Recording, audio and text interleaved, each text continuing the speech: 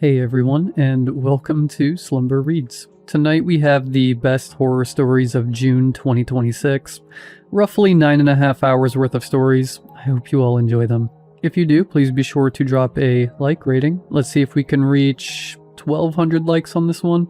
I think if everybody took just a quick second, we could get there.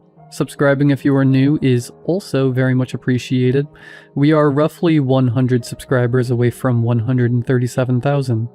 Anyways, sit back, do whatever it is that you do to relax, enjoy the 9.5 hours of horror stories with no mid-roll ads. Except for the ad break after this intro, there will not be any more ad breaks after that one. Also, really quick, these stories are placed in no specific order, but we had a ton of amazing stories this month, so I figured couldn't really go wrong just randomizing them. And as always, I hope you all have a great night.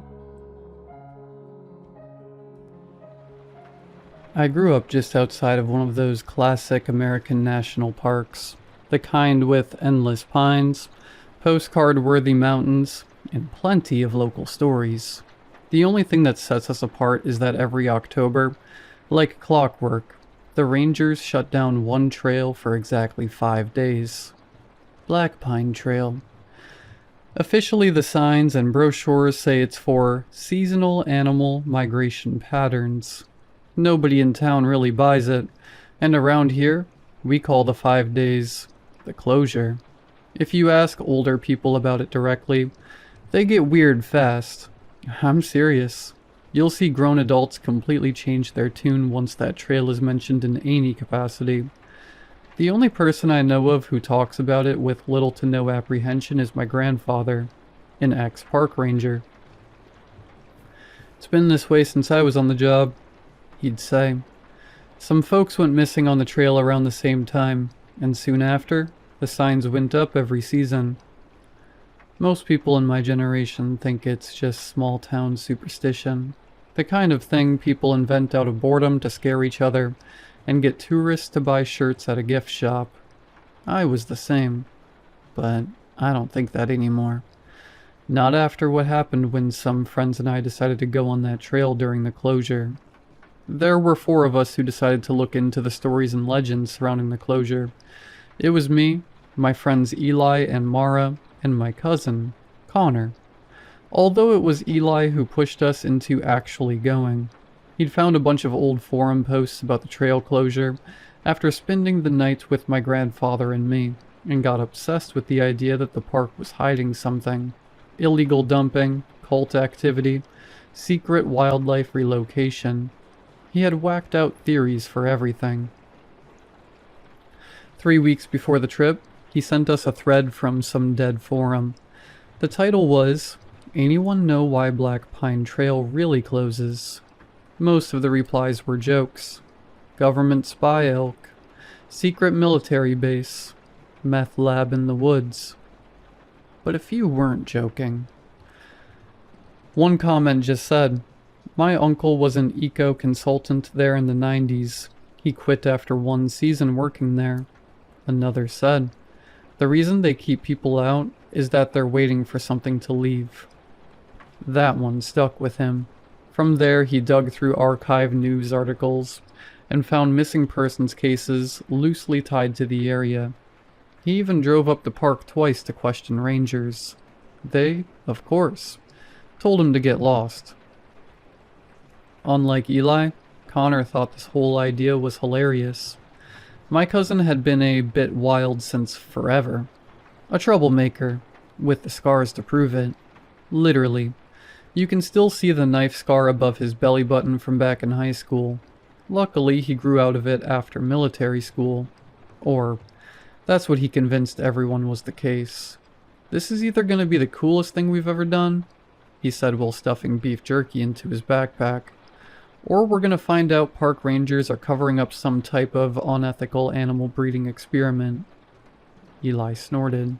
"Protected by black budget park rangers." Connor nodded solemnly. "They probably wear night vision goggles to watch." Mara snickered, but it sounded forced. Nervous. That should have tipped me off. Mara wasn't paranoid. She was practical. The kind of person who brought extra batteries for everyone because she knew we'd forget them. If she got anxious, there was usually a reason. Still, Eli kept pushing, and we all caved. We got to the park around 4 in the afternoon. The sky was overcast, with low gray clouds hanging over the mountains. Black Pine Trail itself, however, sat near the northern end of the park, farther from the tourist areas and campgrounds, so there weren't many people around even during normal months. But during the closure, nobody. We could tell we were at the right place because there was a barricade that stretched across the trailhead, with bright orange signs zip-tied to it. It said, "Trail closed, authorized personnel only." Someone had also scratched words into the wood beneath the sign, "Please don't stay after dark." Connor grinned.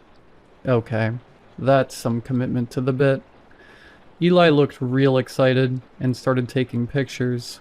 Mara and I just stared at the forest. Seems like we both felt unnerved. You guys notice how quiet it is?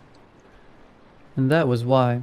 There was little to no sound as soon as we reached the tree line near the trail. No birds, no bugs, just this weird, dead stillness. Undeterred by Mara's words, however, Connor decided to hop the barricade. "Well," he said, "no point in just standing around, right?" Seeing how we were already there, and Eli was already jumping over the barrier, Mara and I followed suit. The trail itself started normally enough. A bunch of trail pines lined along a rocky dirt path with occasional wooden trail markers. It was really serene, apart from the deafening silence, which still had me bothered. It felt like the deeper we went, the more the forest swallowed sound. Conversations died quickly because speaking loudly suddenly felt wrong somehow. At one point, Eli clapped his hands loudly just to test the echo, and Connor started whistling loudly to annoy Mara and me. It worked quite well. After about an hour of constant talking, we decided to take a break and eat some of the snacks we brought. Mara, Connor, and I took a seat next to an old trail marker that had some wooden stump seats around it. Eli, however, said he wasn't too tired, and he'd scout ahead. A few minutes later, we heard him shout out, "Guys, come check this out." Concerned, we all stood and went to catch up with him. About another half a mile in, we found Eli standing next to a still-running Ranger truck taking pictures. It sat crooked beside the trail, as if somebody had parked in a hurry, and the driver's side door was open. Connor approached first. "What the?" "What?" I asked, rushing over. He pointed at the side of the vehicle. Deep scratches gouged through the paint. 4 parallel lines ran from the hood to the back door. The metal around them had curled outward slightly. "What do you think did this? A bear?" "That doesn't look like a bear's claw to me," Mara answered. Failing to notice our concern, Eli started to climb halfway into the truck, much to my displeasure. "Let me see if I can find some ID or something," he said, now reaching into the back seat. "Wait, we shouldn't..." The radio inside crackled suddenly. All of us jumped in response, and Eli retreated from the vehicle's interior. Static hissed through the speaker for several seconds. Then a voice broke through briefly. "Northridge." More static. "Don't let..." Silence. Then came a knock. Talk. A sharp and thick bang came from somewhere deeper in the trees. Connor looked upward. Maybe it was a woodpecker. Then the sound again. Another knock answered closer. Then another. Mara stepped closer to me. "I think we should head back to the parking lot." I nodded in agreement, but our 2 other friends looked displeased. Eli was especially upset by our apprehension to continue. "What? Come on. We've barely gotten anywhere. The trail is still another 10 miles long. Don't let some random noises get to you." We looked to Connor for his input, hoping he'd agree with us. All he did, however, was shrug and say, "I mean, we can keep going for a bit, but We should watch out for animals. I'd rather not end up like the side of that truck. We pleaded with them to reconsider, but Eli was unshakable in his misguided determination. Mara and I stood there for a bit, torn on what to do. We could go back by ourselves, or we could stay together as a group. We chose the latter. The shoes started appearing about another half hour later. At first it was one pair of muddy running shoes hanging from a branch over the path. Connor chuckled nervously. I didn't know gangs could claim national park territory. Maybe there actually is a meth lab. But then we saw another. Then dozens. Hundreds. Some brand new, some rotted to nothing. Even a tiny pink rain boot 20 feet up. Tangled next to a hiker's boot coated in dried blood. Mara stopped cold. Nope, we're leaving. Eli, for once, looked shaken too. Yeah, that's seriously messed up. Even worse was that tucked into a small grotto nearby, we found a abandoned campsite. While looking around, we found what was probably the tent hanging shredded between trees. On top of that, there were coolers split open, and various lawn chairs were tossed around. Connor took a look at the fire pit, crouching beside it. This hasn't been here long, he concluded. I looked to Mara, who was captivated by something near the opposite end of the campsite. I joined her, asking what was wrong. That's when I noticed it. A child-sized sleeping bag was partially dragged into the woods. Inside was the other pink rain boot. That's it. Eli, I'm heading back. This is messed up, Mara said, walking back and pressing her finger into Eli's chest. Eli seemed ready to argue, but before he got the chance, a whistle echoed from the trees. Oddly enough, it sounded like Connor's whistling. Perfectly so. But that couldn't be, since Connor was standing right next to us. We all stared at each other, and as Eli began to speak, another whistle came even closer, followed by a low, wet laugh. At this point, we were all genuinely freaked out, even if it was just a weird animal out there, or it was a person messing with us. We didn't want to stick around to find out. Connor was now soundly against moving on, so Eli had no choice but to join us in heading back to the car. But, unfortunately for us, the sun had started to go down, so we decided to camp one night and leave at first light. This would be the worst decision of our lives. I know that camping out there during the closure sounds stupid, but at the time it felt reasonable. We were already miles in, and darkness was setting fast. Besides, none of us wanted to hike out with the limited light from our flashlights, especially with whatever could be out there. We made camp beside a narrow creek surrounded by dense pine. There was no way we were going to stay at the wrecked campsite. That place was creepy as hell. Nobody wandered far from the fire. Connor tried joking a few times, but nothing landed. Eli kept scanning the tree line with his flashlight, now looking more scared than any of us. Mara barely spoke at all. At one point she quietly said, "Have any of you seen animals since we got here?" Nope, not one. Other than the truck, knocking, and whistling, there was no evidence of another living being in these woods. But it didn't stay that way for long. That's because around midnight, I woke to movement. At first I thought someone from our group was up, so I shuffled and looked around. It was none of my friends, however. They were all still asleep in their sleeping bags. I panned my vision to the surrounding area, and that's when I heard slow footsteps from just outside the firelight. I sat up slowly. Across from me, Connor shot awake too. He heard it too, and started to unzip his sleeping bag so he could try to investigate. The footsteps stopped, and when they did, so did Connor. Then something landed beside the fire. A pebble.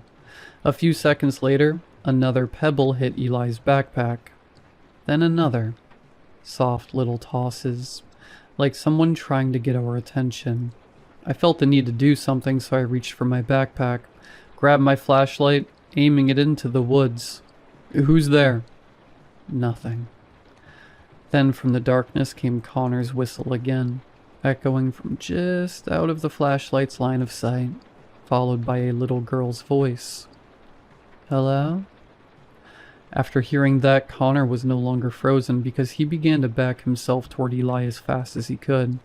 Dude, wake up. Something's out there. Eli groggily opened his eyes. What? What are you talking about? He paused and pointed before continuing. What is that? Then we saw it.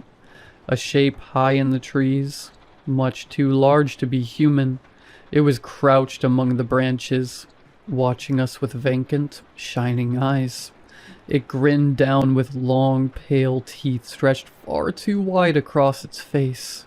Mara woke up now from the commotion, immediately locking eyes with this thing, and screamed. Hearing Mara's shrill howling, we all broke eye contact with it and looked at her.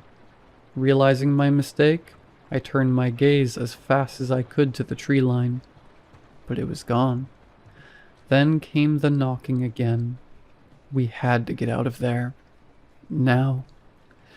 We packed in under 2 minutes, leaving half of our supplies behind, and started down the trail. But we'd soon realized that something was off about it. For some reason, maybe because of how dark it was, the path no longer looked familiar. Landmarks like the trail markers or busted up campsite were missing. Connor kept checking the GPS device he brought. No signal, and I don't have the coordinates of the entrance. Eli looked panicked now. I don't understand. We went straight. We literally just went straight. That's how a trail works. Suddenly, in the dead of the night, we heard something that brought our frantic scrambling to a halt. Help! Human screaming, a man's voice, reverberated off to our right. I recognized it. That's the ranger, from the truck radio. We gotta help him, Connor said, moving towards the scream. Mara grabbed his arm hard. What? No. We don't know what's out there. Someone has to. Besides, maybe he knows how to get out of here. Connor, don't. Help me. Closer now. Desperate. Connor, clearly scared, still found the bravery to rip free from Mara's grip and run into the trees before anyone could stop him. Eli hesitated for a moment before rushing after him with Mara and me following behind, as we didn't want to be alone. We found Connor's flashlight first, just 50 or so yards in, still on, lying crooked in the dirt. I crouched down to examine the flashlight, while the others searched around for any sign of my cousin. However, while inspecting the light, something trickled from above and landed on my head. I looked up, squinting my eyes, and once again, I felt a drop hit me, this time on my face. I wiped it away and pointed Connor's flashlight up towards whatever was dripping. Oh, God. Connor. Hanging amongst the tree branches was one of Connor's boots, fresh blood smeared on the laces. Before the others could look up at what I found in the dark just ahead of us, we heard Connor laughing. Eli looked elated and said, Connor, we're over here. What happened to you? Did you find the ranger? The laughing just continued, but the longer it went, the more off it sounded.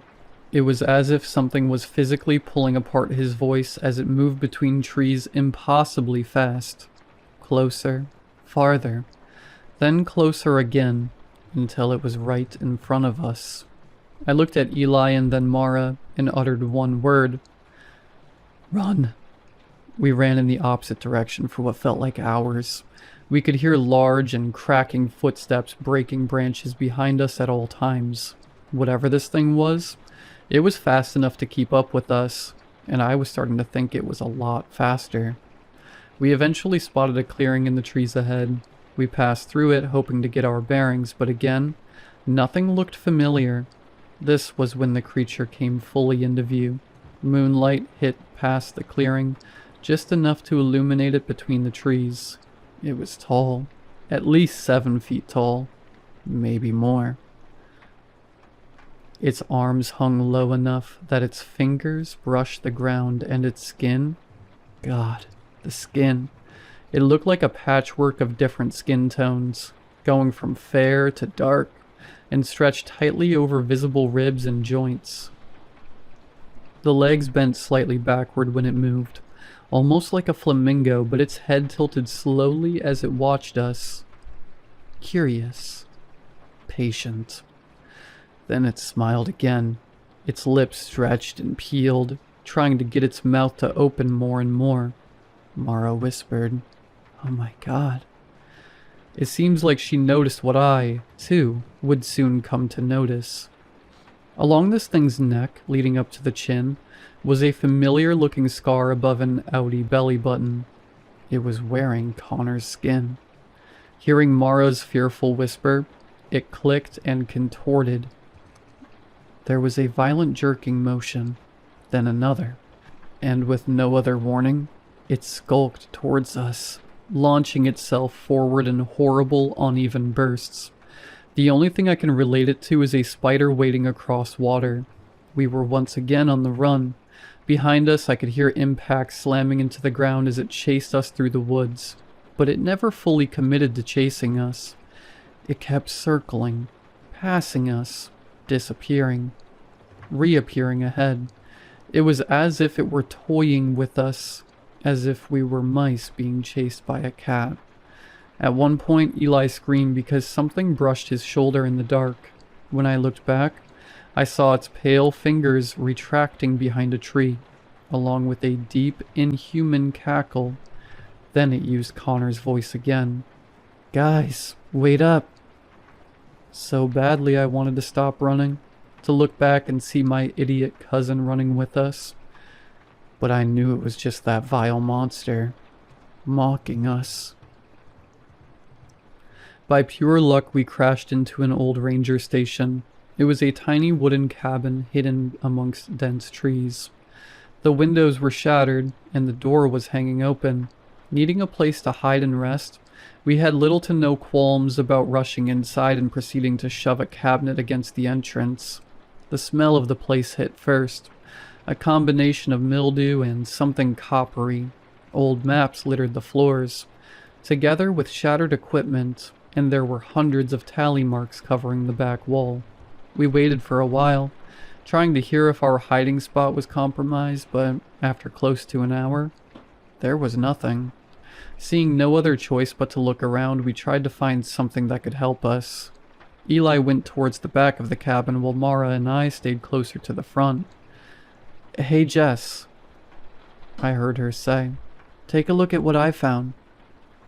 I hurried over to look, and it appeared to be a journal near a sideways desk. It had ranger logs stamped faintly across the front. Water damage ruined most of it, but some entries were readable. The handwriting changed throughout the journal too. The earlier entries looked neat and professional, while the later ones looked rushed. Shaky. October 24th. Closure started this morning. The Northridge team reported hearing knocking again around 0500. 3 distinct impacts spaced evenly apart. No wildlife movement observed anywhere near the trail. Not normal. Again. October 25th. Found another shoe hanging near mile marker 6. Child sneaker this time. Blue. Still clean enough that it can't have been there long. We searched the surrounding area for remains or missing hikers. Nothing.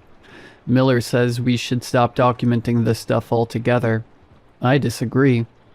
October 25th, 21:30, 9:30 p.m. Heard it for the first time tonight. Thought it was Alvarez outside the station. Sounded exactly like him. He was standing beside me when we heard it call my name from the trees. October 26th. The entire forest feels dead. Alvarez refuses to patrol after dark now. Says he saw something crouched in the trees near the old fire road. Wouldn't describe it. Just kept repeating. It smiled at me. October 26th, 23:47, 11:47 p.m. Something circled the station for over an hour tonight. Slow footsteps. Stopped whenever we checked the windows. Started again the second we sat down. Miller heard knocking directly outside the wall. October 27th. It mimicked Alvarez tonight. Perfectly. We heard him yelling for help down near the creek. Miller almost went after him. Good thing he didn't, because Alvarez was already dead. We found pieces of him this morning hanging from branches near the ravine. Mostly clothing. One boot, still tied neatly by the laces.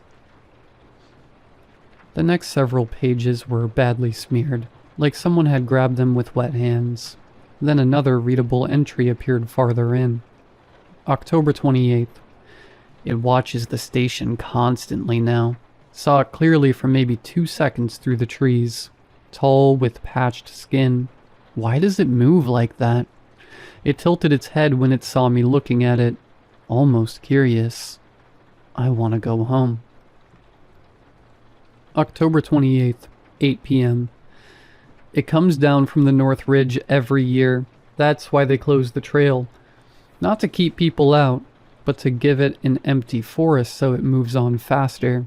If it finds someone or something during the migration, it plays with them first. It learns their voices, their sounds, their fears.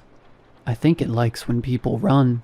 The final page had only one sentence written across it repeatedly over and over in uneven handwriting. It has my voice. It has my voice. It has my voice. Mara shut the book, looking up at me, tears welling in her eyes. What are we gonna do? She asked. I didn't have an answer. All I could do was hug her and pray we found a solution. It appeared my prayer did get answered as Eli shouted, "Hey!" He shoved aside a pile of moldy papers and crouched beside an old radio console bolted to the desk. It looked ancient, dust-covered. Half the switches were missing caps, and one side of the speaker grill had been dented inward. I shook my head. No way this old thing still works. He ignored me and got busy flipping switches, and suddenly static hit the room hard enough that Mara jumped back. Holy Jesus Christ, she hissed. Eli snatched the microphone. Hello? Anybody there? Nothing but static. He tried again. We're hikers on Black Pine Trail. We're lost and there's... The radio spat, then snapped loud enough to make us all freeze. Someone answered. A voice came through, rough and buried under white noise. This is Ranger Holt. Who is this? All three of us stared at the radio. Eli nearly dropped the mic. Oh my god. Okay. My name's Eli. We need help, right now. You crossed the barricade? Eli looked at me nervously. Yeah. Listen carefully. Is it following you? None of us answered right away. Then somewhere outside the station... Talk. Mara flinched violently. Yes. The ranger cursed quietly under his breath. Alright, you need to head south immediately. There should be an emergency access road about 2 miles from your position. How do we get there? I asked, leaning toward the radio. You got a map? Eli nodded automatically before realizing the ranger couldn't see him. Yeah. Good. Write these coordinates down. I grabbed some dry paper scraps off the desk while Eli repeated the numbers aloud. The ranger spoke first, like he was in a hurry. 37.441 north, 119.77 west. Follow the ravine until... A soft electronic chirp cut him off. Beep. All three of us froze. Eli frowned. What's that? The sound came again. Beep, beep. Mara slowly turned toward me and my stomach dropped. I recognized the sound. Connor's GPS. It's still active somewhere nearby. Eli looked confused and asked, What's wrong? That's Connor's GPS, So, we can put the coordinates on that instead of using a map. The beeping continued softly, closer this time. Mara whispered, Connor had it. Another beep sounded, then the ceiling creaked, causing dust to rain down right above us. Over the radio, Ranger Holt suddenly shouted, Get out of the cabin now! Something slammed onto the roof hard enough to shake the entire station. Mara screamed. Then came the knocking directly overhead. It kept going relentlessly as another impact slammed into the roof. Eli grabbed my arm. Back door, now. We didn't have time to think about it. As the second we got to the door, something crashed through the rafters. Wood exploded inward, and pale limbs unfolded through the darkness inside the cabin. It had gotten stuck, giving us our opportunity to run. Eli practically ripped the back door off its hinges trying to get outside. Behind us, the cabin exploded with noise. Wood splintering, glass shattering, and underneath all of it, laughter. A mix of all the voices it had collected over its long life of stalking and killing. I glanced back once before we crossed the tree line. Something dark and lanky unfolded itself through the broken roof. Its long limbs bent at impossible angles as it tore through the cabin, and its head snapped at attention towards us. The game was over. There was no more hiding, just a wild pursuit. Branches tore across our faces as we sprinted downhill through the dark. Nobody knew where we were going anymore. The trail was gone, leaving only trees that covered the moonlight, forcing us to rely on our dim flashlights to guide us. It didn't take long for it to catch up to us now that it wasn't playing with us anymore. In fact, I was just able to glance over and catch a glimpse of its haunting visage rushing through the canopy. Mara kept her eyes on it too, and seemed to realize something. It keeps pushing us left, she yelled. She was right. Every time we turned, it beat us there, shoving us in another direction, like it knew exactly where we'd end up. Then a voice echoed through the woods ahead. Kids! We all froze instinctively. Kids, over here! A flashlight beam appeared next, sweeping the trees. For one horrible second, I actually believed it was Ranger Holt. I thought we made it. Mara screamed out in glee, weeping as she ran closer to the light. Wait, Mara! We heard a sickening thud. She'd fallen into an inlet hidden under leaves and mud. For a moment she was still moving, trying to crawl back up the bank. But then the flashlight stopped moving. It slowly tilted sideways and the voice came again. I'm here. There was a long pause between each word. Too long. I'm here. Then the light blinked out and the monster landed beside her on all fours. It had used Connor's light to trick us. Noticing the darkness now enveloping Mara, we quickly turned our lights in her direction and saw its arms wrapped around her body as it continued to speak broken and disjointed words. Mara screamed my name as a long finger covered her mouth. Unable to think rationally, I slid halfway down the bank trying to reach her, but was stopped as Eli grabbed my jacket. I extended my hand and for 1 second, our fingers actually touched, but I was too late. The creature jerked backward violently, and Mara disappeared into the dark so fast it nearly pulled me down with her. I can still hear it. The dragging of her body, along with the horrible wet laughing between her muffled screams. The sounds moved deeper into the woods, gradually, like the thing wanted us to try and follow. I probably would have too, if Eli hadn't held me down when I tried to move. Don't! He screamed directly into my face. Please, Jess, you can't die too. All I could do was scream and cry as he continued to press me against the floor. He started to cry as well. Despite the immediate danger surrounding us, we sat for a few minutes and wept. But our grieving was interrupted by Mara's voice, now ringing out from the forest. Guys? We both froze. Guys, wait for me.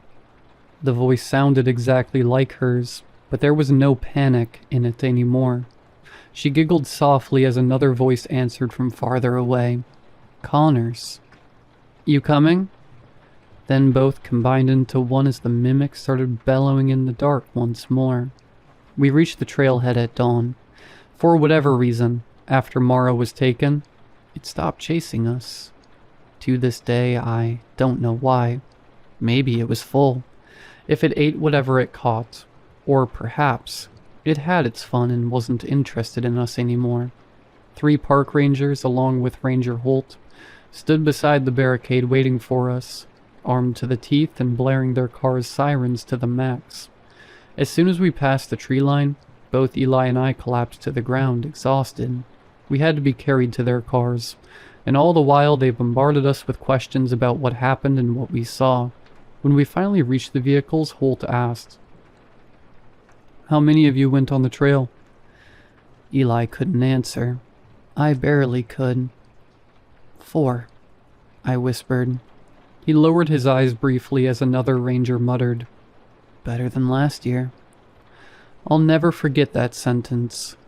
Better than last year. They've done this before, and by how they acted, it's been a routine for a long time. When we tried to ask questions of our own, they refused to answer. At one point, Eli started screaming at them, "What is that thing?" Once again, no answer. As we drove away, I found myself looking back through the rear window toward the tree line. I wish I hadn't. It was there, peeking half hidden between the pines, smiling with an arm outstretched as if it were waving. Its chest rose and fell quickly, satisfied. And what made me once again start crying was that it was holding Mara's backpack, lifting it to and fro with every shift of its hand. The official story hit local news 2 days later. 2 hikers missing during illegal trespassing incident. Possible bear attack. Search efforts suspended due to weather conditions. That was it.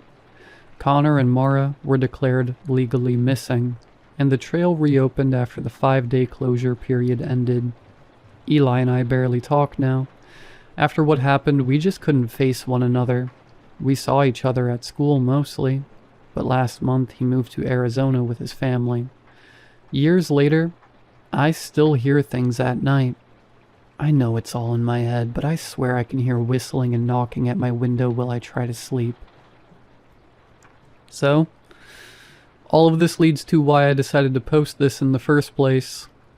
Well, I've been hearing about a group planning to host an event out on the trail to protest deforestation and construction on protected land.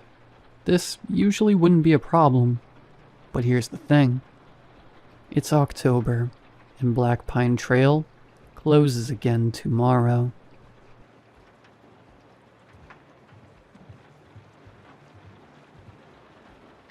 Carl was dead. He passed in the night, too weak from the cold and hunger to keep fighting. I couldn't blame him. I was about ready to go myself.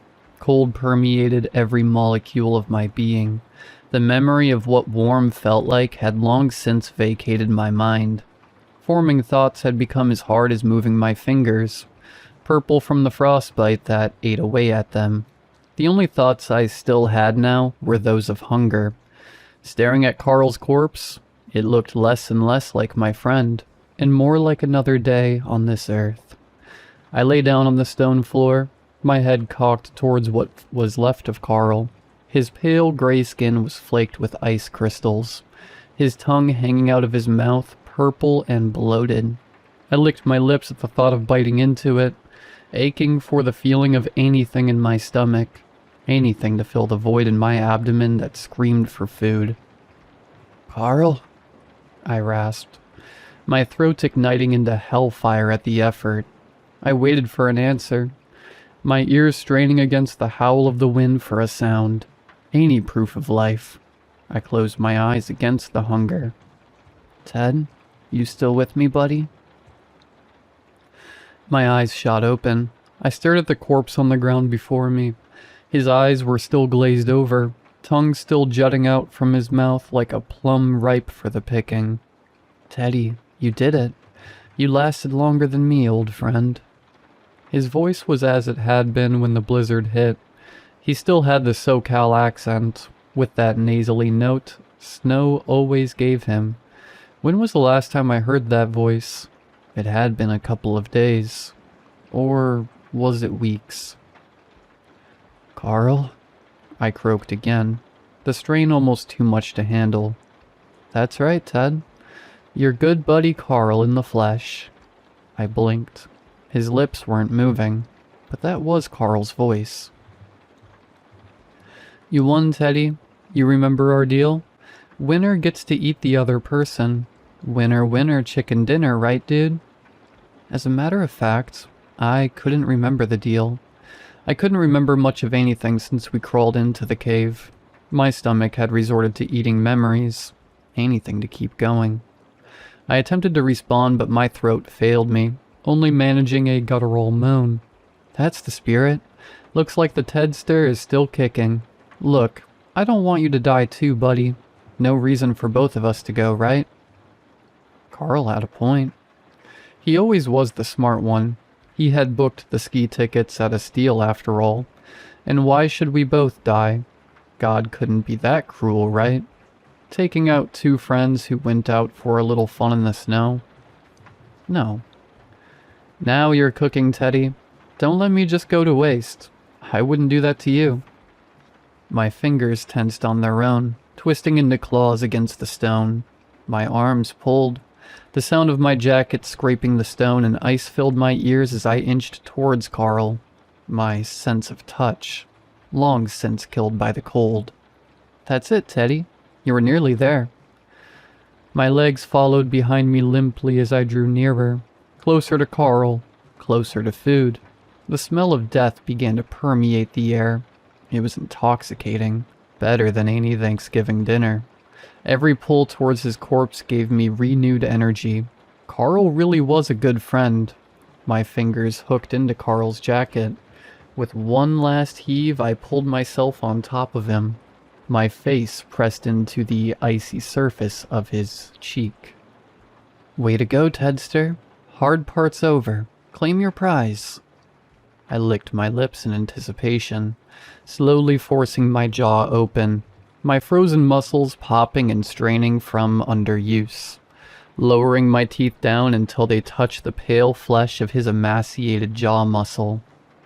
Nice, Teddy. Just a little bite.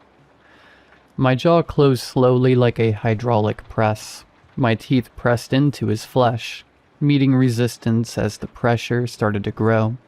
The flesh gave like biting into frozen ice cream. My eyes rolled back into my head from the pleasure of eating. I had taken eating for granted. It was no longer a task that had little meaning. I would treasure eating forever, all thanks to Carl. My jaw slowly closed around the hunk of flesh. I chewed once, twice, then swallowed. A low growl of pleasure escaped my lips as I felt the flesh slide down into my stomach. That a boy, Teddy. Don't stop now. Food's getting cold. I started biting and chewing with new ferocity. It was a blur of motion the cave had not seen since the first day we entered. Primal hunger took over as I devoured Carl, as I ate the last gift he had ever given me. I ate Carl over the next few days, stripping his clothes and layering them on myself. I didn't shiver as much anymore. First was all of the flesh, his face, arms, legs, torso, even his butt. Then the soft organs. His heart was sweeter than anything I had ever eaten. It makes sense. Carl was a nice guy. By the time I had eaten his trachea, I could stand and walk freely around the cave. Look at you go, Teddy, looking just like Schwarzenegger now. Carl's voice echoed through the cave. The last thing to eat was Carl's brain. I held the rock in my hand, the sharp edges digging into my palms. Waste not, want not, Tedster. I wasn't going to waste any of Carl. The rock echoed off his skull with a dull crunch. I brought it down again and again, until I couldn't take it anymore, and began tearing his skull apart with my bare hands. the rock left covered in blood on the cave floor. As I wiped my mouth and sat back, I looked out at the cave's mouth. The snow had stopped. How long ago had it ended? How long was I eating Carl? I walked out into the gray afternoon, the sun already starting to dip towards the horizon. Stumbling, I followed it. I walked all night. Night turned to day, then back to night. I walked knowing if I stopped, I wouldn't get back up. The landscape around me was dead and infinite. All of the trees looked the same, their gnarled branches protruding like bony fingers down towards me. I walked until my legs gave out, face planting in the snow. My eyes got heavy as I lay there, my vision reduced to a pinhole as I drifted off into sleep. When I awoke, the first thing I noticed was the lack of cold. Warmth? A rhythmic beeping filled the air as I willed my eyes to show me where I was. No matter how hard I tried, how many times I blinked, I could only see white. I groaned, earning a shocked gasp off to my right. I spent the next 2 weeks in the hospital. I had been missing 3 months when the park rangers found me. Frostbite had destroyed my fingers, toes, and other patches of skin. My walk through the woods gave me snow blindness, which explained the gauze wrapped over my eyes when I awoke. Worst of all, I had lost almost 80 pounds, but thanks to Carl, I was alive. I was hooked to a feeding tube for those 2 weeks while I recovered. Doctors said I wouldn't be able to process solid food for a while after my stomach had gone so long without it, but I knew that was a lie. When they released me at the end of 2 weeks, I was a new man.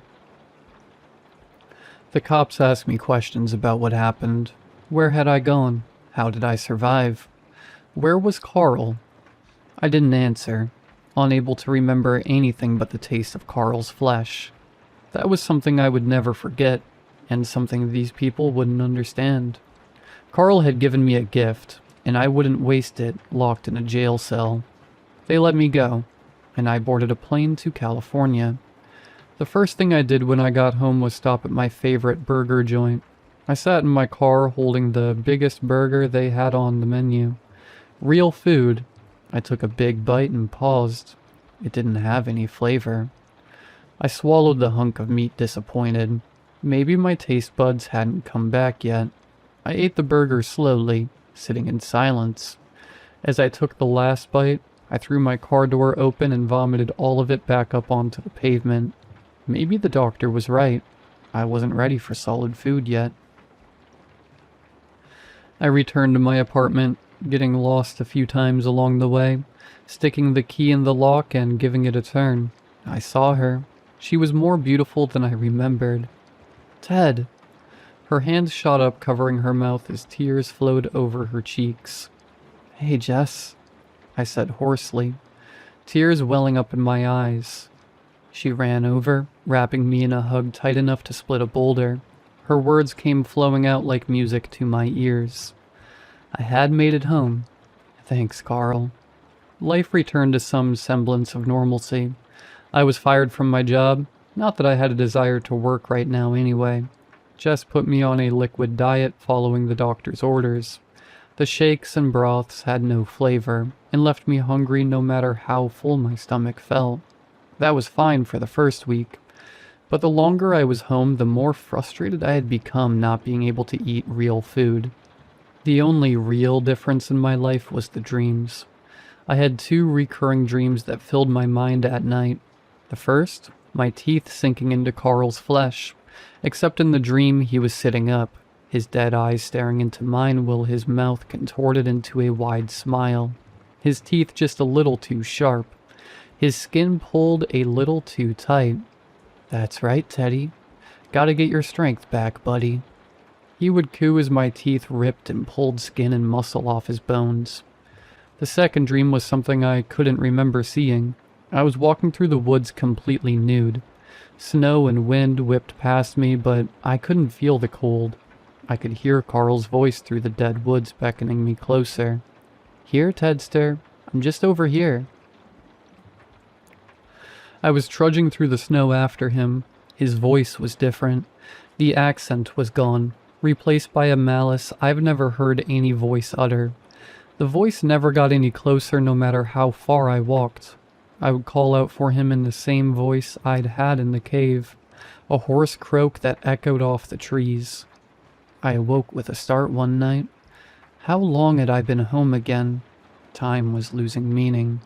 It's strange how meals help mark the passage of time. I reached over, placing a hand on Jess. Her soft, warm skin was a comfort.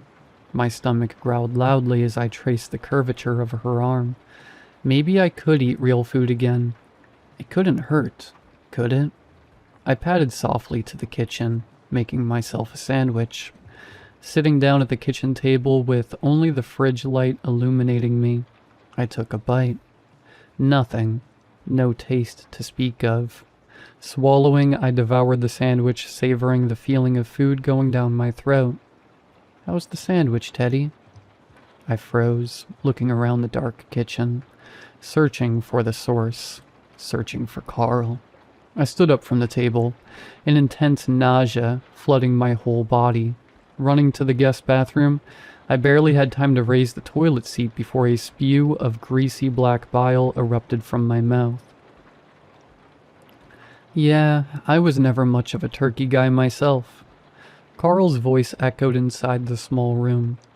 I heaved until my stomach was empty again. The hunger gnawed at my stomach like a rabid dog. Flushing the toilet, I sat on the floor and cried, my back against the wall as I pulled my knees to my chest. Cheer up, Teddy. At least you got to have it for a little while. I looked around again, alone in the dark. The cold linoleum pressed into my backside. Carl, where are you? I asked quietly. Where do you think, buddy? I couldn't let you just leave me in the cave, you know. I stood up slowly, backing myself into the corner. No, you're dead. I ate you. You let me live. His chuckle filled my ears. My skin went cold, goosebumps covering my arms. Did Carl chuckle? He always had the stupid laugh that could bring out a smile even on the worst days. But a chuckle? Unnerved, I went back to bed. That was the first time Carl talked to me, but not the last. The next few weeks were hell. I was starving. Jess left to go to a conference in LA for work, leaving me all alone. Surrounded by food I couldn't eat without throwing up, unless it went through a blender first. The gray sludge in the blender had no taste. It had no substance. No matter how much I drank, I never felt full. I sat crying in the kitchen floor with the fridge door left wide open. The shelves were bare as I had blended every morsel of food and consumed it.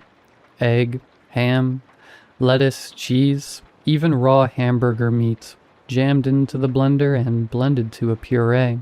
It didn't even scratch the hunger within me. Whoa, eating for two, buddy? Carl's voice taunted from everywhere. Please make it stop. I sobbed into the empty house.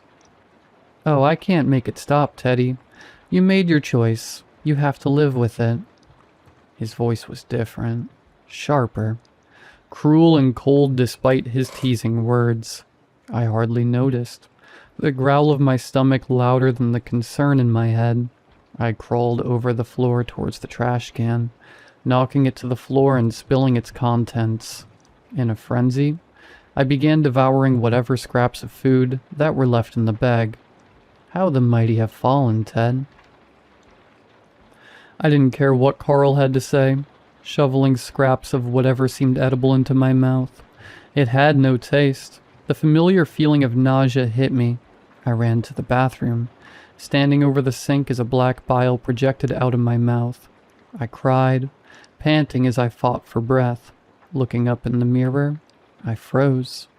I watched in horror as a piece of intestine quickly retracted from my open mouth back down my throat. I blinked. My mind must be breaking, the starvation making me see things. I stared into the mirror. My shirt moved just a fraction, like a wrinkle releasing from the fabric. I tore it over my head, staring at my stomach. Watching in horror, the intestine snaked its way around my bloated stomach. I couldn't let you leave me in that cave, Teddy. I was frozen. The only thought filling my head was the starvation that racked my body. My eyes fell on my reflection. The eyes in the mirror were not my own, sunken into my skull, ringed with black bags from exhaustion. My hair had thinned, stringy patches where a full head of brown hair had once grown, the intestine coiling around my abdomen. You need to eat, Teddy. You know what you have to eat. The intestine continued to coil. I could feel it sliding around my stomach, stoking the flame of my hunger. I heard the key sliding into the lock of the front door. It's supper time, Ted. The words echoing within my very skull. It was no longer Carl's voice. I heard the door open, Jess calling out that she was home. How long had she been gone? My stomach growled audibly in response. Remember our deal, Teddy. I heard Jess gasp as she entered the kitchen, its disarray startling her. Ted, are you here? She called shakily. My fingers tensed on their own, contorting into claws. Food's getting cold, the voice whispered within my soul. I wish I could say I fought it, that I snapped out of it and got help. I wish I could say I did the right thing, but I didn't. I sit in my kitchen typing out this account. By the time you find this post, and the crushed bones of the woman I love, I will be on a plane back to North Dakota. The hunger is gone for now, but it will be back. I can feel it moving within my stomach now. I won't let it win again. I'm going back to the cave, secluded from anyone else who I could hurt. Back to Carl. Back to where this thing came from. I'm sorry for the mess.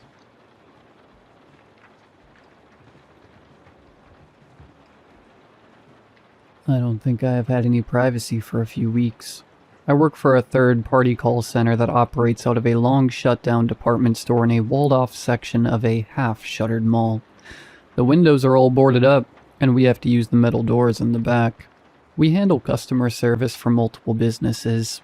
So one minute I could be helping a woman reboot her Wi-Fi, and the second after the call ends, I mean that literally, I will be helping a man reschedule his refrigerator delivery. If there is one saving grace to this job, it's the variety. For many, though, that isn't enough to make up for the fact that we only get a 15-minute lunch and a cumulative 10-minute break time, including bathroom breaks. You want to make sure you use it because it can't be carried over to the next shift, but you get written up for going over the allotted break time. Turnover was so bad that experienced reps were spending more time training new reps than taking calls. Management started calling it a measurable loss of productivity. One coworker of mine, Sharon, sort of acts as our de facto HR. The branch can't even hold a legitimate HR employee, which should tell you a lot. Sharon's a middle-aged woman who used to work in social work, but this unfortunately paid better. A few weeks ago, she took it upon herself to fix the turnover problem.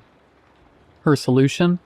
A compliment jar where we write nice things about one another, and once a week, Sharon opens and reads them to everyone during the shift. She hoped that it would boost morale and get employees talking to one another outside the confines of work. Everyone groaned at the idea of another task to complete for the week, but she assured us that participation was encouraged but not at all mandatory. She just wanted everyone's hard work to be seen. At the end of the first week of her new experiment, Sharon gathered us all around and stood behind her desk. She reached her hand into the jar and pulled out the first folded up strip of paper and read it aloud. Tim is always patient with the assholes. I wasn't really sure who Tim was, and by the squeaking chairs and silence, I don't think many of us did. Someone finally broke the silence with a little clap.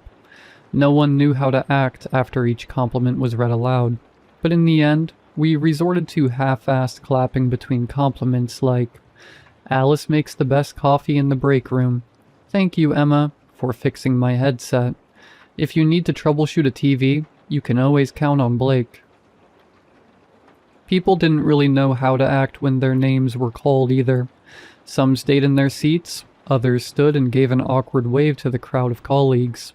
The whole thing seemed performative to me at the time, and I thought this would die out quickly. Sharon always took the jar home with her in the evening. A few days after the first reading, Sharon walked past my desk with the jar tucked under her arm. "Bill, how do you think this is going?" I looked around at the busy office, and then back to Sharon. "Well, no one is crying." She laughed. "I know all of this is corny," she said. "People are miserable here. We get screamed at for 8 hours. Then we go home and worry about the next day, wondering if anyone would notice if we didn't come back." "Management would notice." "Only if the call queue backs up." "You think this will fix that?" I asked as I pointed to the jar. There was no way in hell this office could keep that going. She shrugged. "Maybe it will get people to at least look at each other." By the next reading, I thought I was right when the first few were basically just praise for always being on time for work. It looked like the compliments were getting lazier. We had already run out of nice things to say to one another, and we were just grasping at straws to find something to add. Then there was, "If you think you're on a tough call, just look over at Josh." That one got a laugh out of me because Josh always seems stressed out of his mind. After that, more ended up being funny. "Madison, I love how your chair squeaks in rhythm with the hold music when you need a little break on the line." Sharon seemed so proud because it seemed this initiative was actually going to take off. To her credit, it really did seem like the office was a brighter place. There were more conversations between people on their breaks, and just a lighter general mood in the office. Over the next week, I found some of the conversations at work to be extremely awkward, but it was better than before. Anything was better than nothing. On Wednesday, David came up to me while I was getting a cup of coffee that Alice had brewed for everyone. "Are you having to leave home earlier to get here on time?" I finished my sip, cleared my throat, and asked, "I'm sorry?" "I mean, with all that road work on Laurel Street, do you have to leave for work earlier?" Now I know I didn't tell him where I lived. I only knew his name was David because he had a tag with his name on his cubicle, but the roadwork 2 streets down did delay me, and it was extremely annoying. "Yeah, do you live around there too?" "No, just read about it in the paper." David was a strange guy. Maybe I had mentioned my street before. The third week, Sharon confidently announced the reading of all the compliments. As she unfolded the first sliver of paper, she paused, furrowed her brow, and then chuckled before reading. "I'm happy that Alice got her oil changed over the weekend. That sound was really starting to bother me." The regular clapping commenced as Sharon looked up at the crowd. "Is that an inside joke or something?" No one responded, so she continued. "Tim, your son really seemed to enjoy the clown at the birthday party last week." "Elizabeth, your stylist was so right to suggest that color. I am so happy you changed your mind in the chair." "Blue curtains were the way to go, Alex. Much better than the green, especially with that rug. We gotta talk about the new bedspread, though." Each one Sharon tried to laugh off. "I'm so happy that this has led to some after-hours friendships."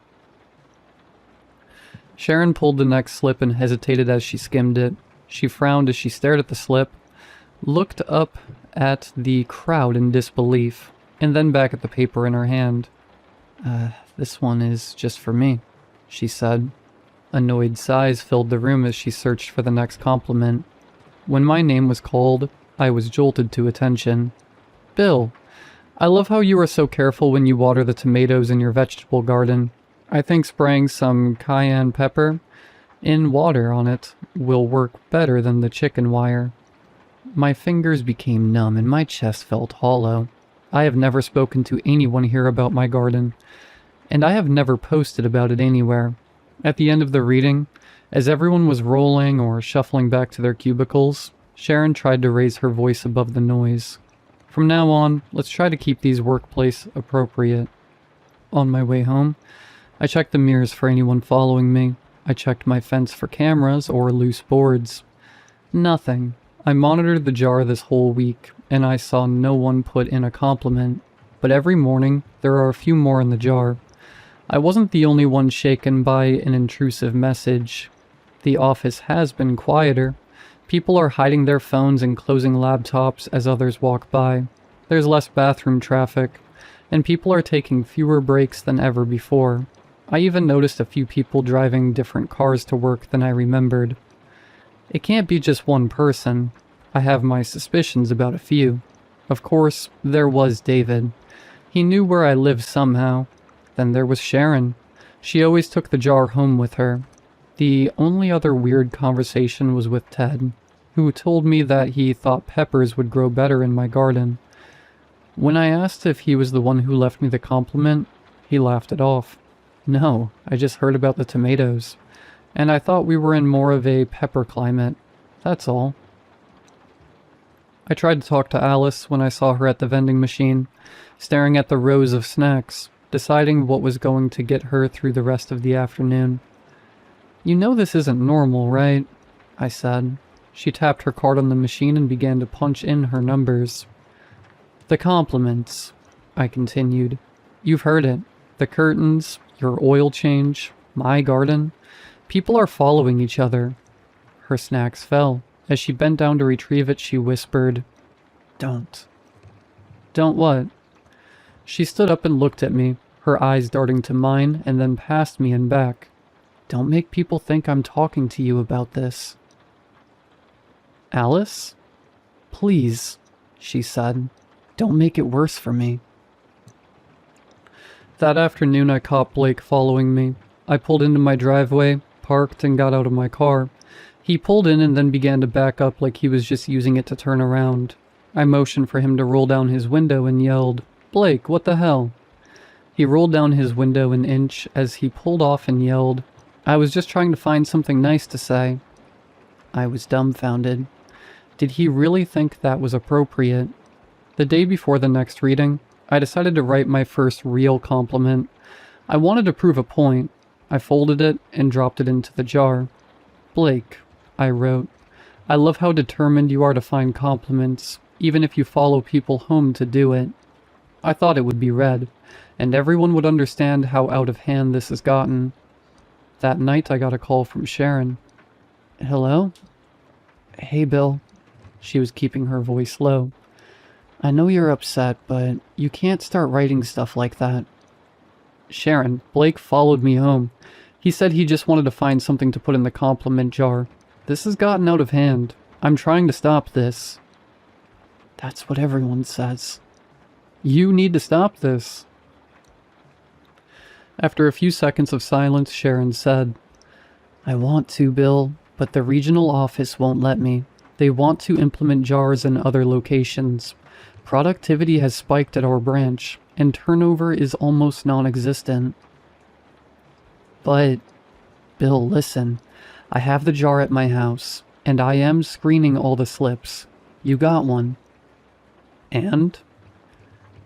"It says, 'Bill, I love how you inspected your fence the other day.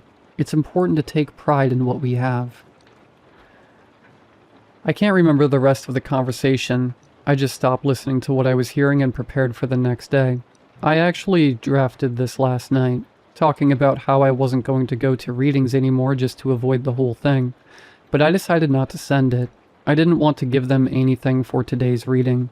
This morning I walked into work, and everyone was already sitting, chairs pushed together in anticipation like they were pigs at a trough, smiles on their faces. Sharon began with, "I asked us to keep things workplace appropriate. I went through all of these last night. Other than a few complimenting others on their new cars, I can't read any of these." Some booed, and a few stood and shouted that she was censoring our positivity. Sharon argued for a bit with the crowd and began to step away from the desk. As she did, Madison pulled the jar from her and took Sharon's place. Sharon kept walking out the door. Madison began, "You were so brave deleting their number, Emma, even if you did end up putting it back in your phone later on." " 'Josh' practiced the best apology in his car before he went inside the apartment." "'I think it is so sweet that you still sleep on your husband inside of the bed.'" " 'Josh' practiced the best apology in his car before he went inside the apartment." " 'Josh' practiced the best apology in his car before he went inside the apartment." Madison, I think it is so sweet that you still sleep on your husband inside of the bed." Oh, guys, that is so sweet. Thank you for thinking of me. She continued, and I was happy to see we were almost finished. Madison went to put the lid back on the jar. Oops, found a couple of stragglers. Sharon, you were so brave to leave before we were finished. I love how much faith you have in your breaks. Silence. I noticed some people glancing towards the metal doors. Others looked around, taking note of who seemed most uncomfortable. Okay, everyone, last one for the week, Madison said. Bill, I love how you still think strangers can help, even when Sharon can't.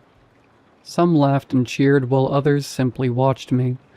I'm not sure if all this time their cheers are for the recipient or for the writer. I'm back home from my shift. I saw a strip of paper caught in my chicken wire.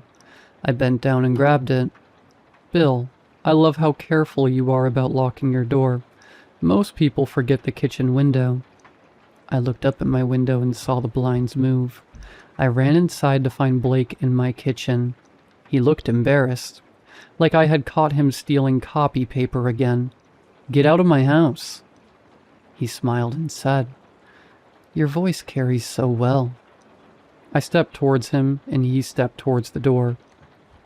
Excellent posture, he said. Very protective of your property. He slipped out the door. As he walked off, he looked over his shoulder and said, See plenty of nice things to say. I can't decide what to do. I can't get a hold of Sharon.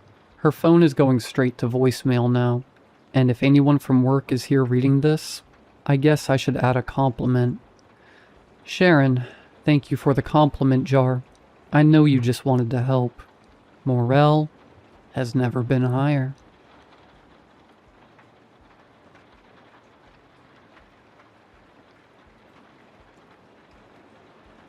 I work at a facility that contains gods. Or maybe contains isn't the right word.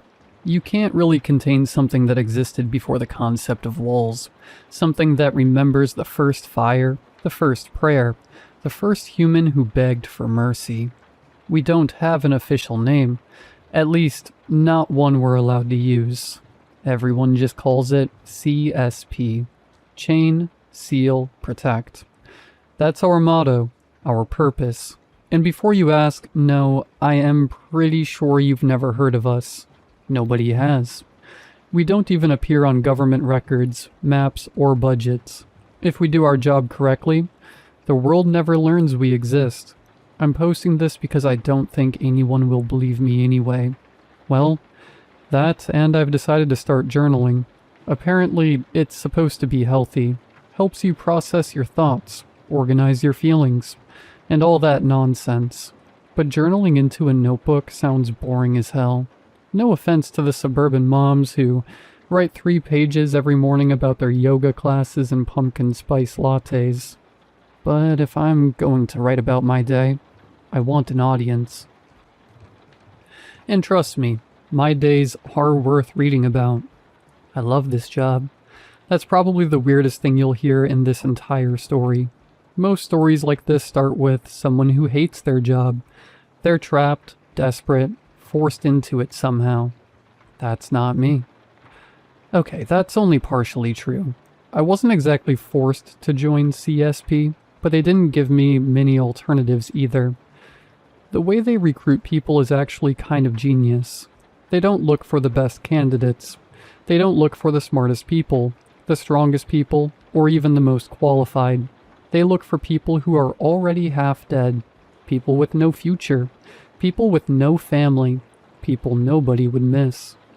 That's what I mean when I say half dead. You're not actually dead, your heart still beats, you still wake up every morning, but your existence has already faded from the world. Nobody calls, nobody checks in, nobody notices when you're gone for a week, or a month, or forever.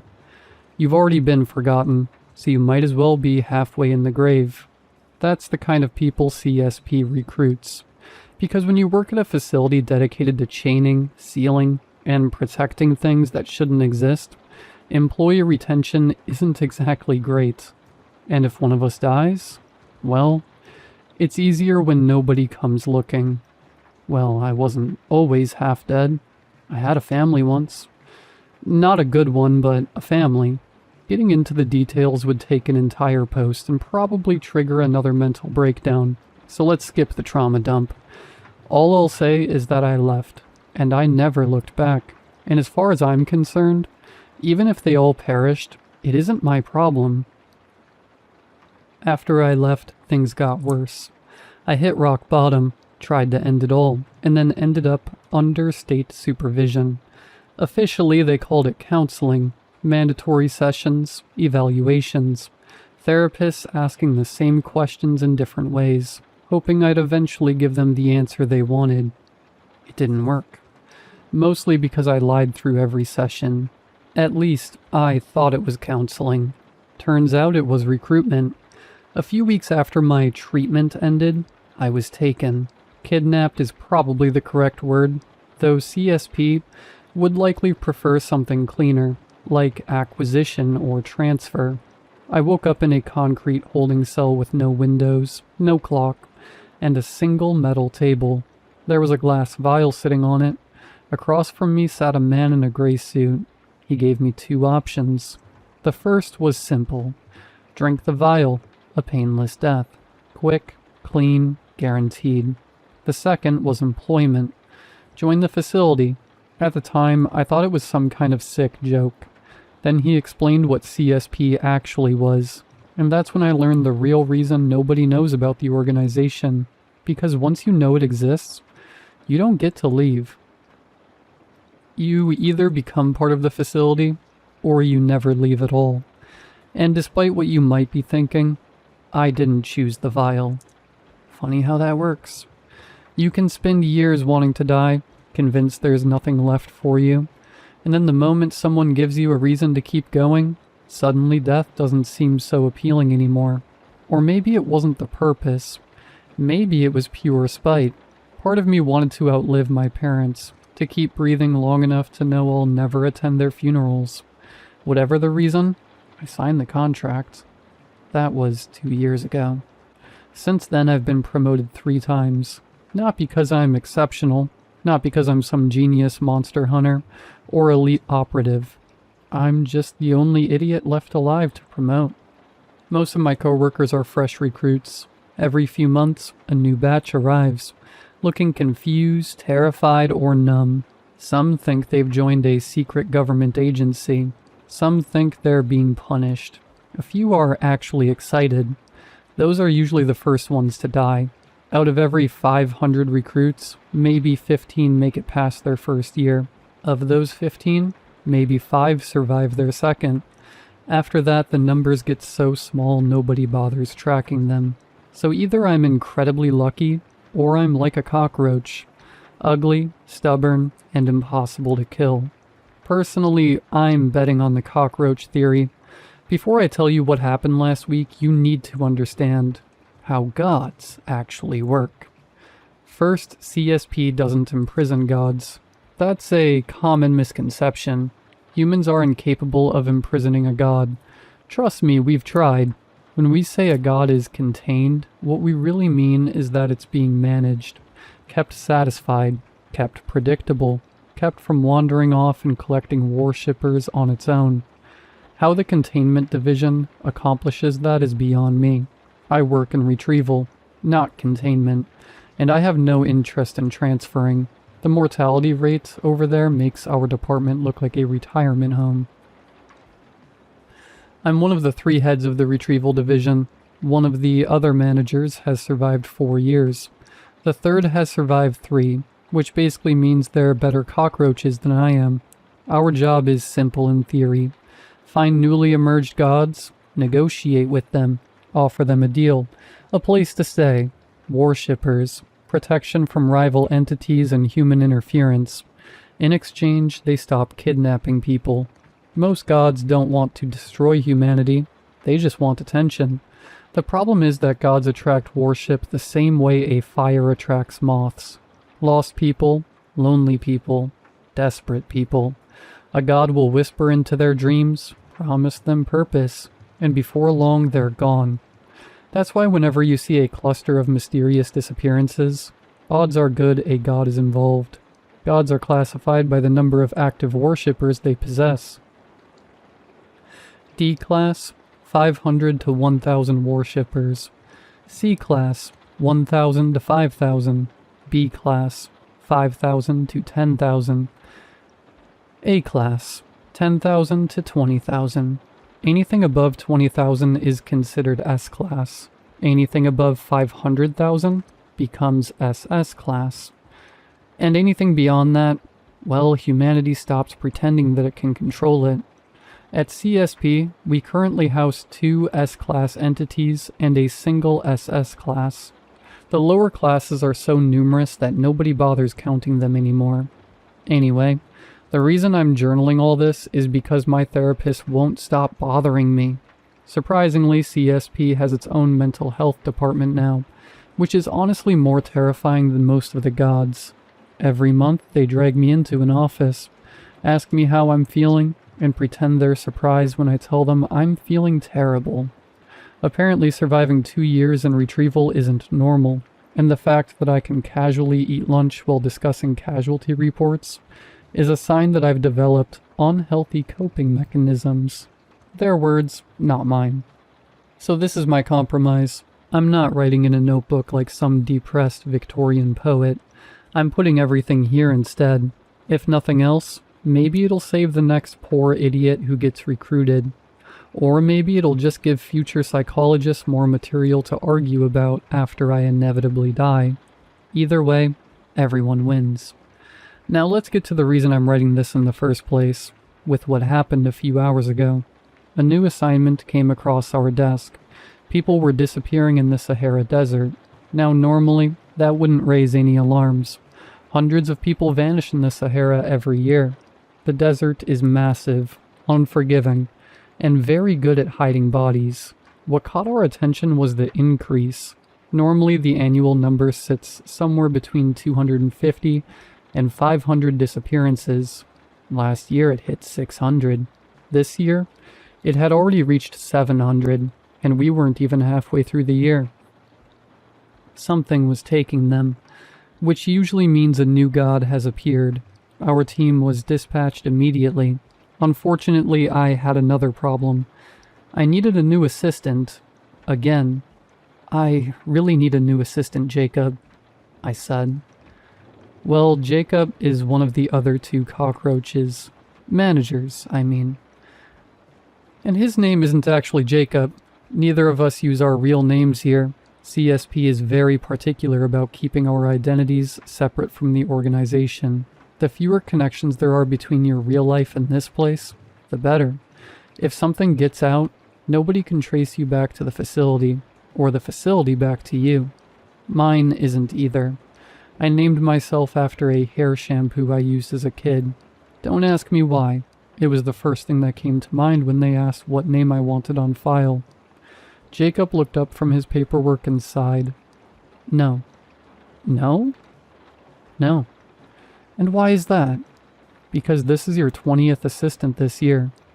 I pointed a finger at him. That statistic is incredibly misleading. How? Because it implies I killed them. Jacob stared at me. I stared back. Fine, I said. Most of them died on my missions. Exactly. It's not my fault the recruits keep dying. I'm not their mother. That's probably what worries me. I glanced at the dock. 10 minutes until departure. If I missed the helicopter, Jeff would leave without me. The pilot already hated me for reasons that may or may not involve an incident with an ancient fertility god and a fuel truck. Please. Jacob groaned. Fine. Take Sean.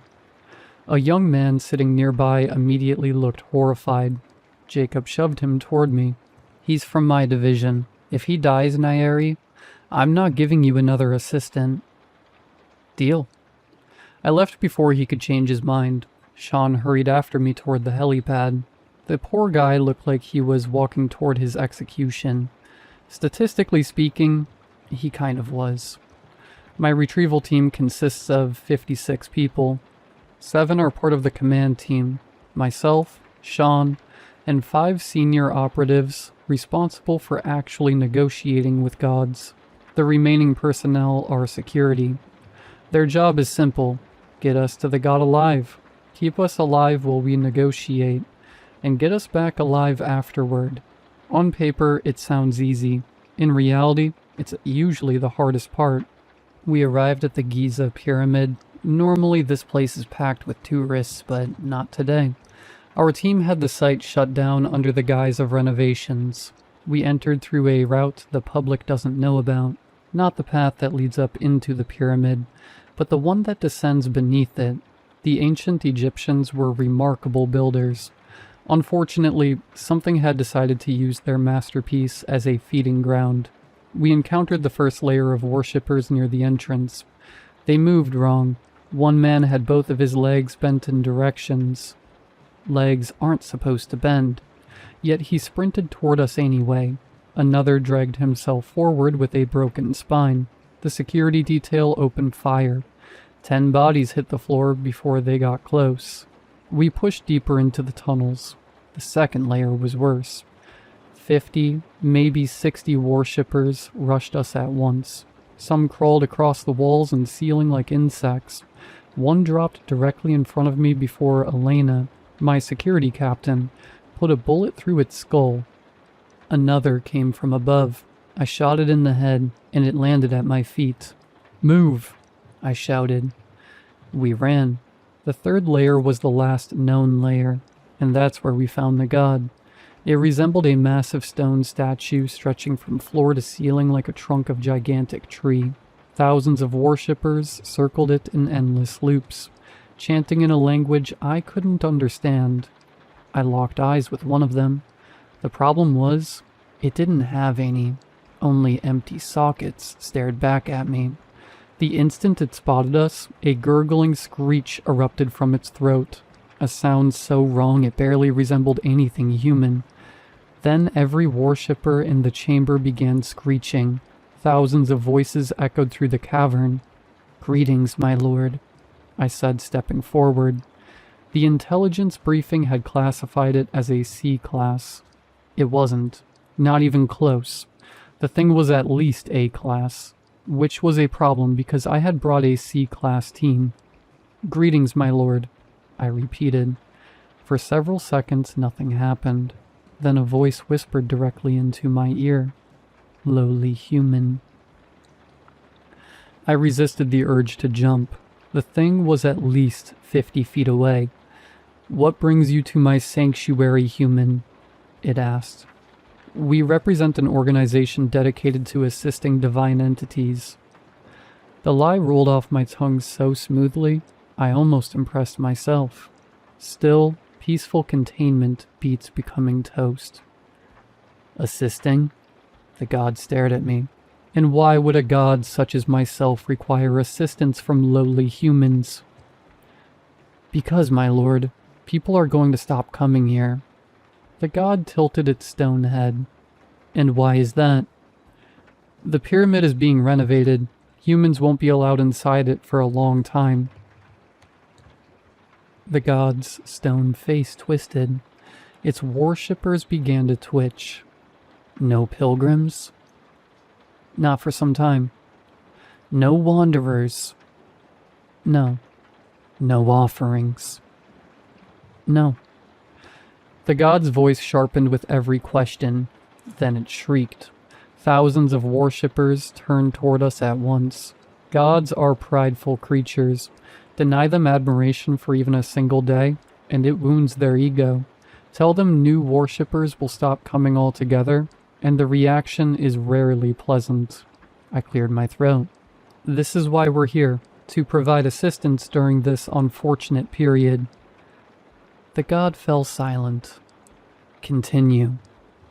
The statue leaned forward, its massive face stopping only a few feet from mine. I could smell incense, blood, and something far older than either. "We can provide housing, worshippers, protection, maintenance, and a stable source of followers." "What makes you think I will believe you, little human?" I gestured toward the empty entrance. Today's visitor count? The god didn't respond. 0 worshippers arrived today. Still nothing. And tomorrow won't be much better. The statue slowly straightened. I could practically hear it thinking, which was terrifying. God's thinking is usually bad for humans. And what would you demand in return? It finally asked. Very little. Nothing is ever little with humans. Fair. The worshippers resumed their circling, their feet scraping softly against the ancient stone as they moved. I reached into my bag and removed the sealed scroll. We've prepared a formal proposal. Before the god could respond, I handed it to Sean and shoved him forward. Huh? Was all Sean managed to say before he stumbled into one of the worshippers. Several of them immediately grabbed him and dragged him toward the statue while he screamed. The scroll floated from his hands before it reached the ground. The god read it. I have no idea what was written on it. Nobody in Retrieval does. The scrolls arrive sealed from the containment division. They're written in some ancient language only gods can understand. We aren't allowed to open them. Rumor says reading one drives humans insane, and I've never been curious enough to test that theory. Quite a proposition, lowly creature, the god snarled. For a moment, I thought it was going to reject the offer. Then it laughed. I accept. And with that, a blinding light filled the chamber, causing all of us to close our eyes. When I opened my eyes, the statue was gone. The worshippers were gone. The cavern was empty. Another successful mission. We returned to the helicopter. I was halfway on board when I realized Sean wasn't with us. I looked around, counted heads, counted again. Still no Sean. I sighed. Sorry, Jacob. I already knew he was going to kill me. Not literally, probably, but it wasn't my fault. The god had decided to keep him. The entity now resides on the 44th floor of the facility under a long-term containment agreement. Sean lives there too. He's one of the worshippers now. Last I heard, he spends his days walking in circles and chanting in a language nobody understands. Officially, he's listed as alive. Personally, I think that's debatable. Still, that's not what has me irritated. What has me irritated is what was waiting for me when I got back. A new assignment. Apparently, while we were dealing with the pyramid, something showed up in Antarctica. Normally, that wouldn't be my problem. Antarctica is usually containment's territory. If something decides to crawl out of the ice, they can be the one to deal with it. Unfortunately, somebody upstairs disagreed. The report was thin. Too thin. Just 3 pages. A satellite image, a casualty estimate, and a single sentence highlighted in red. Possible divine emergence confirmed. Retrieval team required immediately. I remember staring at that sentence for a long time. Not because of the assignment, not because of the location, because of the casualty estimate. The last team that went there was erased, never to be seen again. It was a containment division team, and apparently, just because I was a 100% success rate, the people upstairs think this is something I can handle.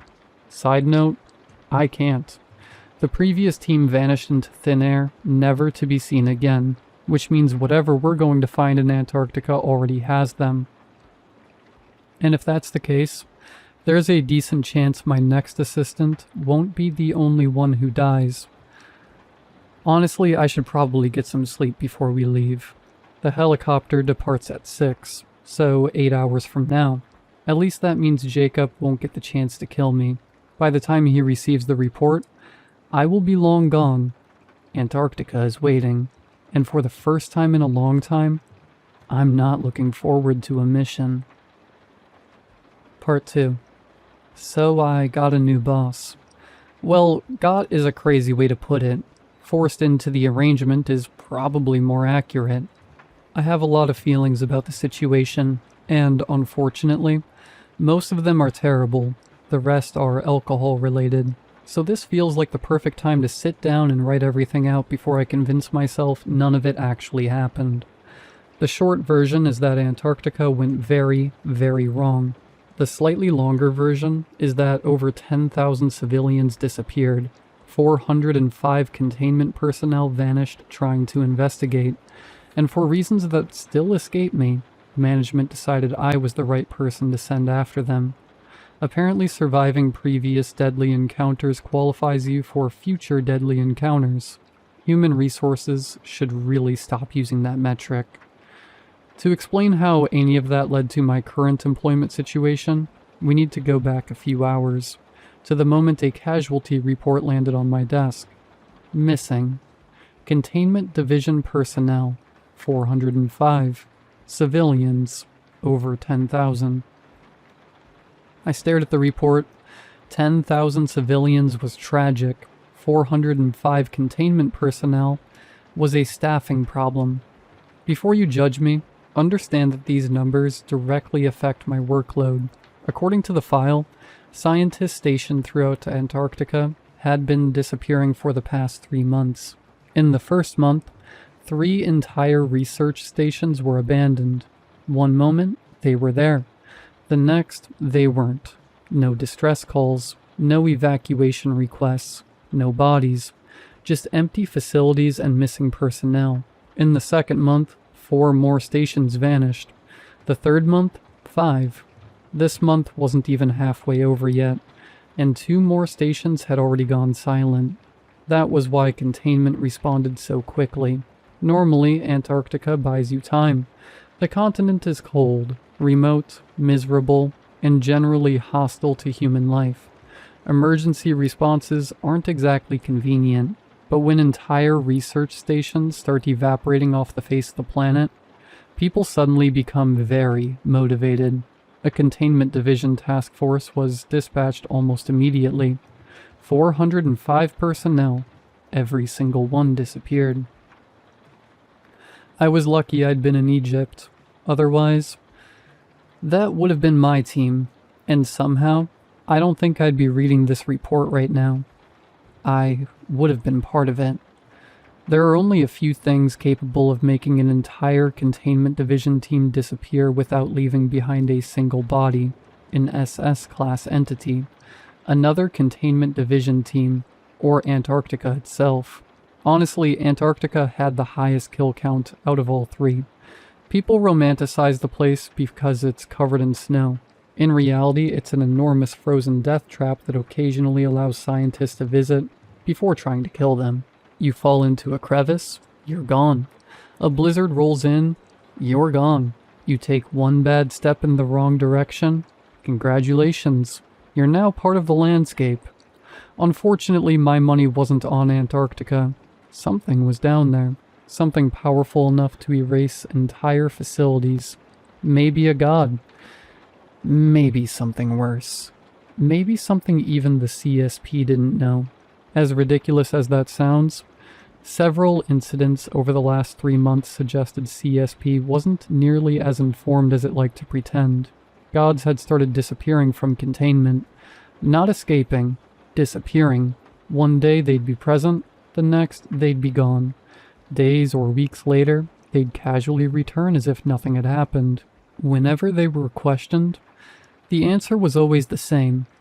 We had offerings to make. That was it. No explanations, no details. The lack of answers wasn't unusual. Most gods barely acknowledge that humanity exists. Talking to one is like trying to interview a hurricane. They generally don't care what you think and have no interest in explaining themselves. The only exception was a river god Jacob's team had recovered from the Amazon last spring. The thing loved hearing itself talk. Most gods treated interviews like talking to ants. It treated them like podcast appearances. When asked where the others were going, it gave us exactly one answer.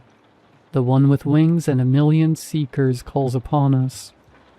Then it refused to elaborate. Containment had dismissed the statement. I didn't, because I noticed patterns.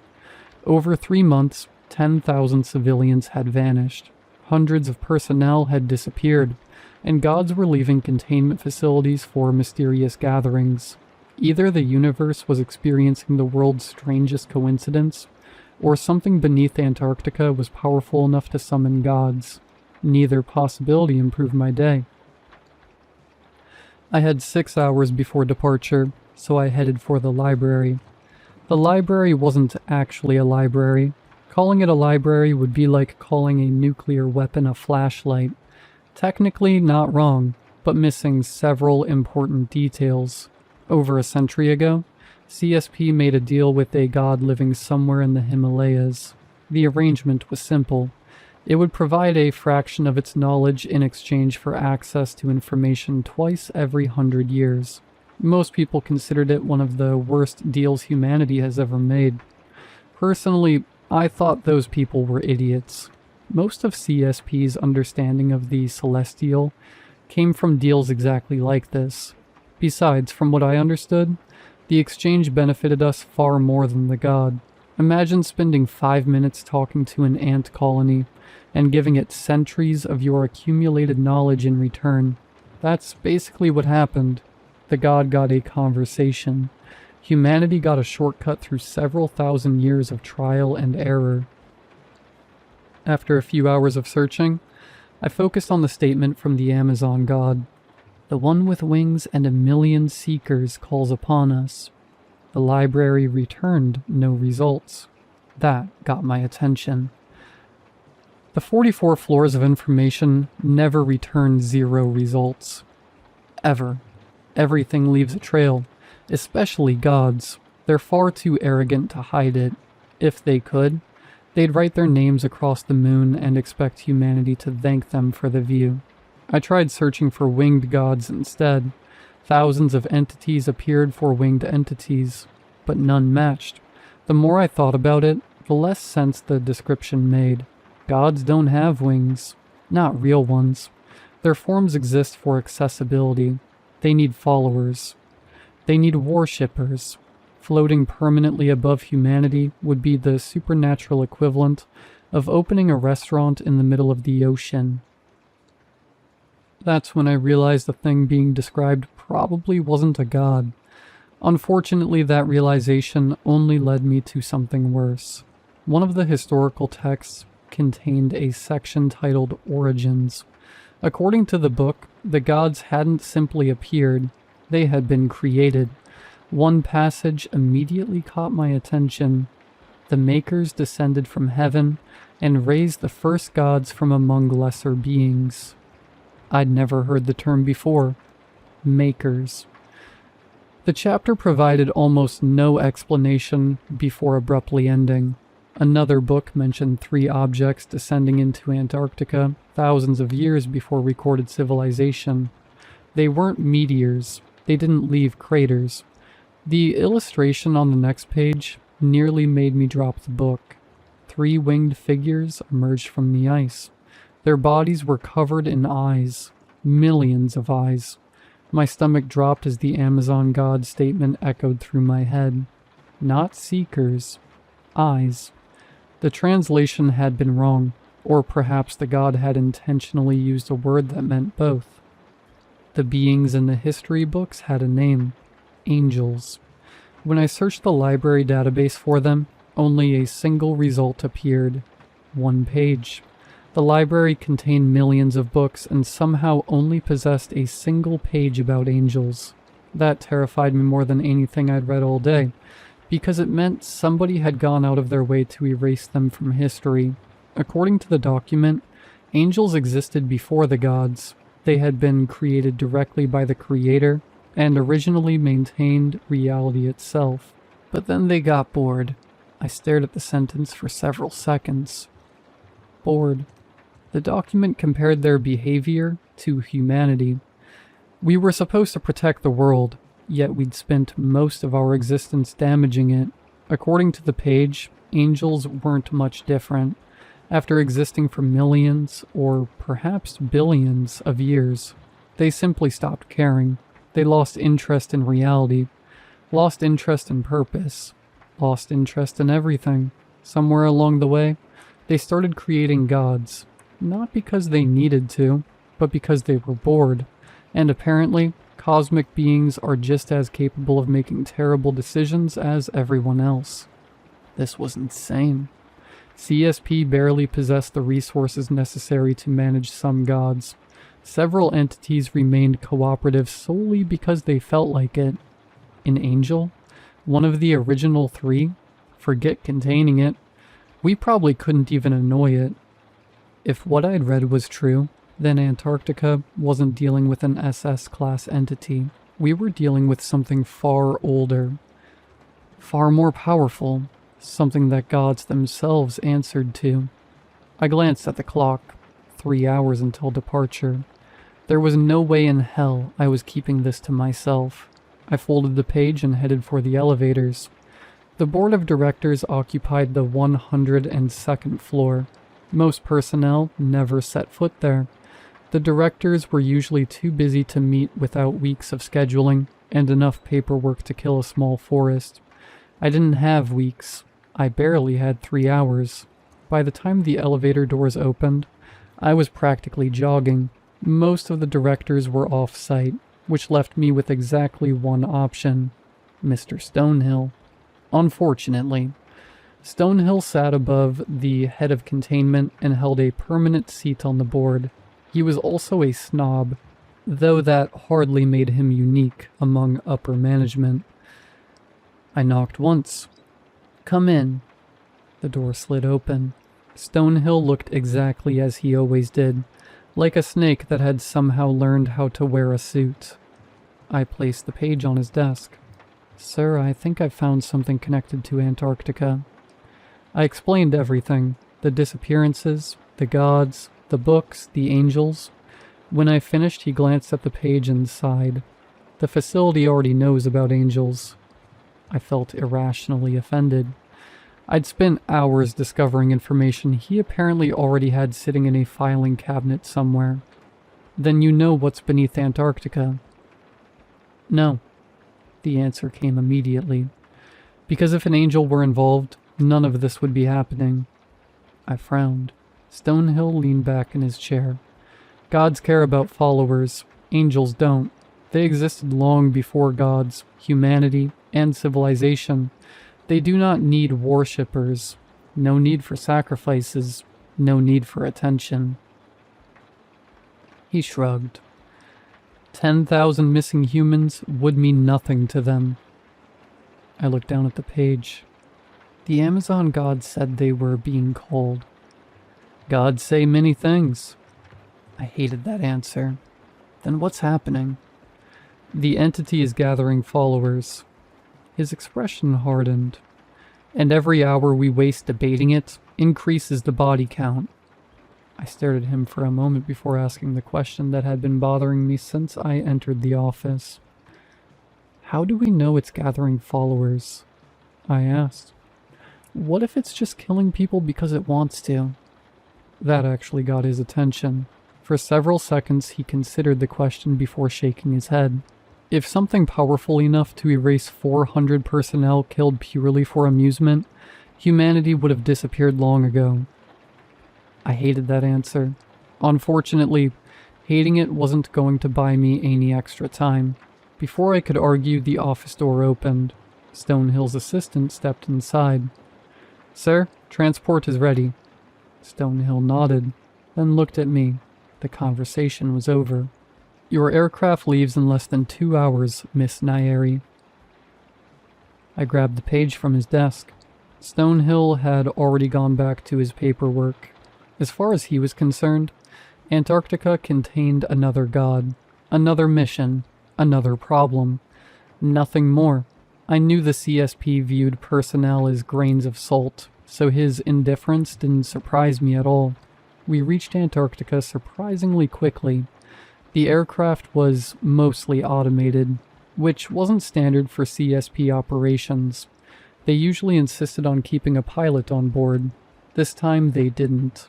Personally, I figured it was because if all 800 of us vanished, they'd still be able to recover the plane. The CSP loves cutting costs, which is funny considering none of us get paid. People hear secret government organization and imagine unlimited budgets. The reality is less glamorous.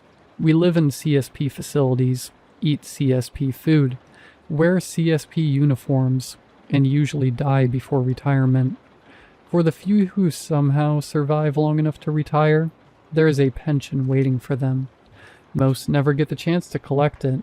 On the bright side, healthcare is free, so I try not to complain too much. The automated aircraft landed roughly 2 miles from the anomaly. 800 security personnel accompanied me. My negotiation team consisted of 20 specialists selected from various departments. Normally, I'd also have an assistant. Unfortunately, my last assistant is technically still classified as alive, so I don't qualify for a new one. We approached the entrance of a massive ice cave carved deep into the Antarctic shelf. At first, nothing seemed unusual. The tunnel descended in layers, each one deeper than the last. We passed the first level, then the second, third, fourth. Nothing. By the time we reached the 6th level, several members of the team were visibly relaxing. I wasn't. Something had erased 405 containment personnel. It was here. We simply hadn't found it yet. Then we reached the 7th level, and everything changed. The cold didn't bother me much. Our suits were designed for Antarctic deployment and could withstand temperatures that would have killed an unprotected human in minutes. What I saw did. The walls were covered in bodies, thousands of them, frozen men and women embedded directly into the ice. Scientists, containment personnel, civilians. Some looked terrified. Others appeared completely calm, as if they'd simply stopped moving and frozen where they stood. The tunnel stretched ahead for miles, and every inch of it was lined with human beings. Nobody spoke. Nobody needed to. I stared at the frozen faces surrounding us, then into the darkness waiting ahead. This was bad. So unbelievably bad. Because I finally knew one thing for certain. This wasn't a god. Gods need followers. They need worshippers. They need people they can influence, manipulate, and communicate with. Freezing thousands of humans inside a glacier where probably nobody could ever reach them served no purpose. We continued downward. Level 8, Level 9, Level 10. The bodies never stopped. The deeper we went, the older they became. Scientists gave way to explorers. Explorers gave way to soldiers. Soldiers gave way to people wearing clothing from civilizations that should not have existed. Some of the corpses looked thousands of years old, yet somehow remained perfectly preserved, as if the ice itself refused to let them decay. By the time we reached the bottom, nobody was speaking anymore. At the center of the cavern stood something larger than a mountain, a winged figure covered in eyes. Millions of them. Chains wrapped around its body and disappeared into the ice. For one brief, glorious moment, I thought it might actually be imprisoned. Then I noticed the chains. They were divine. The same material found within gods. The realization hit immediately. The gods hadn't worshipped this thing. They'd chained it. A loud crack echoed through the cavern. One chain snapped. Then another. Then thousands of eyes opened. I couldn't breathe. I couldn't even move. The light pouring from the angel's countless eyes was so bright that I instinctively shut my own. For several seconds I remained frozen in place. Then I heard the commotion around me. Some people were laughing. Others were crying. A few had fallen to their knees and started praying. Several were screaming for everyone to open their eyes, while others couldn't stop talking about how beautiful it was. Then came the running, the screaming, the gunfire, and the sounds of hundreds of trained personnel completely losing their minds. I didn't need to see what was happening, and I refused to die like this. Think, Naeri, think. Then an idea came to me. I know where the gods are. The cavern fell silent. Even the screams stopped. My heart nearly exploded. I swallowed hard and repeated myself louder. I know where the gods are. A sound echoed throughout the cavern. Laughter. Not human laughter. Something deeper, older. The laughter of a creature that had watched continents form and civilizations turn to dust. A mere human bargains for her life. The angel sounded genuinely amused. You are quite entertaining. I forced myself to keep talking. If it was speaking, it wasn't killing. At the moment, that was good enough for me. Weren't they the ones who trapped you here? The laughter grew louder. You believe they trapped me? You believe chains can imprison me? For the first time, I risked opening my eyes. I immediately regretted it. Millions of eyes stared back. Every single one focused on me. I remained because I wished to remain. The angel shifted one of its wings and the entire cavern trembled. Chunks of ice broke from the ceiling and crashed into the darkness below. The gods occasionally gather and strengthen the chains. They imagine themselves powerful enough to contain me. The laughter returned. I find the spectacle entertaining. It relieves my boredom. I looked around. People were still disappearing. Others continued walking toward the angel despite every survival instinct screaming at them to run. This thing wasn't trapped. We were the ones imprisoned with it. Then the angel's attention settled on me once more. The cavern became silent, but human. Millions of eyes narrowed. What will you offer to relieve my boredom? I had a feeling there wasn't a correct answer to that question. There were only disappointing ones, so I did the only thing I could think of. I told the truth.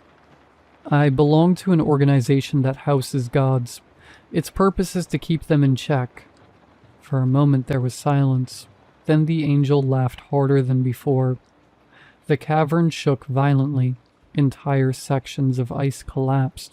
Thousands of frozen corpses shattered against the floor like glass. Humans keeping gods in check? It laughed again. Now that is genuinely intriguing. Then the laughter stopped instantly. Millions of eyes focused on me. Perhaps, the angel said. My eternity has finally become interesting. The chains rattled. Cracks spread across them like spider webs as the cavern shook around us. People screamed while ice collapsed from the ceiling. I looked around desperately. 800 personnel, 20 negotiations, thousands of frozen corpses. Humanity's greatest containment organization. And none of it mattered. Then the angel made me an offer. Promise to relieve my boredom, and I may continue tolerating humanity. May, not will. May. The kind of wording lawyers and supernatural horrors absolutely love. Around me, people continued dying. 800 soldiers, 20 negotiators. Entire teams vanished while the angel waited for my answer. I'd love to tell you I accepted because I wanted to save humanity. That would sound heroic, but it would also be complete nonsense. The truth is, I was terrified. Everyone else was already dead. The mission was over. The expedition had failed. The only thing I'd accomplished was becoming slightly more interesting than the thousands of corpses frozen into the walls around me. The angel didn't value me. It wasn't choosing me. I was just the newest thing in existence that hadn't become boring yet. Unfortunately, that was still a much better position than everyone else's. Maybe refusing would have saved the world. Maybe accepting doomed it. I didn't know. What I did know was that I wasn't ready to die in a hole beneath Antarctica, so I made the only decision that benefited the person I cared about most. Myself. Okay, I said. I agree. Just make it stop. The world turned white. When I woke up, I was inside the aircraft. The engines were running. The autopilot was already returning us home. The seats around me were empty. No soldiers, no negotiators, no pilots. The angel had never accepted my terms. It had offered its own. As soon as I returned this afternoon, I found myself standing before the board of directors trying to explain why I was the only survivor. "What happened there, Agent Naeri?"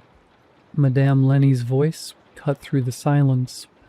All 8 board members, including Stonehill, were staring at me. It was an angel. The room immediately became tense. Several directors inhaled sharply. Others exchanged nervous glances. "They're all dead," I continued. "But in return, the angel accepted our terms." Several directors visibly relaxed. "The agreement isn't permanent," I added. The relief vanished instantly.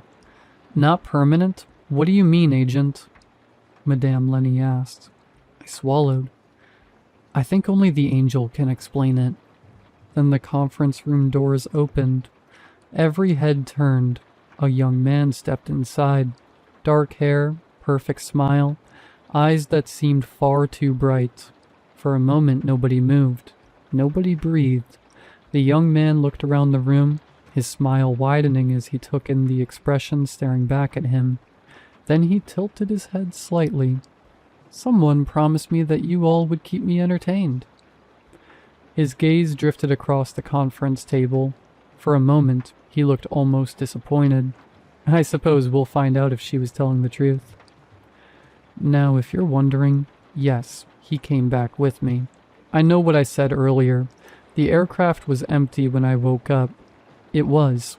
There were no pilots, no negotiators, no soldiers. I never said there were no angels. Looking back, it's probably a good thing CSP decided to save money and remove the pilot. Explaining why I'd returned to the aircraft with no crew and a perfectly healthy man wearing normal clothes in sub-zero temperatures would have raised some uncomfortable questions. So that's how I ended up with a new boss.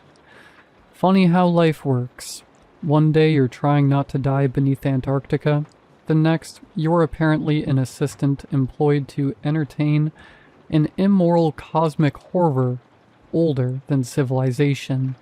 Although assistant probably isn't the right title. If he's the boss of Stonehill, then technically we are all assistants. The way I see it, humanity didn't stop an extinction event beneath Antarctica. We negotiated a performance review, and eventually, every audience gets bored. Part 3. Jacob returned 3 weeks later, and he was pissed. I was sitting in the cafeteria enjoying what was supposed to be a peaceful lunch break when the doors slammed open, hard enough to make half the room jump. Jacob walked in covered in scratches, mosquito bites, and what I sincerely hoped was mud. The Congo mission had apparently gone badly.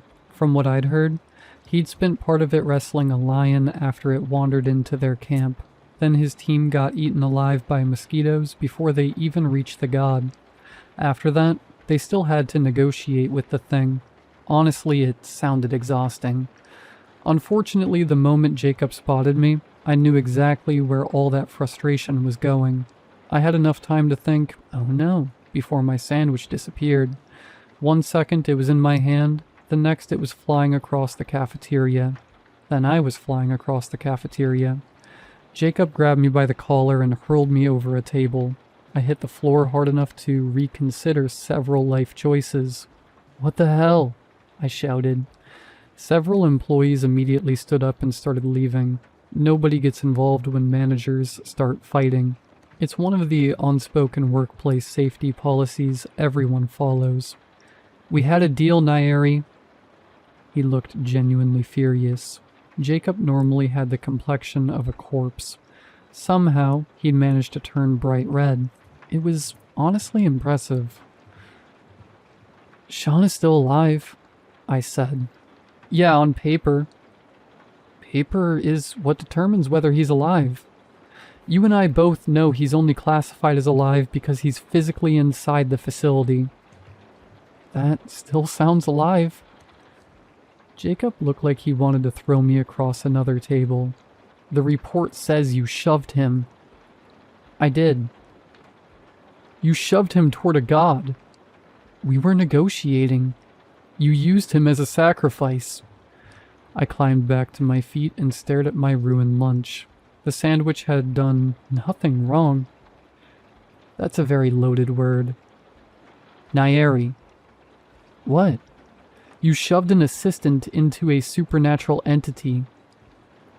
And? For a moment, Jacob stared at me. I sighed. Look, I didn't know the god was going to keep him. I don't even know what was in the contract. None of us know the ancient language. For all I know, the contract could have included a section about complimentary assistance. Jacob opened his mouth. That's not the point. It kind of is. The point is Sean is walking in circles on floor 45, chanting at walls. I shrugged. The god did something outside the agreement, outside standard procedure, and outside my knowledge, which means that this is a containment problem, not a Nairi problem. The surrounding cafeteria had gone completely silent. Jacob looked genuinely conflicted because, unfortunately for him, I had a point. A terrible point. A morally questionable point, but still a point. I hate you, Jacob said. That's fair. Then he grabbed my backup sandwich off the table and started walking away. This was such a bad start to the week. Jacob had stolen my backup sandwich, thrown me across the table, and somehow managed to make Sean's situation sound like my fault. I picked up my tray and dumped what remained of my lunch into the trash. 3 weeks had passed since Antarctica. 3 weeks since I'd brought an angel back to the facility. Yes, everyone knows about him now. That had somehow become my problem too. I was halfway through mentally drafting a complaint to Human Resources when the cafeteria went silent. Not normal silent. Not coworkers watching two managers argue silent. The kind of silence that makes you immediately think, oh, for the love of God, what now? Jacob stopped dead in his tracks. The anger drained from his face so fast it was almost impressive. His eyes moved past me towards something behind me. Around us, employees started standing up. A few lowered their heads. One woman dropped her tray, and nobody moved to pick it up. The entire room had suddenly become very interested in not attracting attention. I sighed. I already knew what that meant. I turned around and immediately understood the problem. The angel was standing in the doorway. He looked the same as he had in Antarctica. Tall, pale, perfect. The kind of face ancient civilizations would have carved into mountains and then started wars over. He was wearing a CSP employee badge. I don't know why that bothered me more than anything else. The badge even had a photo. And a name. Angelo. Which was probably the most angel name an angel could possibly have. Someone had apparently convinced an eldritch celestial entity to sit still for an identification photo, fill out employee paperwork, and accept a name badge. Or maybe he'd requested one himself. I wasn't sure which possibility was worse. For some reason, he'd developed a habit of appearing wherever I happened to be. Meetings, hallways, briefings, the gym, my apartment. I still wasn't sure how he'd found my apartment among the thousands of CSP apartments spread throughout the facility complex. That particular incident had resulted in several uncomfortable conversations with facility security. Apparently, security can't issue trespassing notices to ancient celestial entities capable of rewriting reality. As if that wasn't enough. I'd also developed strange scars running across my left leg. They'd appeared 3 days ago. The medical department had no idea what had caused them. Personally, I suspected the angel. At this point, blaming the angel had become my default explanation for most problems. The angel glanced around the room, looking curious and interested, like he was watching a peculiar educational documentary. Then his eyes landed on me. His expression immediately brightened. "Oh," he smiled. "There you are." I closed my eyes. Not because I was scared, because I was tired.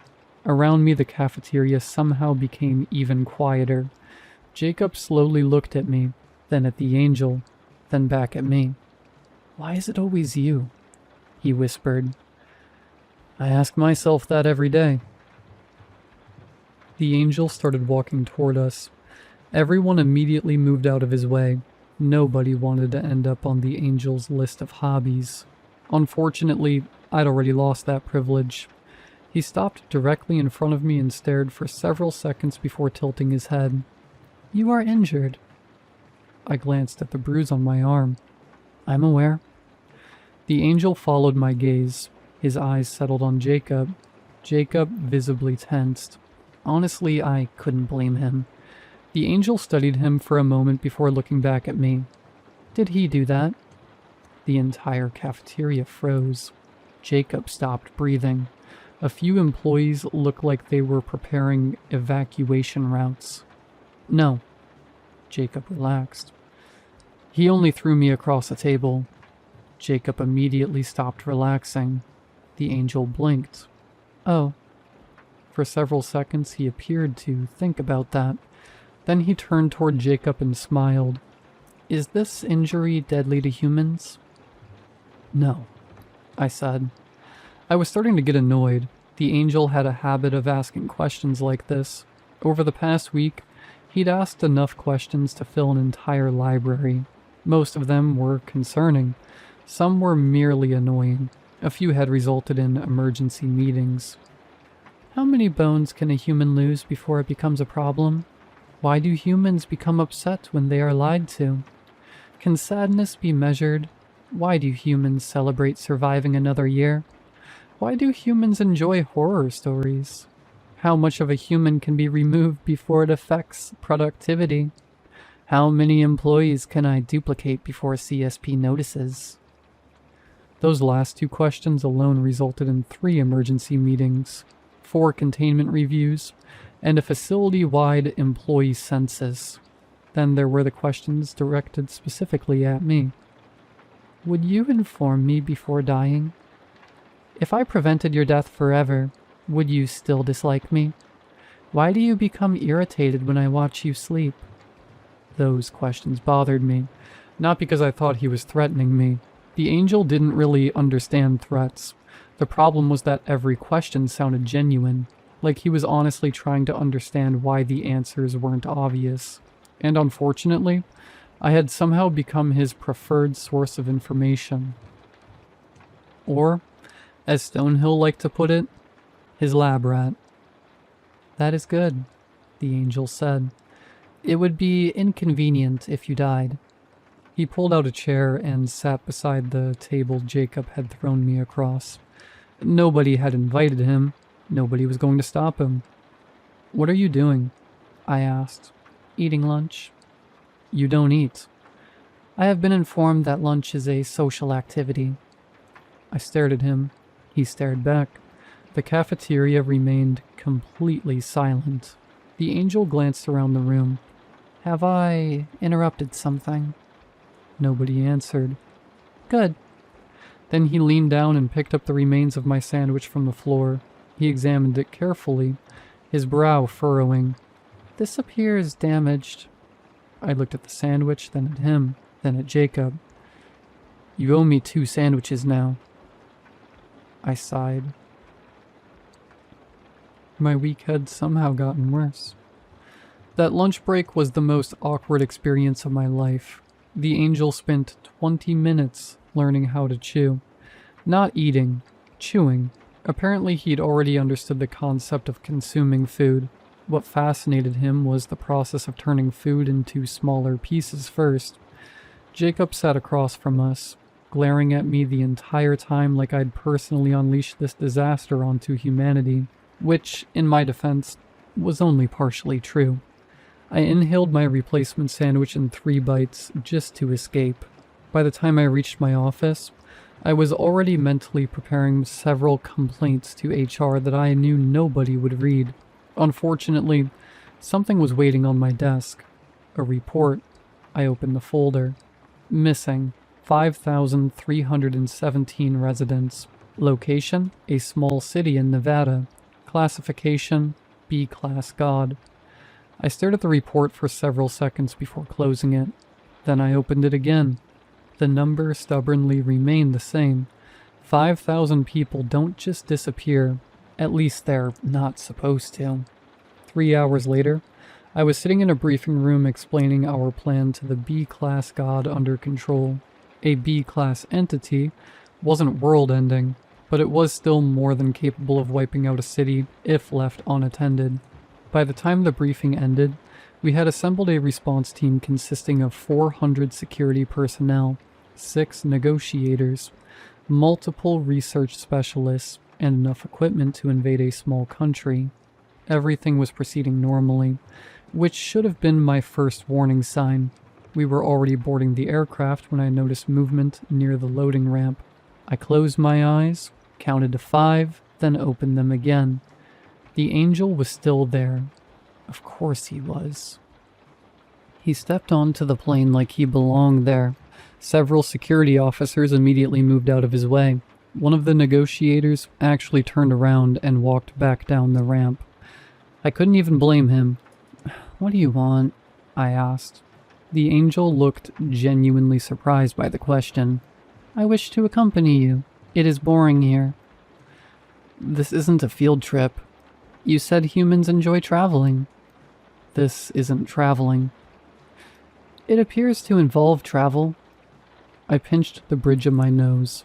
Around us, nobody was speaking. Nobody was moving. Nobody was volunteering to tell an eldritch celestial entity that he couldn't board the aircraft. The angel tilted his head. "I am coming anyway." I sighed. Unfortunately, that wasn't really a statement I could argue with. Technically, I outranked most people in the organization except the board members. Practically nobody outranked an ancient celestial horror capable of rearranging reality whenever it got curious. 10 minutes later, we were airborne. The seating arrangement was interesting. By interesting, I mean everyone had crammed themselves onto the opposite side of the aircraft. 400 trained security personnel, 6 negotiators, and multiple researchers were all squeezed together like terrified sardines. Meanwhile, Angelo sat beside me with an entire row of seats empty around him. It looked less like transportation and more like a quarantine zone. The angel seemed completely unaware of this, or worse, completely aware and enjoying it. He stared out the aircraft window for several minutes before speaking. "Will this god be entertaining?" I looked up from my mission briefing. I'd prefer if it wasn't. "Why?" "Because entertaining gods usually kill people." He considered that for a moment. "Humans seem very opposed to being killed." I stared at him. "That's a groundbreaking observation." "Thank you." The fact that he wasn't being sarcastic somehow made it worse. I returned to my report, but I couldn't shake the feeling that bringing him along was going to become a problem. A very large problem, and considering our mission already involved 5,000 missing people and a hostile god, that was saying something. The flight lasted 4 hours, and they were 4 very long hours. At some point I fell asleep, which turned out to be a mistake. I woke up because someone was staring at me. Not in the normal way. Not in the creepy coworker way.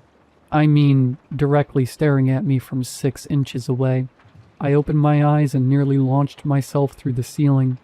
The angel was sitting beside me, leaning forward and watching me with intense concentration. "What the hell?" Several nearby security officers jumped. The angel, meanwhile, looked pleased. "You make unusual noises when sleeping." I rubbed my face. People do that. "You stopped breathing 12 times. That's called snoring." "You appeared to be dying." I wasn't. The angel nodded thoughtfully. "You are weird." "Thank you." I was so annoyed I briefly considered throwing myself out of the aircraft just to end the conversation. He sat back unbothered by my expression. Across the cabin, dozens of employees immediately relaxed. Apparently, everyone had been waiting to see whether I was about to be dissected. The rest of the flight passed in relative silence, which should have worried me. Whenever things become quiet around the angel, it usually meant he was thinking, and whenever he was thinking, someone ended up filing paperwork. Lots of paperwork. We landed just before sunset. The city looked normal from the outside, and that was what bothered me. It was just a normal Nevada city sitting in the desert, peaceful, quiet, and empty. The moment we entered the city limits, I knew something was wrong. There were cars parked in driveways, lights still on inside homes, food sitting on restaurant tables, and a school bus abandoned in the middle of an intersection. It looked like the entire population had simply stood up and walked away. Nobody spoke as our convoy rolled through the streets. 400 security personnel suddenly seemed inadequate. Eventually we stopped in the center of town and I climbed out of the vehicle. The silence hit immediately. There were no birds, no insects, no wind, nothing. A city wasn't supposed to sound like that. One of the researchers approached carrying a tablet. We found where it started. Where? The church. Quite fitting for a god, honestly. Then again, gods could be anywhere. One time we found one underneath the Paris catacombs, so a church was comparatively normal. The church stood at the edge of town, small, white, and completely ordinary. Security teams established a perimeter, while researchers unloaded equipment. The angel wandered past all of them. Nobody tried stopping him. A few people actively moved out of his path. He stared at the church for several seconds before frowning. That immediately got my attention because the angel rarely frowned. What? He didn't answer immediately. Instead, he looked toward the sky, then the church, then the empty streets. His expression became strangely uncomfortable. I know this one. The way he said it made my stomach drop. We are currently outside the church waiting for the final breach order. The angel hasn't taken his eyes off the building since he arrived. I've seen him curious. I've seen him confused. I've seen him amused. This is the first time I've ever seen him look concerned. If I'm being honest, that's making me consider several alternative career paths. Anyway, they're calling us in. I'll update this journal if I survive whatever is waiting inside. Part 4. Final part. I survived. I realize now that survival and success are not remotely the same thing. Looking back, I should have taken the angel's concerns more seriously. You know the god? Yes. That was not reassuring, not even slightly. The angel looked at the church the same way someone might look at a former co-worker they absolutely hated. That is unfortunate. I stared at him. What does that mean? He was quiet for several moments before smiling, and somehow that was even worse. It means your chances of survival have decreased significantly. Nobody laughed. The angel seemed genuinely confused by this reaction. Then he raised one hand and pointed toward the church. It is one of the gods that believe it could imprison me. For the first time since Antarctica, genuine excitement entered his voice. The smile on his face widened, and widened, and widened, until it stretched from ear to ear. Several security officers instinctively stepped backward. I couldn't blame them. The expression wasn't human. It wasn't even close. Why are you smiling? I asked. Honestly, I just wanted him to stop. The angel's eyes remained fixed on the church. Do you believe in heaven? I blinked. What? Heaven, he repeated. Do you believe humans go there after death? I stared at him. I had no idea why he was asking that. Maybe it was because we were standing in front of a church, or because he didn't think we were going to survive. Then again, most of what he did made absolutely no sense, at least not to humans. Why would I asked. The angel blinked. Why would you not? I shrugged. All the gods I've met live on Earth. If they're here, who's in heaven? To my surprise, the angel laughed. Not loudly, just enough to make me immediately uncomfortable. You are intelligent, he said. I've been told otherwise. His smile widened slightly. How far can his face actually stretch? If humans do not go to heaven, where do you think souls go when they die? Thought about it for a moment. The honest answer wasn't particularly complicated. I don't know. The angel waited. If I had to guess, somewhere maybe. That's usually how religions explain it. I had never been particularly religious, much to my parents' disappointment. The angel tilted his head. They do not. I frowned. What? When humans die, their souls dissipate and cease to exist. He said it with the same tone someone might use to discuss the weather. Suddenly everything felt very quiet. I stared at him. The angel stared back. Around us, security teams prepared equipment, checked weapons, and finalized entry plans, completely unaware that the angel had just casually informed me that the afterlife wasn't real. For several seconds, neither of us spoke. Finally, I shrugged. Okay. Yeah. You do not seem upset. Should I be? The angel studied me carefully. Most humans react poorly to that information. I was genuinely too tired for this conversation. Why? Because they fear death. That sounds like a future me problem. The angel stared. I continued.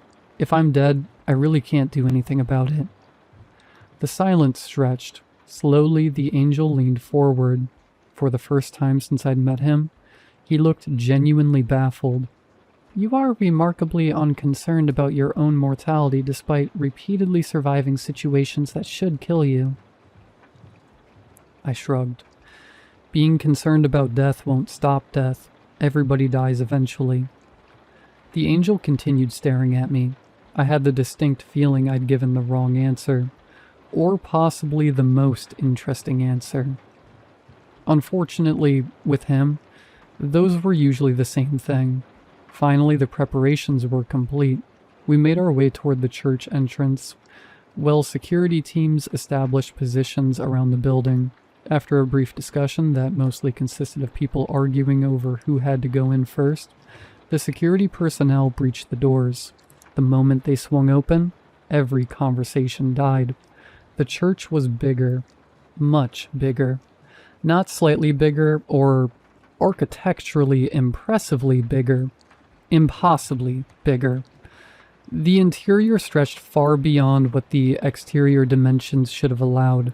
Rows upon rows of pews extended into the distance, disappearing into a dim golden haze. Hundreds of civilians filled those seats. Then I realized it wasn't hundreds. It was thousands. Every missing resident was there. 5,000 people sat perfectly still in neat rows as if a church service was underway. Nobody spoke. Nobody moved. They simply stared forward with peaceful expressions on their faces. The sight would have been comforting if it weren't so deeply wrong. At the far end of the impossible sanctuary stood a massive figure. At first I thought it was a statue. Then it moved. The thing towered over the congregation, its body partially fused into the floor beneath it. Thick roots, or maybe veins, spread outward from its lower half, disappearing through the stone as if the church itself had grown around it. Its head resembled that of a goat, crowned with twisting horns, while its body was covered in dark feathers like some grotesque bird. Human hands protruded from the mass of feathers, pressed together in prayer. The entire thing looked wrong, not horrifying in the traditional sense, just bizarre in a way that made my brain struggle to process what it was seeing. Its enormous hands remained clasped together as thousands of worshippers mirrored the pose. Every missing resident knelt in perfect silence, staring toward the thing at the front of the church. Thousands of people praying, thousands of people worshipping, and at the center of it all sat a god. "Why are you here, human?" Its voice echoed through the sanctuary despite the fact it hadn't raised it. 5,000 heads remained perfectly still. I stepped forward before anyone else could. "We have a proposition. Humans are going to notice that an entire city disappeared. We can help you keep your current worshippers, but you need to cooperate." The god tilted its head. "Or?" I sighed. "Please understand. If the government discovers what's happening here, they'll eventually respond by removing the problem." That wasn't technically true. The government wasn't the problem. We were. CSP generally handled situations like this. If a god refused our agreements, we didn't negotiate forever. We erased the problem from the map. The god's expression darkened. "Remove?" They wiped the entire location off the map. A long silence followed. Then the god blinked. "I see." Surprisingly, it didn't seem particularly concerned. Its gaze drifted past me, past the security teams, past the researchers, past everyone. Then it froze. The change was immediate. Its pupils widened.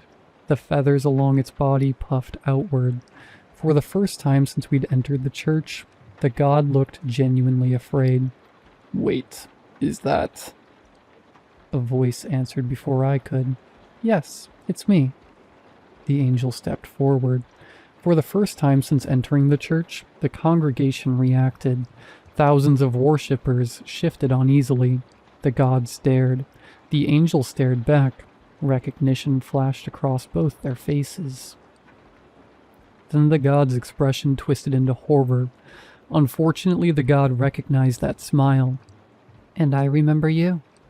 The angel's grin widened. The smile on his face was entirely wrong for the situation. The god recoiled. For a moment, I forgot that I was looking at a god.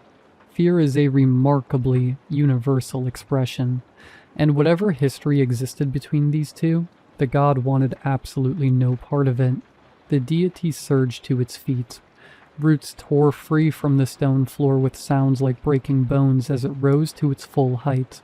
"What have you done, you fools? You let him here." The entire church shook. Thousands of worshippers suddenly stood all at once. 5,000 people moved in perfect synchronization. My stomach dropped. This is bad. The crowd surged toward us. Security personnel immediately formed defensive layers around the negotiators, researchers, and medical teams. Training took over. Orders were shouted. Rifles came up. Then the first wave hit. Gunfire erupted throughout the church. The sound was deafening. Hundreds of rifles opened fire simultaneously as the congregation rushed forward like a living tidal wave. Bullets tore through pews and shattered stained glass windows. People screamed. Radios exploded with overlapping orders. The worshippers didn't stop. They just kept coming. And through all of it, the angel stood there smiling at the god, like he'd finally found something interesting. None of this matters anymore. The mission had changed. Negotiation was over. Containment was over. Now we were moving to demolition.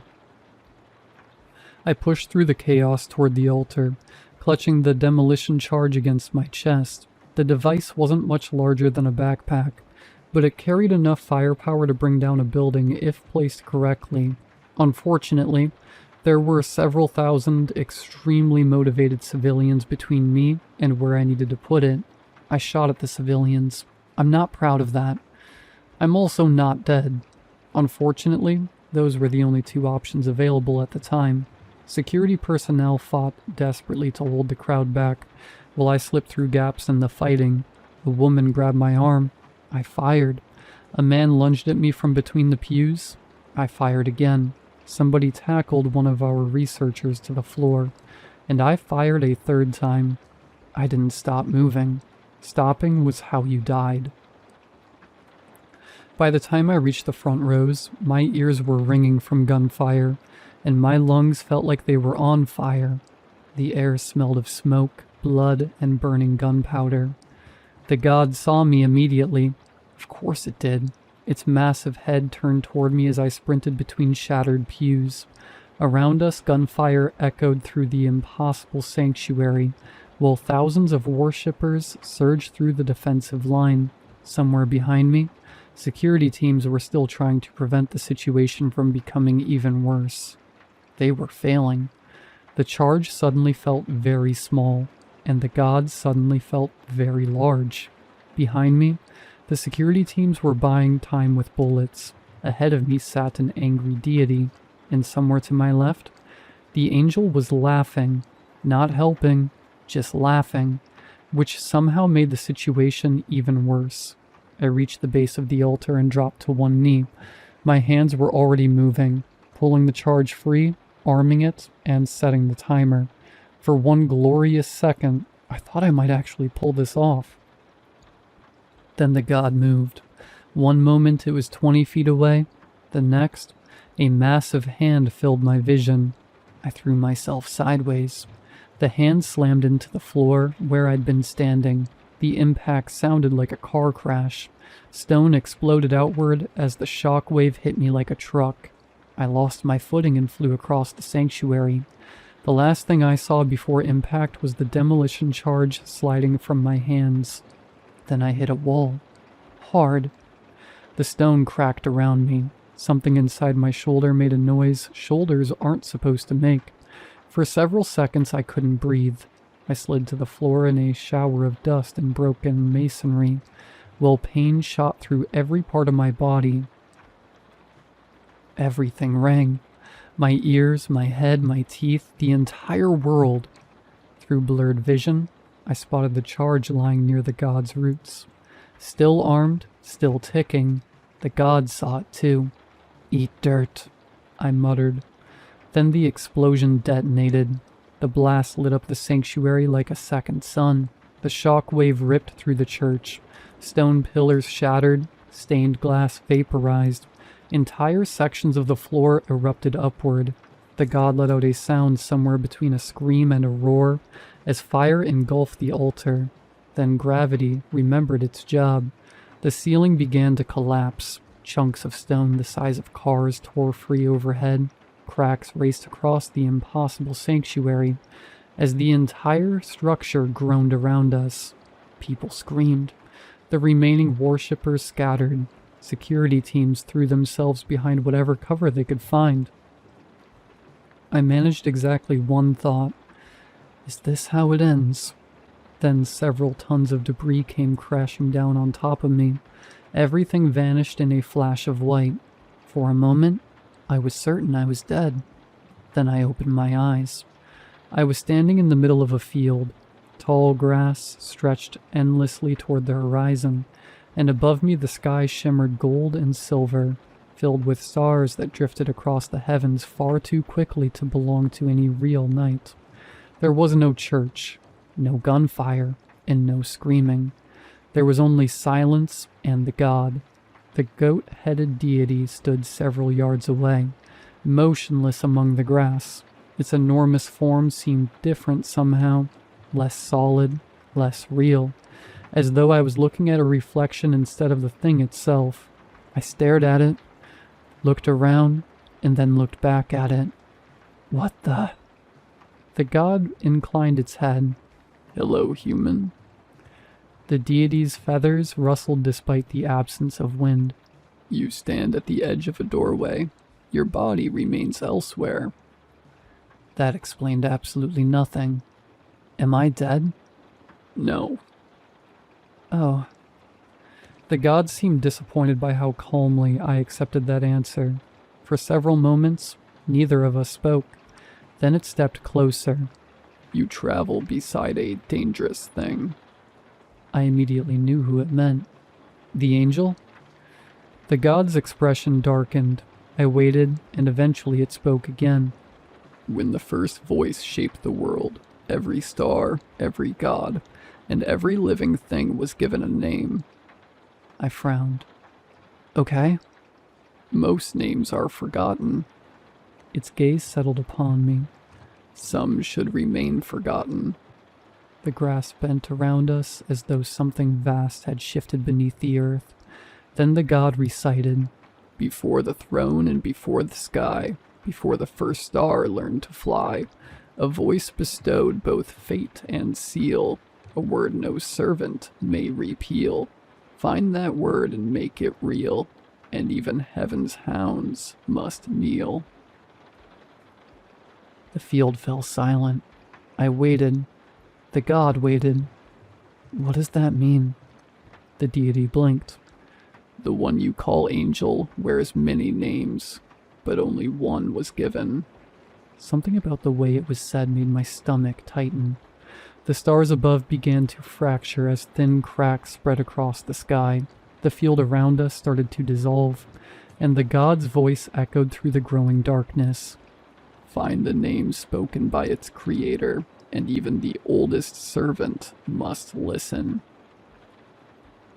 The world split apart around us. I stared at the deity. Why are you helping me?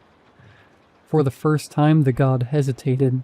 The cracks widened, and the grass dissolved into drifting fragments of light before it finally answered. Because I remember what it was before it was given a purpose. The field shook beneath us. The god's eyes remained fixed on mine. And because some things should never be allowed power. The world shattered. The last thing I saw was the goat-headed deity staring directly at me before everything went dark. For a brief, glorious moment, there was nothing. No pain, no collapsing church, no angry gods, and no angel. Then consciousness returned, immediately followed by regret. I opened my eyes to the familiar sight of a hospital ceiling. Unfortunately, there was also a face approximately 6 inches from mine.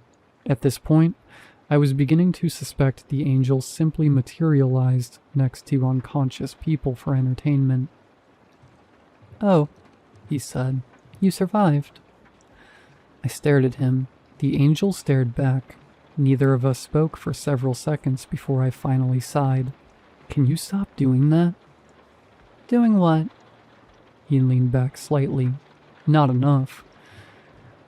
My head was ringing, my vision was blurry, and every part of my body hurt. Breathing hurt, thinking hurt, existing hurt. The angel tilted his head. "Are all humans this weak, or are you the exception?" I closed my eyes. "Good morning to you too." He was silent for a moment before speaking again. "Why are you like this?" I opened one eye. "Why are you this interested in me?" The question came out more annoyed than intended. Then again, nearly dying probably gave a person the confidence to ask questions they normally wouldn't. The angel considered it. "You repeatedly place yourself in situations that should result in your death, despite possessing remarkably poor instincts." The room remained silent. I waited. Eventually he continued. "You are very fragile, yet you continue succeeding. I find this unusually entertaining." Of course he did. I am writing this from my hospital bed now. According to the doctors, I suffered a concussion, a dislocated shoulder, 3 fractured ribs, and enough bruising to qualify as modern art. Apparently, getting bruised beneath several tons of collapsing cement isn't recommended for long-term health. The angel is currently sitting across the room. For once, he isn't staring at me. Instead, he's staring out the window, and I have no idea why. A few minutes ago, he informed me that he intends to accompany me on future missions. Apparently, this was not a request. Normally, that would be the most concerning thing to happen all day. Instead, I keep thinking about what the god told me. The warning, the name, and the fear in its voice. The god wasn't afraid of us. It wasn't afraid of our weapons. It wasn't afraid of being blown apart. It was afraid of the angel. That should probably bother me more than it does. But what bothered me instead was something else. When I first met the angel, he felt completely alien. Not hostile, not friendly, just distant, like a force of nature pretending to be a person. Now I'm not so sure. A few weeks ago, he wouldn't have understood sarcasm. Now he uses it. Poorly, but he tries. When I first met him, he never asked questions. Now he asks them constantly. Most of them are deeply concerning, but they're still questions. The strangest part is that I think he's started lying. Not well and not often, but I've caught him doing it. Tiny things. Claiming he wasn't curious about something immediately before asking 27 follow-up questions. Insisting he doesn't care what people do before getting visibly annoyed when Jacob injured me. Pretending he wasn't waiting outside my hospital room after being told visitors weren't allowed. The lies are obvious. The fact that he tells them at all is not. The angel claims he does not experience human emotions. I believed him. Now I'm beginning to suspect he's trying to. I don't know why that possibility unsettles me. Maybe because I've met plenty of monsters pretending to be gods. Or maybe it's because the angel has started looking less like a force of nature and more like a person. If something older than time itself is learning how to be human, I have absolutely no idea what happens next. Humans trust each other eventually, though, and if he learns to trust, maybe one day he'll tell me his name. That thought should have been comforting. Instead, it terrified me. A dark possibility entered my mind. If the angel ever trusted me enough to give me his name, I knew exactly what I would do with it. I'd tell myself it was for humanity. I'd tell myself it was a safeguard, a weapon of last resort, something to use only if he ever became a threat. But deep down I knew the truth. I'd keep it because I'd finally have leverage over something stronger than me. For the first time in my life, I wouldn't be the fragile one in the room. The realization made my stomach turn. The god warned me that some things should never be allowed to have power. Looking at the angel now, I'm starting to think it wasn't talking about him. I think it was talking about me. The angel just asked why I was smiling at him. I wasn't aware I was. Considering I've spent the last 10 minutes figuring out how to blackmail an entity older than civilization, that's probably not a great sign. Anyway, if I don't update this journal again, I've either completed my mandatory counseling, or I'm having another terrible day babysitting an entity older than time itself, for an organization that shouldn't exist.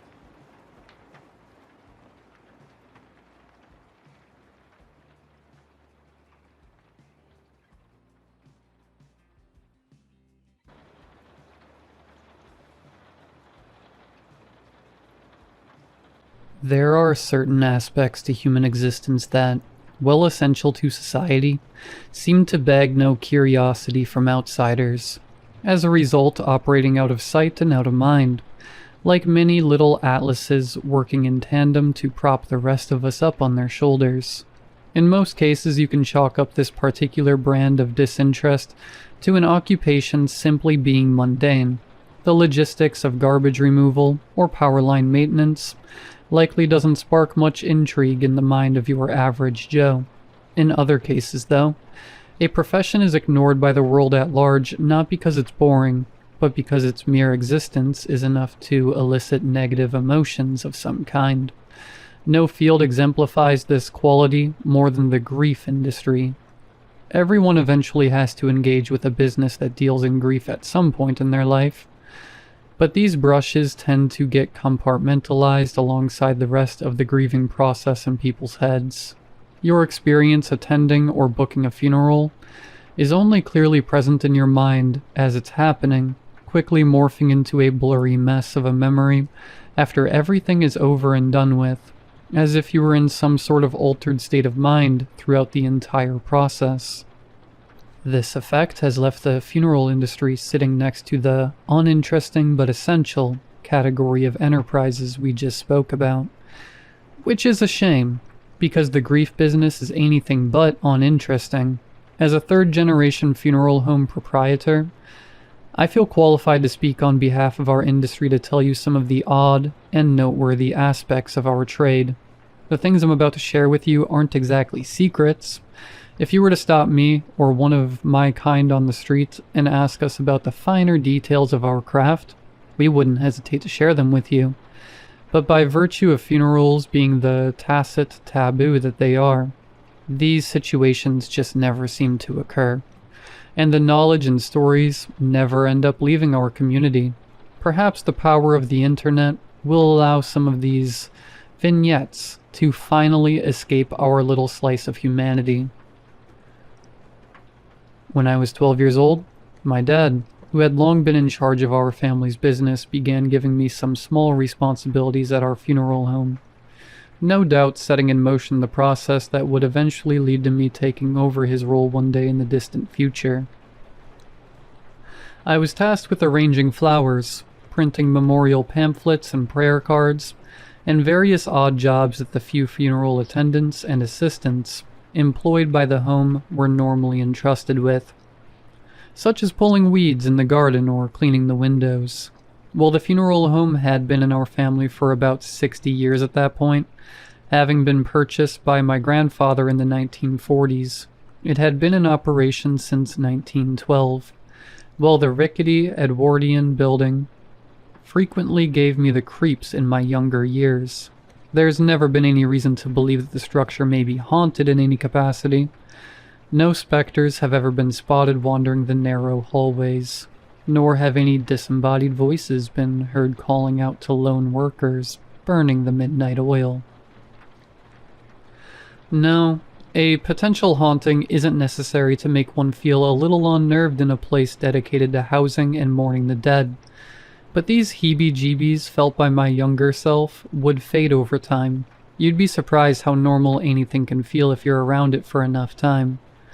Out of all the little obligations given to me by my father, my favorite one by far had been greeting guests, doing a job that involved not only working with adults, but also directing them in some manner gave me a sense of importance rarely felt by a 12-year-old, even if the extent of my power had simply been to tell guests which hallway they had to walk down.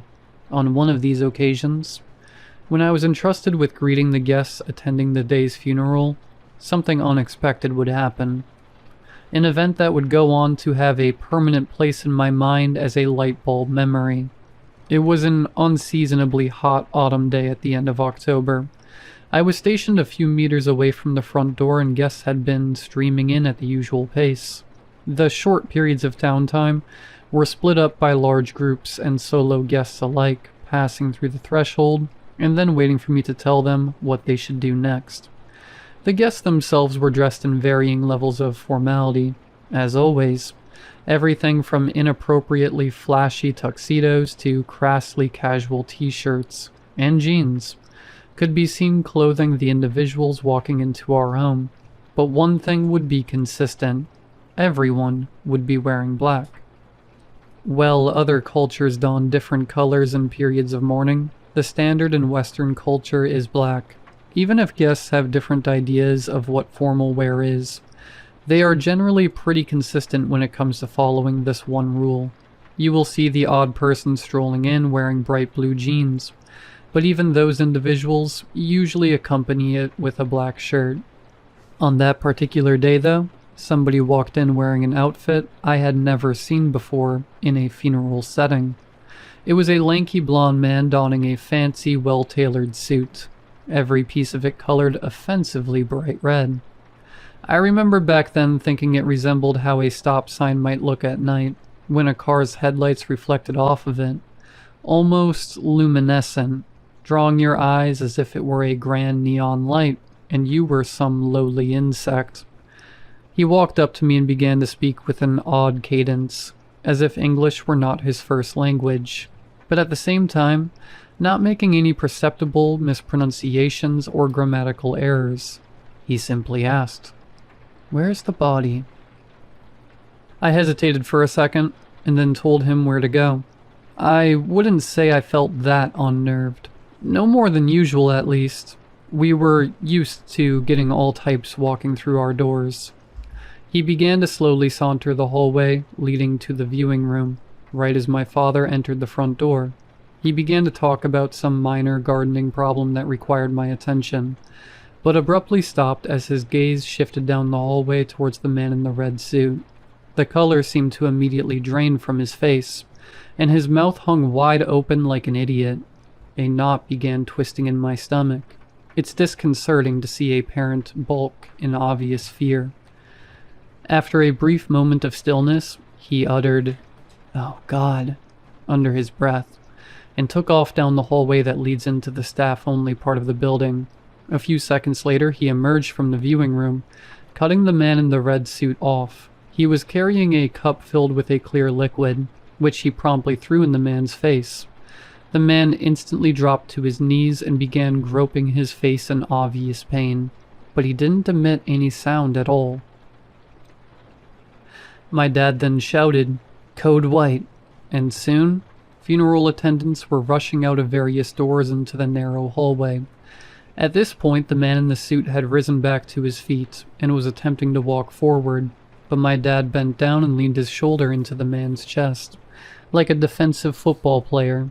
Some of the attendants came up behind the man to restrain him from the back, but my dad shouted for them to come around the front to help him push. Soon, there were 4 grown men hunched over, pushing this one person as if they were trying to get a car out of the mud. The man in the suit seemed to not pay any mind to the crowd of shoulders that were pressing into his abdomen. He was laser-focused on the viewing room and kept trying to move forward, despite being pushed back at an increasingly swift pace. Soon enough, the kerfuffle was nearing the front door. My dad yelled out, instructing me to open the door and then close it and lock it behind them once they got outside. I got up, my legs shaking from the adrenaline, and held the door open as if the attendants were merely carrying a coffin or some other heavy thing outside. As they neared the threshold, the man in the suit grew more frantic, breathing heavily and moving erratically. Soon they were fully out of the building, as I did as I was told and locked the door. A few seconds later I heard the lock jiggling, followed by my dad and the attendants walking in. The man in the suit, nowhere to be found. Everybody began walking off in different directions. Whatever had just transpired was seemingly over. I ran up and grabbed my dad to ask him what the hell had just happened, but he responded dismissively, telling me, "We'll talk about it when you're older." The day then progressed as if the man in the suit had never showed up. The commotion was upsetting enough, but that wasn't what forever cemented this event in my head. No, that would be the reactions from the other guests. You see, the viewing was in progress the entire time this was happening. Multiple guests were loitering in the front entrance area and walking up and down the hallways, yet not a single one showed any visible reaction to the madness unfolding before them. They didn't fully ignore it. I spotted at least a couple of them looking at the struggle, but they glanced at it in the same manner one might point their eyes towards a clock on the wall, as if what they were seeing wasn't the tiniest bit out of place. Many years later, as I grew older and my responsibilities in our family business increased, my father would explain what had occurred that day. This was apparently a semi-common occurrence, not just at our funeral home either. Well, there was no documented history or information about these unwanted visitors, as they're commonly called. An oral history can be uncovered if you speak to the right people at FSAC or other such funeral service trade shows. These unwanted visitors typically stroll in wearing some sort of inappropriate color. In the West, they usually appear in either bright red or white, but my father told me he once spoke to a Chinese funeral director who encountered a visitor wearing pitch black attire in his home country, where white is the traditional color for funeral wear. Once inside, their only goal appears to be finding the recently departed lying in their casket. They've been known to string together simple sentences to aid in their search, but nothing more. If one tries to lead a conversation with one of these visitors, they'll simply respond with blank stares. Sometimes, though, no communication is needed, and they can find their way to the viewing area on their own. Usually, someone intervenes before they manage to find the deceased. But if no one does, they'll stop just before the casket and turn their head downward to observe it, much like any other mourner. After a moment, they'll start to sniffle, which soon turns into a whimper, followed by a cry, a sob, and finally, an ear-piercing wail. Neither my father nor I have ever encountered anyone who's experienced this firsthand, but the second-hand accounts we've heard say this wail very much resembles the desperate cry of an agitated newborn. That's where our knowledge stops, supposedly, and again keep in mind that this is all unverified second-hand info. Everyone who's experienced a visitor wailing seems to experience a momentary lapse in memory. When their awareness returns, the visitor is no longer there.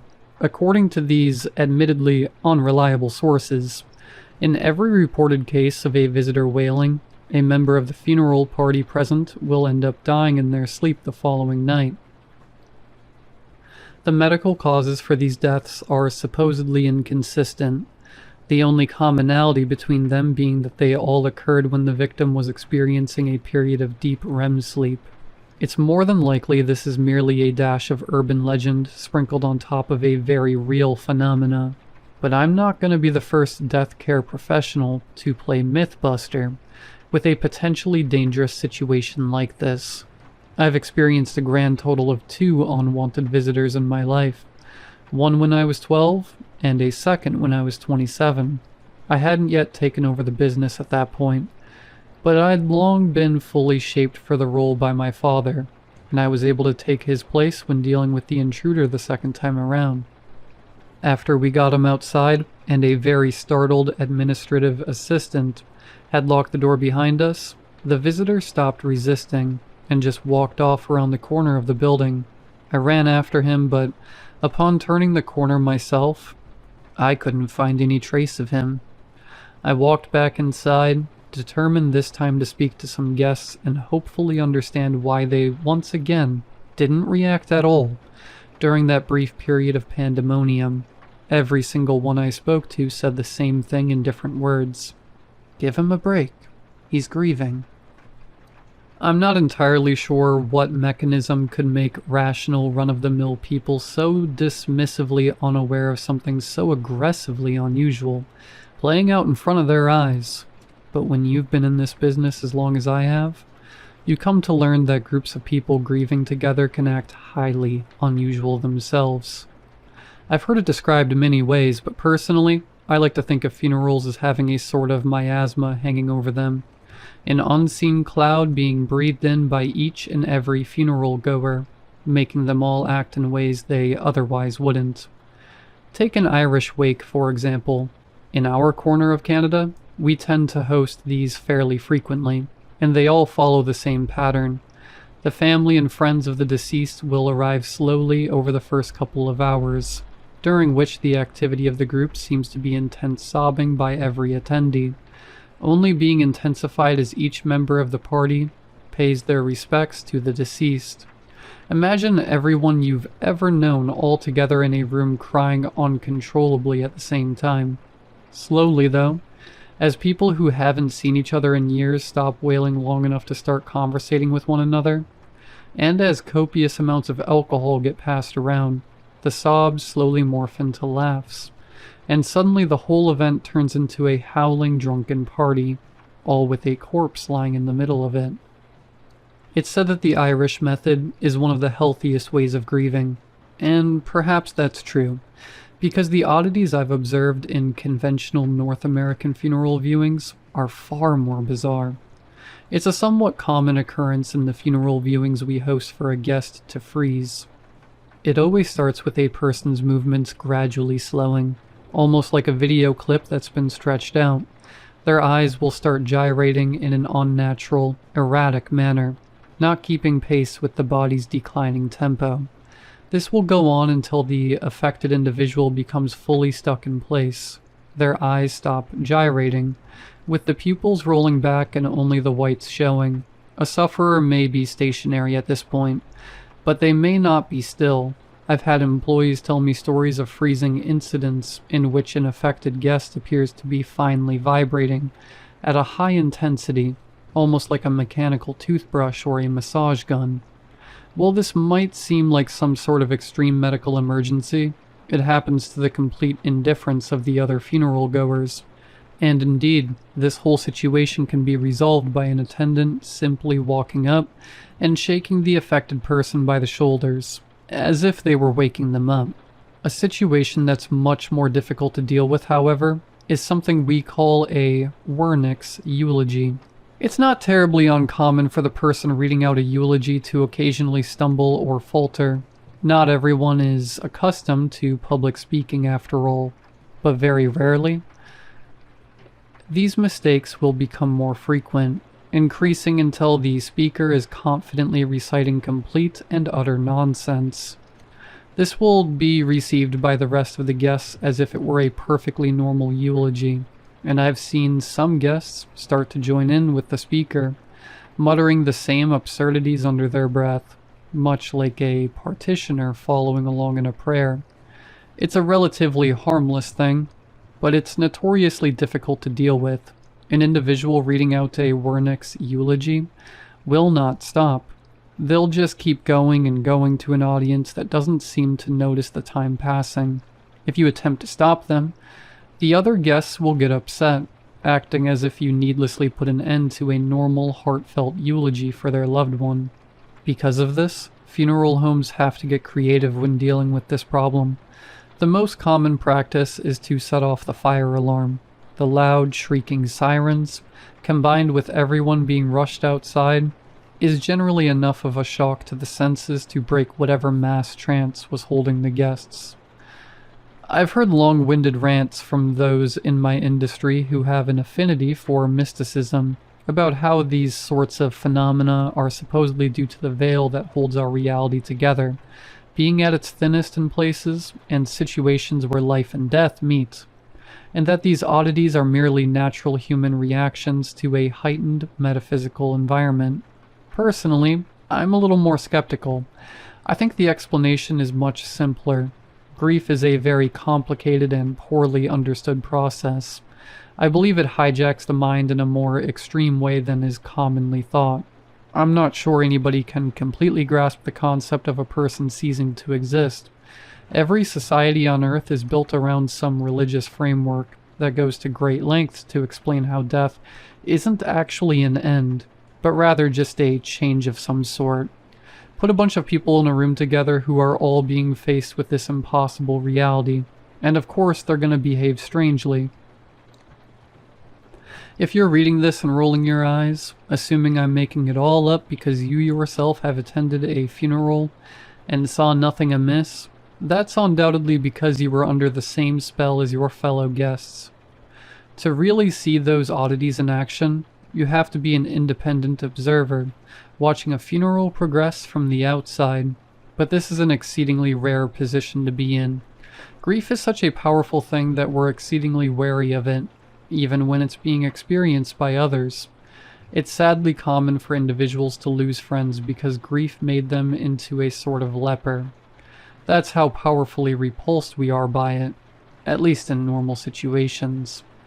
What I'm about to tell you is a bit of a taboo in our profession. It's something that's known to most but acknowledged by none. I believe it's a perfectly natural phenomena, but one that's incredibly difficult to come to terms with. Perhaps as difficult as grief itself. As long as people have been dying, so too have they been practicing funeral rites.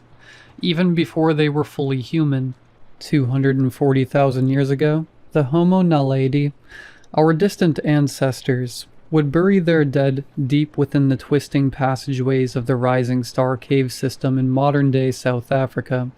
They would explore the darkest reaches of these caverns until they found an optimal human-sized slot in the wall that could serve as the permanent resting place for their deceased loved ones, above which they would etch various ritualistic symbols. They had to creatively place fires and use makeshift torches to make their way to these extremely hard-to-reach burial spots, an early indication of how much distance we prefer to have between us and grief. Many epochs later, ancient Egypt would present humanity with its first iteration of a funeral home. Just like today, They served to accommodate the complex and strange rituals people wanted acted out before they buried their loved one and moved on with their life. Just like Homo naledi, the ancient Egyptians kept these morbid activities of death relegated to the underground, with all known ancient Egyptian funeral workshops being found deep beneath the earth.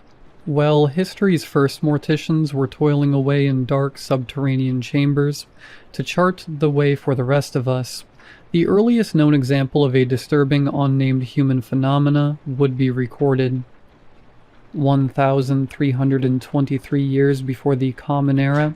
Egypt's most famous pharaoh, Tutankhamun, would die at the age of 18. His reign was brief and uneventful.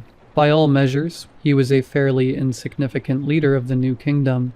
His modern fame isn't a result of anything that happened during his short life, but rather what happened after his death.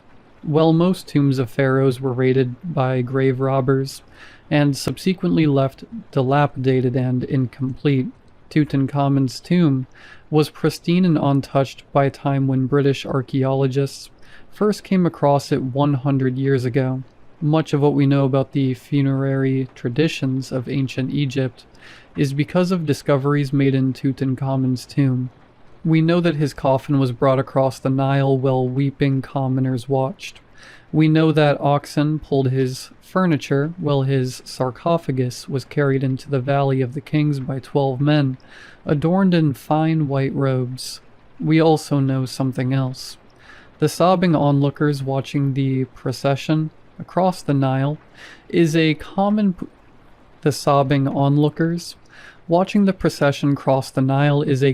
point of history, but what isn't discussed nearly as much is what happened after.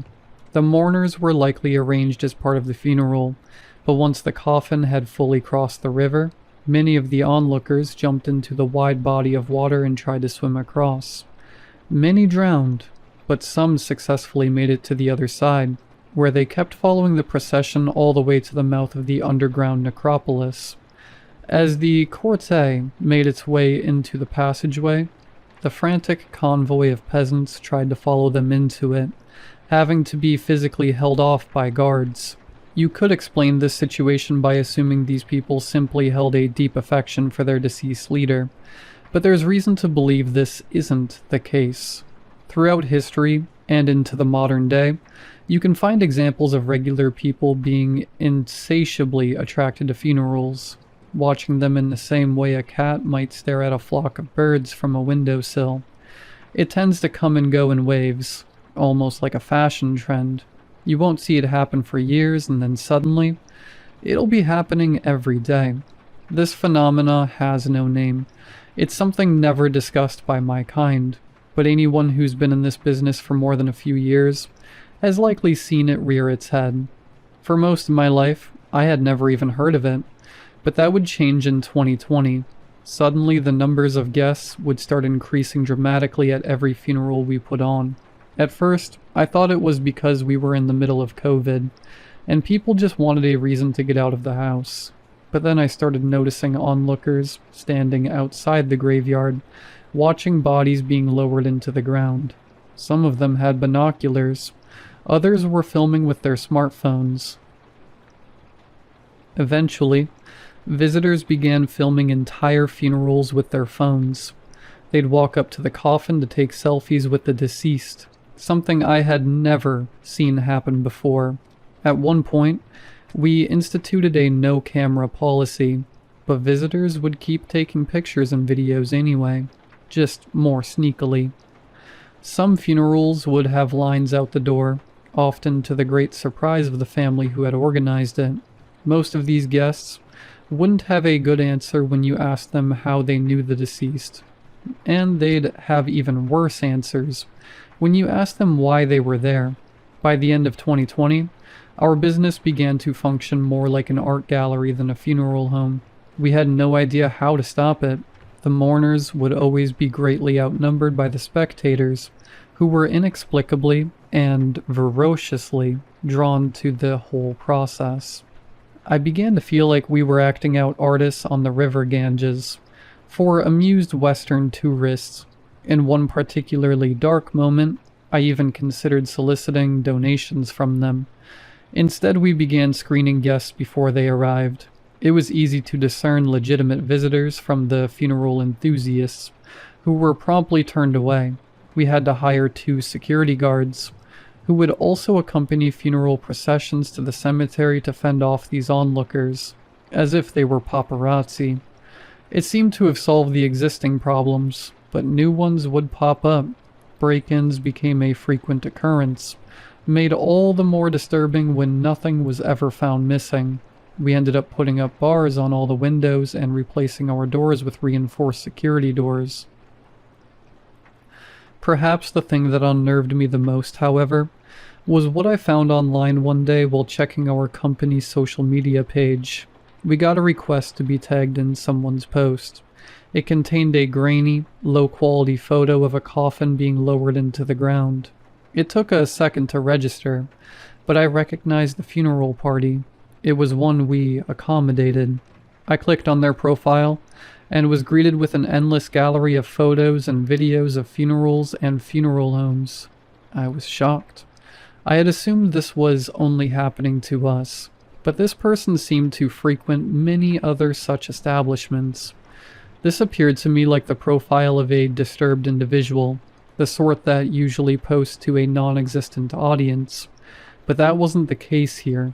Every photo I clicked on had hundreds, or even thousands of likes, with many comments discussing the finer points of whatever funeral-related thing was depicted in the photo or video.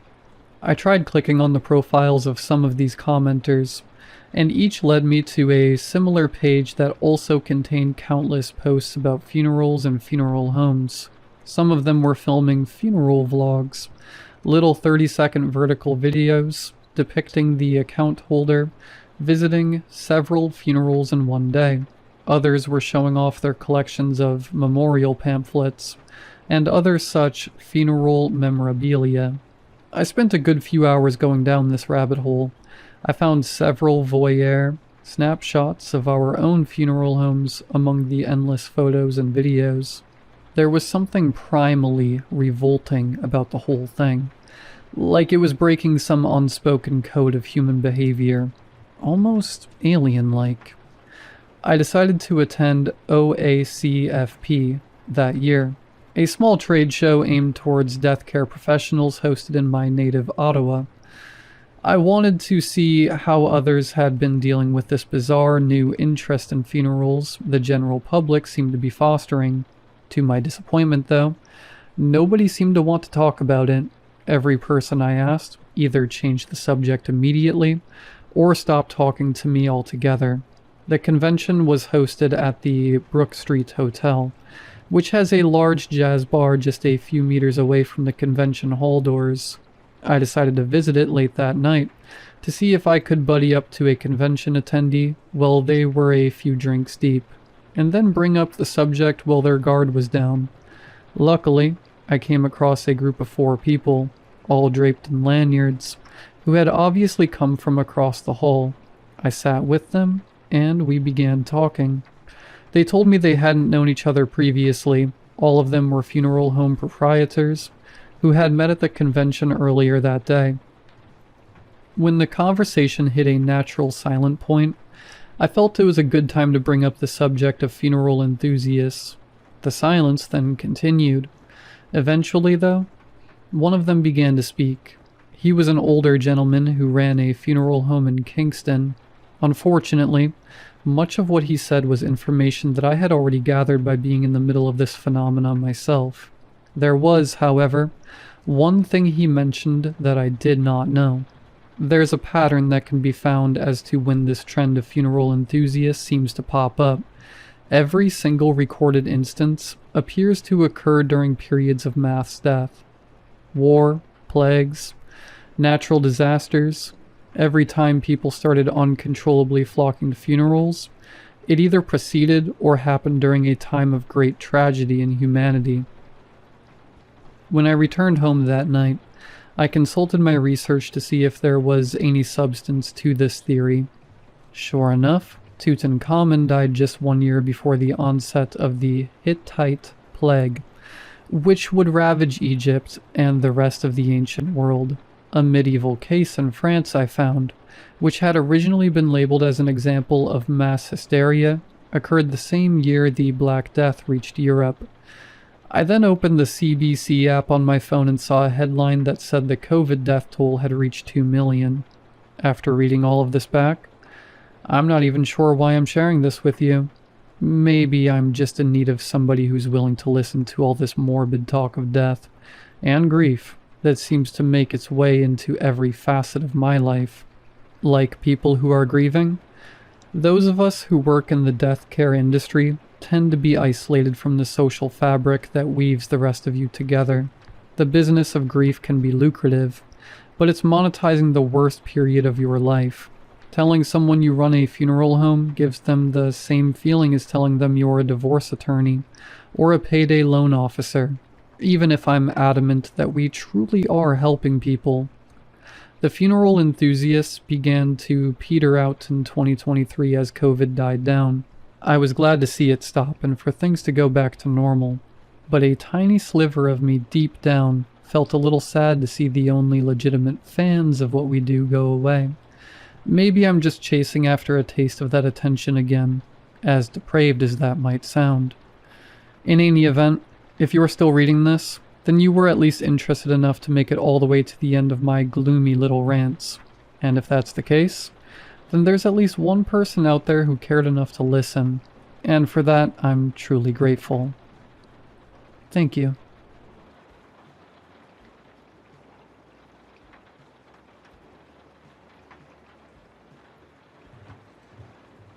Those who celebrate Father's Day usually have a fun story or two to share about a bonding moment.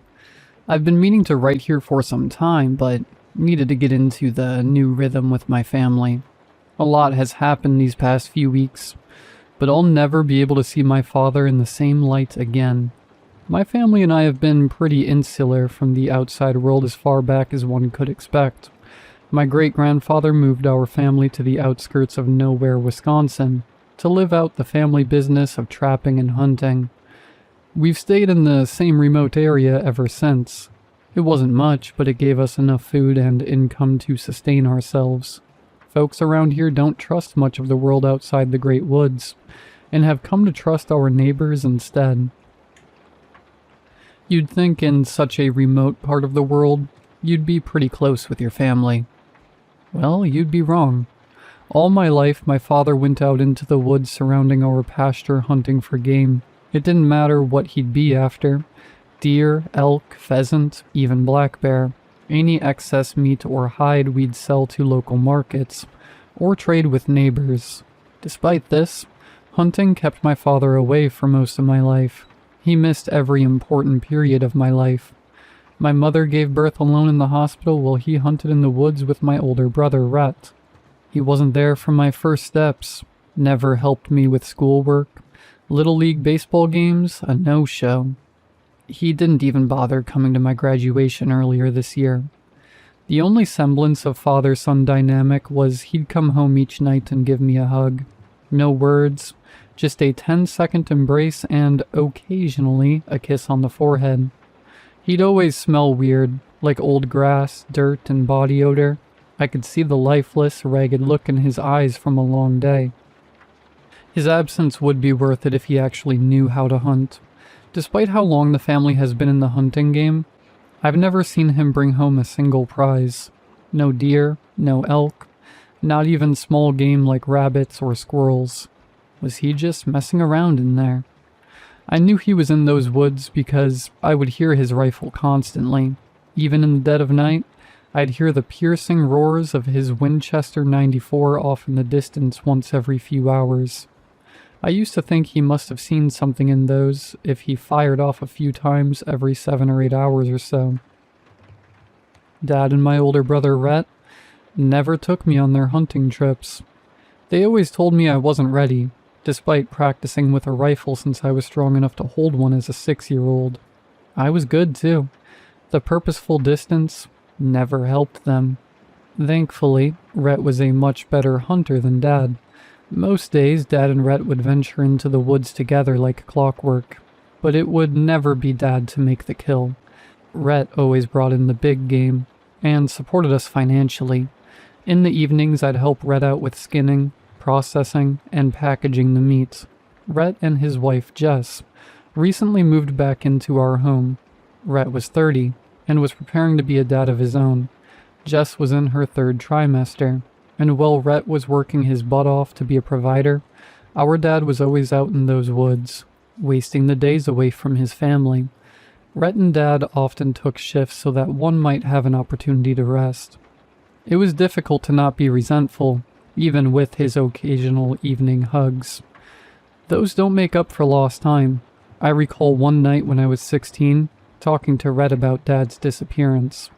We didn't talk too much about our feelings, but what's an older sibling meant for if nothing else? "Rhett," I mumbled, "why does Dad not want to be around me?"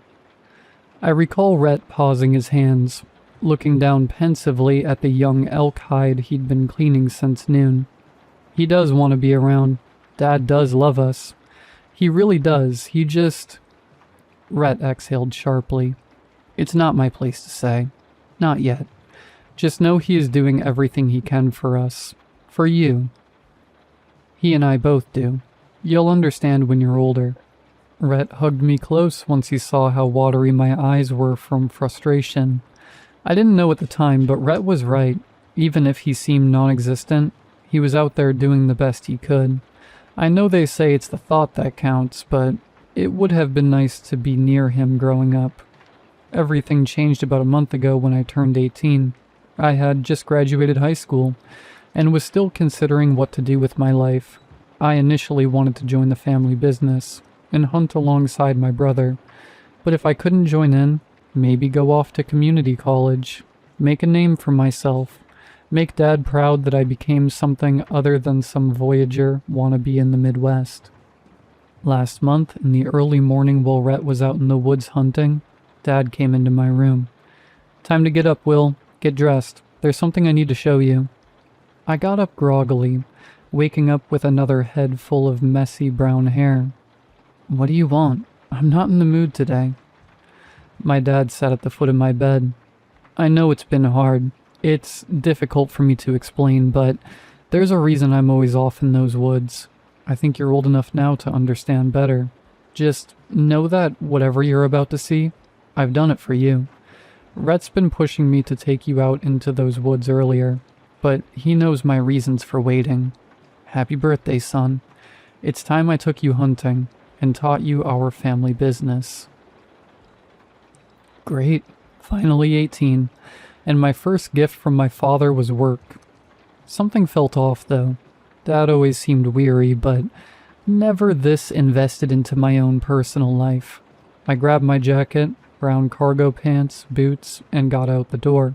For the first time ever, I went hunting with my dad. Our trek into the big woods took over an hour.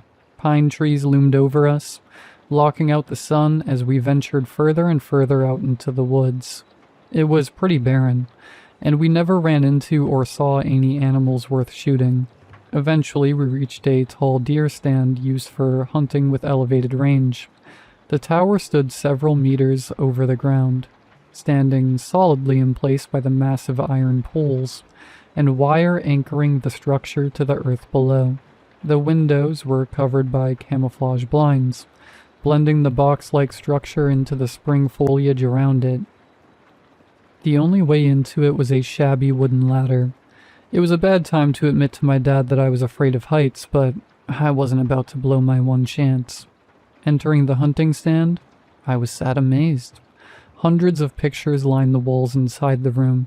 Some recent, some old. Family pictures. Looking closer, I realized they were pictures of important moments of my life.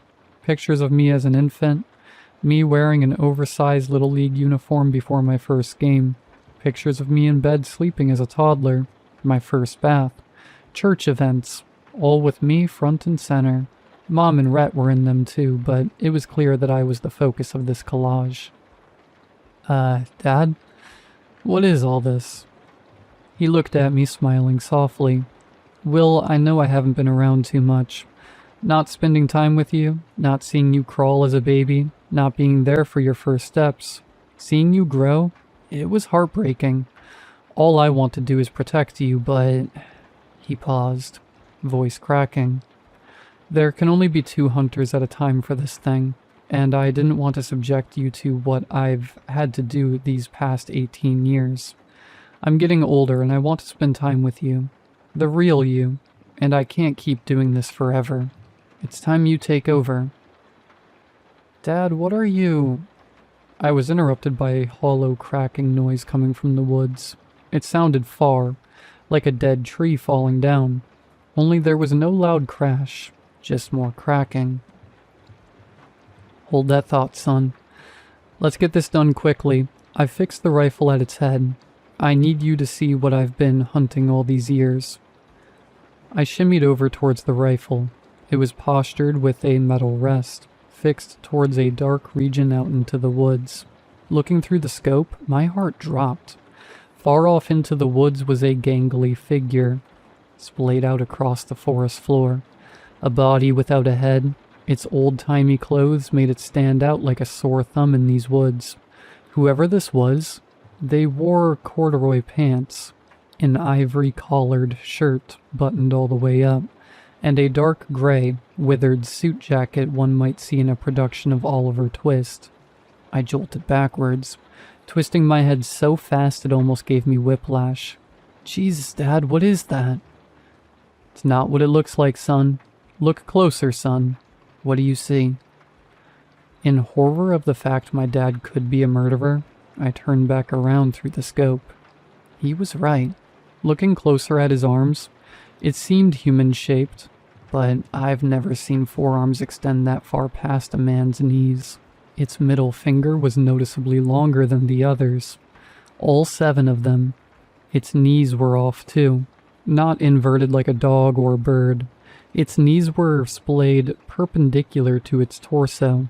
Strangely enough, its corduroy pants seemed to be tailored specifically for whoever or whatever this was. The cracking noises persisted. It took me a minute, but it was apparent that the shifting sounds were emanating from the mysterious corpse. What exactly am I looking at? Son, the rifle should be aimed directly at its head. No matter what you see, I need you to pull the trigger. Waiting too long will only put us in danger. What? Dad, please, what's going on? I don't... The body shook viciously, its headless frame spasming on the forest floor, crunching with each jerky motion. Now, Will, the second you see its eyes, pull the trigger. I grabbed the rifle, trusting the man I once barely knew in a situation I barely understood. Peering through the scope, I saw what he meant. The top of its skull was slowly reforming. It would be inaccurate to say it was regenerating, like a lizard growing its tail. Instead, the bloodied mud and earth beneath its wound seemed to slither towards the headless corpse's neck, forming first into an oblong shape, and morphing slowly into what resembled a skull, a human skull. Do you see its eyes, Will? I could feel my heart pounding, watching whatever this thing was slowly creep its way back to life. Its massive middle finger began twitching, whipping backwards towards its forearm like a scorpion's tail. Its chest began lifting up, breathing, its ribs almost piercing the white shirt it wore. At long last, the head had returned. Its long neck seemed to struggle, lifting its head up slowly.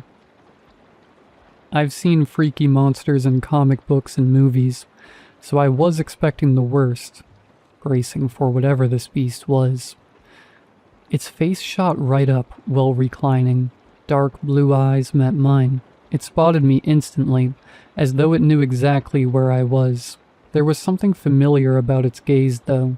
Looking closer, I realized it had my face, down to every minute detail. What the...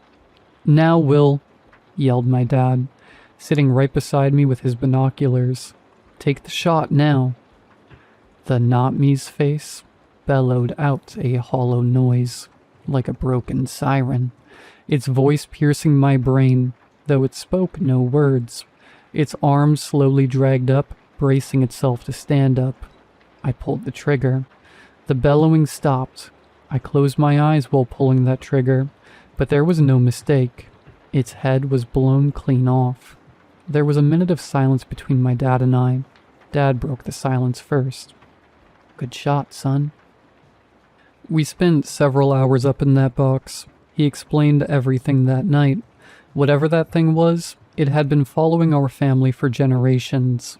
Dad thinks it's an alien. Our great-grandfather called it a doppelganger. Whatever it was, it used the visage of the youngest man in our family. It left unattended. It would sink closer to whoever's face it wore.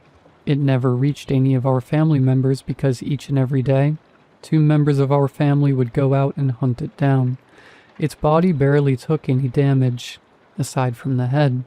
It took time to regenerate, but would always regenerate.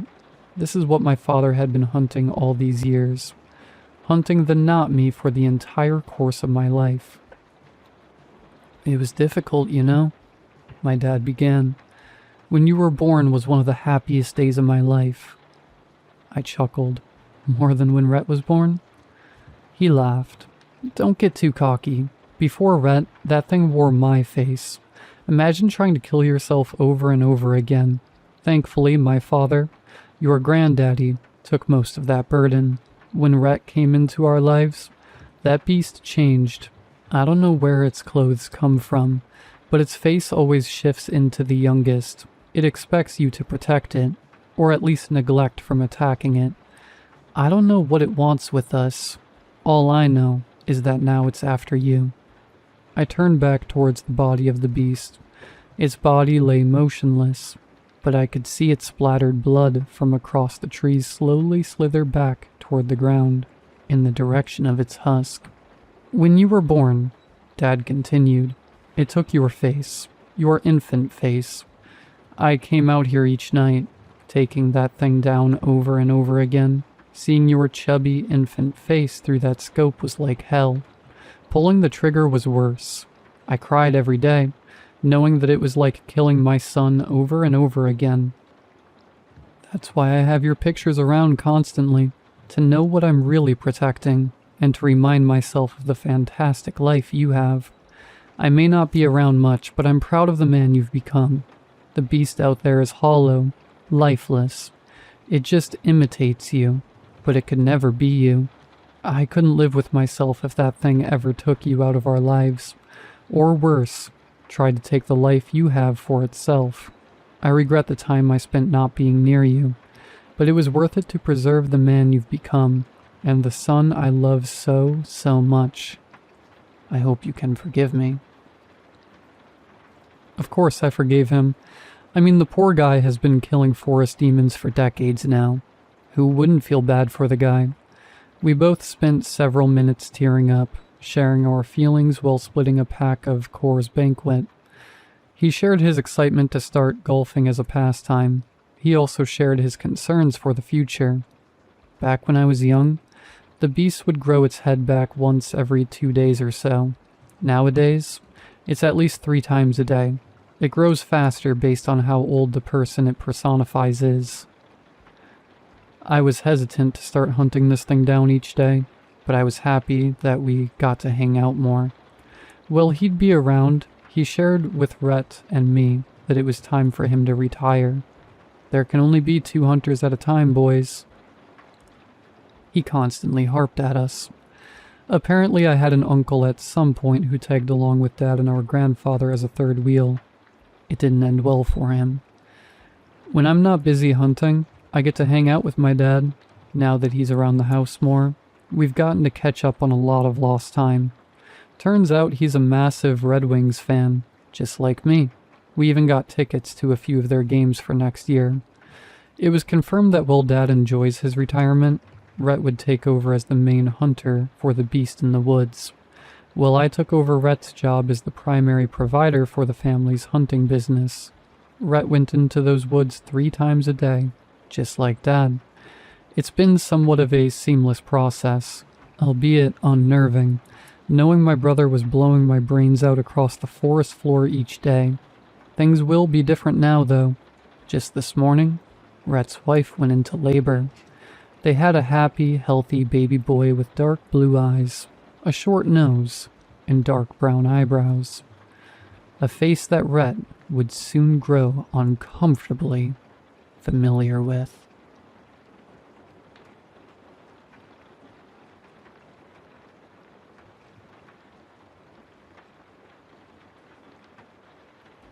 No matter what anyone tells you, please know that my wife is dead. We had been married for 4 years. She loved me enough to move halfway across the country with me. Leaving behind Maine and moving to a small rural town in South Dakota was difficult for her, but she grew to love our quiet peace of nowhere. Jess loved the slower pace of life that South Dakota granted, and so did I. It allowed me to focus more on our relationship.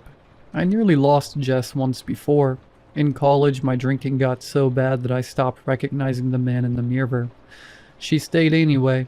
She helped me get sober. She gave me a future when I deserved neither. It was her kindness and patience that got me through, and when our life in South Dakota began, I made a promise to myself that I would make the most of every moment I had with Jess. 2 weeks ago, Jess headed back to Maine for a weekend girls' trip with her sisters, since she hardly got to see her family anymore. I supported her decision to make the trip, though I told her I would miss her like crazy. She smiled, leaned in for a kiss, and said, "I'll be back before you know it." Less than an hour after she left, I got a call from my fishing buddy, Sheriff Miller. "Hey Sheriff, you want to get together tonight for some fishing? The wife is out of town, so I'm free," I answered casually. A sober voice responded, "Devin, I'm real sorry to have to be the one to tell you this, but there's been an accident on Highway 9 by the intersection. I think you should come down here." My heart dropped as I hung up and headed out to Highway 9. As I approached, I saw the bright flashing lights of 4 police cars, 2 fire trucks, and 1 ambulance. My hands shook violently as I exited my car and jogged over to the scene. In the middle of the intersection, I could see a semi with its front end smashed in on itself and smoke rising from its exposed engine. I walked up to Sheriff Miller. When he saw me, he removed his hat, and with tears in his eyes, he said, "Devin, I'm so sorry." In a panic, I glanced past him to the torn-up cornfield just off the road. In the middle of damaged and flattened corn stalks rested the crumbled remains of Jess's 2019 Subaru. I screamed and wept as I saw the paramedics walk a covered stretcher to the awaiting ambulance. Even beneath the sheet, I could tell that the body it carried was mangled and bent in ways unnatural for the human form. Weeping, I fell to the ground as the sheriff knelt next to me. He told me he knew how hard this is, but he really needed me to come with him to the medical examiners to positively identify the body. So he helped me to his car, and we both followed the ambulance. I sat in the hallway for what felt like hours before they called me back to view the body. Tears again filled my eyes as they lifted the sheet. It was her. It was my Jess. The crash had knocked one of her eyes loose in its socket, and her jaw was mangled and hung loose. But it was her. The next couple of days were a blur of conversations with the funeral home, the local pastor, and Jess's family, who took the first flight to South Dakota. The funeral was on Sunday afternoon. The whole town came. The pastor spoke about the value of life and the sadness of death. As the casket was lowered to the ground, I sat there staring into the void. Slowly, family and friends began to leave, but not me. I stayed. I watched the workers fill the grave. I watched the last of the dirt disappear beneath the setting sun. And when I finally drove home, I did so knowing one thing with absolute certainty. My wife was dead. It was dark when I got home. My parents and Jess's parents both begged me to come over to the hotel so that we could grieve together, but I told them I needed to be alone. In reality, I didn't want them to stop me from drinking away my pain. Several bottles later, I sat alone in the darkness of the living room, as drunk as could be, but still unable to forget. That's when I heard the front door unlock. It took me a moment to realize what I was hearing. It was the low jingle of keys followed by someone fumbling to fit the key in the lock. Then a loud click. Next, The front door swung open, flooding the entryway with moonlight. I stared through groggy eyes as a familiar silhouette filled the doorway. A voice I never thought I'd hear again said, "Why is it so dark in here?" before calling out for me. "Devin, are you home, honey?" I couldn't believe my eyes. This can't be her. "Who are you?" I said with slurred words. At that, she jumped slightly, startled by my words coming from the darkness. She turned on the hallway light and saw me in the chair. "What do you mean, who are you?" "It's me, your wife," she said playfully before following up with, "Why are you sitting in the dark?" I had no words. I simply stared at her in disbelief. Her eyes glanced down to the empty bottles on the floor, and a frown formed on her face. "Really, Devin? I leave for 3 days and you start doing this again? I thought we were past this." I slowly stood to my feet and took a wobbly step towards her. "I don't know who you are, but this isn't funny. Jess is dead. Leave me alone." "What are you talking about?" She said in an annoyed tone. "I'm not dead. I was visiting sisters, don't you remember?" I stumbled forward towards her. "Jess is dead." She laughed. "Okay, you've definitely had too much to drink. I literally talked to you from Bangor yesterday." "You're not real," I mumbled as my eyes grew foggy and I collapsed in a drunken stupor. The next morning I woke up with a splitting headache. I wasn't sure how I had gotten to bed, but I lay there staring up at the ceiling. The grief of the last few days returned, and I sighed as the reality of life without Jess returned. As I pulled myself out of bed, I told myself I would go over to my parents' hotel later that day. As I got dressed, I noticed a strange smell in the room, not the scent of alcohol that I expected. Instead, it smelled vaguely of rotting leaves and mold. I cracked open a window before heading downstairs. My whole body tensed up as I walked into the kitchen, and there stood Jess. She was humming to herself as she poured a cup of coffee. I swallowed hard before opening my mouth. "Jess?" She turned and smiled. It was her face, her bright blue eyes, her bright white teeth, and dirty blonde hair. In that moment, I didn't know what to believe. 3 days ago I looked into the same face, broken and lifeless. But now here she was smiling at me as if nothing had happened. "Morning," came her energetic voice. "I have to go into the office here shortly, but I made you some coffee and here's some aspirin. I'm sure you're feeling a bit hungover." All I could do was nod. "Last night wasn't great. We can talk about it later, but it doesn't have to be a big deal. Let's just move on." "Okay, sounds good," I managed to say. She walked by me to get to the garage. As she did, she kissed me on the cheek. Her lips were cold. "I love you," she said as she walked out the door. For a moment, I just stood there in the kitchen. My pounding headache made it even harder to understand what was going on.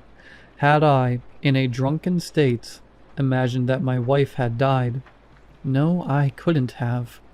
I was there. I smelled the burning flesh and saw the body. But if I wasn't imagining her death, then who was I talking to? It looked like Jess. It sounded like her too. My memories tell me that she is dead, but my eyes tell me that she's alive. So which one do I believe? "Maybe someone else can tell me," I muttered aloud as I reached for the phone. "Hey, Devin." Sheriff Miller's jolly voice came through the phone. "You want to get together tonight for some fishing? The wife is working a late shift, and I get done around 5 if you're free." "Sheriff, it's Jess." "What about her?" "The accident." Silence. "Devin, what accident? Is Jess okay?" I could feel anger boiling within me. "What do you mean? You were there. Friday you called me to tell me she had died in an accident. We just buried her yesterday." He went silent again before saying, "Dev, are you feeling okay?" "What the hell is that supposed to mean?" "Well, what I mean is we didn't have a funeral this weekend. At least not one I was aware of. And the last lethal accident around here was the Harrison family last summer. I opened my mouth to speak, but no words came out. Miller continued in a lower tone. Have you been drinking again? Look, if you need help, I'll give you the number of that rehab center in Middleton. Without another word, I ended the call. Next, I called my parents, and though I had seen them yesterday at the funeral, they claimed they hadn't left Maine in months. For the next hour, I scoured the internet, trying to find any news coverage of the accident, or an online obituary, but there wasn't any trace of the events of this last weekend anywhere online.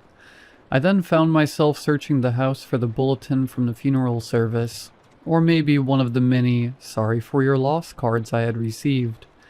But there was nothing. No cards, no notes, not so much as a scrap of paper from the funeral home. Nothing. By noon I felt like I was losing my mind, and my last evidence of my wife dying could only be found at the funeral home, so I walked 4 blocks over to the funeral home. As I entered, I was greeted at the front desk by an elderly man wearing a 3-piece suit. "Good afternoon, sir. How may I help you?" He said in a shaky yet soothing voice. "Yeah, hi. I was wondering if I have ever done any business here." He raised one eyebrow and asked, "You've forgotten if you've done business with a funeral home?" Yeah. I was just wondering if you could check my name against your files." "Very well. What is your name?" After giving my name, he typed it into the computer and said, "It seems that this last Saturday you purchased 1 burial plot in the East Field.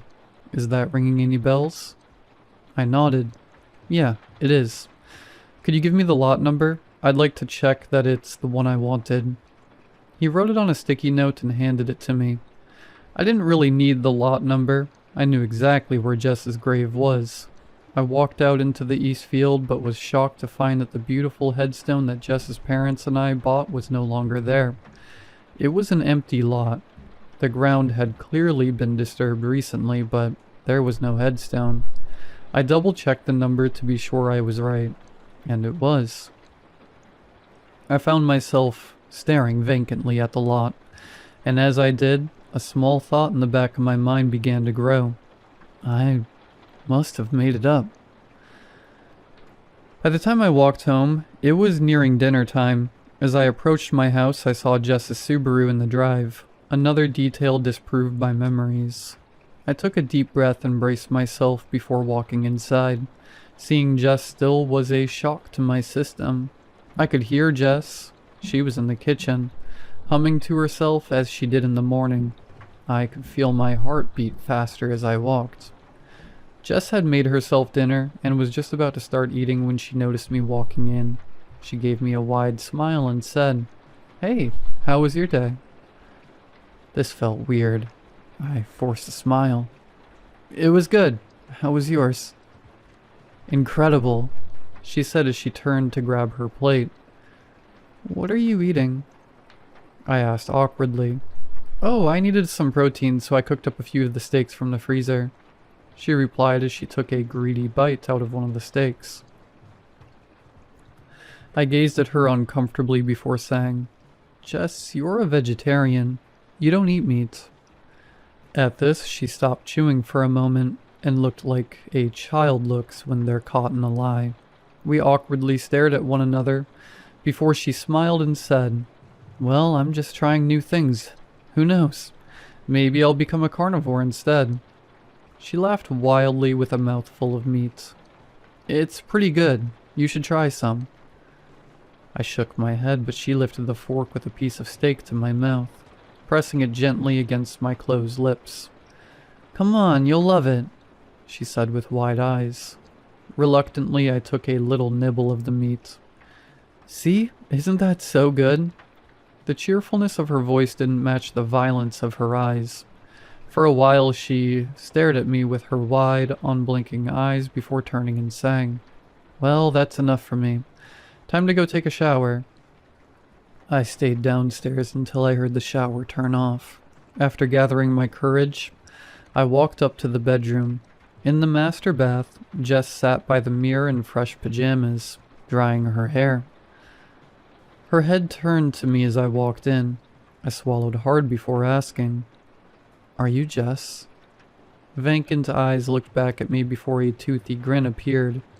"I'm your wife," she replied. "That's not what I asked." She stared a moment longer before shrugging and turning back to the mirror. I turned and retreated to the basement, shutting the door behind me. I tried to calm my nerves with some TV. A few hours later, I finally felt brave enough to leave the basement. I might not want to sleep in the same room as her, but Jess acting weird wasn't going to keep me in the basement. I stood up from the couch and turned around. As I did, my blood froze. Directly behind the couch, standing as still as a statue, was Jess. I don't know how long she had been there. I hadn't heard the basement door open. She stood staring deep into my eyes, head slightly tilted to the right, with a gentle yet malicious grin on her face. "Oh, Jess, I hadn't heard you come down," I said nervously. Silence followed. "What are you doing down here?" She said in a melodic tone barely louder than a whisper. "I had to get out of there." "I was just about to watch some shows, but my boss called me saying they need me to cover the night shift, so I gotta go." She glared at me in silence for what felt like an eternity before replying, "Okay, I hope you have a good shift." She then turned to the side to allow me access to the stairs. As I walked up the stairs, I could feel her warm breath on my neck as she followed close behind. Trying to stay calm, I found my wallet and keys before saying, "Bye, honey." She didn't respond. I resisted the urge to run to my car. As I turned the key, I breathed a sigh of relief. The real Jess would have known that I had been out of work for months. I felt convinced that that wasn't my wife, but I had to be sure. Jess stood in the window watching me as I backed out and pulled away. I had to know. I had to know what happened to my wife, and what was now in my house. And only one place could give me answers. So I stopped at the local hardware store and bought a shovel. I then waited till 1 a.m. when I was sure no one was out. Parking a little ways away, I cautiously walked to the east field of the cemetery. Something was buried in my lot. There was no headstone, but the dirt had clearly been moved. So I started digging. It must have been past 3 a.m. when my shovel hit the hard concrete of a burial vault. My lot had something in it. I took the time to clear off the rest of the vault lid before climbing out of the grave to run back to my car for a sledgehammer.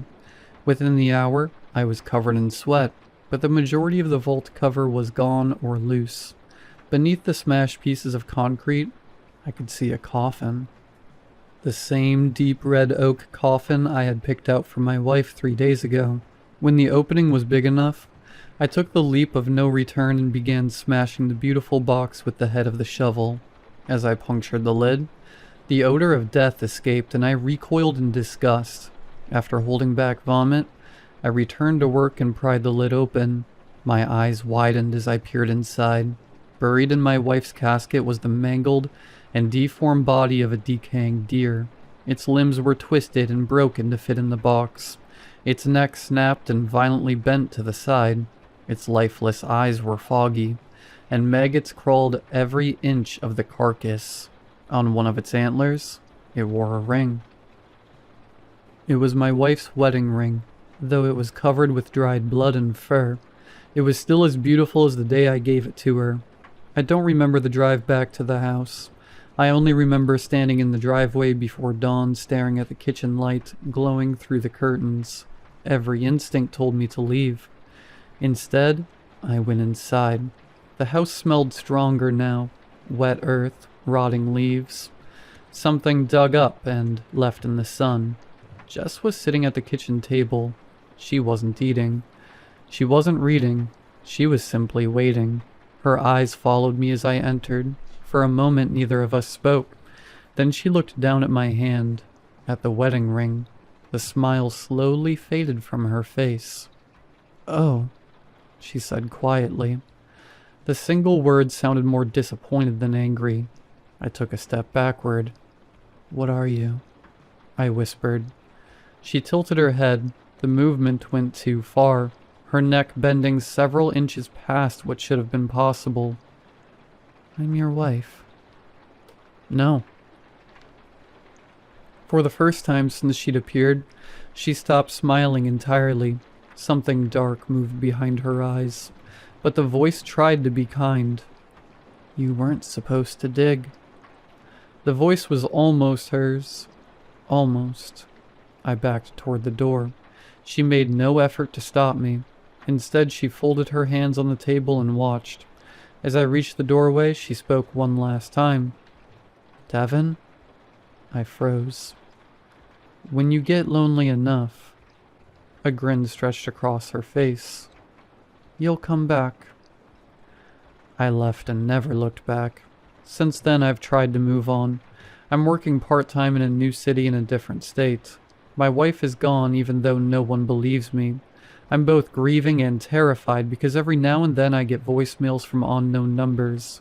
It's the same message every time. In the voice of my wife, barely holding back laughter, the thing says, Devin, when are you coming home?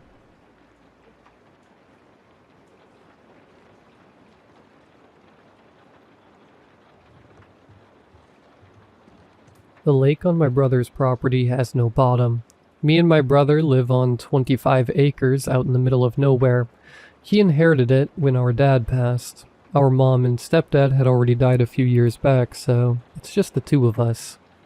When I say out in the middle of nowhere, I really mean out in the middle of nowhere.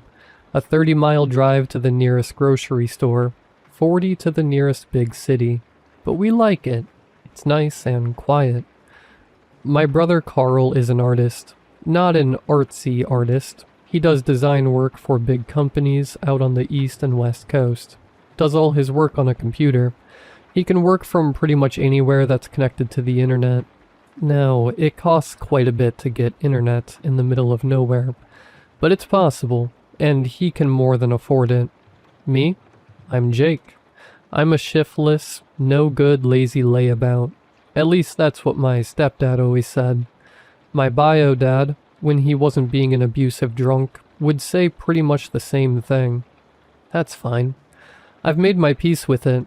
I keep busy by taking care of the place, doing the lawn care, the maintenance, painting, all the crap work that needs to be done.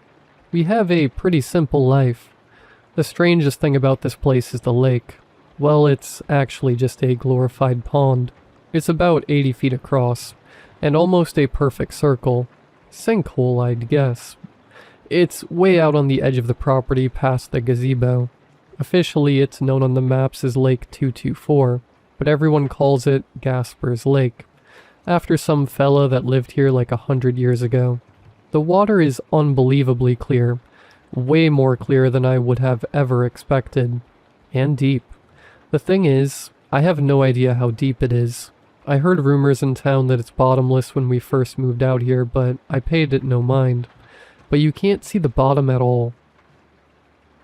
One summer, I had a fella from the state fish and game department come out and stock the lake with fish. I thought I'd do some fishing that fall, but it just didn't take. Don't know how or why, but come fall there wasn't a fish to be found. Didn't make any sense. If they'd died, I'd have seen them floating, right? Another thing is the light. Sometimes at night I could swear I see a glow come up out of the water. I got a nice little setup. I'd sit at the gazebo until late in the evening, grilling bratwurst and sipping cold beer from the cooler. But on the way back, that glow. A color that's just not right, you know? Not bright or anything. You can just barely notice it. But it's there. Anyway, my brother doesn't care about any of that stuff. He's got no sense of adventure, no curiosity. He's all about deadlines, meetings, and products. Sometimes he'll fly out from the local airport on a puddle jumper to go see a client, and leave me out here for a week or two. You'd never get me on one of those tiny single-engine planes. I kind of get the feeling he's embarrassed of me, but whatever. He flew out to North Carolina, or maybe it was Virginia one week, and I had the place to myself. So I called up Earl. He's my drinking buddy.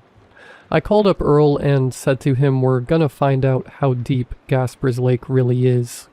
He brought over his John boat, and I'd say about 300 feet of half-inch nylon rope. We were going to be real scientific about this. I tied a cylinder block to one end, and we marked off the rope in 10-foot sections. He backed his truck up to the water, and we got the boat in and headed out to the center of the lake and dropped the cinder block over. I figured it'd bottom out at 50 feet or so, but no. That rope just kept flying right on out. 50 feet, 100 feet, 150 feet, just kept going. Maybe we should tie it off, I asked. Yeah, that's probably a good idea, he replied. We got the free end of the rope tied off around the cleats and watched the rope keep spilling out. Every bit of the rope played out, and the boat resonated with a loud thunk. I pulled the rope a bit up out of the water and could feel the weight of the cinder block on it. Earl? I paused. Earl, there's not any way this lake is 300 feet deep, I said. No way, he nodded. What the actual hell? We gotta get more rope, I said. My uncle's got a full industrial spool of half-inch nylon rope. 1,000 feet. There's no lake anywhere around here that's 1,000 feet deep, Earl replied. I grabbed the rope and started to pull it up. It was going to take a minute or two to pull it back up on the boat. Earl started winding it up as it came in. I got about 50 feet of it on board when it just stopped. Like just dead stop. I leaned back and pulled harder. Nothing. It felt like the cinder block had gotten caught under a ledge. I wrapped the rope around my forearm and gave it one good heave. Hung up on something? Earl asked. I guess so, I started to say when the rope tugged back. Hard. Threw both me and Earl off balance enough the boat flipped over. The water went over my head and I sputtered. Righted myself and broke the surface. Earl came up right beside me and got out a loud, "God dang it." We struggled to get the boat set right, but we got it. That's when I noticed the cleat had snapped right off. Rope and all had gone down into the lake. So, 3 days later, me and Earl were back again. We spent all afternoon setting it up. Got an electric motor to pull the rope back up and a pulley system at the end of a boom winch. It almost looked professional, bolted there in the back of his truck. Almost. Earl grinned and smacked our jerry-rigged setup on the side.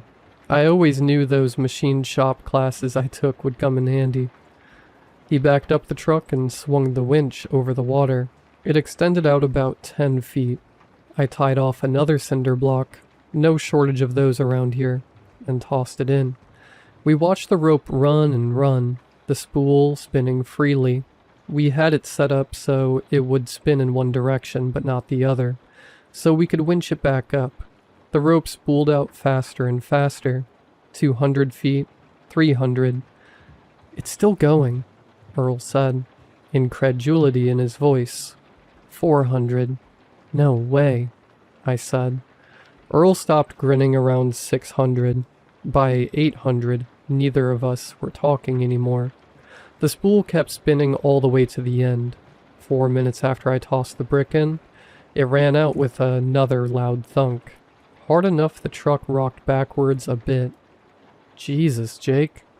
What in the actual hell is going on here? That's 1,000 feet of rope. I have no earthly clue, buddy. There's no way it's 1,000 feet deep.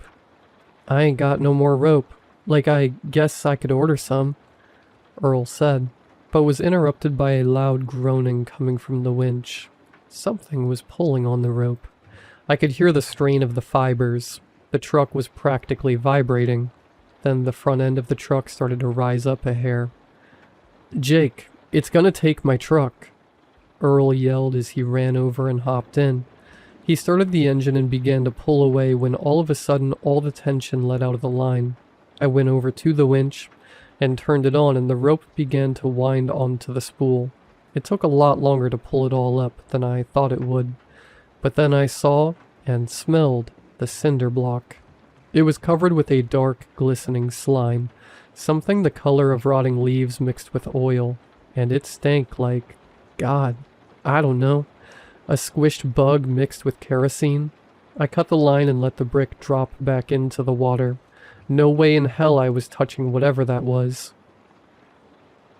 Earl pulled his truck up away from the edge, got out and came over to where I was staring at the water. "A camera," he said. "What, like an underwater one?" I asked. "Yeah, I know a guy. He's got an underwater rig. A little robot submarine. He uses it to inspect bridge pilings, dams, and culverts for the state. It's rated down to 1,500 feet, but it usually doesn't get used that deep. Got lights and a camera. You can drive it around," he said. "Sounds like a plan," I said. "But Earl," I paused. "Isn't this more than a little bit weird? Like even for around here. Maybe we should call somebody." "I don't know. Like an official?" "Jake, this is the most interesting thing that I've been mixed up in since Farmer Brindle's two-headed goat got loose in the dollar store. Look around. Nothing happens around here." I nodded. This place wasn't known for its excitement. "I'm gonna call him. Get it out here," he said. "I've got an old VCR we can hook it up to. Record what we find," I replied. Earl nodded. "Good idea." The next couple of days passed without incident. I spent the time power washing the garage. I know, high excitement, but it's got to get done. Earl pulled up in his truck the next afternoon. It really was a pretty cool setup. The sub was about 4 feet long and had lights and a camera on the front that could be panned around remotely. We tied it off to the winch with the nylon rope. It had its own coil of cable for the camera that we sat on the tailgate. "I made sure it had a full charge," Earl said, manhandling it out of the truck. "It'll give us at least a couple of hours." Getting in the water took longer than it should have. The thing was heavier than it looked, and we kept second-guessing which end was supposed to go in first. "I think the camera end goes in last," I said. "That doesn't make any sense. How's it gonna see anything pointed in the mud?" "I didn't say pointed at the mud. I said last. As in, we lower in the tail first." Earl looked at me. "That's the same thing." We went back and forth on it for a while before we figured out it didn't matter. The thing would right itself once it hit the water. We felt pretty stupid about that. "Alright, easy now," Earl said. As we walked it to the edge, it was awkward. No good place to grip it. "For God's sake, Jake, don't drop it. That thing probably costs more than my truck." We got it in without dropping it. Barely. Earl picked up the controller, and we watched it bob there for a second, listening a little to one side, and then it straightened out and sat there humming quietly. "Okay," Earl said. "Down we go." 300 feet down, it was dark enough that we snapped on the lights fully bright. All it showed was the rough stone on the side of the sinkhole. The water was still crystal clear. Around 400 feet, the walls changed. I almost missed it. "Earl, hold up. Can you back up a little?" He reversed the sub and we both leaned in toward the monitor. The rough pitted limestone we'd been watching for the last 10 minutes had stopped. What replaced it was dark and smooth, almost glassy. I looked at Earl, he looked at me. We both looked at the monitor. "That ain't natural," I said. "No," he said, "just that." We stayed there a minute, both of us staring at the screen. The sub's lights caught the dark surface and threw back a dull reflection. Whatever it was, it went down as far as we could see. Earl's hand was still on the controller. "You want me to keep going?" he asked. I should have said no. "Yeah," I said. "Keep going." At 800 feet, the walls just disappeared. The sub drifted out into the open water, and I realized I'd been holding my breath. The sinkhole had been feeding into something else the whole time. A cavern. The sub's lights didn't reach the far walls, didn't reach the bottom. Just open black water in every direction. and the hole we'd come through sitting in the ceiling like a drain in reverse. "Earl?" I said. "Yeah," he said. Neither of us said anything for a minute. The sub just hung there in the dark, lights cutting maybe 30 feet in any direction and then nothing. "God," Earl said quietly. "I wish I'd brought some beer." I laughed. Couldn't help it. Then stopped. "Keep going down?" I asked. He already was. "Can you point the lights down?" I asked. Earl adjusted the controller and the sub nosed down slowly. The light swept across what I thought was the bottom of the cavern, and I squinted at the monitor. Something was down there. A tangle of shapes, thick and dark and piled on each other like cable left in a heap. "What the hell am I looking at?" Earl said, mostly to himself. The sub drifted lower. The shapes resolved a little. Thick as tree trunks, some of them thicker, coiled loosely over and around each other, tapering at the ends, widening in the middle. Some of them were moving, drifting, kind of like seaweed. "Earl?" "I see it." One of the big ones began to uncoil. It peeled away from the mass, and as it moved, it revealed a surface beneath it, dark and rounded and covered in a texture I couldn't make sense of at first. It was dark and bumpy like an old avocado. I was still trying to figure out what I was looking at when it split open down the middle. It was an eye. Had to be 20 feet across. The iris was the color of old bronze, and the pupil was shaped like a triangle, and it was looking up at the sub. My stomach dropped straight out of me. Then the rest of them started moving. All of it. The whole mass coming apart into individual shapes. Eyes on every surface. Opening. Mouths, too. Rows of teeth catching the light, opening and closing on nothing. The cables, the arms, whatever they were, filled the cavern below us. The monitor went dark. "Earl, we have to get out of here," I screamed, but Earl seemed frozen. I grabbed Earl's arm. He was still staring at the monitor. Earl, we have to go right now." The surface of the pond began to swell and boil, whirlpools and waves churning around. He blinked, came back. We ran for the truck. We dove in and Earl started it up, but we didn't make it 20 feet before the back end lifted. It had come up fast. Nothing that big should move that fast. The tires left the ground and Earl screamed something I couldn't make out over the sound of the frame starting to give. I had opened the door and jumped out without even thinking about it. The ground came up quick and I landed with a wet crack as my ankle snapped. From the ground I could see the truck maybe 30 feet up, wrapped in something that looked like a giant black and glistening worm, being pulled toward the water. Earl was still in there. I know because I could hear him screaming. Then the roof caved in to the sound of shattering glass and metal forced beyond its limit.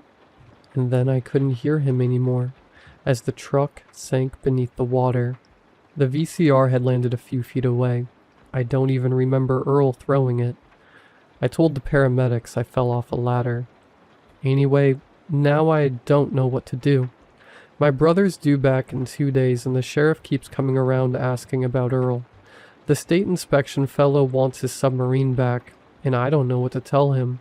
All I got is this busted leg and a video we took, and I'm not sure who I need to show it to. I think I'm going to call the governor, maybe the press. Should I call the FBI? What should I do?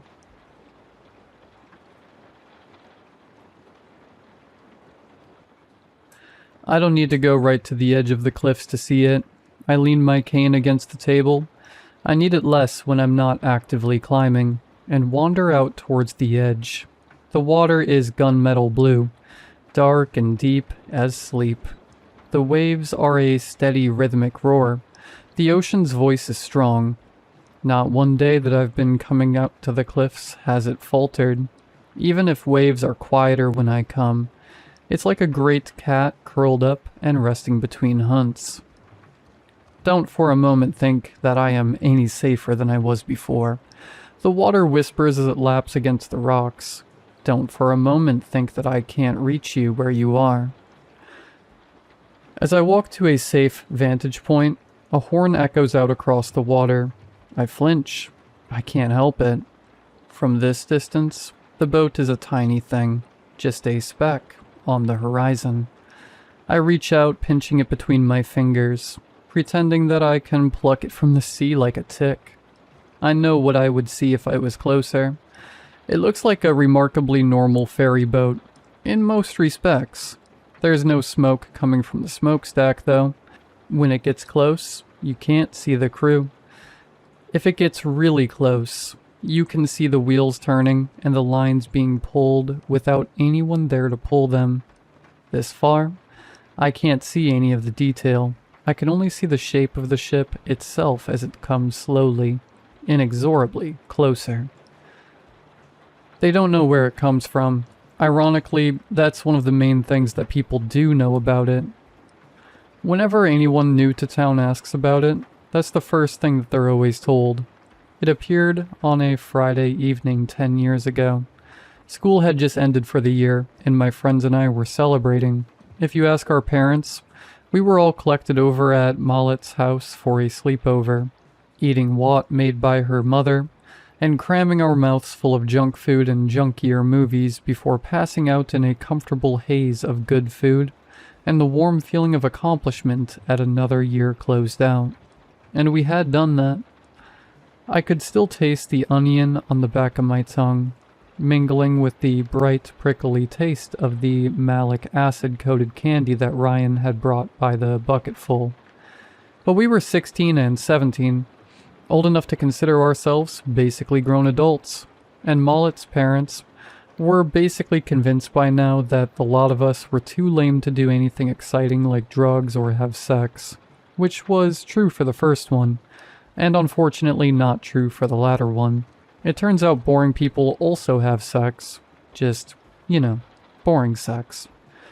So they didn't mind if she went with us, and the beach was close enough that I could walk there without too much pain or discomfort.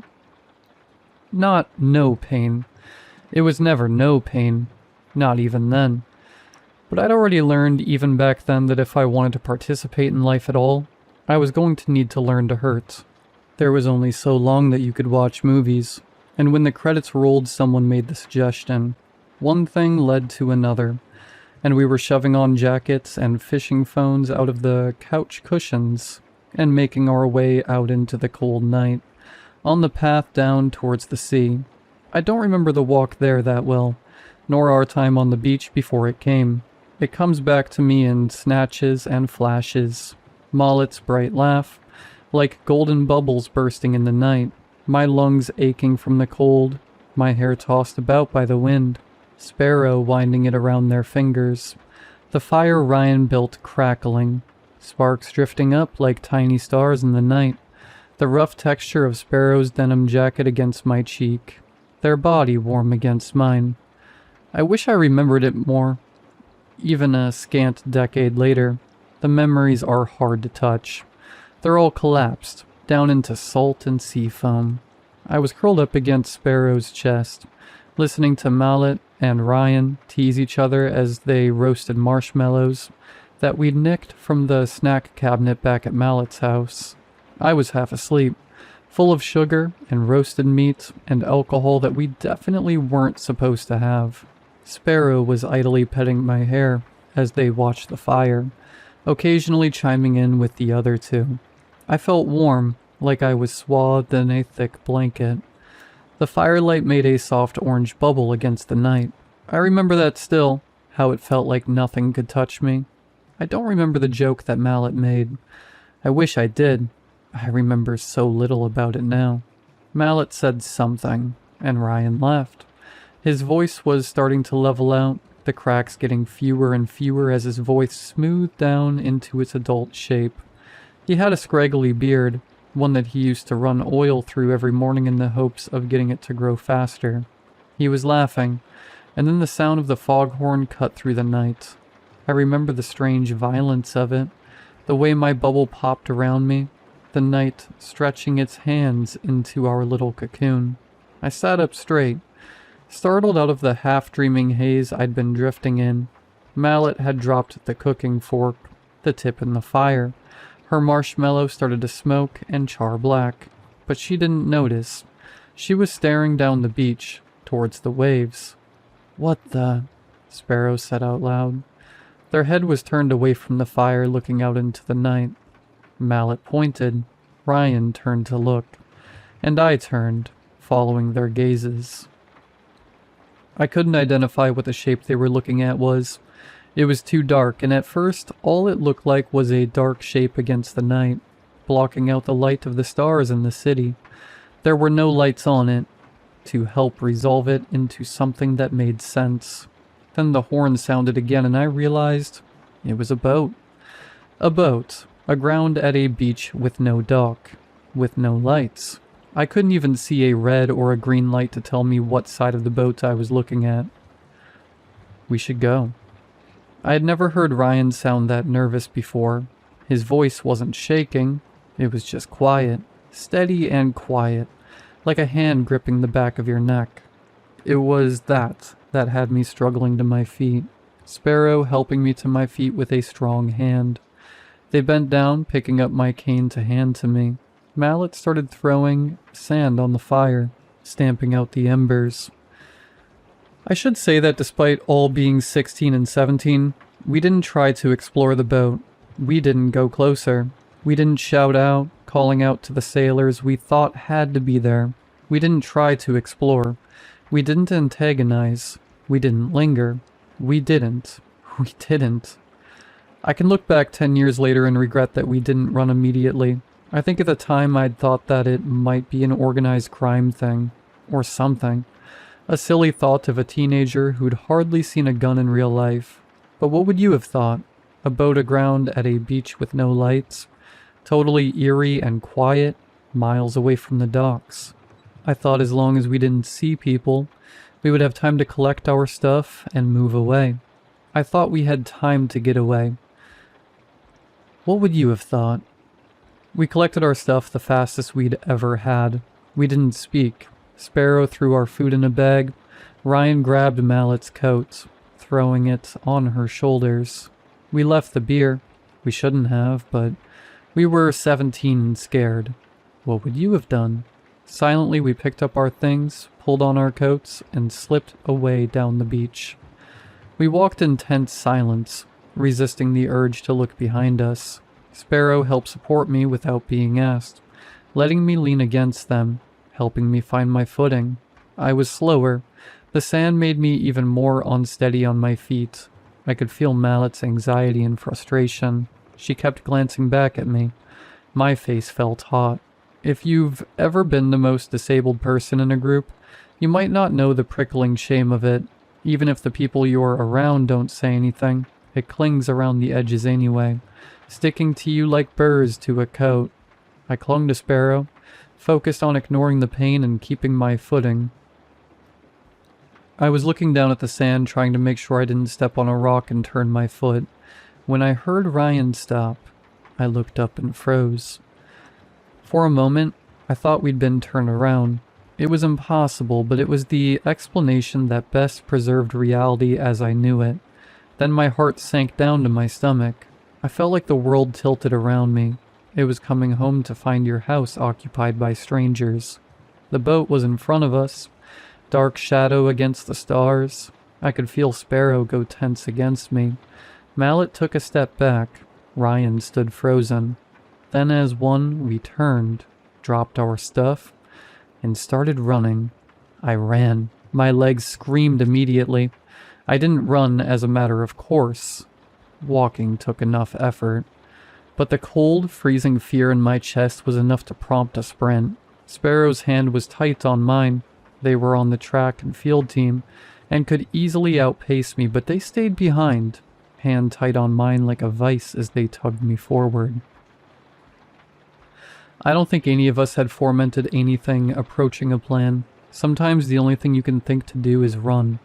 If I'd known then what was about to happen, perhaps I would have.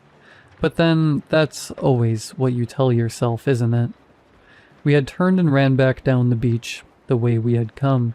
I remember looking up and seeing that the boat was gone, and feeling a weird flare of hope. I could see the bright sparks of the city lights outlined against the sky. There was a path somewhere among the ice plants and the sand that would lead back to the asphalt and streetlights. I had a thought somewhere in the back of my mind that surely that would mean safety. I didn't know what was happening, the way I would later. I just knew that something was terribly wrong and the only thing to do was to be as far away from it as possible. Mallet and Ryan were running in front of us. I could barely see through the white flares of pain in my legs. I was going to fall, I realized. A kind of awful fatalism, I remember later. Adrenaline only goes so far. There's a point where it falls. My brain was full of a white, sticky fog. Pain has a way of driving out all other concerns. It's hard for me to describe what happened next. What happened and what was a product of pain and fear is hard to tell 10 years later. It looks like this in my memory. We were running, and I could almost see the gap in the ice plants where the pathway started when the foghorn sounded again. It was worse this time. If you've never heard a normal foghorn, they carry like no other sound in the world, like the bellow of some great undersea beast. When this sound went off, I couldn't help but think, somewhere through the haze of pain, that it sounded like a scream, an open mouth. It was followed immediately by another one, and this time my legs collapsed underneath me. I couldn't help it. It was past willpower and adrenaline, and down to the very mechanical limits of my joints. The limits of the pain my brain would tolerate. Sometimes your body will just not let you hurt any longer. As soon as I did, my hand slipped away from Sparrow's. They hadn't been expecting me to fall and they weren't ready for it. I fell, collapsing down into the sand. The sound came again, and this time it was somehow louder. It filled the entire world. I curled up into a ball covering my ears, which didn't at all manage to block anything out. I think I screamed. When the sound died down enough for me to open my eyes and look up, I saw a tableau that I can't forget. When I close my eyes, I still can see it. I see it when I sleep. The boat had returned, as impossible as that was. Like a tiger circling its prey. It was closer than it was before. It seemed larger than it had before. It loomed like a wall of darkness. The water was wrong. Near it. I don't know why I remember that. I think that sometimes your brain just grabs onto details. The water wasn't lapping against it like it would against a normal ship. It was just coming in gentle waves against the shore, unaffected by the presence of the boat at all. Mallet was the closest to the boat. I didn't see Ryan. I watched her walk towards the boat. I think I tried to call out towards her, but the horn sounded again and my voice was swallowed by the boom. She walked towards the boat. She didn't look back towards me.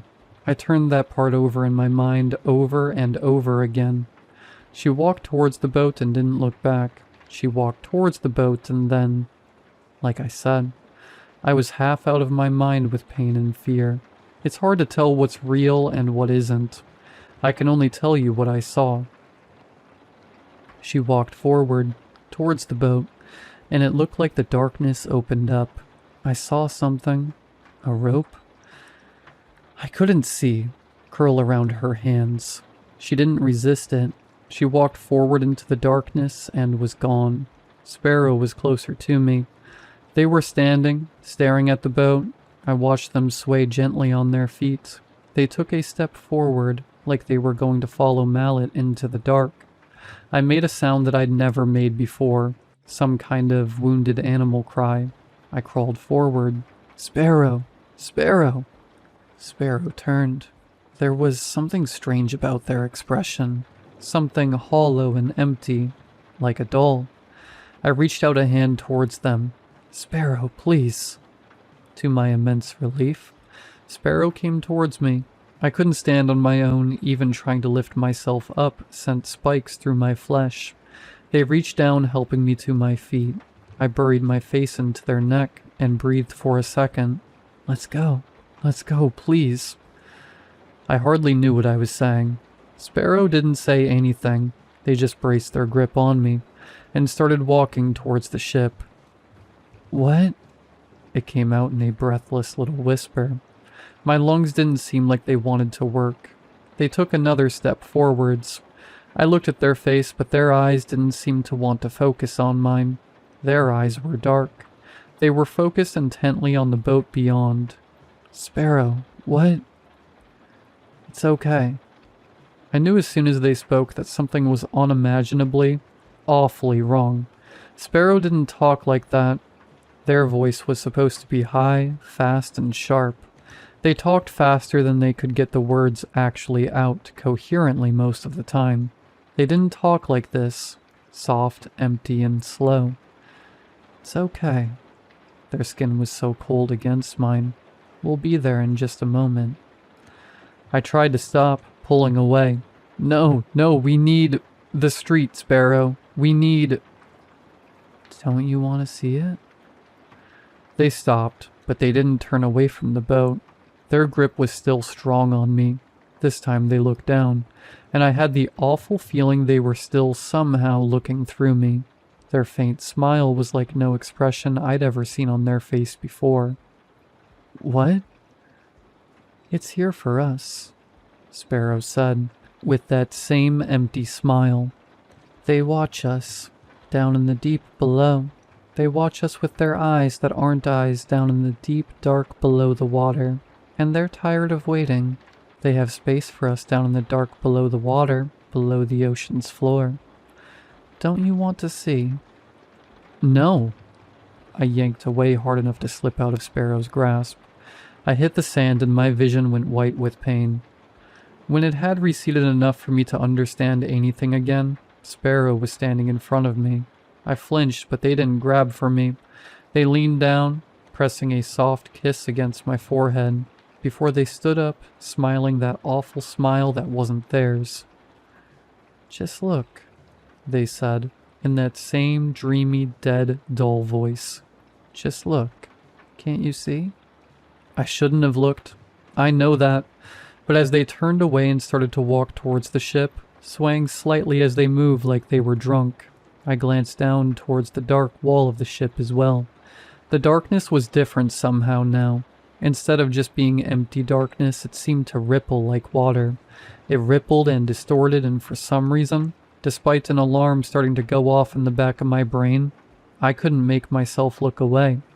In the darkness, I saw something moving. I wish I could describe to you what I saw. I wish I could make it make sense to someone who hadn't seen it. Any description I come up with seems to pale in comparison. In the darkness, I saw something look back at me. I saw eyes, but they were not eyes. Eyes didn't move like that. They were not eyes, but they could see. They could see inside me. And they promised me things. They promised me darkness. That they had a space for me. There was a place below the waves. Below the water. Below the bottom of the ocean that was open for me. Humans couldn't live down there, but they promised me that I would live. They promised me that I would live forever. It was my legs that saved me in the end. As Sparrow disappeared, I tried to struggle forward, towards the welcoming, waiting dark, and ran up against my legs. I tried to brace some weight on my knee, and the resultant pain was like a white fire. There was no room for darkness or eyes when I hurt like that. I tried again, and that time, I think I fully lost consciousness for a moment. My ears were ringing. As soon as I could move or think again, I rolled over and threw up. When I looked up, the boat was gone. And that was that. What else was I supposed to do? I sat on the beach until the sun had started to turn the sky gray and pale and streak the horizon with orange and yellow. And then I got up and limped home. It took hours longer than it was supposed to. Somewhere in the chaos I'd lost my cane and never did find it again. I made do with a bad one from Walgreens for a while after that. I found out later that we hadn't been the only ones to see the boat. That should have been impossible, of course, but we were beyond that now. I didn't understand the world that I lived in anymore. Why shouldn't a ship have visited hundreds of people around the city in a single night? It was no more impossible than anything else I'd seen. There was chaos, I think. I didn't see much of it. I didn't leave my bedroom for a while after that. Instead, I slept through most of the summer, putting my phone on Do Not Disturb so I couldn't be bothered by the masses of texts and news articles discussing the mass disappearance. It all seemed so distant, so unreal. I knew what had happened. I knew where everyone was. I knew at the bottom of the sea beneath the sand and coral was something hungry and old and waiting. Everything else was just so much theater and pageantry compared to that. I kept seeing the boat whenever I slept. It wasn't all the same dream. I could be in the city, or swimming in the sea, or walking on the beach. Wherever it was, at some point, I would look up at the sky and there it would be, a dark shadow against the blue sky. I would see it, and then I would feel it again, the touch of strange eyes and the opening of an abyss beneath me. I never told my parents about it. How could I? It wasn't the sort of thing that you could tell your parents. They wouldn't have understood. They wouldn't have understood what I meant when I said that they were still waiting for me. Their eyes were still on me. They still had a space for me beneath the waves. They were still watching me. I suppose it was fair that I watched them back. I turn away from the sea, beginning to walk back towards the pathway down to the parking lot. I don't need to stay now that I've laid eyes on it. It's not like it's going to move quickly. My phone rings.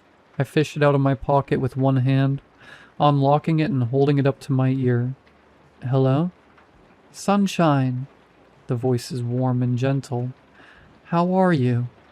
I soften despite myself, even though I have to focus on still picking my way down the sand and rocks. Hi, Dad. Yeah, I'm okay. It's just my father and me these days. I'm long grown, but I still live at home. With my legs being what they are, and my father's age being what it is, we do a lot better supporting each other. Home aids cost money that neither of us have. We're not as close as we were before everything, but we help each other out. It's a living. When my father speaks again, he sounds concerned.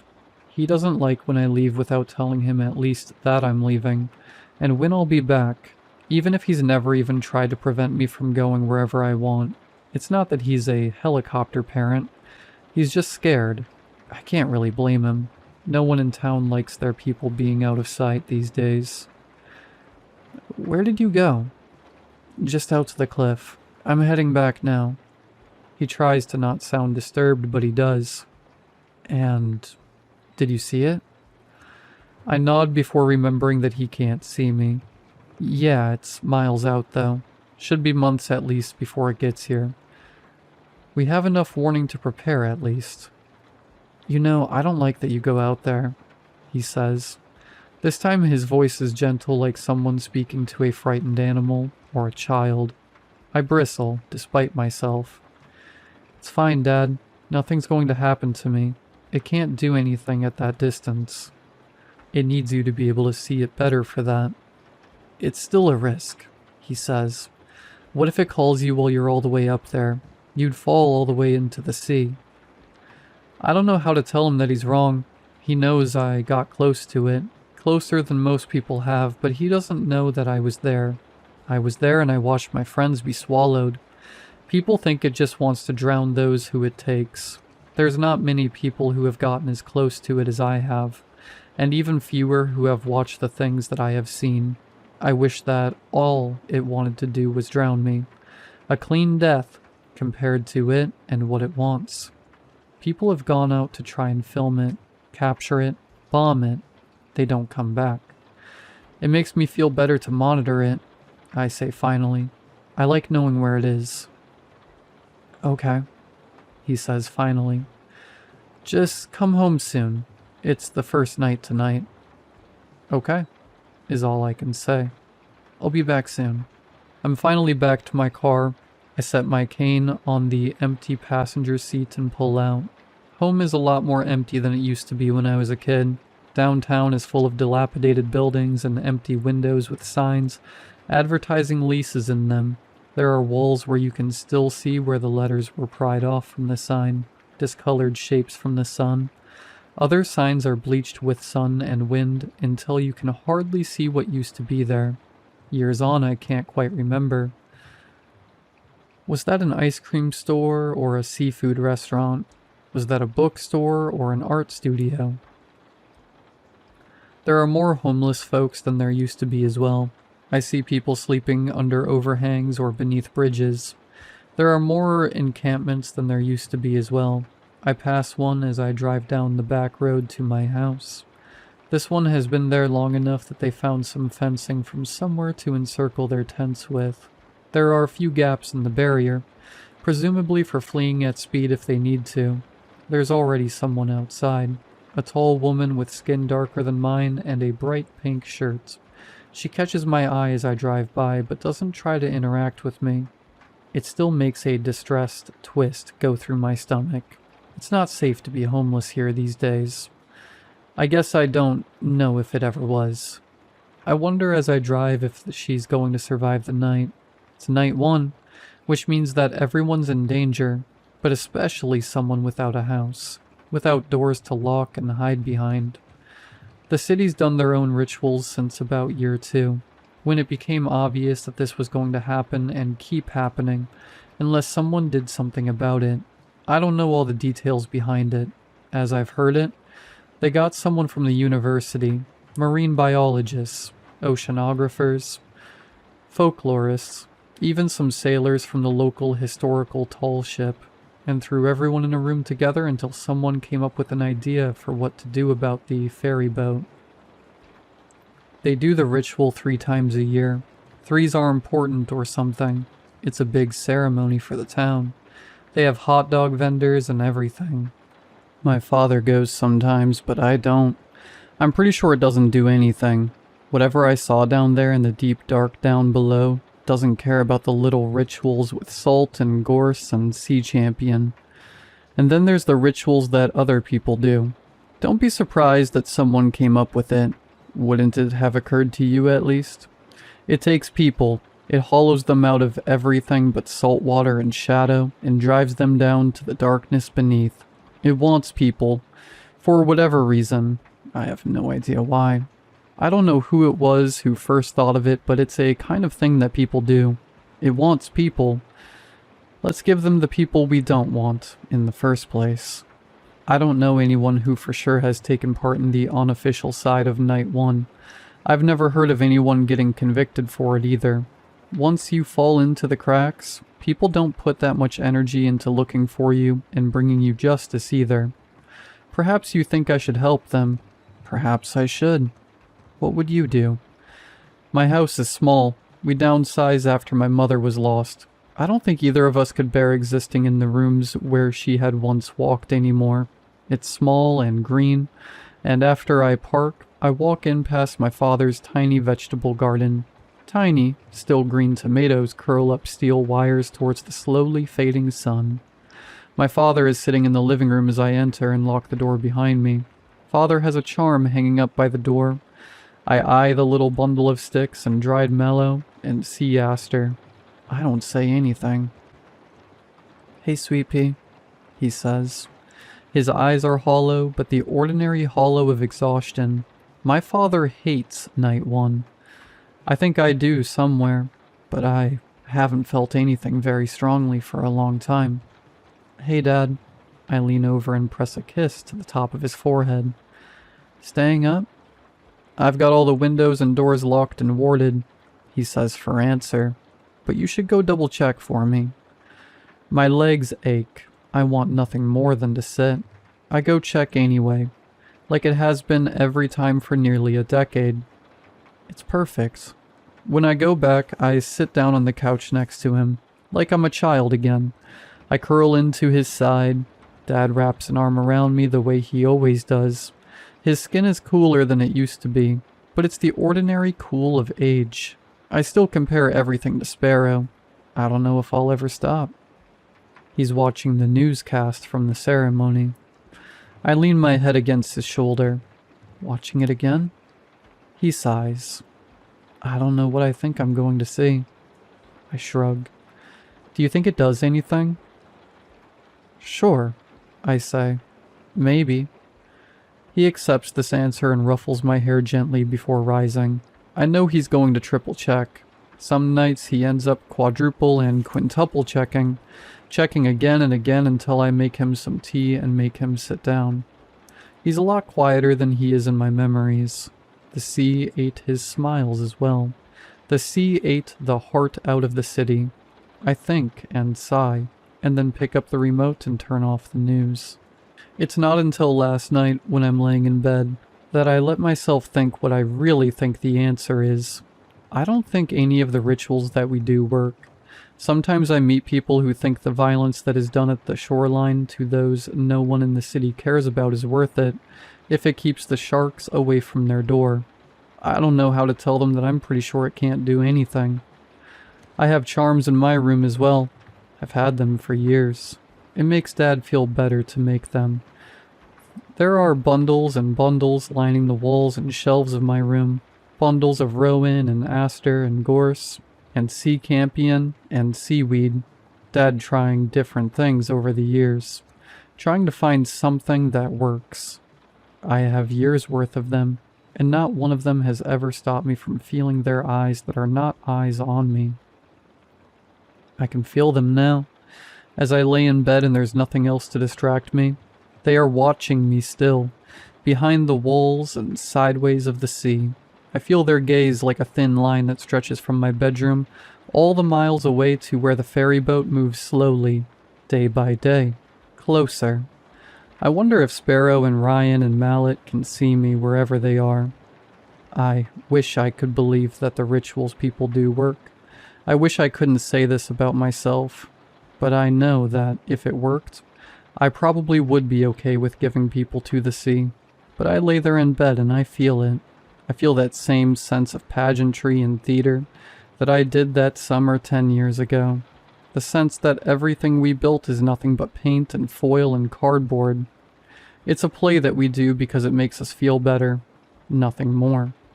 Whatever I saw in the darkness that night isn't something that cares about salt water and flowers. If it's giving us space, giving us time to rest and recover, it's not because of anything that we're doing. It's because it wants to. It knows that there's so many of us that cannot leave. It knows that even if 1 year's pickings are slim, that it has time. Whatever has waited there for uncounted eons beneath the waves isn't something that needs to worry about time. I close my eyes, trying to ignore the sense of eyes on me. It can wait, I think to myself. It can wait as long as it takes to catch someone who it wants. I wish I knew what to do. Perhaps somewhere else. I'd be able to figure out how to get my friends back, how to drive the boat away forever, how to stop feeling the aching absence within my chest that I know is the space that they've prepared me for, still waiting for me to fill it. I don't. All I know how to do is lay in bed and close my eyes, knowing that when I sleep, I will once again see the yawning gaze of the eyes beneath the sea.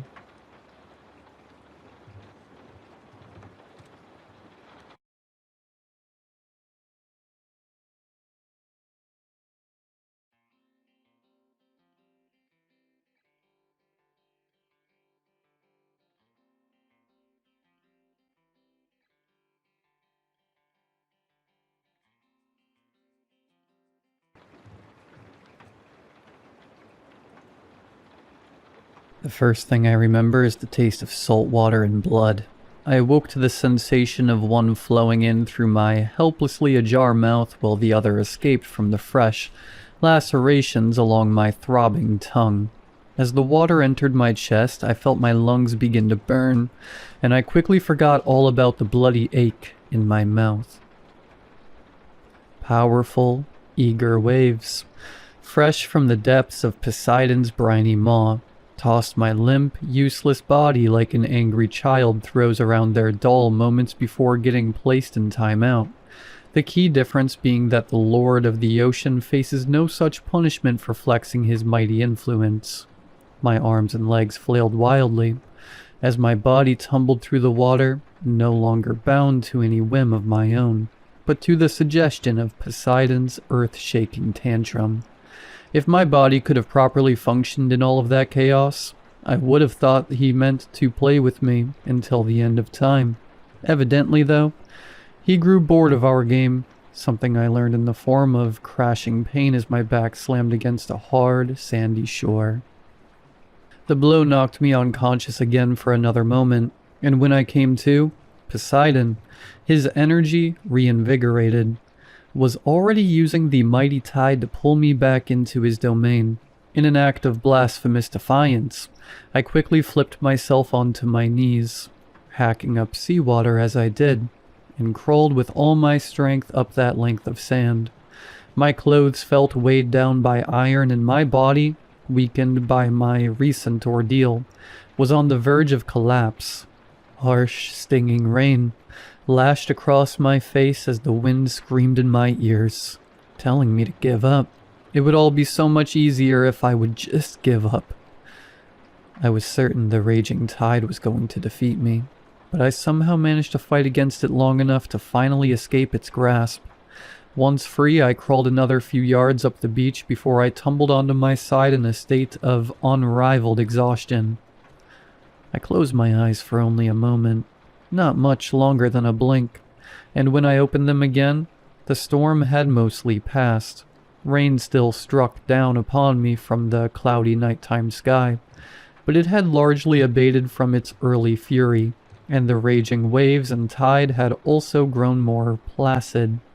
The wind no longer howled terrible suggestions into my ear, and the curtain of clouds above broke up just slightly enough to allow some azure moonlight to slip down from the peaceful firmament. I forced myself into a sitting position, a task made almost impossibly difficult due to the weight of my soaked clothes. Though my brief siesta seemed to have given my body back some of its strength, though it had done little for the raging headache that now dominated the space within my skull. Looking around, I found myself in a long stretch of beach, the vast ocean, like onyx glass in the blackness of night, extended before me in one direction. In all others was only shadow and sand.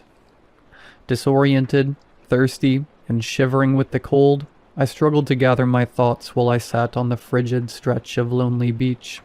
I couldn't remember how I ended up in Poseidon's playground. The only thing I knew was that I couldn't stay there on that beach. Exposed to the rain and the chill, I needed to find shelter as soon as possible. Regaining my bearings would come afterward. With this in mind, and suddenly warmed by a fresh determination to escape the elements, I forced my protesting body to its feet. I was immediately hit by a wave of nausea that I was sure would lead to vomiting. My suspicion was quickly proven correct, as I soon found myself doubled over, bile and brine escaping from my open mouth.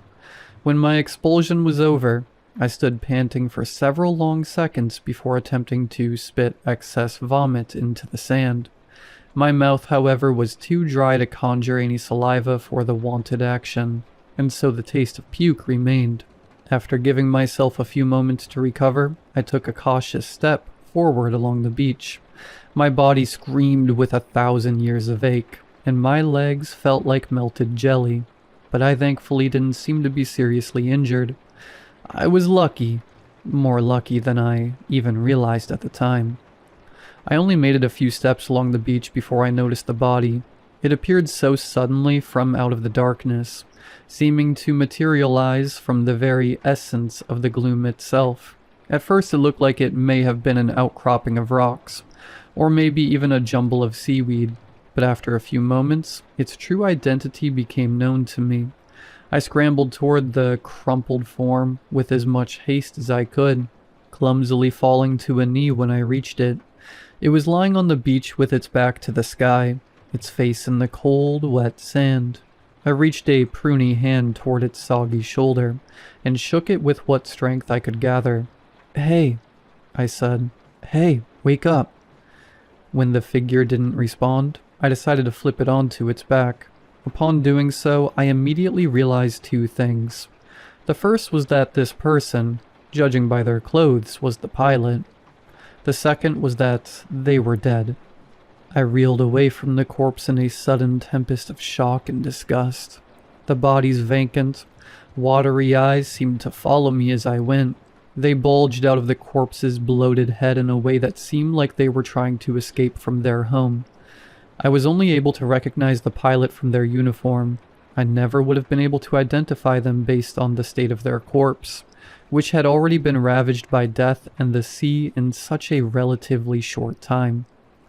The presence of the dead pilot, while disturbing and tragic, at the very least helped me to settle my swimming mind.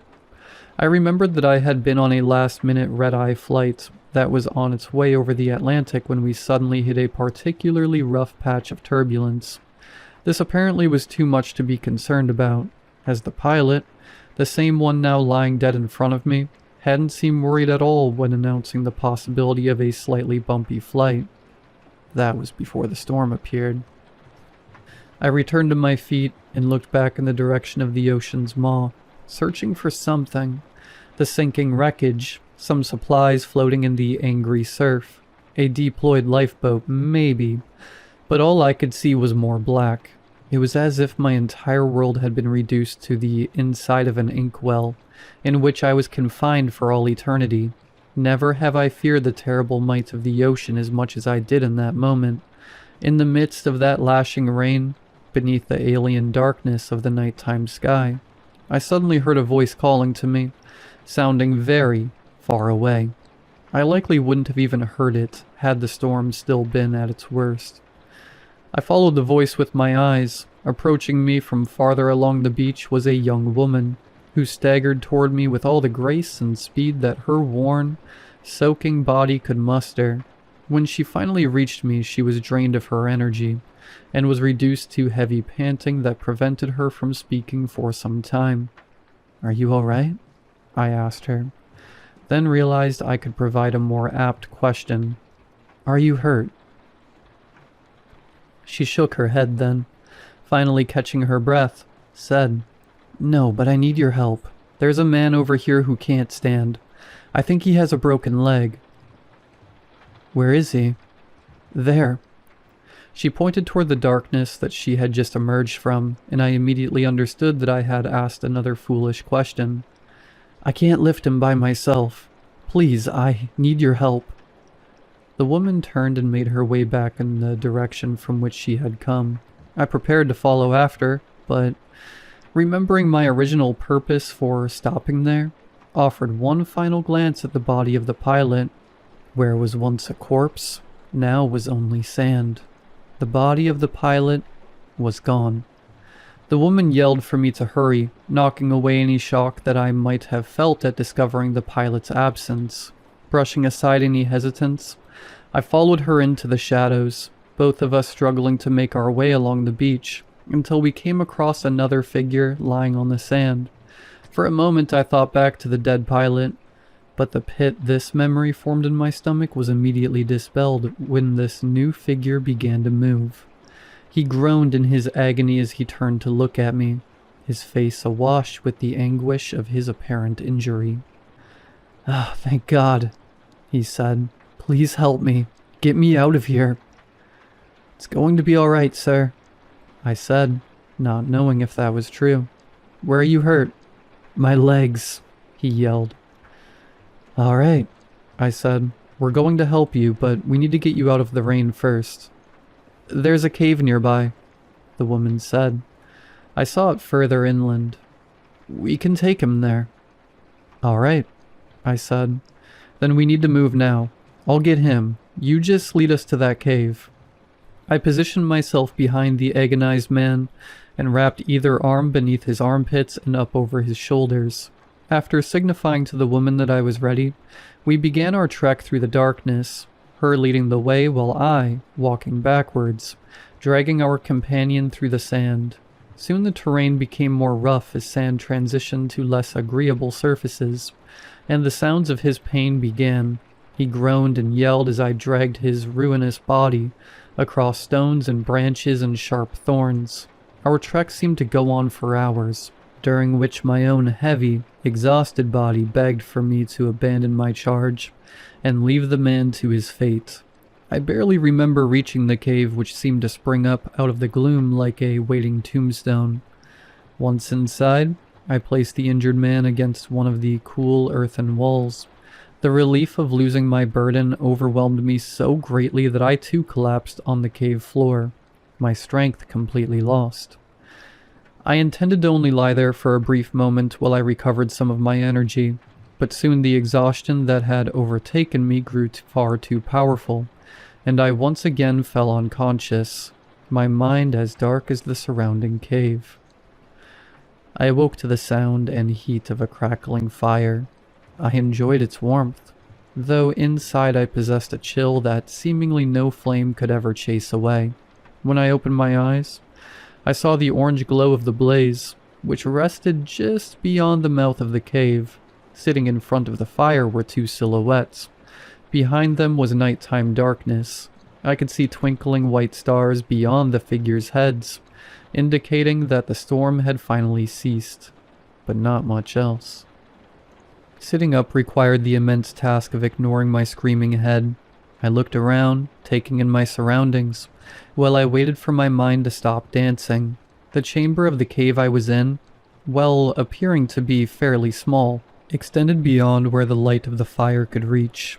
I didn't know how far it went, or what passage were hidden deep within the shadows, but the distant sound of dripping water told me that there was considerably more to the cavern than what I could see. I forced myself to my feet, rising as high as I was able.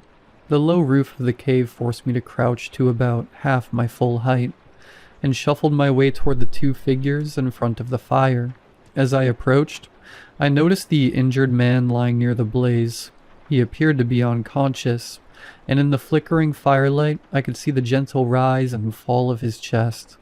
He had been stripped to his underwear, and I caught a glimpse of the pair of horrible bruises that covered either of his legs in huge blotches, looking like tattoos of raging hellfire. One of the silhouettes noticed me and turned in my direction. I recognized the look of the young woman, her face dancing in the shadows produced by the blaze. She offered me a concerned smile. "You're awake," she said. "How are you feeling?" "Everything hurts," I said, "but I'm alright." I looked at the unconscious man. "How is he?" "Broken legs." It was the other figure who talked. He was a burly-looking man with a bushy, thick beard of gray that matched the grizzle in his voice. The stranger kept his gaze on the fire as he spoke. "Both of 'em. Seems alright enough, though. Bones didn't break skin, and no bleeding far as I could see." I failed to suppress a frown. "Can't we do anything for him? Set his bones or something?" "You a doctor?" The stranger looked at me now. His eyes were as frigid as the fire was warm. "Ever set a bone before?" "No," I said sheepishly, answering both questions at once. "Setting bones without knowing what you're doing is dangerous," he said. "Could even be deadly." He gestured to the young woman with his chin. "You can ask the nurse all about that." I looked at her. "You're a nurse?" "Nursing student," she corrected kindly. "Only just finished my first semester. He needs more help than I'm able to provide him." "Then we need to get him out of here," I said. "You a good swimmer?" The stranger asked. I nodded. "I'm good enough." He grunted in some strange affirmation.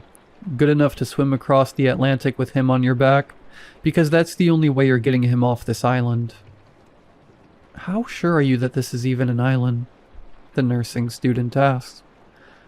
"Sure enough," he said. "Not much else out where we went down, but I suppose we can find out for certain in the morning. I'll look around this place come daylight, try to get an idea of what we're working with here." I looked at the man with the broken legs. "Hopefully he even lasts that long." "He will," the stranger said. His attention was back on the fire now. "Injuries don't seem life-threatening right now. Should be alright so long as we get rescued soon enough." "But who knows how long that could take?" the nursing student asked. "Don't know," he said. "We'll just have to wait and see." His words were less than reassuring, but they proved to be the last we would get from him that night. The stranger stared at the blaze in silence for a short while longer. then laid down in the brush and dirt near where he sat and seemingly fell asleep, his breath soon coming in a series of calm, relaxed snores. The nursing student and I stayed up for a while longer. The conversation between us was brief, with long gaps between words. We exchanged names, although I don't think I ever actually registered hers, and a few other details about ourselves. But besides these few short episodes, we mostly allowed the crackling fire and the distant crashing waves to do the talking. Eventually our conversation turned to the stranger. "Where did he come from?" I asked. My voice dropped to a low whisper. "I don't know," she said. "The storm came to a stop not long after you passed out, and then he kind of just showed up. Didn't even introduce himself. He helped me build the fire and brought our injured friend closer to it, where we looked over him and assessed his injuries." "Strange," I said. "Where was he during the storm?" "He hasn't told me. In fact, he hasn't said anything about himself at all. And that's really had me thinking." "What do you mean?" I asked. "I mean, do you even remember seeing him when we boarded our plane?" "No," I admitted, "but I don't remember seeing you or the injured guy either." I paused. "Why? Do you think he wasn't on our plane or something? How could he possibly be here with us then?" "I don't know," she said again. "I just get the sense that he doesn't belong. It's hard to explain, but I just feel a very uncomfortable energy from him." "Well, we'll keep an eye on him," I said. "He's been helpful enough so far. Could be that he's a little socially awkward is all. Maybe a bit of a loner." "Maybe," she said. "Maybe I'm overly exhausted and I'm just being paranoid, but something about this whole situation, this whole place, just feels wrong." "Wrong how?" I asked. "You've been out cold for a little while, so maybe you just don't feel it yet, but I do. I just can't shake the feeling like we aren't welcome here. Like there's something watching us from the darkness, waiting for us to let our guard down, and I can't help but feel like he is a part of it." We both glanced in the direction of the sleeping stranger, then back to each other. "Maybe I'll go with him when he gets the lay of the land tomorrow," she said. "Try to get some information out of him. See if his story checks out." "Let me go," I said. "Our injured friend will need a medical professional to look after him.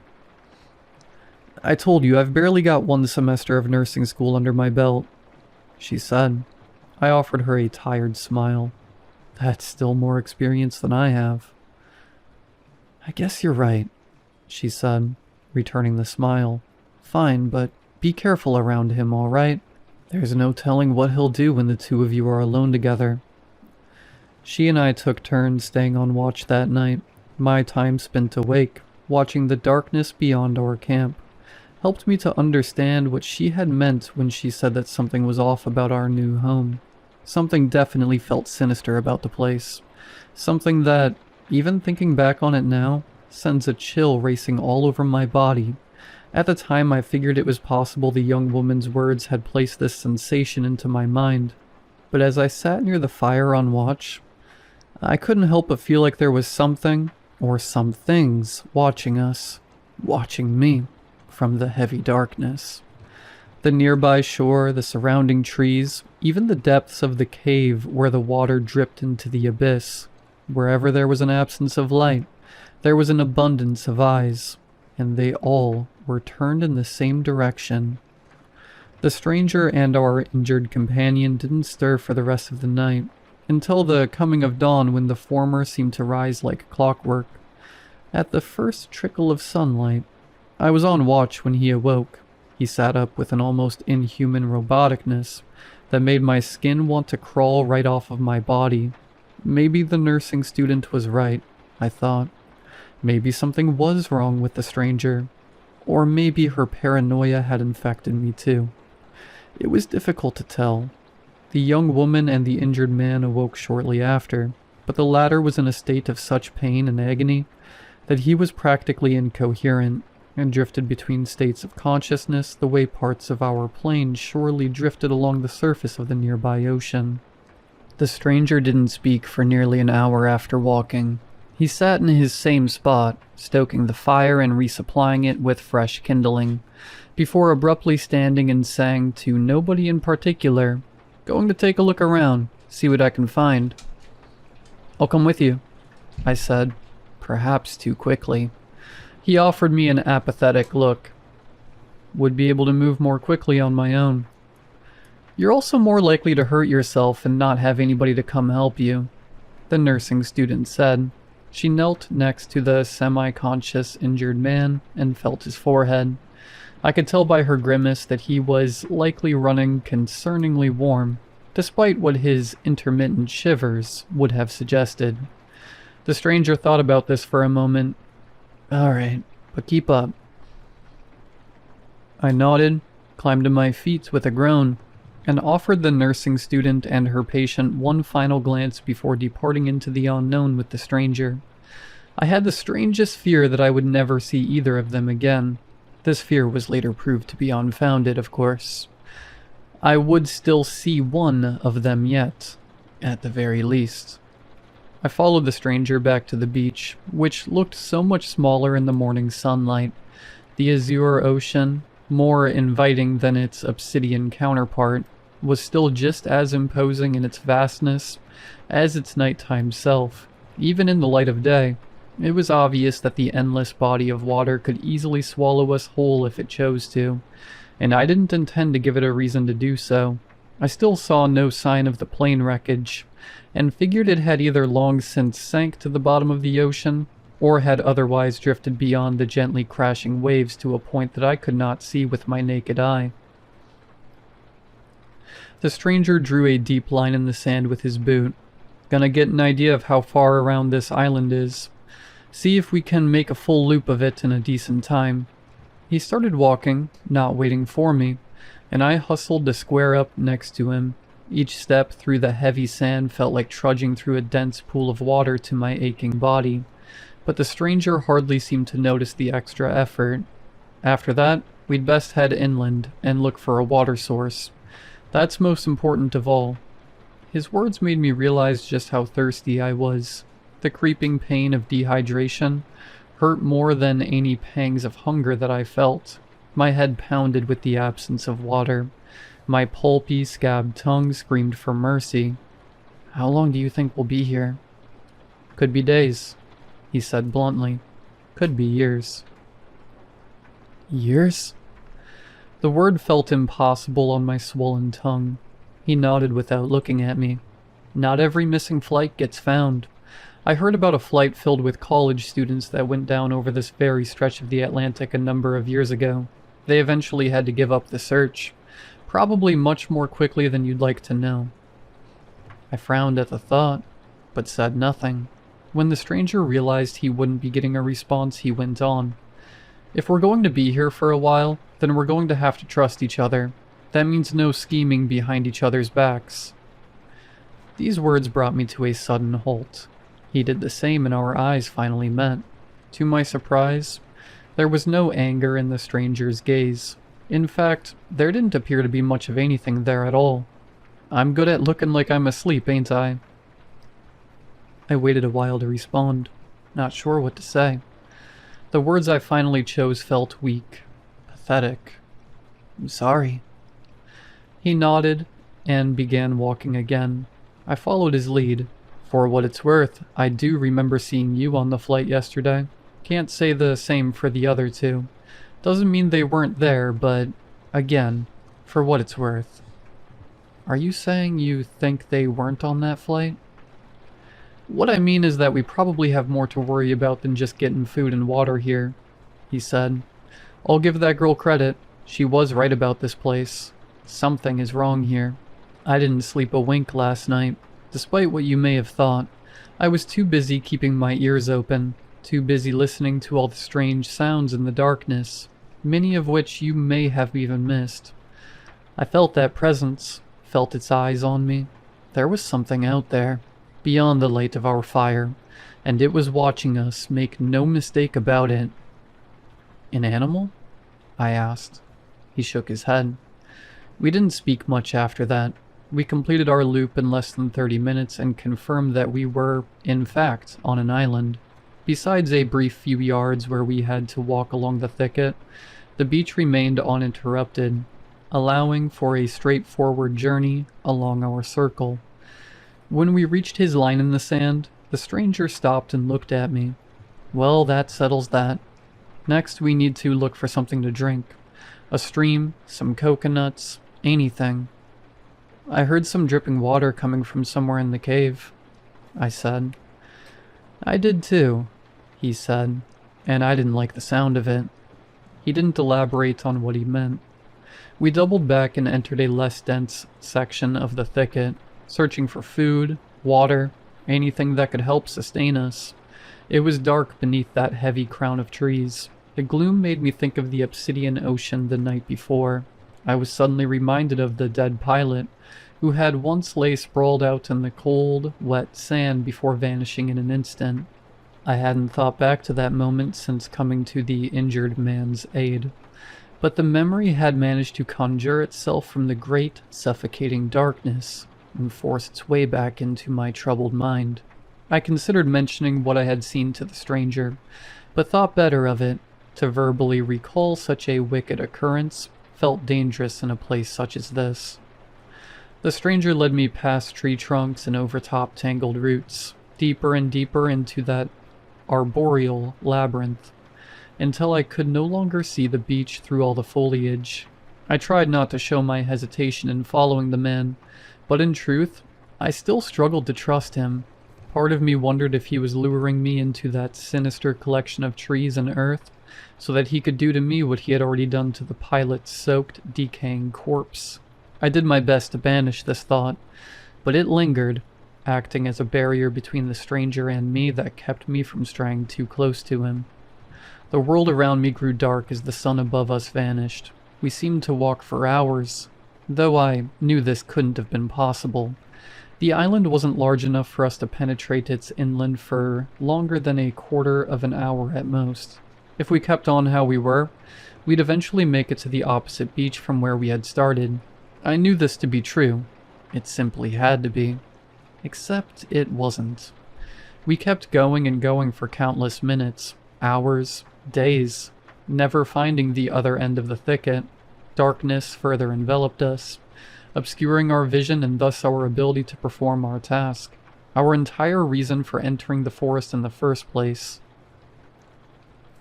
I could barely see the stranger in front of me, his form becoming more and more obscured by shadow with each step forward.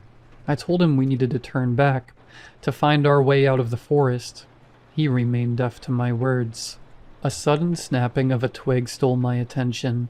I turned in its direction for the briefest of moments, imagining that my gaze reached its destination. It would be greeted by some dark, sinister form lurking in the shadows. When I saw nothing but more tree trunks and blackness, I cautiously returned my attention to the man leading me through the thicket. In that brief moment, the stranger had managed to disappear. "Sir?" I called, realizing I had never learned his name. My own voice sounded far away, muffled, as if the gloom itself were choking me. "Sir, where are you?" Swirling darkness, sounds of shuffling in the brush, the growing, thickening sense that stepping into this wood was a mistake. The thought that at any moment the thing stalking me, the presence that had been watching me since the previous night, was preparing to strike. I imagined the deep Stygian tide squirming up from the ocean and pulling the pilot into the frigid depths, and I knew beyond a shadow of a doubt that those same watery tendrils were coming toward me now, winding through the trees on their way to me, ready to drag me kicking and screaming and swallowing brine back to the waiting abyss. I grew dizzy. My vision became darker, merging with the gloom. Something was coming. Something was here. I felt a firm hand on my shoulder. Snapping out of my own panicked bubble, I turned and saw the stranger, his stern eyes looking at me through the gloom. He had somehow gotten behind me, or I had somehow gotten ahead of him. "This is useless," he said, We can't see a thing in this place. Come on, let's get out of here. It took us barely a minute to find our way back to the section of beach that we had just stepped away from. Coming out into the sunshine, catching my breath and taking in that crisp ocean air, I thought that the worst of my ordeal was over. What I didn't realize, what I couldn't possibly have realized, was that it was only just beginning. I wanted to ask the stranger if he'd experienced the same overwhelming sensation that I had while in the forest, but I was afraid of his answer. As it turned out, I wouldn't have to be the one to broach the subject. We'd only walked a handful of steps before the stranger stopped us in our tracks and looked at me. I felt it too. I frowned at him. Felt what? That presence, he said. There, among the trees. It was the same presence that watched us all through the night. There's evil on this island with us. This much I believe without a shadow of a doubt. What do you think it is? I haven't a clue, he said, and I'm not sure I want to know. The camp was deserted, the fire in shambles. A few long, smoldering branches scattered about the place were all that remained of the blaze, save for the pitiful smoke which billowed up from the gray ashes in the center of the old pit. The nursing student was gone, and, even more strangely, so was the injured man. I called out for our lost companions, but received no response. What happened here? I said. Where could they have gone? The stranger, who stood closer to the mouth of the cave, looked deep into the darkness of the cavern. I stepped closer and followed his gaze. Though the black curtain beyond the mouth was impenetrable by human eyes, my ears caught the sound of a distant, familiar voice, one screaming in agony over his broken legs. How'd he get in there? I asked. How else does a man with 2 broken legs get anywhere? He said. He certainly didn't move there himself. You mean it took him there? I said. He nodded, and I think it'll take us too, if we let it. I looked into the darkness of the cave, then back to my companion. We have to go help him. Nothing we can do for him now, the stranger said. That thing wants you to go after him, so it can get you alone too. Then you'll end up just like him. I listened to the injured man's cries of agony continuing to echo from somewhere deep within the cave. But we can't just leave him in there. We can, the stranger said. Hell, I doubt if that's even his real voice. He picked up one of the smoldering branches. That poor fella is likely already gone by now. What are you going to do with that? Only thing I can do now, he said. Gonna burn this whole place to the ground and pray that the fire is enough to purge the evil that rots here, or at the very least, keeps it contained to that cave. I looked at him, then once again turned my eyes back to the wailing cave. After another moment, I picked up one of the smoldering branches and turned toward the cavern's waiting lips. I have to go after him. You'll die, the stranger said plainly. Die or worse. But I won't stop you. These were the last words I ever heard from him.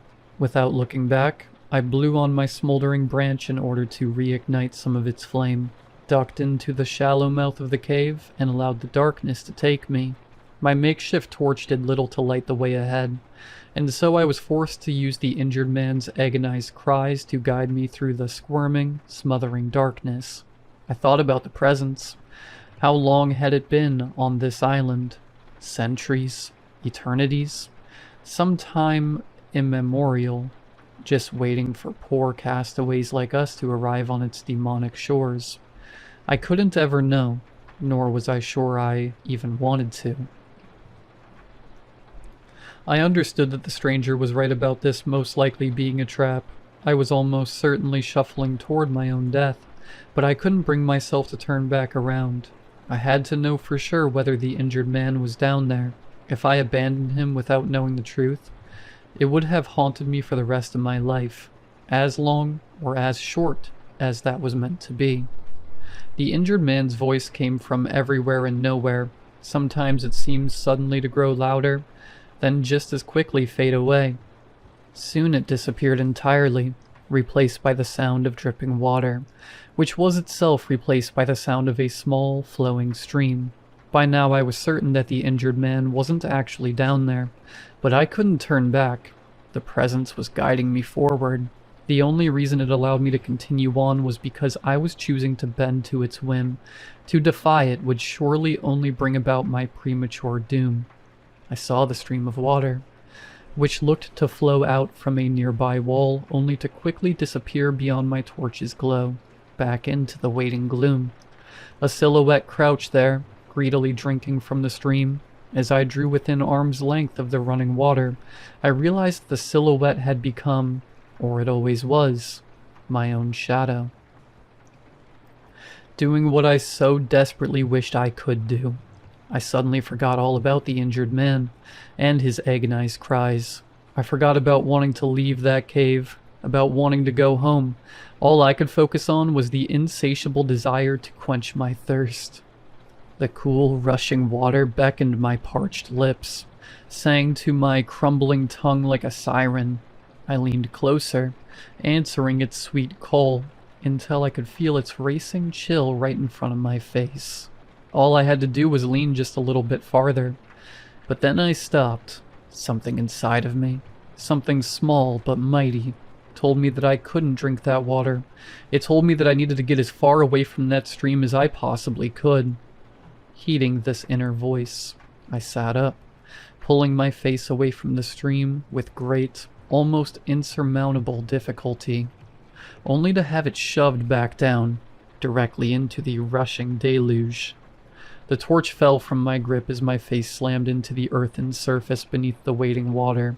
I heard the nursing student's whispering voice in my ear, telling me to open my mouth, to suckle from the vitality of the stream. I fought to keep my dry, crackled lips shut against the antagonizing flow for as long as I could, but soon the voice's suggestion, or maybe even my own, forced those same lips open and allowed the water to enter me freely. Its cool, soothing touch ran over my teeth and embraced my aching tongue. I sat there, my face pressed against the stream for close to 30 seconds, sure that my fate was to drown there in the dark. My body no longer my own. But then I felt the pressure against my skull lessen, and I managed to pull away. I sat there, soaking wet and gasping, for only a few short moments before I snatched up my torch, still barely alive with its red glow, and rushed away from the stream, back in the direction that I thought I had come from. I heard the woman's voice telling me to wait, but I ignored her. I just kept going. Kept fighting my way through the dark, slicing through the shadows with my torch like a scythe through wheat. It was already dusk when I finally emerged from the cave. Hours somehow had passed while I was deep within the bowels of the island. I stood up and rushed past the remnants of the fire, calling for the stranger, asking him where he was. It wasn't until I found his own branch lying in the brush, no longer smoldering but dead and cold, that I understood his fate. And yet still I called for him. "Sir," I said, "where are you?" "Gone." I turned around at the sound of the nursing student's voice. She was in the mouth of the cave, her body having found a way to stand fully upright, despite the aperture only providing enough space for her to crouch. When she saw that I saw her, she smiled kindly at me, or perhaps he was never there to begin with. I stared at her for several long seconds. I had so many burning questions that I wanted to ask her, but no voice with which to ask them, and so I remembered some of the stranger's final words, and did the only thing I thought I could. I threw my torch into the nearby brush, and I watched the fresh blaze grow. I looked back at the nursing student. I expected her to recoil back into the cave, cursing in some ancient, furious language as the inferno began to consume the surrounding foliage. Instead, she just looked at me and continued to smile. It wasn't a sinister smile. Her lips didn't curl away from impossibly long, sharp fangs or twist into a devastating smirk. It was the subtle, close-lipped smile that you offer a stranger who you lock eyes with while you both wait for your drink at a coffee shop. At the time, I didn't understand what she had to smile about, but I do now. She was smiling because she had won. The island was swallowed by the flame. Its bright blaze attracted the attention of a nearby fishing barge, which made its way to the unintended beacon, thus coming to my rescue. I stood on the ship watching the island disappear behind us, its all-consuming inferno visible for hours, before finally falling out of sight. The authorities found no sign of anybody else surviving that plane crash. As far as they understood it, I was the only person to make it to that island alive. An act of God, they said. I might have called it something else. With great difficulty, I returned to my normal life, and in the coming weeks, I thought that everything had gone back to how it was supposed to be. I thought I was free from whatever it was that tormented me on that island. I thought it was gone forever. But I was wrong. I started feeling that presence, that evil, rising up inside of me just a few days ago. It whispers in my ear while I try to sleep, torments me in my dreams. I had thought I'd escaped its terrible grasp, but I realize now that it had purposely let me go. It had let me go because it knew I was taking it with me. I can't help but think it would have been better if I had just died in that plane crash. Had I simply perished like all the others, the presence would still be trapped on that island. It haunts me even now, as I struggle to write these final words. I feel it slithering down my throat and coiling in my stomach like some otherworldly parasite, or like a cold, flowing stream of water. Thanks to me, the presence from the island has escaped from its eternal prison. It's inside of me now, and I don't think it intends to stay there for long.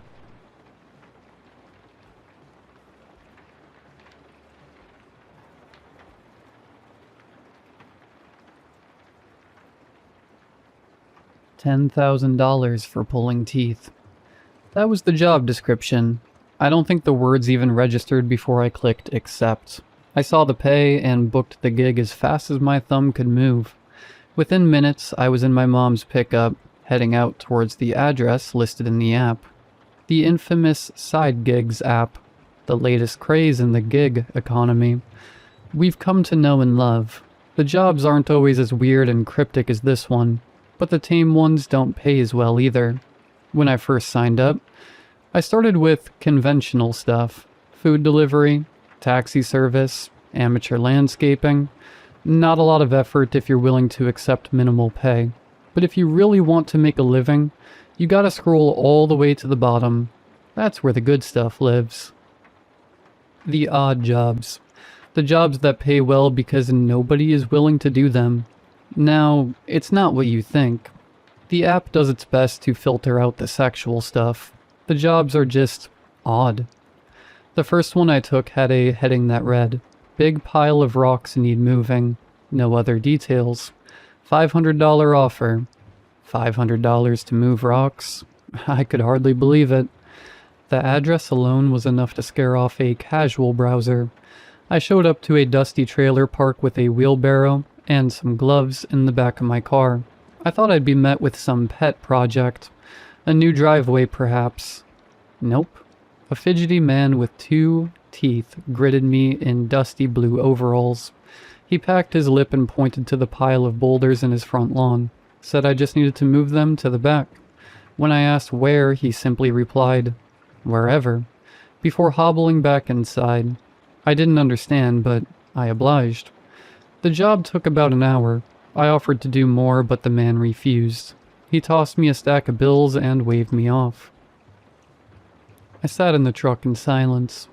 The money felt heavy in my hand as I tried to make sense of what I'd just done. Just when I thought it couldn't get any stranger, the man came back out of his house. He must have thought I already left. Probably best he didn't see me lingering. I pulled out slow as he walked in a hurry to the back of his trailer. He approached the new pile of rubble and began carrying one of the boulders back to the same spot I moved it from. I couldn't believe it. What was the point? Why pay so much to move the pile? Did he just like watching dudes carry rocks to his backyard? I spent the whole drive home turning it over in my head and came up with nothing. Some jobs don't make sense. I learned to live with that. I didn't fret over this interaction for long. I took another job after that made me forget all about it. A woman paid me to come name her kittens. She claimed she made a deal with an entity a long time ago that would lay waste to all that she claimed in exchange for some heroin, having someone else name her belongings as a way to circumvent that. Or so she said.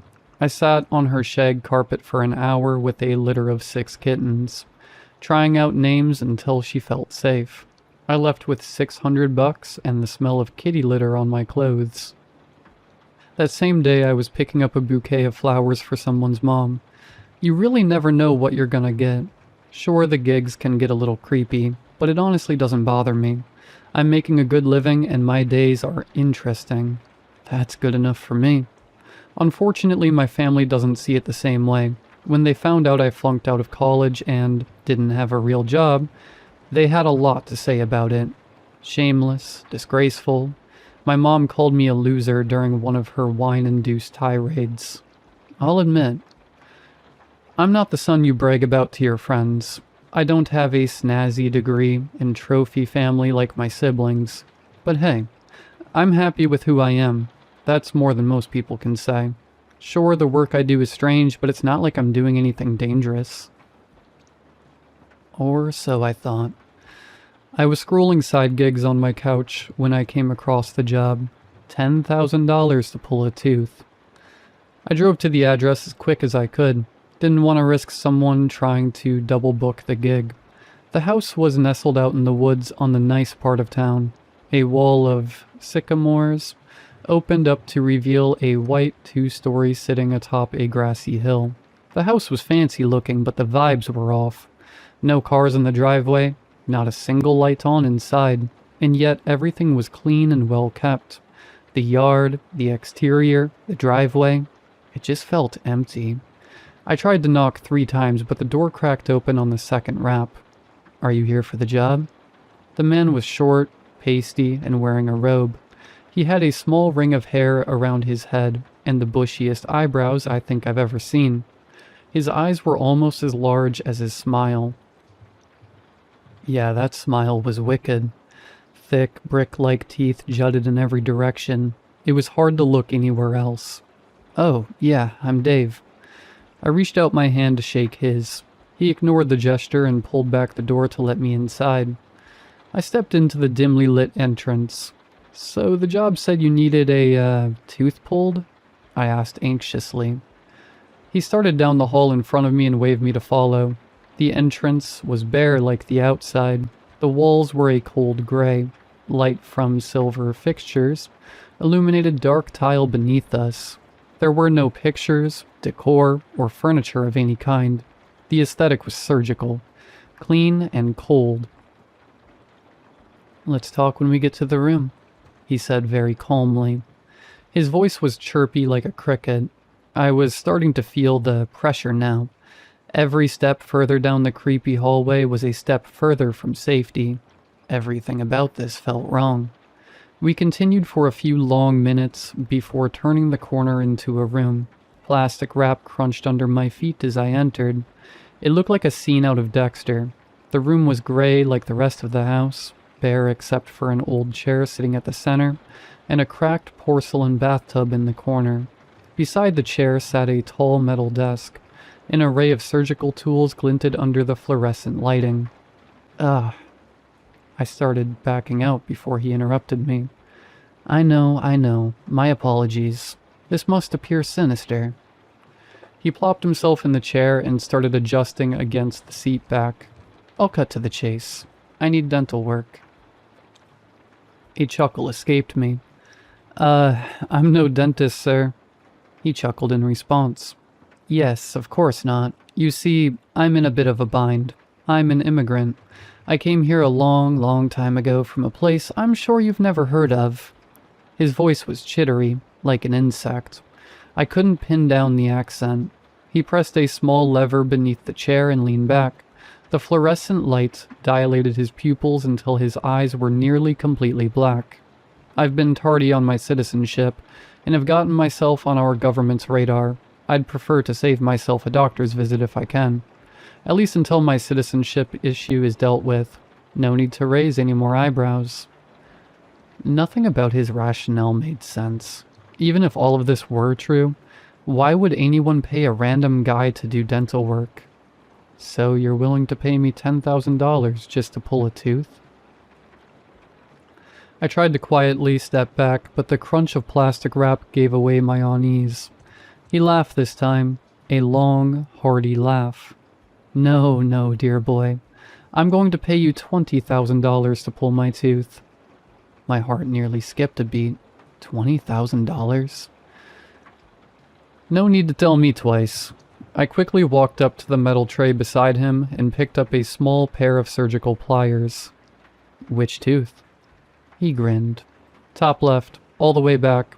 It's infected and I'd prefer to just take out the whole thing. I have lots more after all. He laughed again, then opened his mouth wide.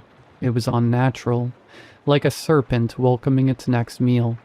I didn't waste any time. Within seconds I was clamping the pliers down on his large brick tooth. The tooth wasn't loose or discolored at all. It felt firm under the pliers. That's when I got a good look at the rest of his mouth. How many teeth does a normal adult have? 30-something? I counted 30 on the top alone. They were crowded. Some branched out of the gums like gnarled porcelain, while others simply butted between larger teeth. But they weren't dirty. They were clean. Pearly white. I was stuck in a trance until I heard him say, "Go ahead." The words were muffled from my hand in his mouth, but he sounded sure of himself. I clamped down and pulled. Nothing. I thought I must have heard him, but he simply offered a thumbs up and returned to staring at the ceiling with his mouth agape. I yanked again. No luck. Again. A little more give that time. One more. Plop. I almost fell backwards but caught my balance at the last moment. The large tooth was finally out. Bits of gum tissue and nerve endings hung loosely at the base. I dropped it on the metal table beside the chair and decided it was time to talk business. So, about the money. 40,000, he muttered. His body remained fixed in the chair. His eyes were glazed and blood dribbled down his chin from my handiwork. 40,000? For one tooth? He chuckled, blood spraying across my shirt and catching me in the face. I started frantically wiping it off. No, 40,000 for you to keep going. I smeared what remained of the blood off my forehead and took another step back. How many teeth? He spat a clot of blood onto the plastic wrapping below and sunk back into the operating chair. Until I say stop. He shot me a bloody grin and opened his mouth once more. A rational man would have ran. For some reason, I couldn't bring myself to. Maybe the other jobs just desensitized me. Maybe the money was too good to pass up. Whatever the reason, I decided to let it play out. I got to work on the other side of the mouth. This next tooth was smaller and round, not bricky like the first one. It popped out with a loud click. The blood really started to flow now. He didn't even wince, same as the first time. I pulled the tooth beside it, working my way around the morbid ring of enamel. 2, 3, 4 teeth. The blood was getting unmanageable. He kept having to take spit breaks, just so I could see what I was doing. The swelling in his head was gnarly. Then came the pain. Small whimpers and groans escaped the strange man. His hands were tight and pale as he gripped the armrests at his sides. The sight was unbearable. The bloody pliers were heavy in my shaking hand. Bile was building in the back of my throat. I took a shallow breath and started backing away, but he gripped me by the forearm before I could get far. Sick. His mouth was so swollen he could barely speak at this point. 60,000. Don't stop. 60,000? There's no way he's telling the truth. 60,000 for this? And yet, I chose to believe. I swallowed hard and got back to work. The next hour is hard to remember. I just kept going. I was on autopilot, mechanical, emotionless. His whole head was twice its original size now. He was choking and moaning in pain as I tore through whatever remained. I must have gone through 40 teeth at this point. About halfway through, I stopped collecting them on the metal tray. I let them fall to the waxy, plastic-covered floor. I tried to remain focused, but questions kept bubbling up in my mind. What kind of being chooses this? Who would pay thousands of dollars to have his own teeth torn out? I reached for the next tooth with my pliers, but nothing remained. I removed them all. Every single one. I turned away from the mess in front of me and vomited on the floor. I was trying to compose myself when the man began to stir. He stumbled out of the chair and began making his way toward the porcelain tub in the corner of the room. His whole body from the nose down was covered in crimson. The pain crippled him. Pressing his broken body to the floor, he got on his knees and felt his way to the rim of the tub. His eyes were swollen shut so he could no longer see. I watched in horror as he dropped the blood-stained robe and practically fell into the tub. Ice water splashed onto the wrapped floor, sending a wave of teeth and gore lapping at my feet. The broken enamel chattered at my blood-stained boots as if they were still anchored to a mouth. He sat himself up and rested his large head against the back of the tub. It was surreal watching this bobble-headed thing try to collect itself. Its eyes were swollen shut, gums spilling out of the middle of its stretched lips like loose intestines. Then I heard a sound. A wheezy laugh. His body jerked and spasmed as chuckles escaped the small gaps in his face. Just then, I heard loud raps upstairs. Tiny footprints were approaching from somewhere above. None of this was making any sense. I had to get out. I sprinted back the way I came. The fluorescent lights above pulsed overhead as I made my way to the exit. I could still hear the laugh, the sound of many things making their way to the bloody mess I helped create. I was a few strides from the front door when something snagged my foot and sent me tumbling into the door frame. I shook the fall off and frantically wrapped the culprit off my foot. It was a bag. A dark bag that blended into the black tile floor so well I could barely see it. Stacks of bills were spilling out the top. This was my payment. Someone, or something, arranged for me to have it.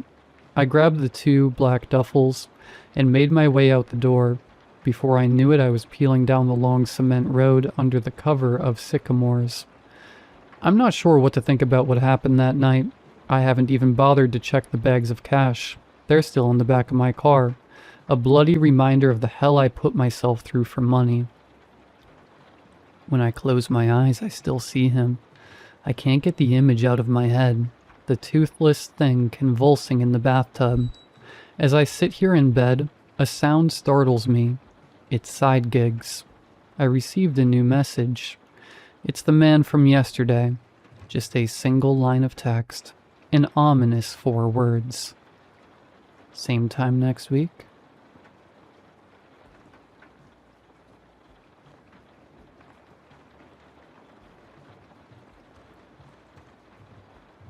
Hey, Chris here. Thought the almighty internet might have some solution to my bizarre problem. Well, it's more of a situation than a problem, but I'm running out of time and I'm running out of options. I think my grandmother is about to get killed. I mean, should I say get killed? Or die? I don't know anymore. I should explain. It's a weird predicament I'm in, but I love my grandma and I want to save her. Help her somehow. The problem is that where I live, this town, whenever someone is born, someone has to die. And it's not just being born. If you ever come inside the perimeters of our town, you will inevitably kill someone in here. I know it's crazy, but I swear it's how it works. Trust me, I have enough evidence of that. It's called my life. And trust me, there's a reason our town is in the middle of nowhere. There's a reason we have the insane number of rules we have, and well, there's a reason I'm explaining all of this to the internet, even though it's strictly forbidden by law here. You might be wondering why I'd be worried about my grandma specifically. Well, the thing is, I'm going to have a baby sister. And if you're following so far, I think you know what that means. Or maybe you don't. I should probably explain myself because it sounds simple, but it's not. So let me explain how things work in this hellhole I call home. So, like I said before, outsiders are forbidden to come in. We have no tourists. So don't even think of trying to find me, please. We don't want outsiders. I don't want to be responsible for... I don't want to cause more trouble. We don't even let the people who carry our food and supplies to come in. It's all done with some weird long mechanical tunnels. So there's some basic rules around here. Having animals is not forbidden, but it's highly discouraged, and every animal has to be neutered. Anything from a parakeet to something bigger. Humans excluded, of course. I live with my mom, my dad, and there's me and my grandma. We used to have a bird. Relevant part. Used to. But well, it was my fault. I'm such an idiot. Let me illustrate how messed up this situation is. When I was young, I found a dog, a stray, outside the town's border. I was just a kid. I didn't consider it. I didn't consider the rules. I had some cheese on me and threw it at him. He of course started following me around. And I went home all happy and glad I had a new friend. When I got home, my bird was on the ground. I don't think I need to explain what happened, besides how dumb and naive I was as a kid. My parents, though, oh boy, I was never grounded so hard in my life. They were absolutely fuming. You know the rules here are more like guidelines, and each family has to fend for themselves. I didn't just kill my bird that day. I almost killed someone in my family. Like, each family is on their own. When someone is born, usually the person who dies belongs to the family. When I was born, my other grandma from my dad's side died. When someone new comes to town, as rare as that is, it's more random. When I brought the dog, he kind of became part of the family. Animals are different. Sometimes they take another animal's place. Sometimes someone else's. That's why they're highly discouraged. Don't ask me how it works with bugs or worms or something. I have no idea. We still have that dog. I guess we have to. So yeah, this isn't just some quirky little fun scenario for me. It's quite literally life and death. That's why I'm scared. I know what's going to happen. Oh, and by the way, I'm not scared for myself. I know my grandma is next. The older you are in the family, the more likely you are to be picked. It's almost guaranteed. Otherwise, it would be total chaos. So yeah, that's why I can't leave town. That's basically saying goodbye to my parents forever. Everyone in town has to stay, or we essentially get replaced. Which also means I can't really leave to take my grandma's place. Then I'd be gone forever. And maybe my grandma still dies. My sister is born and then some stranger takes my place. I love my family. I don't want to go. And I don't want to deprive them of their son. I don't want my sister to just replace me. But I want to save my grandma somehow. Or at least find some loophole or something. That's why I'm asking for help. Maybe you don't believe me. Let me give you more proof. I told you already, when I was born, my other grandma died.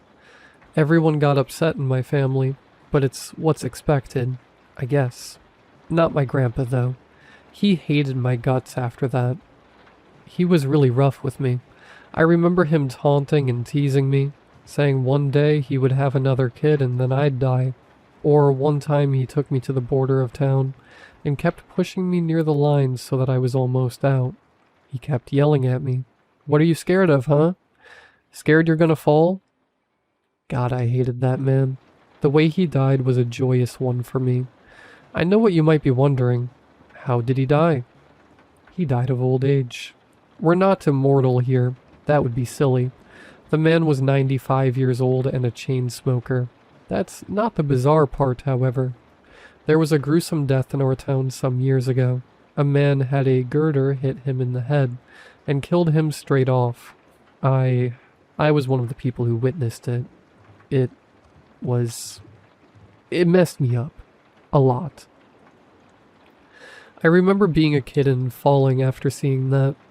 And I remember there was a little girl next to me. She couldn't have been more than 5 years old. She just came strolling by on a bicycle, not giving a crap that a man had just died. She just passed everyone and passed near me. I'll never forget what she said to me. "What are you scared of? Scared another one is going to fall on you?" I'll never forget her squeaky voice as she rode off in her stupid red bike. I hated that kid. Oh, the man hit by the girder. That's a whole other story. Apparently, everyone in town knew. The man who died, well, he cheated on his wife. And I'm pretty sure the day the kid was born, well, that's the day. The day I saw the girder hit his head and take his lower jaw clean off. He died on the spot, but everyone around, everyone near him, they didn't care. No one cared. It was like karma. Like everyone saying, "You deserve it." People in this town are brutal. You obviously can't just have kids. Not out of wedlock and not out of city planning. Our version of Planned Parenthood is quite literally planned. You can't just have kids willy-nilly. There's rules. There's another story I recall of a man who did some, well, things I can't describe on the internet if I don't want to get banned, to his daughter. As soon as the town found out, they hanged him. Yes, we hanged him. Well, not me, I was just a kid, but this place, there's something different about it. It's old. It's sacred. Harming someone else like that, it's like doing that crime times 100. That's what my mom used to say when I was a kid. If you harm someone in town, you're harming everyone. I'm not sure what that means, but at this point, I don't want to think about it too much. I want to retain some of my sanity. And that's not what's weird about this story. When I was older, some of the even older kids told me what else the adults did. Like when the man who was hanged died, they say a stray dog walked into town. Fairly standard stuff, I guess. Thing is, the townspeople took that dog and killed it too. I hate violence towards animals, but they said they had this rage about them. Like they knew something. Maybe there was something wrong about that dog. But it didn't end there. Once the dog died, a cat came to town. They killed it too. Then a possum, then a rat, a smaller mouse, a bird, and, well, that's it. That's as much as the older kids told me. They said one other thing that disturbed me a bit. They said afterwards they gathered together and ate every single animal they killed. Cooked, of course. Not that I'd have much interest in eating a cooked rat, I guess. I'm not really sure what happened after that day. Some people tell me the town used to have 1,000 people before that. I heard other rumors that there's something locked up in the basement of the mayor's office, serving some punishment. I'm not sure. Even after I became an adult, they wouldn't say. It's a sort of town secret. It doesn't really matter. You get my drift. Now you understand what's the deal with this place. I'll leave you with one more story if you don't believe me. There was a car crash some years ago. Pretty nasty stuff. 10 people died. Big tragedy for us. I'm not sure I believe what they say, but I was told that day a woman who was going to have a kid actually had quintuplets. The insane part is that she died. Right afterward, 4 people wandered into town. Said they'd been lost in the woods for weeks. We took them in and they became residents. One of them is a nice lady who makes the best pecan pies. You might be thinking, aha, it's not 999 people anymore. Well, the thing is, I sort of lied. The initial report said 10 people died, but that's not true. 2 of them survived. If you can call it surviving. Those people, those 2, what happened to them? Their faces, their bodies? It's no way to live. It's like they're being forced to stay alive. I don't want to talk about them, to be honest. So now you understand what's at stake. If someone dies, someone has to take their place. And when someone is born, well, someone is going to die. Someone in the family. Wait, hold up. My mom is yelling for me. Update. I have to go to this hospital. I'll talk to you later. Edit. Hey guys. I guess I was too late. My mom's water broke and the doctor said the baby is coming sooner than we expected. I seriously messed up. I thought I had another month. It's been a few days and I've talked to my grandma a lot in the meantime. I'm at the hospital writing this, waiting for my baby sister. At least my mom thinks it's a girl. I didn't mention this, but my mom is more traditional. She didn't get a lot of ultrasounds. She just let the baby develop naturally. I guess she's confident the baby is fine. Makes sense in this town. I exhausted all other options. I'm scared about what's going to happen. My grandmother is at peace with what's to come, but it's just so unfair. I really wish I could help her. Thanks for trying, guys, even though there was no time for suggestions. Wait, here comes the doctor now. He looks somewhat shocked. Why was he looking at me like that? I went to talk to the doctor. I can't believe this. I don't understand what's going on. My mom just had triplets.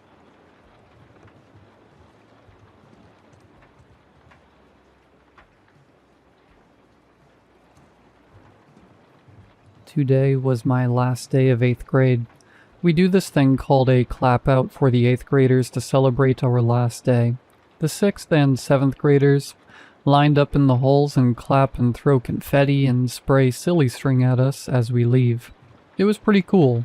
Middle school wasn't easy, but on my very last time leaving, I felt like I was part of the group. In the parking lot, people high-fived me and asked me to sign their yearbooks. I had a really good day. The parking lot eventually emptied out. Other people had pool parties and barbecues to go to. When I finally got up to leave, I looked back one last time. Maybe high school would be better. I was halfway home when I realized I forgot my stupid retainer in my gym locker. I remember the time I accidentally threw it out. My mom made me dig through the trash to get it. I said it was gross. She said it was expensive. I headed back to school. There was only one car in the parking lot by the time I got back. It started to rain. So much for those pool parties and barbecues. The doors were still unlocked, but the halls were completely deserted. Mounds of confetti, silly string, and papers littered the floor. The lights were half off, flickering a little. An hour ago the place felt like a party. Now it made me feel weird. I thought there'd be a few teachers around, at least the janitor cleaning up. I got that feeling where the back of your neck tingles. I really wanted to go. I'm not sure why. As I turned the corner, I heard a faint noise. I realized it was singing. My walk turned into a jog. With each turn, the singing got louder and louder. I came to a stop right outside the locker room. It was coming from inside. The hair on my arm stood up. Then I felt kinda stupid. It's just music. I remembered how kids made fun of the janitor for listening to old people music on a little portable radio. I calmed down a little. He was probably sweeping in there. I looked at the massive mess all around me and felt bad. I pushed open the door. The room was empty, but the tinny music got louder with every step. I peeked around the corner. The wheelie garbage can and push broom were abandoned right in front of my locker. Where was the janitor? I don't know why, but I was hoping I could get in and out without seeing him. I crouched and grabbed the handle. My stomach dropped. The cold metal vibrated against my fingers. The music was coming from inside my locker. The skin on my neck prickled. I had to open it. In a messed up way, I had to know what was in there. Plus, if I went home without my retainer, my mom would kill me. I lifted the handle. The radio was in there. So was the janitor. His legs were crushed and folded up behind him the wrong way. The soles of his sneakers were up by his ears. One of his arms was twisted back at the elbow. His neck was bent at a right angle. His eyes were open. I thought he was dead. Then he took a deep breath and smiled at me. "Hey, kid," he said. I panicked and grabbed his hand. I thought someone had shoved him in there. I had to get him out. I put all my weight back on my heels and pulled, but he was stuck. He laughed at me. "You're going the wrong way." His rough hands dug into mine. "There's enough room for you." He hauled me forward. I stumbled and my face slammed into his crumpled torso. He was damp and smelled sour. His chest jiggled as he laughed again. "That's the spirit," he said. He wrapped his arm around my head and tugged me halfway into the locker. My head hit the cold metal in the back, and I heard a crack in my neck. I literally saw stars. I thought that was just in cartoons. I wanted to scream, but nothing came out. I thought about the one car in the parking lot. No one would hear me anyway. I'm a freshman now, I thought. I'm getting out of here. I drove my knees into the frame of the locker as hard as I could. I tasted blood in my mouth, but I didn't care. The janitor laughed and laughed, until I tore myself free and landed hard on the tile floor. He frowned. "Fine, go," he said. Then he pulled the locker closed. Inside, he sang along with the music. "When times get rough and friends just can't be found, like a bridge over troubled water, I will lay me down." Outside, the rain had passed. The air was dense and muggy, but it felt fresh to me. The single car in the parking lot roared to life. My 6th grade English teacher waved as she passed and pulled away. Then it was just me. In the quiet, I swore I could still hear him singing. When I got home, I told my mom I stepped on my retainer. She yelled at me, but I didn't care. I'd rather be grounded than stuck in middle school. Forever.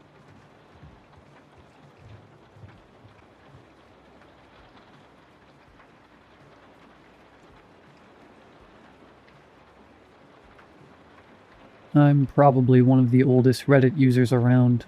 I enjoy reading stories on here, and after everything that's happened to me, I think it's finally time to share one of my own. I'm 72 years old now, and most of my life has been unusual. Whenever I've told people about the things I've experienced, they've either laughed or assumed old age had finally caught up with me. Maybe you'll think the same. At this point, I don't really care. This is what happened. Before I tell you about yesterday, I need to take you back nearly 50 years. I was 26 years old and happily married to my wife, Alice. She was 22 back then. After her grandmother passed away, Alice inherited her house in a small town several hours away from where we'd been living.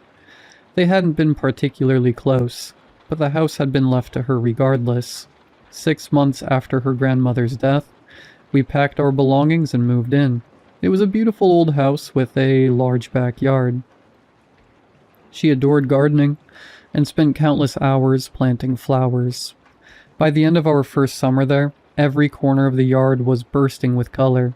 Every evening we'd curl up together on the couch or lie in bed talking about our future. I used to tell her that I'd still love her when she was old and wrinkled. She'd laugh and tell me she'd never leave me. Alice also loved knitting. One Saturday afternoon, she was sitting in her favorite armchair, carefully knitting a blue winter cap for our son. The funny thing was, she wasn't even pregnant, but she wanted a son so badly that she'd already started preparing for him. I remember watching her from across the room, smiling to myself. When the doorbell rang, I answered it. An elderly woman stood at the porch. She had silver hair, kind eyes, and a warm smile. For a moment, she simply stared at me. Then she introduced herself. Her name was Celia. She told me she'd been a close friend of Alice's grandmother. I invited her inside. Alice made tea, and before long the three of us were sitting around the kitchen table talking. Celia spoke fondly about the town, shared stories about Alice's grandmother, and seemed genuinely happy to meet us. Alice and Celia hit it off immediately. Both of them loved gardening. Celia spent nearly half an hour describing the flowers growing around her purple house, while Alice listened with complete fascination. To be honest, I was bored out of my mind. Still, it was nice seeing Alice so happy. When Celia left, she promised to visit again, and she did. A few days later, she came back carrying a homemade cake. Then she visited again the following week, then again, and again. At first, we thought she was simply lonely. She lived by herself, after all, but as the weeks passed, her visits became more frequent. Occasionally, she'd show up when we'd just gotten home from work, exhausted and wanting nothing more than a quiet evening alone. We never said anything. Neither of us wanted to hurt her feelings. Looking back now, I wish we had, because eventually things started to feel wrong. The first moment that truly unsettled me happened during one of Celia's visits. I don't even remember what she and Alice were talking about. I only remember the way they suddenly turned towards me at exactly the same moment and smiled. The smiles were identical. Not similar, identical. The same tilt of the head, the same expression. I told myself I was imagining things, but for some reason I couldn't stop thinking about it. A few days later, Alice and I went into town to buy groceries. While we were picking out vegetables, we started chatting with one of the employees. The conversation eventually turned to local residents. Naturally, Celia's name came up. The woman immediately recognized it. "Oh, Celia?" she said. "She's lucky to be alive." When we asked what she meant, she told us that several months earlier, Celia had suffered a stroke right there in the middle of the store. According to her, everyone thought she was dead. Then suddenly she'd opened her eyes. "It was a miracle," the woman said. Alice mentioned that Celia had been friends with her grandmother. The employee frowned. "Really? That's what she told us." The woman shook her head. "That's strange. I've lived here my whole life. I don't remember them ever spending time together." The comment bothered me more than I cared to admit. When we returned home that afternoon, things became even stranger. The front door was standing open. My stomach dropped immediately. I've always scared easily. Alice, on the other hand, has never been afraid of much. She stepped onto the porch and shouted, "Who's in there?" No answer. Then, after a few seconds, someone emerged from the hallway. It was Celia. For some reason, seeing her standing inside our house didn't make me feel relieved. It made me feel worse. She smiled awkwardly and explained that she'd brought us a cake. The door had apparently been unlocked, so she'd let herself in. Alice and I always lock the door. Always. Still, mistakes happen. That's what we told ourselves. At the time, we accepted her explanation. 5 days later, something even more unsettling happened. It was late at night, and Alice and I were getting ready for bed. I was walking past the window when I glanced outside, and I saw someone standing behind the tree. I screamed before I even had time to think. My heart started pounding so hard I could hear it in my ears. I told Alice we should turn off the lights and pretend we hadn't seen anything at all. Like, if we stayed still enough, whatever it was outside might simply disappear. But Alice didn't listen. She went outside. She checked the yard, came back, and said there was no one there. We concluded it must have been a woman. There had been a shape, a silhouette that looked like a dress. It was hard to see clearly from the window, but there was definitely someone there, watching. 2 days later, on a rainy night, I saw someone again. I had left my jacket outside earlier in the day, and when the rain started, I went to grab it before it got soaked. As I was walking back inside, I saw her, Celia. This time, I wasn't scared. I was just irritated, and something in me was certain she had been the one behind the tree that night. I don't know how I knew, but I did. Alice invited her in like nothing had happened. She made tea, as usual. I stayed quiet most of the time, letting Alice do the talking. Celia explained that her memory had been getting worse lately, that sometimes she got confused and thought places were hers when they weren't. It sounded reasonable, but I couldn't shake the feeling that she needed to stop coming to our house. On October 23rd, a tragedy happened. I'll never forget that day as long as I live. I was working my shift at the factory when one of my colleagues walked up to me. He looked unusually pale. He leaned in close and said quietly, "There was an explosion in the store your wife works in." My heart dropped immediately. When I arrived there, the entire place was gone. The store was torn apart. It didn't even look real. An officer stopped me from getting closer. I asked him if there were any survivors. He looked at me for a long moment before shaking his head. "I'm sorry," he said quietly. "We found no survivors, but we did find a wedding ring on the ground. Do you recognize it?" He held it out. The moment I saw it, I knew. It was hers. I collapsed right there on my knees. I don't remember when I started crying, only that I couldn't stop. They said it was a gas leak, old pipes, and I knew it was true. I had seen the condition of that place before. I had known it wasn't safe, and yet I let Alice work there. That thought destroyed me more than anything else. For days, I didn't speak to anyone. And then one day, Celia started coming back. At first, I tried to push her away. I didn't want anyone there. I didn't want comfort. I didn't want anything. But she kept showing up. Slowly, she began helping without asking, cleaning the house, cooking small meals, even watering Alice's flowers in the backyard. We barely spoke, and yet she never commented on my silence, never pressured me, never acted like anything was strange about it at all.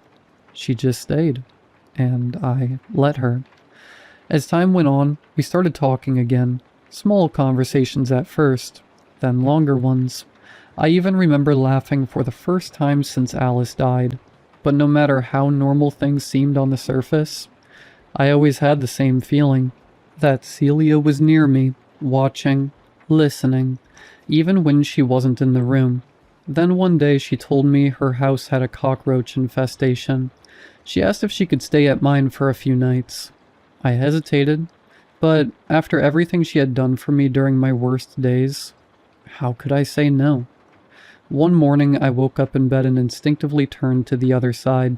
I hadn't opened my eyes yet, but I felt it immediately. Someone lying next to me. For a split second my mind filled in the blank the only way it knew how. Alice. I smiled faintly, almost on reflex. I reached out and hugged her like I used to, pulling her close, holding on to that familiar comfort I thought I had lost forever. But something was wrong. Her skin didn't feel right. It wasn't smooth. It wasn't warm in the way I remembered. There was a texture to it that made my stomach tighten before my mind even caught up. I opened my eyes. Celia was lying beside me. She was staring right at me with a wide, satisfied smile. And I was staring back at her with pure hatred. Something in me snapped. I started yelling at her, telling her she had crossed every possible line, that this was not acceptable, that she needed to get out of my house immediately. Celia went downstairs, while I stayed in my room, trying to calm myself down. I hoped she had left. When I finally came downstairs, she was sitting in the living room waiting for me. The moment she saw me, tears began forming in her eyes. Then she said something that made my blood run cold. "I did all of this to be with you again." "Again?" I asked. "I'm your wife, Alice." For a moment I just stared at her. "You died 5 years ago." She continued. "I'm actually 68 years old now.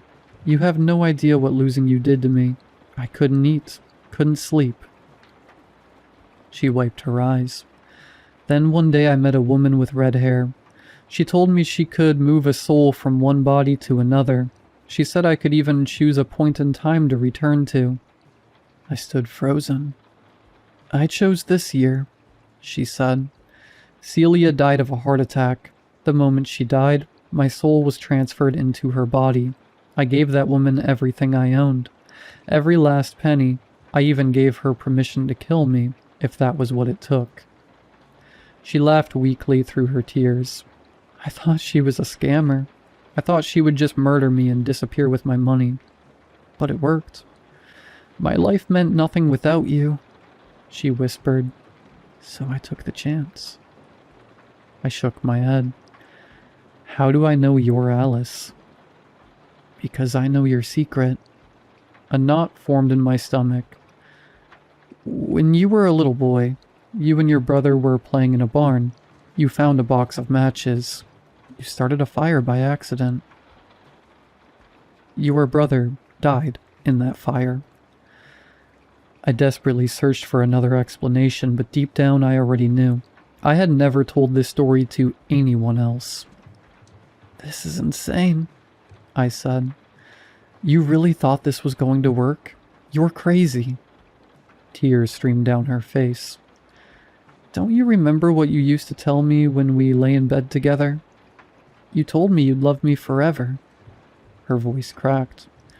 You said you'd still love me when I was old and wrinkled.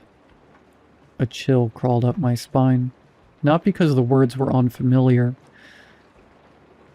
but because they were exactly the same words I had told Alice. Something inside me screamed that I needed to leave. I turned and rushed toward the front door, but it was locked. I knew then that I needed to get somewhere safe, so I decided to run upstairs and lock myself in the bedroom. As I backed towards the stairs, I glanced over my shoulder one last time. That's when I saw Celia holding a knife. Did you kill Alice? I asked. Tears were already filling my eyes. My voice trembled so badly, I barely recognized it as my own. For a moment, she just stared at me, then she shook her head. I couldn't do it. I didn't know what that meant. She took a step toward me, then another. I turned and ran. My feet pounded against the stairs as I raced upward. Behind me, I heard her following. Then, I heard her falling down the stairs. I stopped and turned around. Celia was lying at the bottom of the staircase. She wasn't moving. For several seconds, I could only stare. Then my mind started racing. The pieces suddenly seemed to fit together. If Celia truly was Alice from the future, then she must have somehow removed my Alice from the picture. She must have kidnapped her. Maybe even arranged the explosion at the store to make everyone believe she was dead. I needed answers, and I knew exactly where to look. Earlier, Celia had often talked about her house, the purple one with the beautiful garden.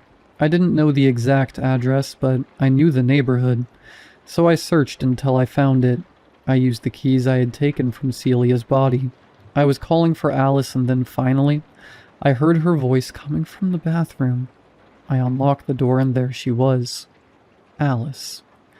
We just stared at each other, then we both started crying. I wrapped my arms around her and held her tighter than I had ever held anyone before. I couldn't believe it. Once we had both calmed down, I told Alice everything. When I finished, she took a deep breath and told me what had happened on the day of the explosion. I got to the store early that morning, she said. You know how I always liked arriving before everyone else. I wanted a few quiet minutes to drink my coffee before work. I nodded. Celia was waiting outside. She told me she had a problem with a faucet in her bathroom and needed help turning it off. Since I had plenty of time before my shift started, I agreed to help. The moment I got inside, everything changed. She locked me in the bathroom. I screamed, I kicked the door, I tried everything I could think of, but I couldn't get out. There weren't any windows, no way to signal anyone outside. Tears formed in her eyes. We sat together for hours, talking, crying, filling in the gaps left by all those lost days. I should have felt complete. I should have felt like my nightmare was finally over, but I didn't. No matter how much I loved Alice, there was one thought I couldn't escape. The woman who had done those things, who had kidnapped her, who had manipulated me, watched me, lied to me, and nearly killed me, was Alice. Maybe not this Alice, but she was still a version of her. Every time I looked at her, a small part of me wondered what she might become one day. Eventually I made a decision. I ended our marriage. 10 years passed after those events. I remarried. My wife's name was Eleanor, and together we had a son named Walt. We lived in a different city, far away from that town and everything that had happened there. I found a new job, built a new life. During all those years, I never saw Alice again. One afternoon, Eleanor came home from grocery shopping with Walt. "Look what I got," he shouted. He proudly held up a blue winter cap. My stomach dropped. I couldn't stop staring at it. The color, the pattern, the stitching. I knew that hat. 10 years ago, I had watched Alice sit in her favorite armchair and knit that exact same cap for a son she didn't even have yet. "Where did you get that?" I asked. Eleanor smiled. "We met a sweet old lady while shopping. She seemed lonely. We talked for a while. She told me she never had children of her own." Eleanor looked at the hat. She had this with her and insisted that Walt should have it. That night, I finally told Eleanor everything about Alice. For years, I had kept the story to myself because I knew how insane it sounded. And Eleanor reacted exactly how I expected. She didn't believe a word of it. We argued for hours. By the time we went to bed, neither of us were speaking to each other. I understood why she was angry, but she had to know. For nearly 2 hours, I lay awake staring at the ceiling. What if it really was Alice? What if she had found us? How was I supposed to protect my wife and son? Then I heard it. The front door opened. I immediately woke Eleanor. "Someone's in the house." I told her to stay upstairs and lock the bedroom door, but she refused. Instead, she followed me. Together we walked downstairs. Then a light clicked on, and there she was. An old woman stood in our living room. She was holding a knife. At first glance, I knew she wasn't Celia. This was a different face. The woman tilted her head. "Hello, my love. We haven't seen each other in a very long time. For me, much longer than for you." I couldn't speak. I couldn't move. The old woman took a step forward. "You can probably guess how I got here. After you left me, I had no one. I spent years alone. Decades, actually. Every day I thought about you. I thought about revenge many times. Then I turned 68. One day I met the red-haired woman. I gave her my soul and decided it was time for my revenge." Her grip tightened around the knife. "Now you will suffer exactly as I did." When she finished speaking, we heard Walt crying at the top of the stairs. Neither of us had even noticed he had left his bedroom. He stood there frozen, staring at Alice, at the knife in her hand and listening to everything she had just confessed. Then Alice started walking toward us. We turned and ran for the stairs. That's when it happened again, like deja vu. I heard our footsteps pounding the steps, Alice behind us, and then I heard her falling down the stairs. Just like last time, it ended the same way. After everything went quiet, Eleanor and I sat together for a long time trying to understand what to do about Alice. Somewhere out there, in the correct version of our timeline, she still existed. What if she came back again? Eleanor wanted to make sure she never could. She said the only safe option was to remove her entirely, but I couldn't accept that. If we did that, we wouldn't be any different from her. So I suggested something else. We would go to her, not to confront her, but to help her. Over the years, we kept in contact with Alice. She became part of our lives in a way none of us had expected. We helped her through what she was going through, and somehow she helped us too, and eventually we became friends. Then when we grew old, Alice moved away and we eventually lost contact. That brings me to yesterday. I'm 72 now. Eleanor passed away a year ago, and I live in the same house we once shared. It was an ordinary morning. I made coffee, sat down, and watched television. Then the doorbell rang. I was surprised because I don't really get visitors anymore. When I opened the door, I saw her. Alice. She was 68 now, but this time she was fully herself. For a moment, I didn't know what I felt more, happiness or fear. Everything we had lived through came back at once. The stares, the knife, the screaming, the impossible version of her that should have never existed. But I let her in anyway. I ordered her coffee. At first, I felt uneasy, but slowly the tension faded. We talked about where life had taken us, about everything that happened over the years we haven't seen each other. Eventually, we left the house and I walked her to her hotel. As we crossed the road, I noticed a woman with red hair standing on the corner. She looked at us. For a brief second, her expression hardened. And then she smiled. In that moment, I knew. If things had gone differently, she would have been the one to take Alice's soul. But this time, nothing happened.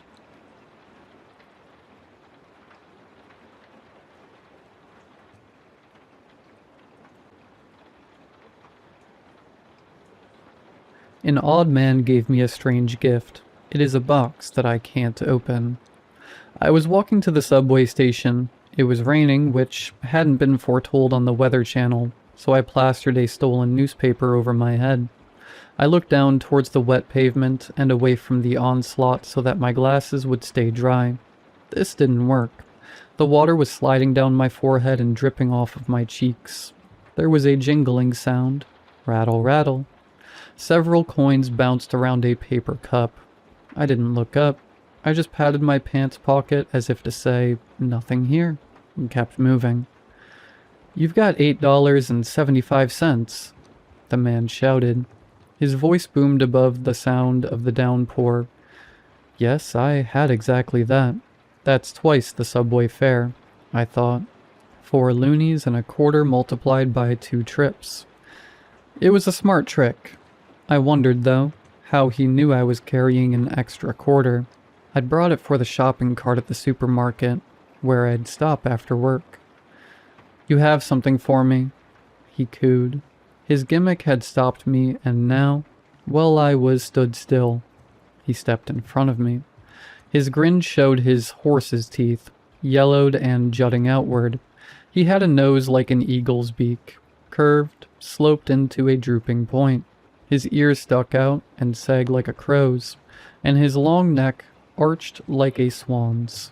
He had flaming orange hair that, where it had become damp from the rain, faded into a murky copper color.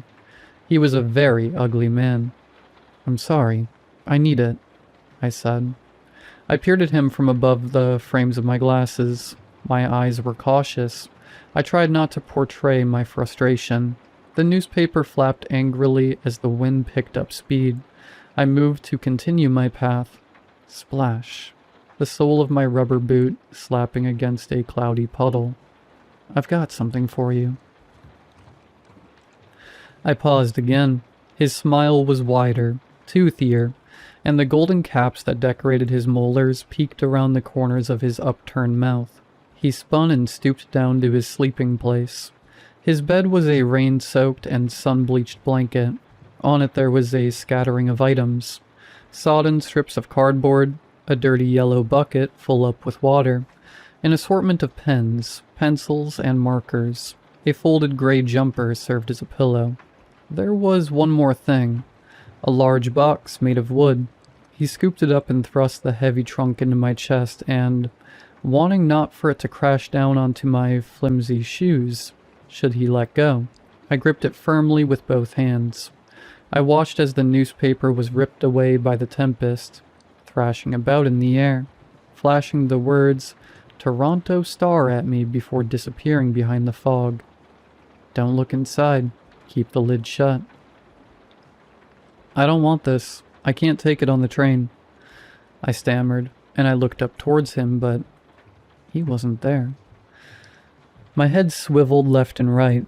I couldn't spot him, but I could feel that the ugly man's gaze was on me, his figure obscured by the sheet of falling water. My glasses were of no use, streaked with rain. Crack. A thunderclap sounded, and a bolt of lightning illuminated the street, so I broke out in a run for the metro without another word. I was at the turnstile.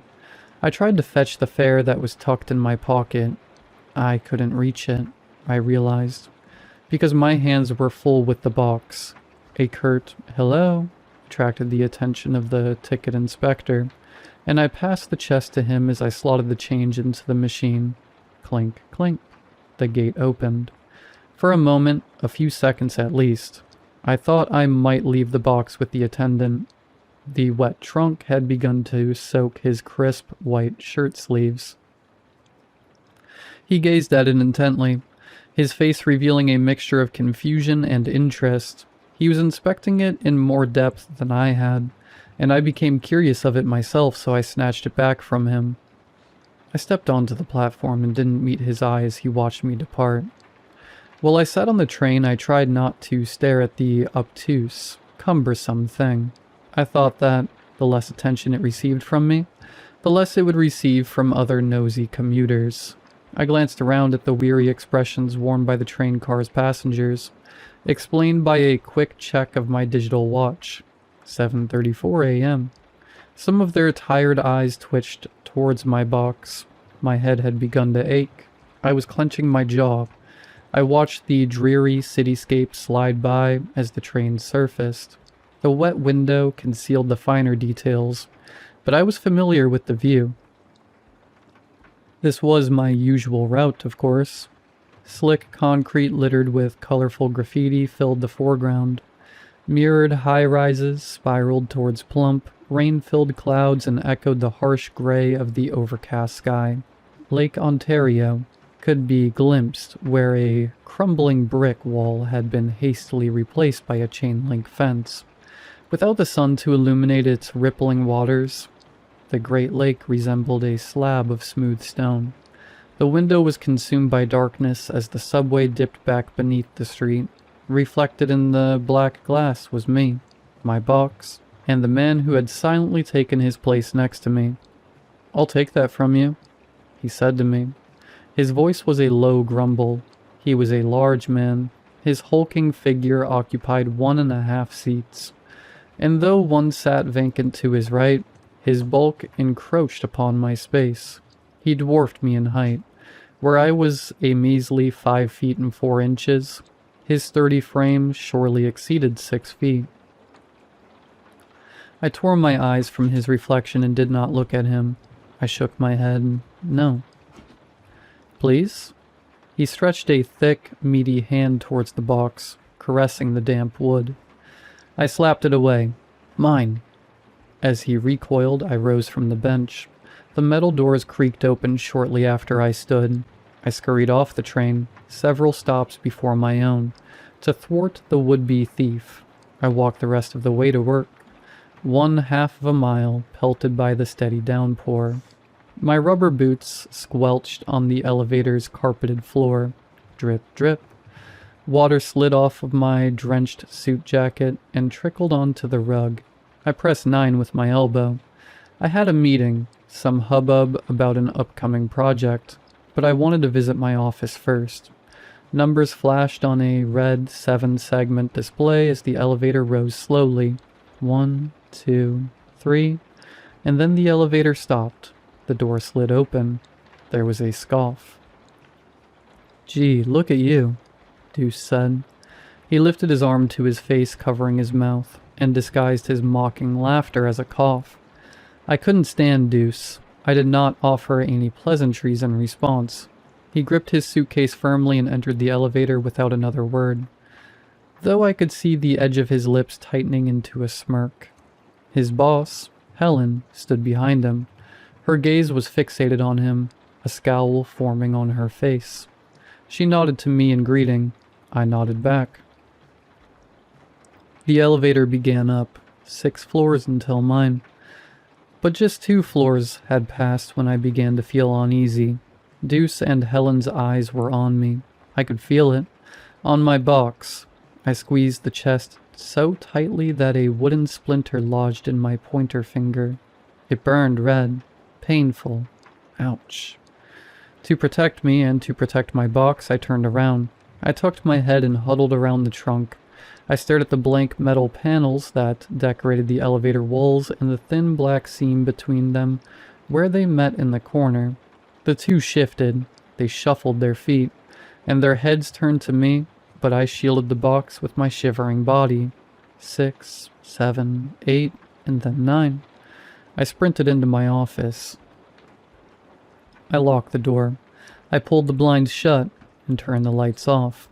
I closed the curtains on the window that overlooked the city. I sat at the desk, the old chair groaning beneath our weight, and really looked at the box for the first time. It was wood, yes, but what kind I couldn't know, as the rain had changed the color and texture of the grain. There were 2 leather straps with brass knuckles that secured the lid. The edges were worn and faded, the uncured hide visible through the cracks. There were 2 zip ties, made of ribbed white plastic. There were many elastic bands wrapped around the box, 100 or more thin strips of tan rubber. There was a very, very small lock on the box's golden clasp. It was no bigger than the tip of my pinky finger. This strange gift is a box that I shouldn't open. He told me, do not open it. But what was inside? When I rattled the chest, there was no sound. It sounded empty. Was nothing inside? Why had the man given it away so eagerly? Why had everyone wanted it so badly? I wanted to know. I had to know. In this box, what was there? I undid the metal fasteners and removed the strips of leather. I turned them over in my hands, and on the soft back, they had been branded with 1 word each. The first read, greed. The second read, envy. I tossed them in the plastic wastebasket. Then I plucked them back out and stuffed them in the locked desk drawer so nobody else would find them. I took a pair of scissors to the cable ties. They had text too. Black permanent marker had inscribed on them, hunger and yearning. They went into the drawer too.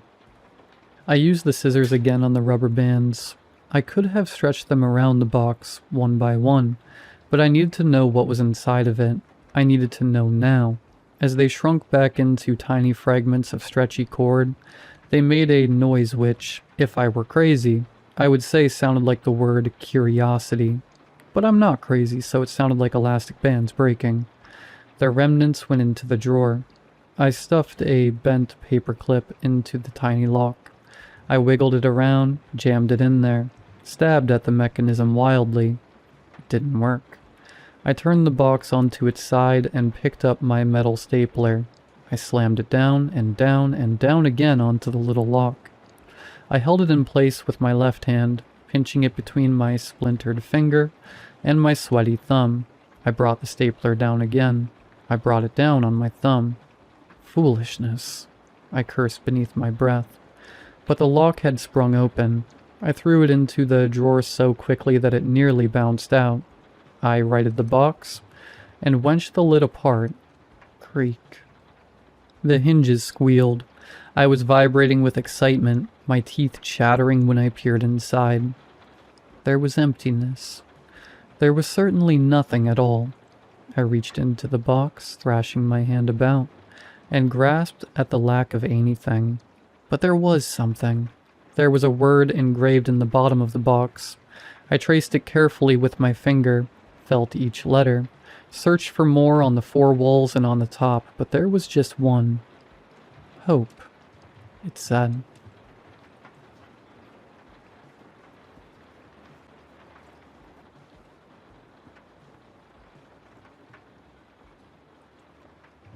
I started working the night shift at an old factory in 2019. The place shut down in 1991. Nobody ever explained why. Some company still owns the land and they pay me to walk the perimeter, check the locks on the gates, and sit in the security hut until sunrise. The money is fine. The rules aren't written down anywhere. The guy I replaced told them to me on my first night. He made me repeat them back until I got every word right. Rule 1. Do not go onto the main floor after 2 a.m. Rule 2. If you hear the conveyor belt, count your steps. Keep counting until it stops. Rule 3. Do not look at the second shadow. I laughed when he finished. He didn't. For 2 years I followed the rules and nothing happened. The conveyor belt never moved. The power had been cut decades ago. The second shadow was just a trick of the emergency lights. At least that's what I told myself. Then they sent me a partner. His name was Ellis. Young guy, quiet, didn't ask any questions. I told him the rules on his first night. He rolled his eyes. Sure, he said. Anything else? No. He looks at me and asks, You actually believe this stuff? I believe you should follow it. That was the end of the conversation. The first week went smoothly. We split the grounds between us. He took the west side, I took the east. Every night before we separated, I'd remind him, Don't go on to the main floor after 2 a.m. Every night he'd wave me off. Yeah. On the 8th night, my watch stopped. I didn't notice until I checked the clock inside the hut. My watch read 1:47. The wall clock read 2:14. I radioed Ellis. No answer. I tried again. Nothing. The west gate was empty. The main floor entrance wasn't. The chain was lying on the ground, the padlock open. I broke Rule 1. I told myself I was only going in long enough to drag him back out. The factory floor stretched into darkness. Moonlight spilled through the high windows. The conveyor belt was moving. There was no sound, no motors, no grinding gears. But I could feel it through my boots, a slow vibration beneath the concrete, like a heartbeat. Ellis stood at the far end of the belt, facing the wall. His shoulders shook. I shouted his name. He turned. His face looked normal. His shadow didn't. It had 2 heads. I looked down. My own shadow was gone. For a second I couldn't move. Then I grabbed Ellis and ran. I counted every step. 31, 32. The vibration followed us. 33, 34, 35, 36, 37. The conveyor belt stopped. The silence hit so hard it felt physical. I slammed the door behind us and locked it. Ellis didn't say a word for the rest of the shift. The next night he remembered none of it.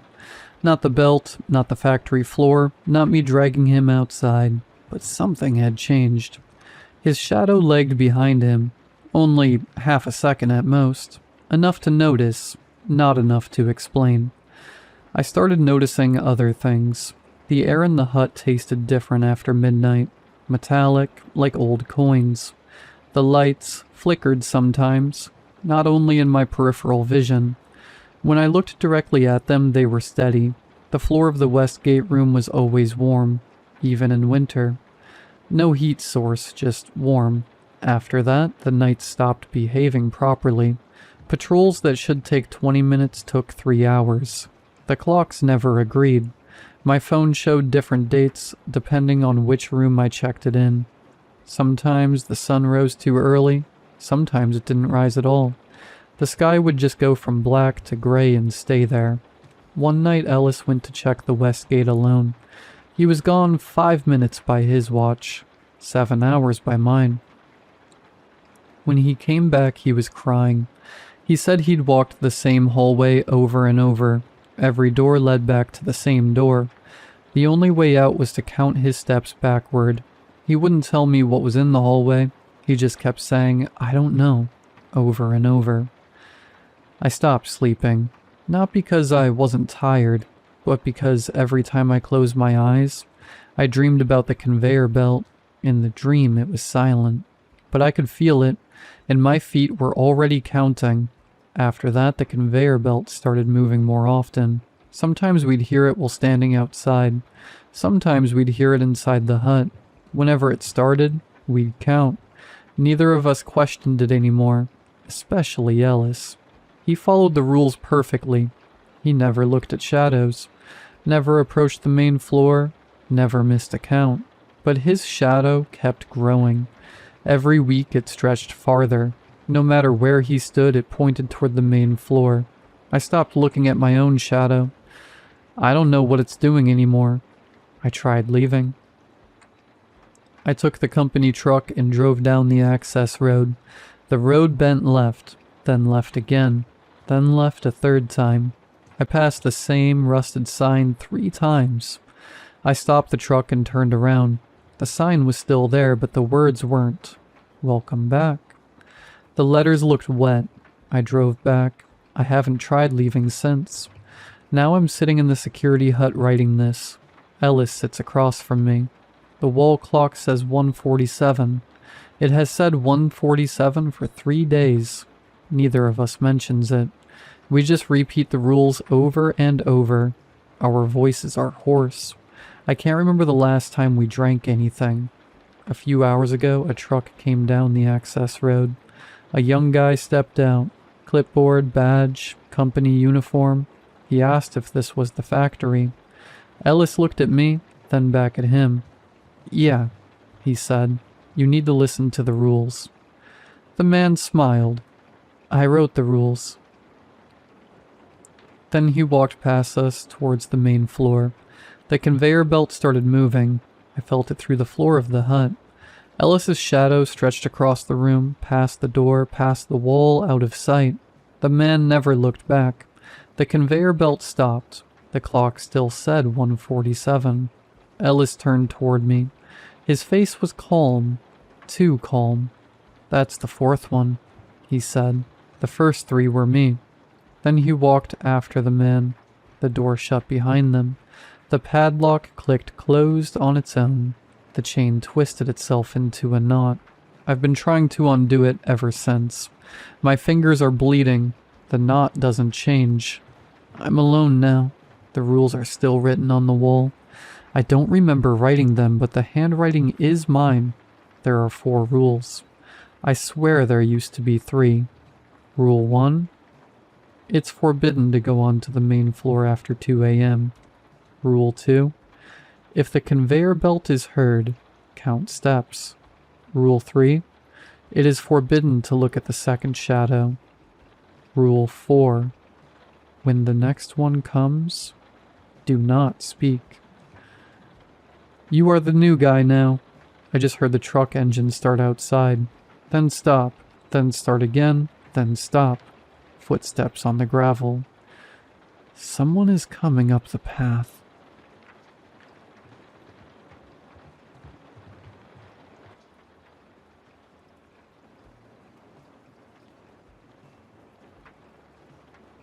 I'm posting this from my car. I've already filed a missing persons report with the police for my parents, and they've cleared it as a crime scene, but there's no way I'm ever going back inside. This all started back in February. Maybe that's why, because of how dreary and sunless that month is. My dad is a good man. I need you to understand that before any of the rest of it. After his mom passed 2 years ago, he got quiet in a way that scared me more than crying could have. And when he found these forums last winter, these wellness communities, I was relieved. He was back to exercising, dieting, sleeping better. He was excited about something again.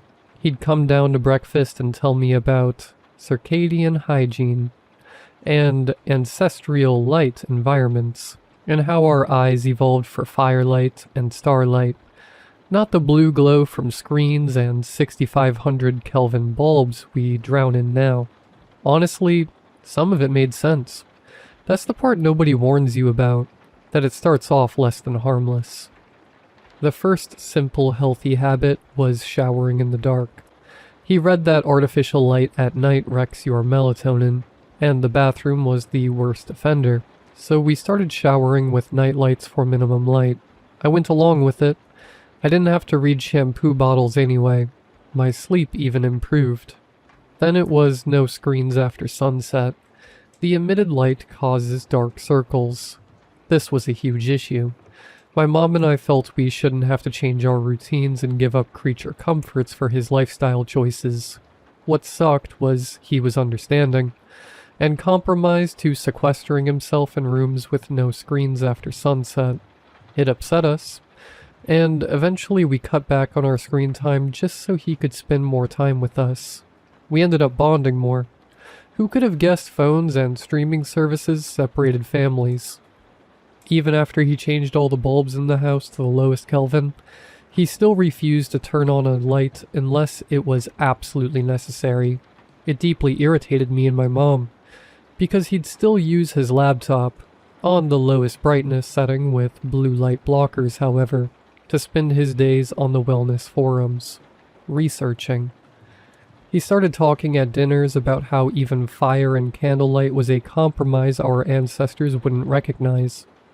How the truly restored nervous system needs real dark, total dark, the dark of a cave, a womb, a place where your sunset melt into the environment and your edges blur. Your bodily systems balance out and synchronize. And you go back. We didn't have a response. That's where I should have said something, though. Anything. 2 weeks ago, he taped contractor bags over my bedroom window while I was at school. When I got home, he was proud. He showed me the seams, how he'd gotten it so that there wasn't a single pinhole. Cassie, I'm getting a 2 on the Lux meter. 2? The guys on the forums are gonna love this. Staring at his phone, posting it. 3 days ago I came downstairs and tried to flip the kitchen switch. No 2000K melatonin improving infrared bulb. Gone. Every light bulb in the house was gone. He'd gone around with a stepladder and a trash bag and collected all of them. Even the one in the oven. Even the little one in the fridge that you'd have to break the door mechanism to reach. The bag was filled with shattered bulbs in the bin outside. I came back inside and found him reading the forums. Before he could open his mouth, I screamed at him. Thank God Mom had already gone to work. I screamed and cried and begged him to just please be normal. Please stop looking at his laptop while I talked to him. He just looked sad. Like I had hurt his feelings over something he was proud of. He looked normal.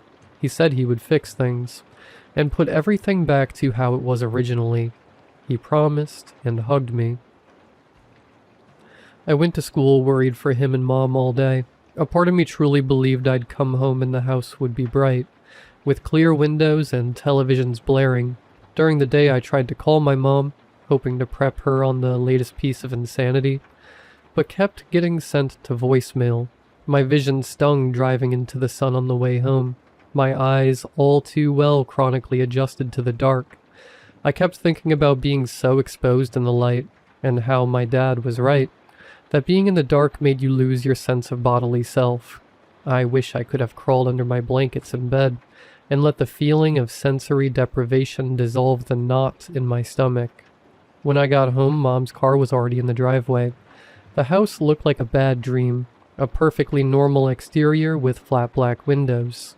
I went inside, and even leaving the front door open did nothing to pierce the all-encompassing darkness.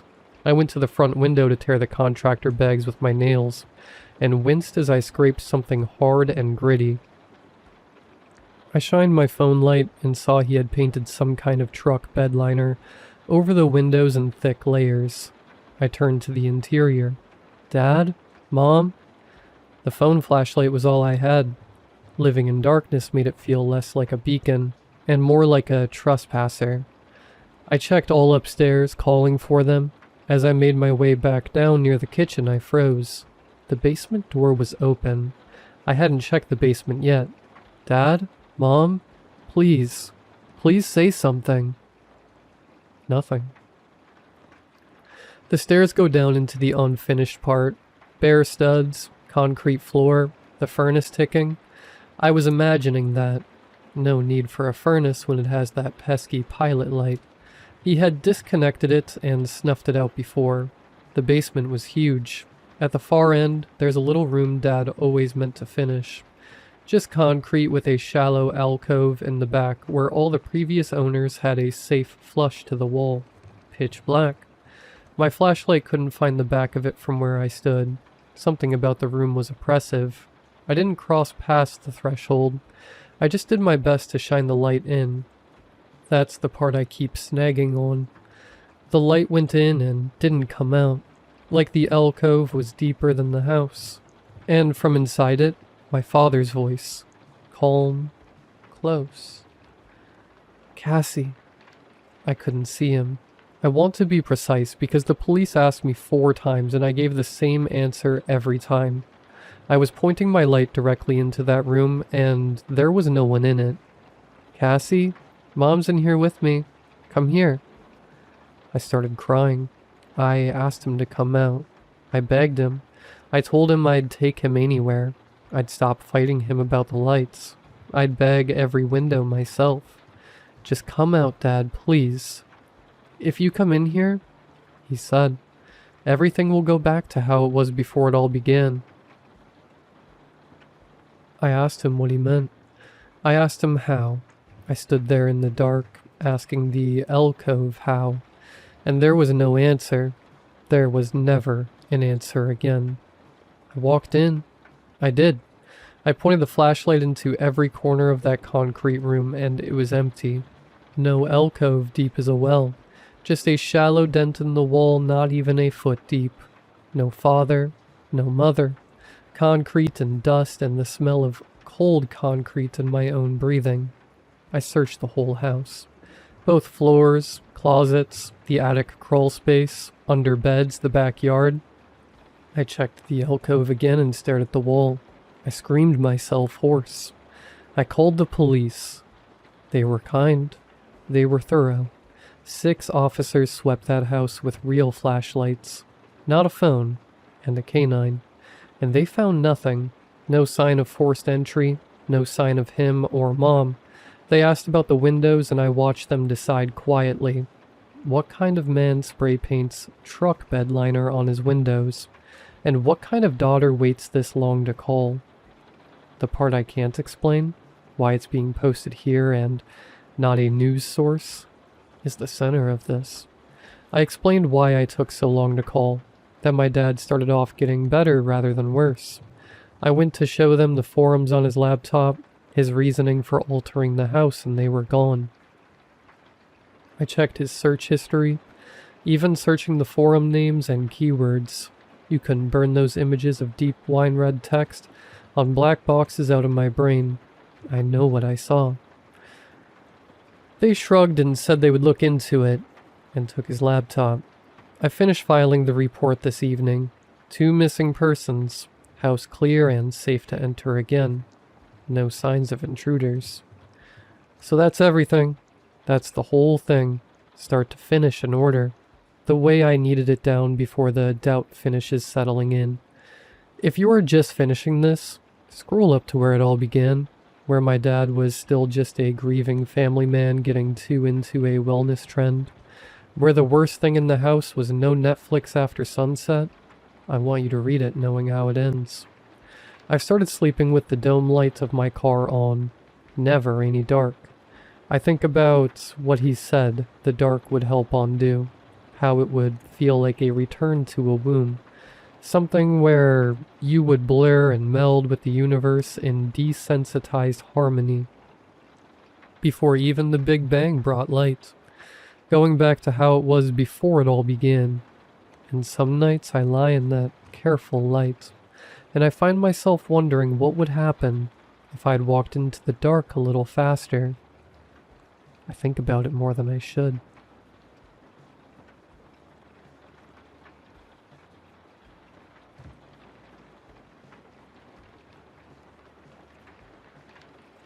I'm writing this because all of the shrinks I've visited think I'm delusional.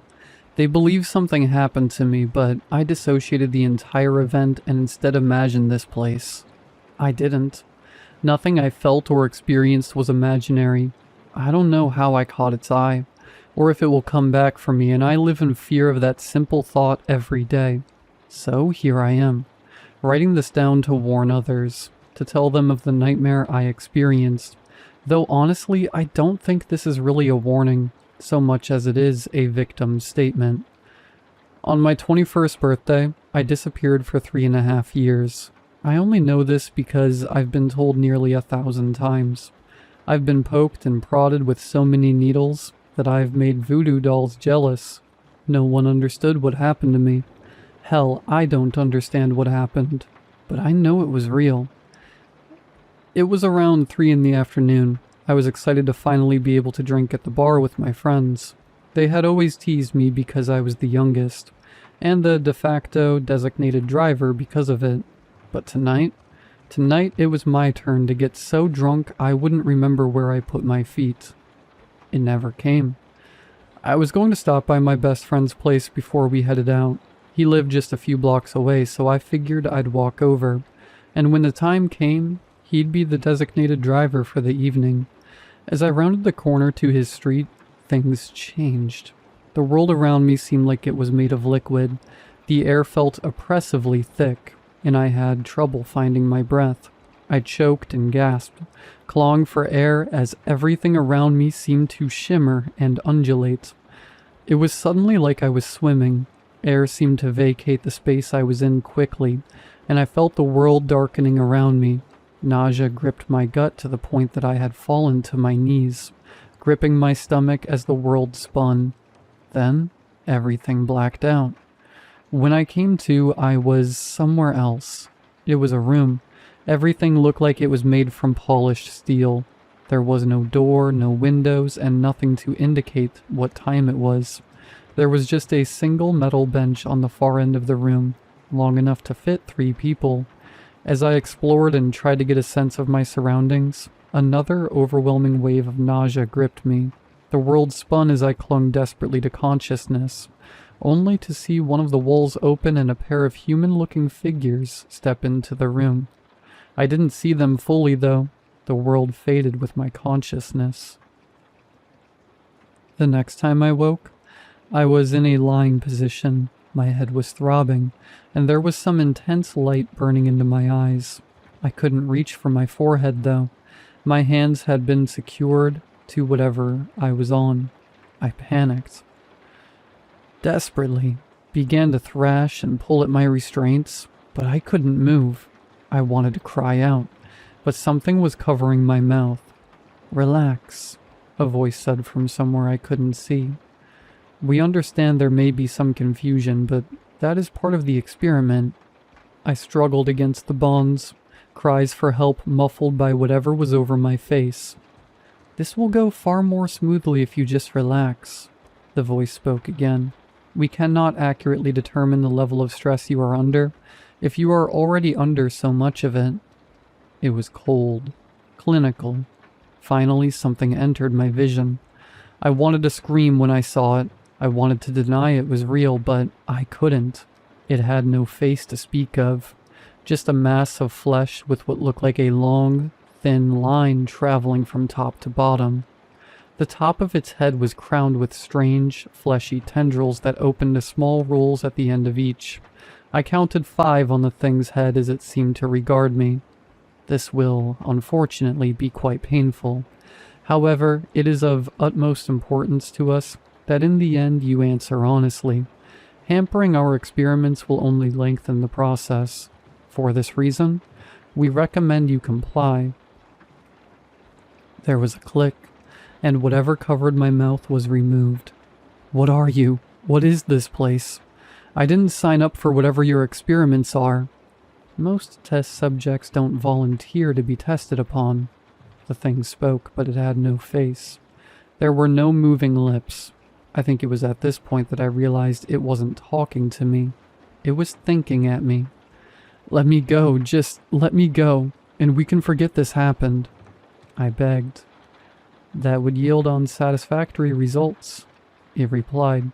"Now, I would recommend preparing yourself, but we are unsure how prepared you will be able to make yourself." The soft electrical hum of machinery filled my ears as I felt my arm beginning to move on its own. The machine extended it outward at first, so that it was parallel with my shoulder. It conducted a few more experiments, testing this range of motion in my arm. Then the machine started to bend downward. Before I could call out, before I could tell this thing to stop, my arm snapped, broken in two like a branch, the bone spiking from my flesh. I screamed. Agony flooded my system. Adrenaline flooded my veins. My breath was suddenly ragged in my chest as I fought back tears, groaning in absolute anguish. "Please, explain what you are experiencing," the entity demanded. I could only scream. Pain flooded my system, and all I could think about was how much it hurt. "On a scale of 1 to 10, please rate your pain." It kept going, completely ignoring my screams. Eventually, shock started to settle in. The pain was still there, but I could think. "It's an 11. Is that what you wanted me to say? Will you let me go now? You broke my arm. You have your data. The creature tilted its head as it looked at me. We have only just begun our experimentation. You are already unable to continue. Yes, for the love of God, I cannot keep going, I begged. Please, please, please, just let me go. There was another click, and soon my other arm snapped, sending agonizing jolts of electric pain through my body again. Again I screamed. Again I was racked with agony. Please, please, for the love of God, let me go. The entity regarded me the same way. Cold, methodical, like a scientist taking notes on a lab rat. Because that's all I was. I was a lab rat, a toy, and this thing was gauging what it felt like when it broke me. My leg was next, and again the pain was excruciating. I passed out at this point. The world went white around me as my body tried to cope with the sheer amount of trauma it was being put through. Evidently, though, these things had something for that too. I snapped back awake as it broke my other leg, the creature watching with some sort of bizarre fascination. At least, I think it was. There was no real way for me to determine what this thing was doing. At this point, your body has suffered severe trauma. The levels of pain you are experiencing will have flooded your body with extreme levels of adrenaline. If it weren't for the fact that this thing was talking in my head, I wouldn't have heard it through the haze of suffering it cast over my thoughts. Another click. Another whir. I felt my head being pulled upward. The pain in my neck was growing more intense as the machine continued to pull. Then suddenly there was nothing. No pain, no voices, no anything. The world around me faded and there was black. That was the first time I died. I woke on the ground an indeterminate amount of time later. No broken bones, no bruises, no cuts, nothing. It was as if the brutal agony I had just gone through never existed. The problem with that mindset, with those thoughts, was that it did happen. I remembered every second of it vividly. Getting over the shock of things, I decided to get my bearings. I was in another room. From what I could tell, there was a bench, much like the one I had seen when I first arrived in this place, and everything was that same polished metal. There were no signs of anything else, just the bench, what looked like a sink, and that was essentially it. So I moved to the bench, sat down, and waited. All I had were my thoughts, and those weren't doing me much good at the moment. Outwardly, I seemed calm enough, but inside I was panicking. None of this made any sense. Where was I? How did I get here? Didn't I just literally have my head ripped off my shoulders? I didn't have much time to think. I was hit by another wave of that crippling nausea. I tried to fight it, to maintain my consciousness, but eventually I was still overtaken. When I woke, I was on some sort of fleshy mass, and as my vision focused, my stomach rolled. The entire room looked like it was made of living flesh. The walls undulated and pulsed with an unseen energy. The ground was soft and a little difficult to move across.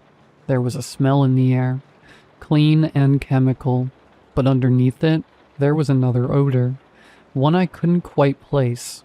I wasn't restrained this time, but I almost wish I was. The place I was in was unlike anything I had ever seen before, and that only made me want to run. Do not be so frightened, I heard a clinical voice call out. Your last test went smoothly enough, so we are going to continue experimentation. Please, be prepared to give us a thorough explanation of what you are feeling. I'm feeling terrified is what I'm feeling.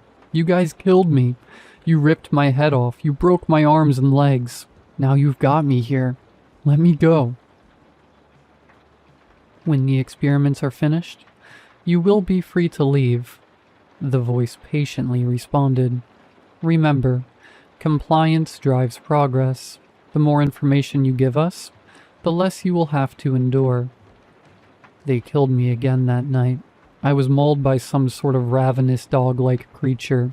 All the while, they continued to ask me to rate my pain, to explain exactly what I was feeling. All in all, they killed me 1,278 times. Every morning I'd wake up alive, no damage, but the scars on my mind remained. I was shot, stabbed, poisoned, starved, infected, drowned, burned, and brutalized. Each time it only took a day for me to die. Anything that slowly killed me would be accelerated as they tried to gather more data. Sometimes my death was quick, and those were the ones I learned to appreciate. Other times, though, it dragged on for what felt like an eternity of pure and utter pain. I learned a lot about life, religion, the soul, and all of that superstitious BS. You want to know what happens when you die? Where you go? The answer is terrible. It's not just a ceasing of existence like the atheists believe, but there's also no paradise or pit. It's nothing. I don't mean that in a nihilistic sense. I mean it literally. It's blackness. There's no smells, no sound, nothing to feel or taste. It's just a vast emptiness. The horrifying part, though? You're aware, you're present. Just a consciousness in utter nothingness, floating through the void. The worst death? The worst thing I ever experienced in my time being killed daily? Drowning. The whole time your body is screaming at you, telling you you're dying, begging you to find air so it can reset itself and keep you moving, but it can't. So you start to get this, pins and needles feeling all over your body. Your ears start to ring and then everything starts to go dark. Then you're in the void, dead. Sometimes it felt like they let me stay dead for longer, but in the end I'd always wake up in the same place. Cool, metal room with nothing but a bench and a sink in it. Nothing changed about their demeanor. They simply continued to ask questions, and if my death was quick, they'd inquire about what I felt when they brought me back. Ask me questions about my mindset, to rate my pain. The same things over and over. I eventually became numb to dying. I'd wake up, knowing that the day held another way for me to be annihilated. The creatures would gas me, take me into one of their experimentation rooms and kill me. For 3.5 years, they killed me. Then, one day I was brought into one of the test chambers. The entity was already in there. I wasn't restrained or gassed, just brought before it. I wanted to lunge at it, to make it experience a modicum of the death I had tasted at its hands, but something was preventing it, like my mind wasn't going to let me move against it. After this, testing will have concluded. We've gathered all of the information we need from you. It thawed at me. My heart skipped a beat, and for the first time since my arrival, I felt the bitter taste of hope in my mouth again. You mean you're going to let me go? You will be released when testing is concluded. We had promised this when testing began. I couldn't believe it. All right then, let's get this over with. The entity said nothing else. It turned to me. It wore no clothes. Its body was this mixed hue of light purples and pinks, almost like bruised flesh. Its skin wrinkled in strange places and its arms were too long. They nearly touched the ground. Its knees bent in the opposite direction, but that didn't seem to slow it as it bent and moved forward at an alarming speed. I felt it place a hand on my shoulder, felt the familiar agony of a vice-like grip lifting me into the air to meet its face. I had seen what was hidden behind that slit in the head once. I never wanted to again. One of the tendrils on its head moved into my view, and I watched as a long, bone-colored needle slid from the hole in it. I slit my throat with that needle, and I bled out on the ground in front of it. My last thought hearing, "Thank you for your cooperation." I woke on the ground the same place I had disappeared, the corner of the street near my buddy's house. I didn't know how long I'd been gone at this point, or how many times I had died, only that it was over. The relief I felt was overwhelming. I couldn't believe I was free. I laid there in the road staring at the sky and not a chrome ceiling. For the first time since I had been taken, I began to weep. I was so overwhelmed with everything that had happened that I just broke down and sobbed in the middle of the road. I don't know how long I cried for, but God, it was cathartic. I did eventually head over to my friend's house. and I scared the crap out of him. That was when I had found out I was gone for 3 years, that no one knew what happened to me. I tried to explain what had happened, but as I did, I realized how crazy it sounded. Yeah, man, I was coming to your place so we could go get smashed, and I was abducted by some alien thing that killed me every day for the 3.5 years I was gone. Doesn't exactly come off as something a sane person would tell anyone. The police were contacted. My parents were contacted. The news showed up. I was a local celebrity for a while. No one believed me about the alien, though. If that's even what it was. Maybe it was a demon. Maybe it was something else entirely. All I know is that it was able to kill me and bring me back completely unharmed. Eventually, it was suggested I talk to a psychiatrist. Everyone believes something happened to me, that I was kidnapped and taken somewhere, maybe feed copious amounts of psychoactive drugs, so that I'd think it was all aliens and dying. But when I explained what happened to the shrink, when I went into graphic detail about dying in so many different ways, I could see the concern on the doc's face. They tried all sorts of therapies, tried to get me to open up about what happened, but every time the story was the same. I was abducted, and some weird alien thing killed me, over and over again. They couldn't get the breakthrough they were hoping for. So I was tested, medically. Doctors wanted to know if I had been dosed with psychotropic medicines, or some such BS. No one could accept my story. I still don't think anyone believes me, and I don't blame them. I mean, if I had been told by someone they had been killed over 1,000 times in over 1,000 different ways, I don't think I'd believe them either. I don't know what it was that they were trying to determine, or why it involved killing one person, but I know that it was a nightmare.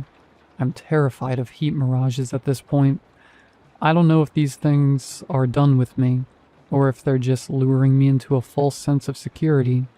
It doesn't matter though. If they came again, I couldn't stop them. And if they come for you, you won't be able to stop them either.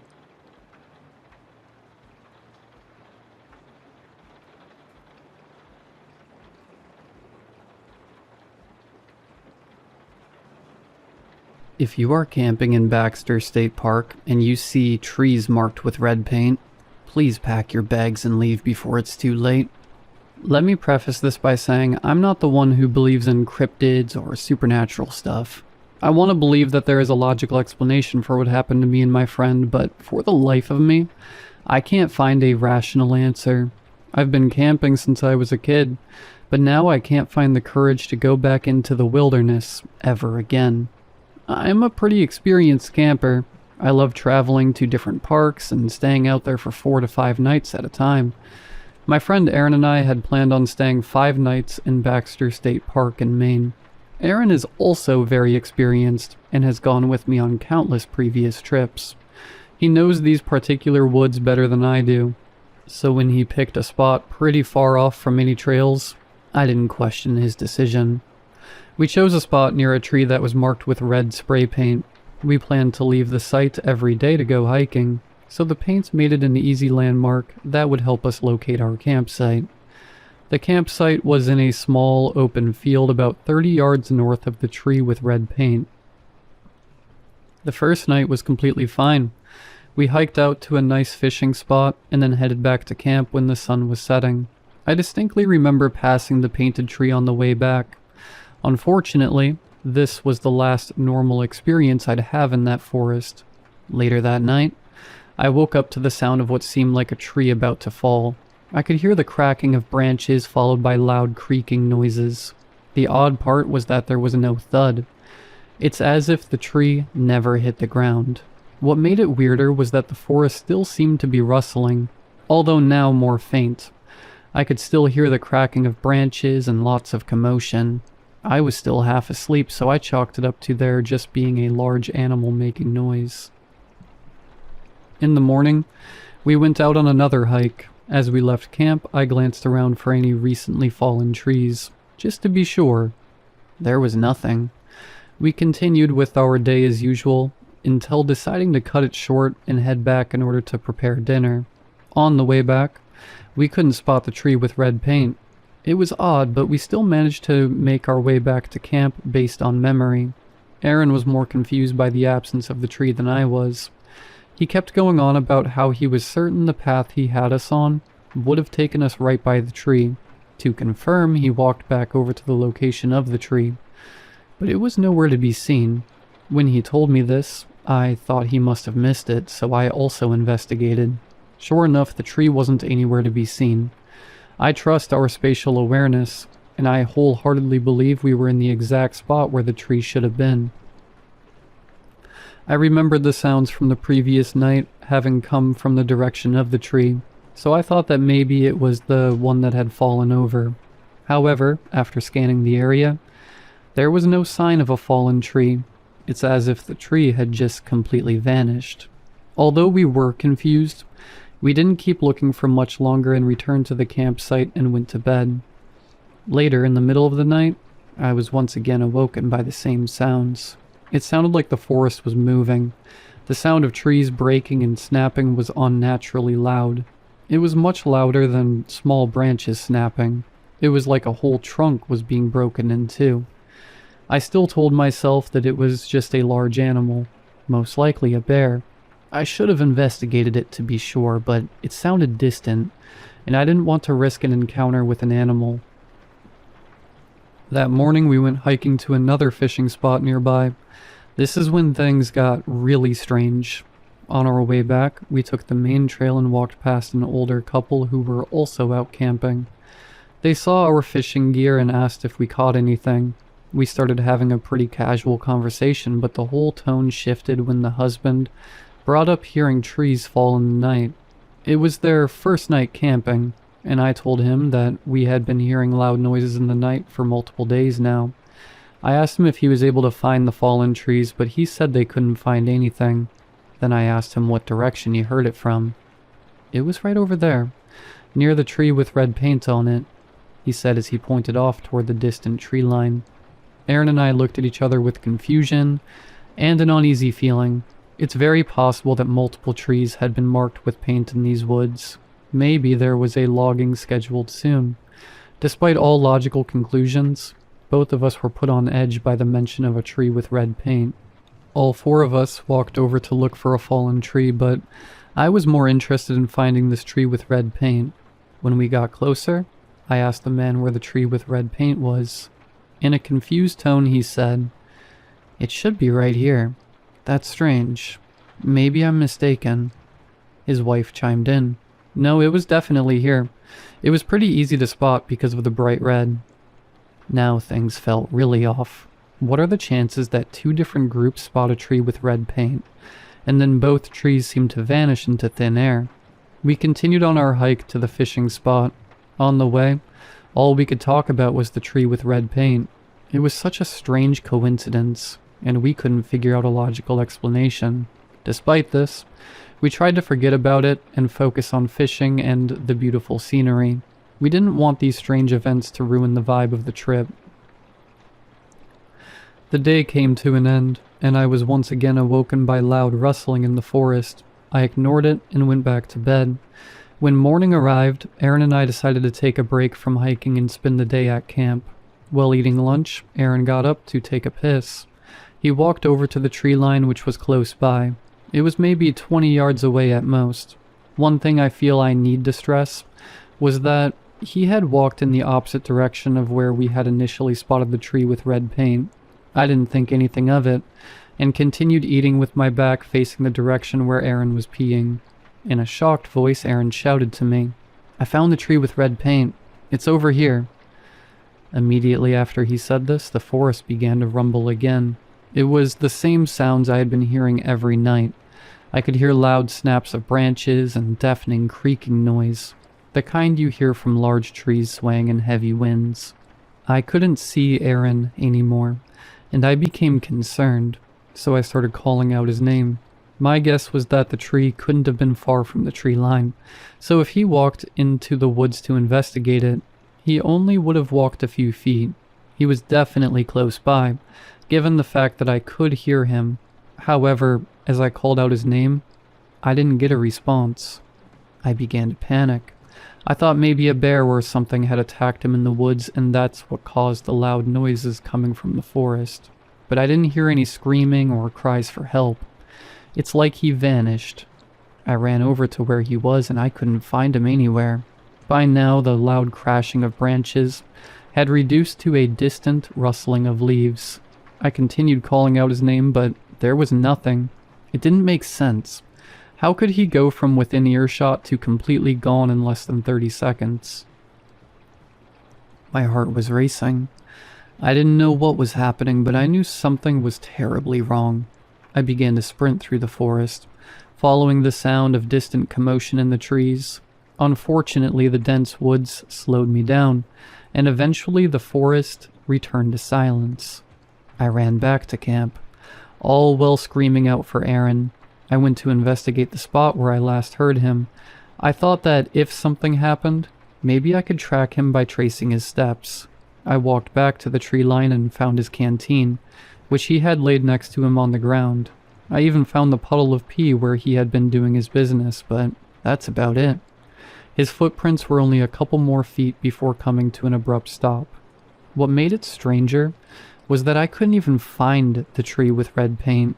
It's a very bright red and it's easy to spot, so if he spotted it while peeing, it must be extremely close by.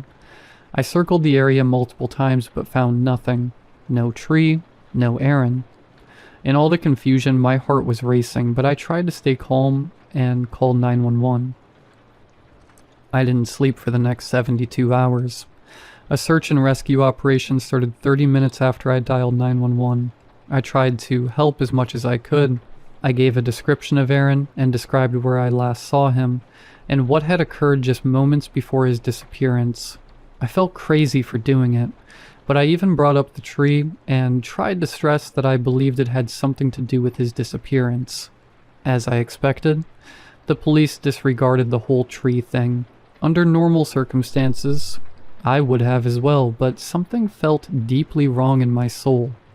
I don't know what it was, but I know that tree had something to do with Aaron's disappearance. To make matters worse, the couple we had spoken to was also reported missing. Apparently, police estimate that they disappeared just a few hours before Aaron did. They were only reported missing after they didn't show up to a guided hiking session they had scheduled that day. How strange is that? The couple also vanished without a trace. As far as I know, they were the only other people who had a strange encounter with a tree with red paint, and now they are missing as well. After multiple nights, I had to get some sleep. I was at the point of exhaustion.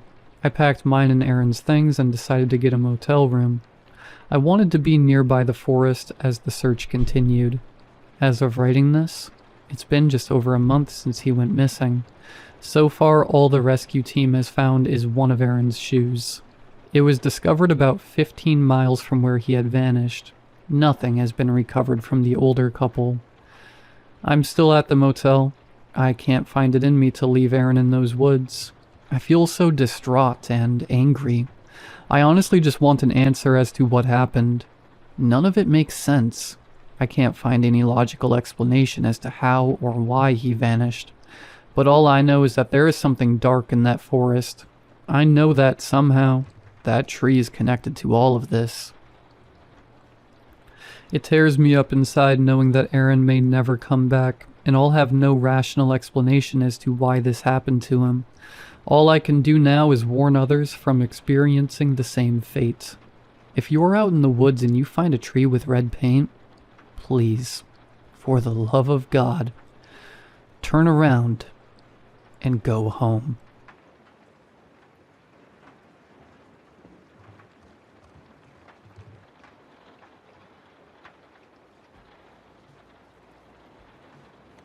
Someone brought a camera into work recently. He was likely a homeless man who found it lying around and figured he could get a pretty penny for it. For being 10 years old, it was in decent shape.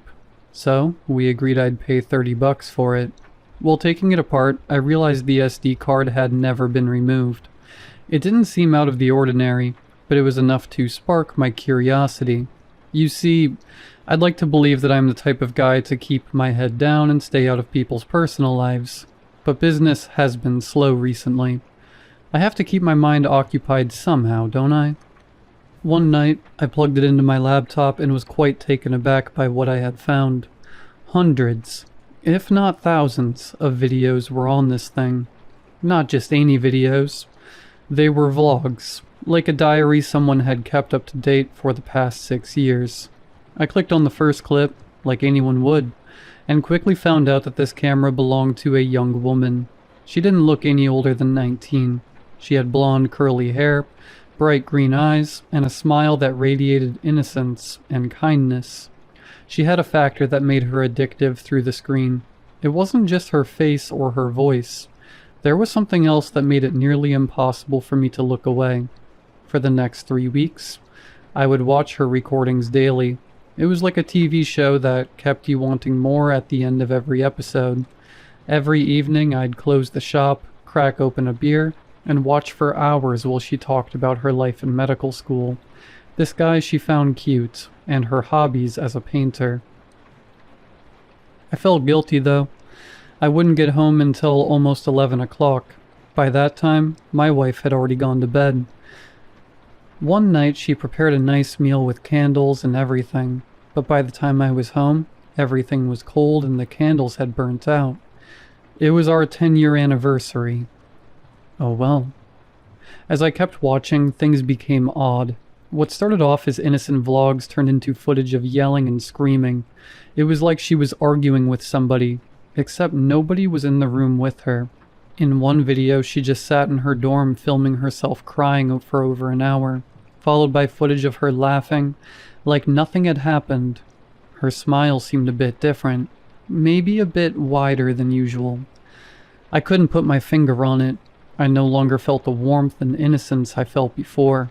It almost seemed forced or performed. But performed for who? It was just her, alone in her room. But what if it wasn't? What if she wasn't alone?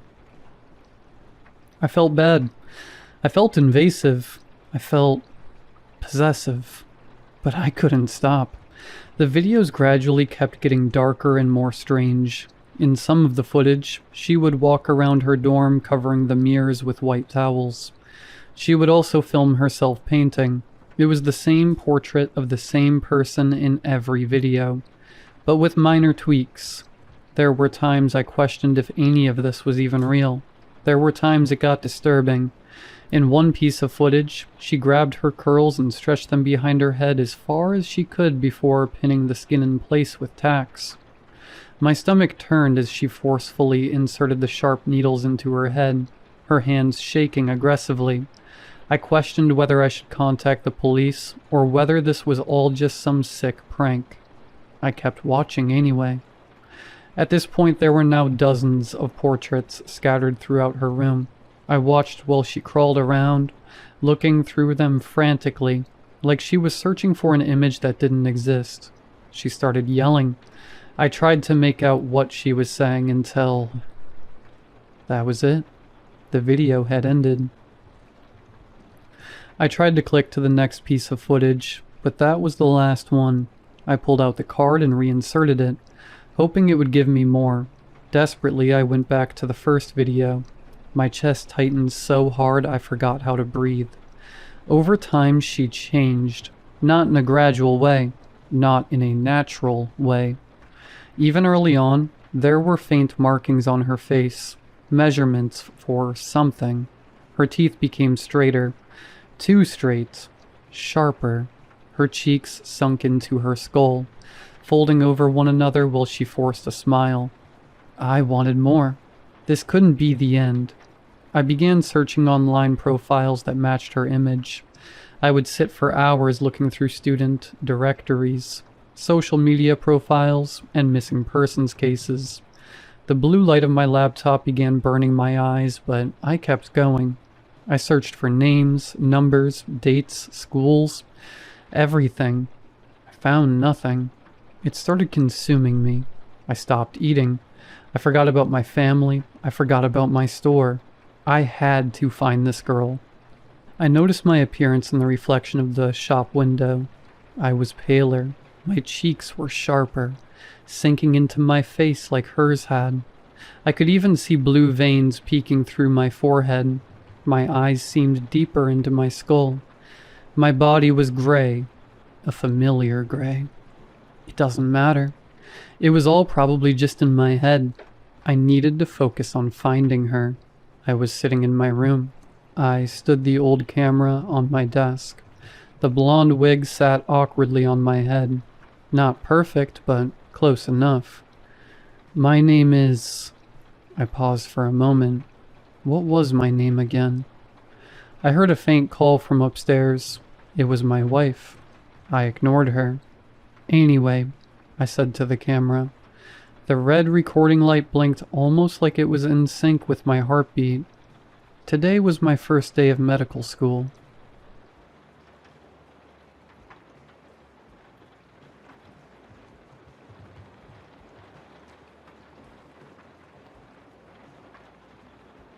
On a laminated A4 sheet, there was a logo on the upper corners.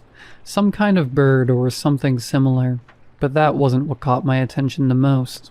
What really caught my attention was... God, what a nuisance. There was a hellish amount of text. Are you kidding me? How the hell did they manage to fit so much text into this thing?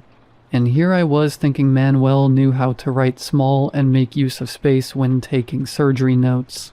Let's see. What does this thing say? In impeccable print, golden and ridiculously large letters headed the document. O Market Family Rules. Omni Market Branch. Night shift. What the hell? Rule number 1. During the night shift, all employees must be inside the facilities before the designated time. 10 p.m. Note: Joel recommends arriving 30 minutes before 10 p.m. What the hell? That is a very curious way of encouraging employees to arrive way earlier than the legal starting time. Rule number... I'm already bored. Yep. I'm definitely not planning to read all that. Could it be that the idiot who hired me gave me this thing as a joke? Because if it was a joke, well, yeah. It was pretty funny. I had to give him that. But if he thought I was going to swallow such an obvious troll and follow all those absurd rules, then the joke was on him. I wasn't going to do it. So I grabbed my bicycle and headed to the supermarket. I ended up arriving 10 minutes before my shift. One of the perks of being obsessed with punctuality, I guess. That means I followed rule number 1. So scary. Jokes aside, I walked through the automatic doors which announced my arrival with a cheerful ding-dong. The store was practically empty. There was only one person. The security guard, a pretty ordinary man. He didn't seem particularly fit, nor was he tall. That was a relief. I wouldn't want to run into someone intimidating. His name tag read, Joel. So this was the famous Joel mentioned in the ridiculous recommendations on the paper. Well, I was glad to know he was just the guard. If I did my job properly, I probably wouldn't have to interact with him much. I don't know why, but I got a bad feeling the moment I saw him. He looked like a jerk. Wait, thinking that about someone I didn't know made me the jerk, didn't it? Whatever. I walked over to him. It's better to know who you'll probably be spending so many hours with several times a week, and to find out whether he was mean or not. Hello, Mr. Joel. How are things going? Normal. By the way, just call me Joel. Right, I almost forgot. They told me your uniform is in the back. The boss's? Yeah, let's say yes. An awkward silence followed. By the way, did you receive this? He pulled out the exact same laminated sheet I had. That thing? Yeah, I thought it was a joke. I folded it and stuffed it in my back pocket. Joel stared at me for a few seconds. Not at all. Read it. Sure. Good. Oh, and one more thing. Yeah? Don't enter or knock on the dairy room door. What? At least not today. Weirdo alert. Okay. Confirmed. The less I talked to this guy, the better. I headed towards the employee area to change. On the way, I couldn't help but notice how empty everything was. I understand it was a medium-sized supermarket, a little far from town, not some huge hypermarket chain or anything like that. But even so, there were only two of us. That made the place feel much bigger than it really was, and also much quieter. It was the kind of silence that makes you think someone is watching you from somewhere. What a creepy feeling. Dang. I hope they're not recording me. I finished changing. A few minutes passed, then a few more, and more. My boredom eventually defeated my discomfort, so I went back to Joel. Quiet night, huh? Pretty much. It's usually like this on the shift. That's a good thing. You should be grateful, like I am. What? The day shift has worse rules. I laughed. Again with that? Do you seriously think those things are real? You don't believe them? He asked, tilting his head and scratching beneath his cap. Of course not. Come on, man. They're just jokes, right? I mean, yeah, I'll admit this all sounds suspiciously similar to those weird internet stories. But that's all they are. Internet stories. Joel remained silent. Could you come with me? Huh? Let's go to aisle 6. Why? Joel seemed to think about it for a few seconds. I can't think of a good reason. Because I'm your boss? He said it like a question. Why the hell did he say it like a question? What a weird guy. Wait, are security guards the bosses of cashiers? I had no idea. But I didn't want to make enemies on my first day. Fine, let's go. Good. We headed to aisle 6. During the walk I confirmed something. Joel was even stranger than I had imagined. It wasn't just because he barely talked. I wasn't exactly sociable either. It was something else. Something difficult to explain. I feel like he's a very apathetic person. Yeah, that was the word. He seemed incapable of caring about anything, as if absolutely everything meant the same to him. Eventually we arrived. Stand here. He positioned me in the middle of the aisle. So, you don't believe in this supermarket's rules, right? Not at all. Come on, don't tell me you do. Obviously not. I'm not an idiot. Oh, here, take this please. He tossed something at me. I caught it on reflex. A teddy bear? Wait, did you call me an idiot? Joel ignored me. He walked over to a shelf and grabbed a package of salt.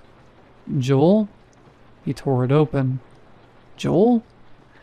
He started pouring the salt onto the floor. He was drawing a circle around me. An uncomfortable knot formed in my stomach.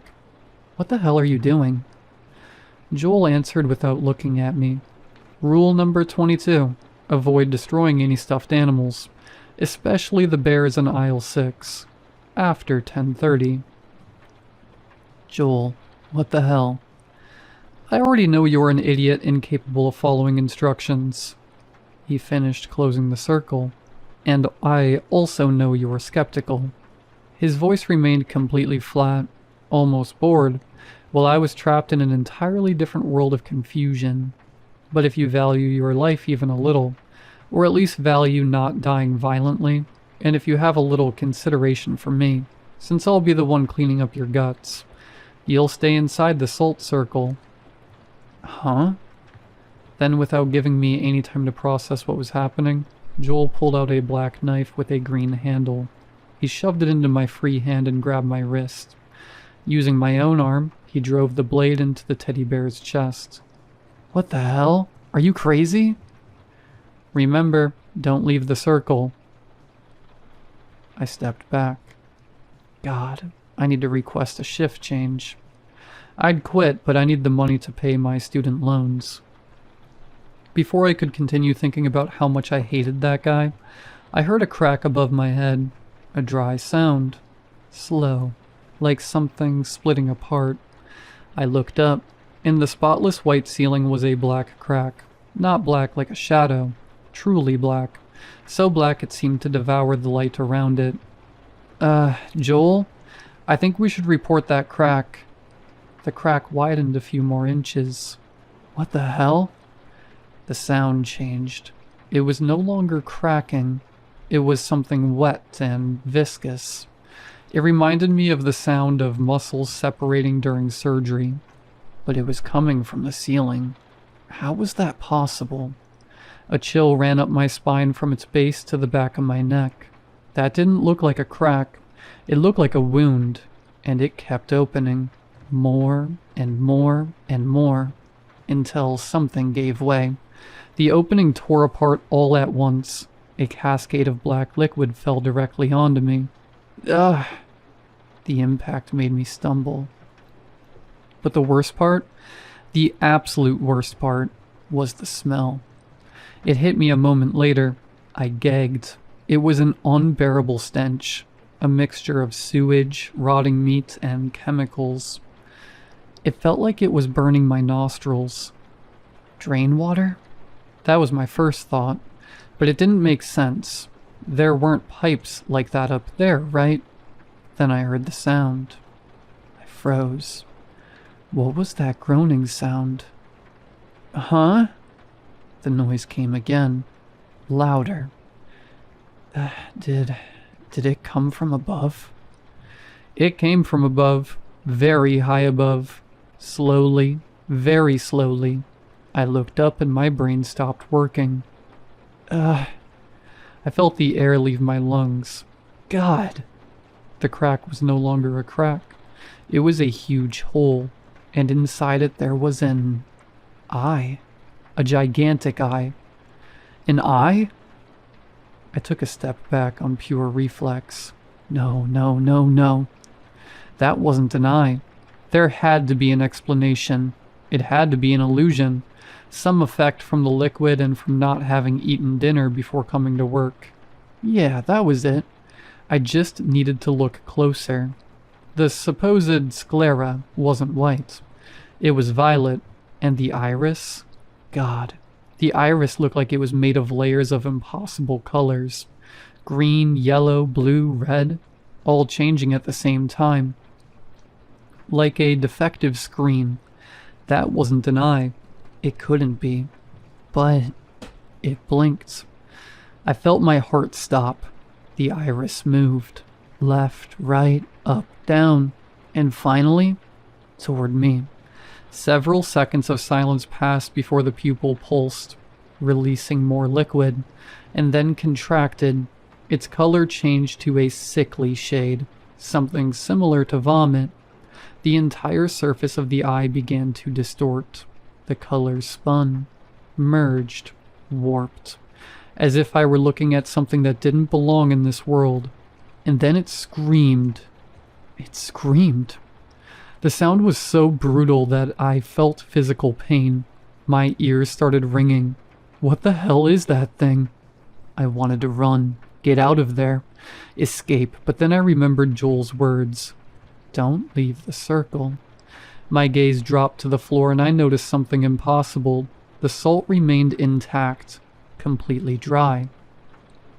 I was soaked. The floor was covered in that black substance, yet the line of salt remained perfect as though the liquid refused to touch it. I didn't have time to think further. The eye screamed again so loudly I thought my eardrums would burst. Something exploded inside the hole. A wet sound. Another wave of liquid poured down from above. I crouched instinctively. The black liquid never reached the circle. The moment it touched the salt, it simply vanished, evaporating as though it had struck an invisible wall. What? A strange man echoed from the ceiling. I looked up, and the eye was gone. Now it was a hand. A massive black hand attached to an arm that disappeared into the darkness of the hole. That thing seemed to be made of layer upon layer of twisted muscles that bled that black liquid whenever they writhed. The hand remained closed for several seconds. Then it began to open.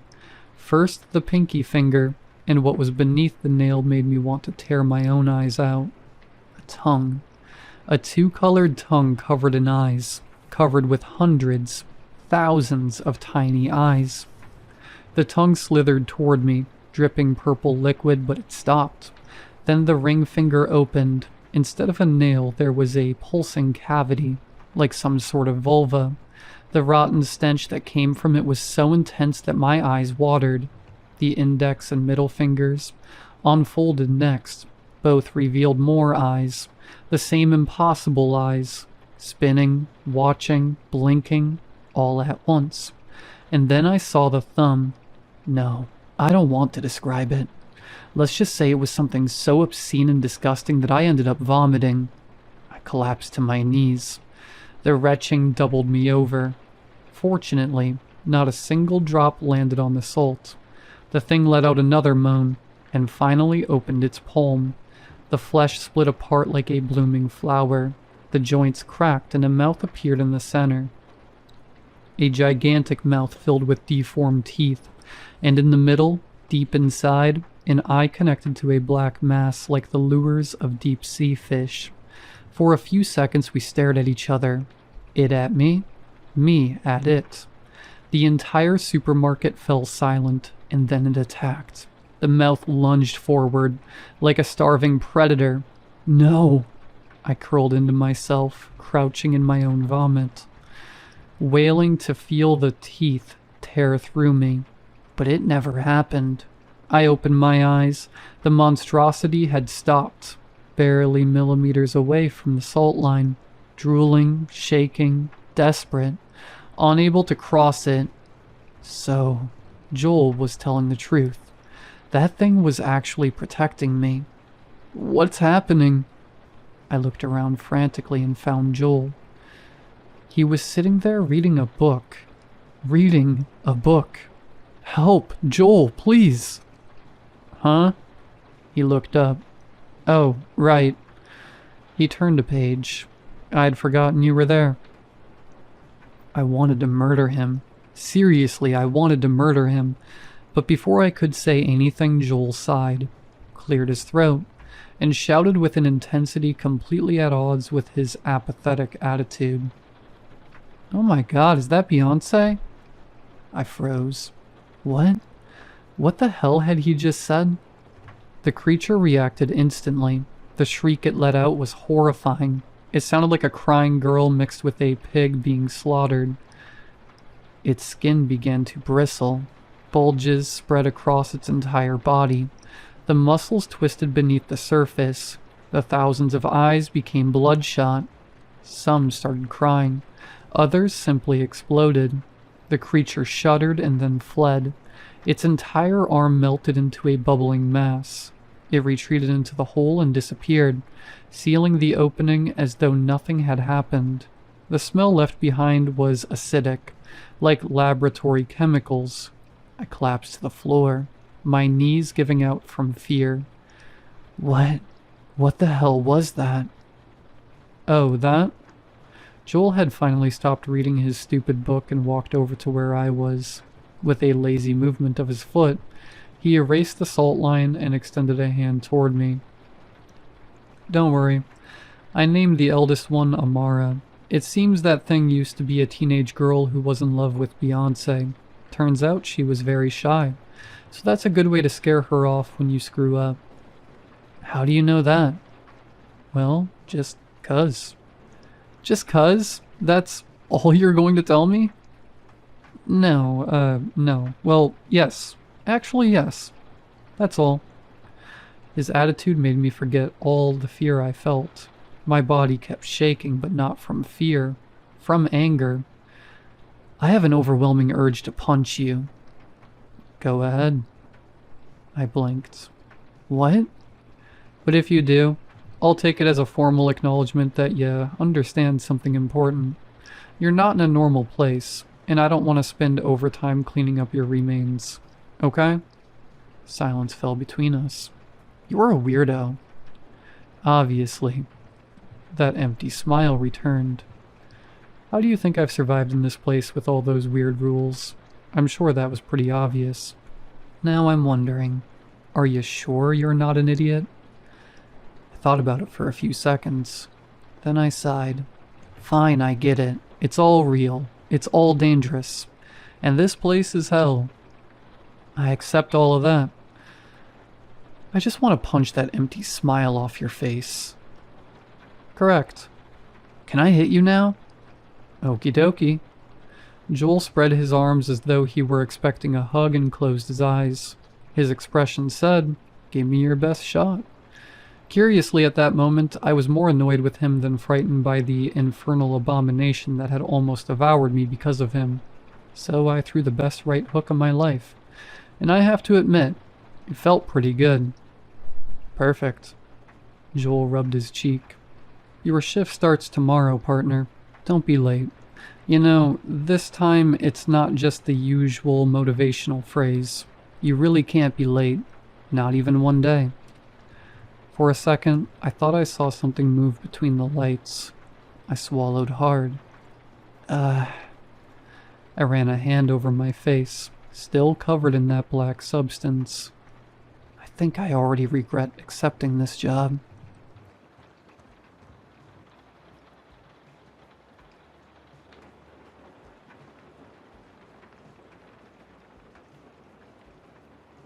I don't know how to start this. I've been staring at my screen for 20 minutes trying to figure out where exactly things went wrong.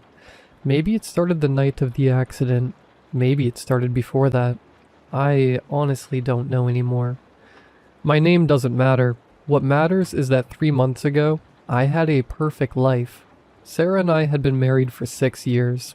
6 quiet, boring, beautiful years. We lived in a small house in Denton Street. She worked at a school. I worked from home doing accounting stuff. We had a cat named Biscuit. We watched movies on Friday nights. We argued about who left the kitchen light on. Normal. Everything was so normal. Then came October 14th. I was driving home from my cousin's place around 11 p.m. Rain was coming down heavy that night. I remember the wipers going like crazy and the road looking like a black mirror. I don't remember the exact moment it happened. 1 second I was driving, next second a flash of white light, a sound like the world cracking open, and then nothing. I woke up in the hospital. Sarah was sitting right beside me, holding my hands so tight her knuckles were white. She had clearly been crying for hours. Her mascara was all the way down her cheeks. "You're okay," she kept saying. "You're okay. You're okay." I had a cracked rib, a gash on my forehead, and a concussion. The doctor said I was lucky to be alive. A truck had drifted into my lane. The car was totaled. I spent 2 days in the hospital. Sarah stayed both nights, sleeping in that horrible chair beside my bed. She was the most caring person I had ever known, and I loved her more in those 2 days than I ever had before. Things felt normal when I got home. For about a week, the first thing I noticed was the smell. Sarah always smelled like this vanilla body lotion. She'd been using it since before we even got married. It was one of those small things I loved about her. Whenever she walked into a room, there was this soft, warm smell. About a week after I came home from the hospital, she walked past me in the hallway and I smelled something else. Something cold, like wet earth. Like a basement that hadn't been opened in years. I didn't say anything. I thought maybe it was something she'd picked up outside. Maybe from the garden. I let it go. But it kept happening. The second thing was the way she slept. I've slept next to Sarah for 6 years. I know how she sleeps. She always curls up on her left side facing away from me, with one hand tucked under the pillow. Always, without fail. About 10 days after the accident, I woke up at 2 a.m. for no reason. Sarah was lying flat on her back, completely straight, arms at her sides, eyes closed. She wasn't snoring, she wasn't shifting, she wasn't doing anything. She looked like she was laid out in a coffin.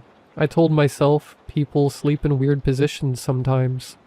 I rolled over and closed my eyes, but the next night, I woke up at 2 a.m. again. Same position, flat, still, arms down. I put my hand near her mouth to feel if she was breathing. She was, but just barely. Tiny little shallow breaths. I didn't sleep the rest of that night. I want to say something here because I know how this sounds. I was not going crazy. I had no history of mental illness. Yes, I had a concussion, but the doctors had cleared me completely. I was not imagining things. I know what I saw. The third thing was the photographs. Sarah loved photos. Our house is full of them. Framed pictures on every wall. Our wedding, our holidays, random Tuesday afternoons she found beautiful enough to capture. She's always been like that. One evening I was dusting the shelves in the living room and I stopped in front of our wedding photo. It's a big one, right above the fireplace. The two of us outside the church, me in my gray suit, her in her white dress, laughing at something one of the guests had said. I looked at it for a long time, then I felt my stomach drop.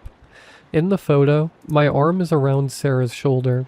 Her hand is up near her face, laughing. Everything normal. Except, Sarah's shadow on the ground behind her was pointing in the wrong direction. My shadow stretched behind me away from the sun. Normal. Her shadow pointed toward the sun, toward the light. Shadows don't do that. Shadows can't do that. I took the photo off the wall. I stared at it for a long time under the kitchen light. I told myself it was a camera trick. A lighting thing. Something with the way the photo was printed. I put it back on the wall and I never looked at it again directly. But sometimes from across the room, I could feel it. Like it was wrong in a way I couldn't explain with words. I started watching her. Not in a crazy way, just paying attention. She never ate much. I noticed that. She used to love food. She could finish a whole pizza by herself on bad days. Now she moved food around her plate.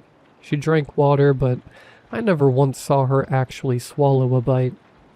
She stopped going to bed before me. She used to fall asleep on the couch by 10 p.m. Now she sat in the chair in the corner of the bedroom just waiting until I got into bed. Then she would lie down. Her phone? Sarah used to be on her phone constantly, texting her sister, scrolling through cooking videos.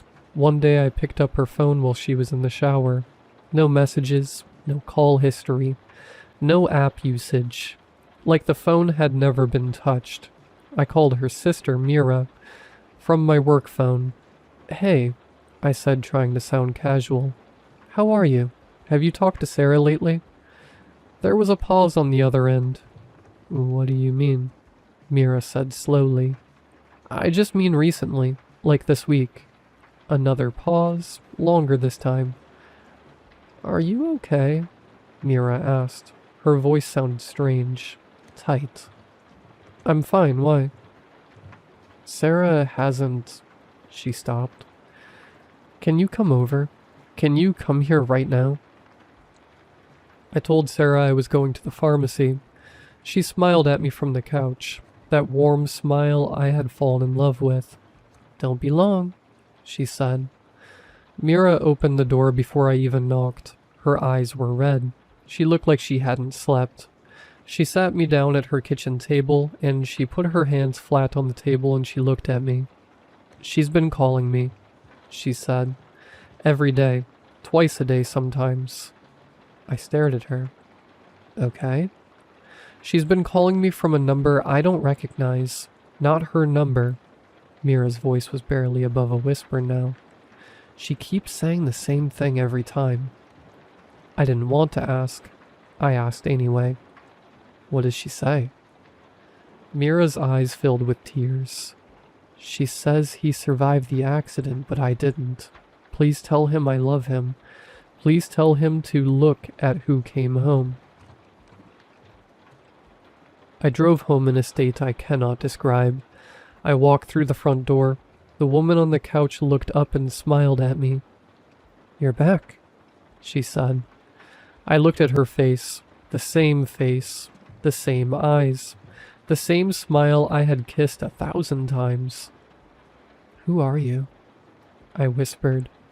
She tilted her head slightly like she was confused by the question. Then she smiled again, wider this time. "I'm your wife," she said softly. And somewhere in the house I heard Biscuit, our cat, let out a long and terrible scream from under the bed. He had been hiding there for weeks. He never hid from Sarah, not once in 6 years. I'm writing this from Mira's house. I haven't gone back. The thing in my house still calls me, from Sarah's number, every night at 2 a.m. I never answer. But last night it left a voicemail. I played it this morning with shaking hands.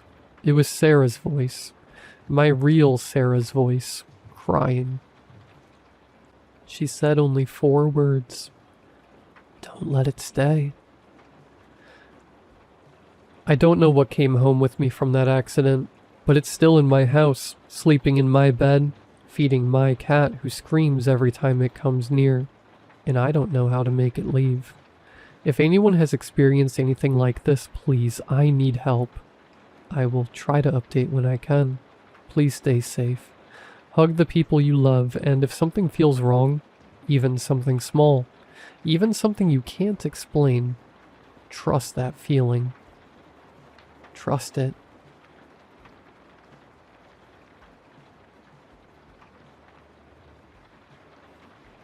My husband is the perfect man. Every woman I know has told me so. I just found out why. We met 3 years ago. He was everything.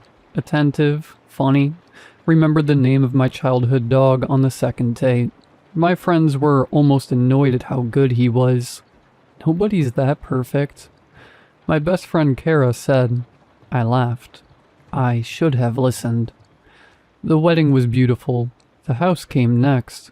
A Victorian fixer-upper in a small town 2 hours from the city. His idea. We need space, he said. Away from all the noise. I agreed. I was in love. I would have agreed to anything. The first year was good.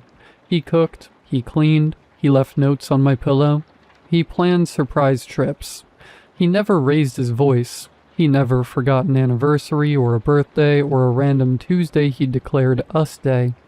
My mother adored him. My coworkers envied him. Kara stopped warning me and started saying she wished she could find someone like him. I noticed the first thing about 6 months ago. It was small. So small I almost didn't register it. He was chopping vegetables and I saw him switch the knife from his right hand to his left. I said something like, I didn't know you were ambidextrous. He smiled and said, I'm full of surprises. I let it go.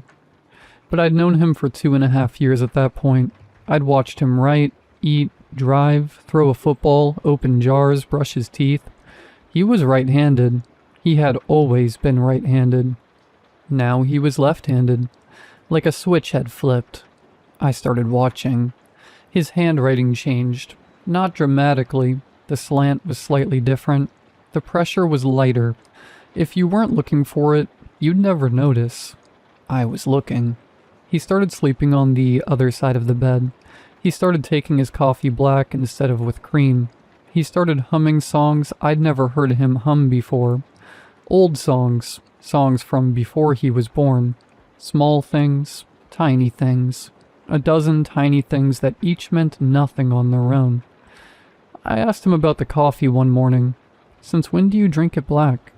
He looked at me with this expression I'd never seen before. Not anger, not confusion. Something else. Something circulating. Like I'd asked a question he'd been expecting, and he was deciding which answer to use. Trying something new, he said. New year, new me. It was June. I started keeping notes in a private document on my phone. A list of changes. The handedness, the handwriting, the coffee, the sleeping position, the humming. I added to it every time I noticed something. By August, the list had 47 entries. 47. I know what the number means now, but I didn't then. The dog knew first. We have a golden retriever named Gus. I've had him since before I met my husband. Gus loved him from day one. Would sleep at his feet, would bring him toys, would whine when he left for work. Around the time I started my list, Gus had stopped doing any of that. He wouldn't enter the same room as my husband. He'd freeze in doorways, he'd growl in his throat, a sound I'd never heard him make. At night he'd press himself against my side of the bed and stare at the bedroom door. All night, every night. My husband said Gus was getting old. Dogs get weird in their senior years, he said. Gus is 4. Last month I woke up at 3 a.m. and my husband wasn't in bed. I found him in the basement. He was standing in the dark facing the wall completely still. Not moving, not speaking, just standing there like someone had paused him. I said his name. He turned around and his face was wrong. For just a second, less than a second, his features were slightly off. The eyes a little too far apart, the mouth a little too wide, like someone wearing a mask that had slipped. Then it was gone and he was my husband again. Smiling. Couldn't sleep? He said. Came down here to think. He kissed my forehead and went back to bed. I stood in the basement for 10 minutes after he left, trying to convince myself I'd imagined it, trying to unsee what I'd seen. I couldn't. That night I added entry 48 to my list. Face slipped. The next morning I called Kara. I hadn't talked to her in months. He'd slowly separated me from everyone. Not dramatically, not with rules or demands, just with suggestions. Kara's kind of negative, don't you think? Your mom stresses you out. Maybe we skip this visit. Your coworkers don't respect you. You should look for something remote.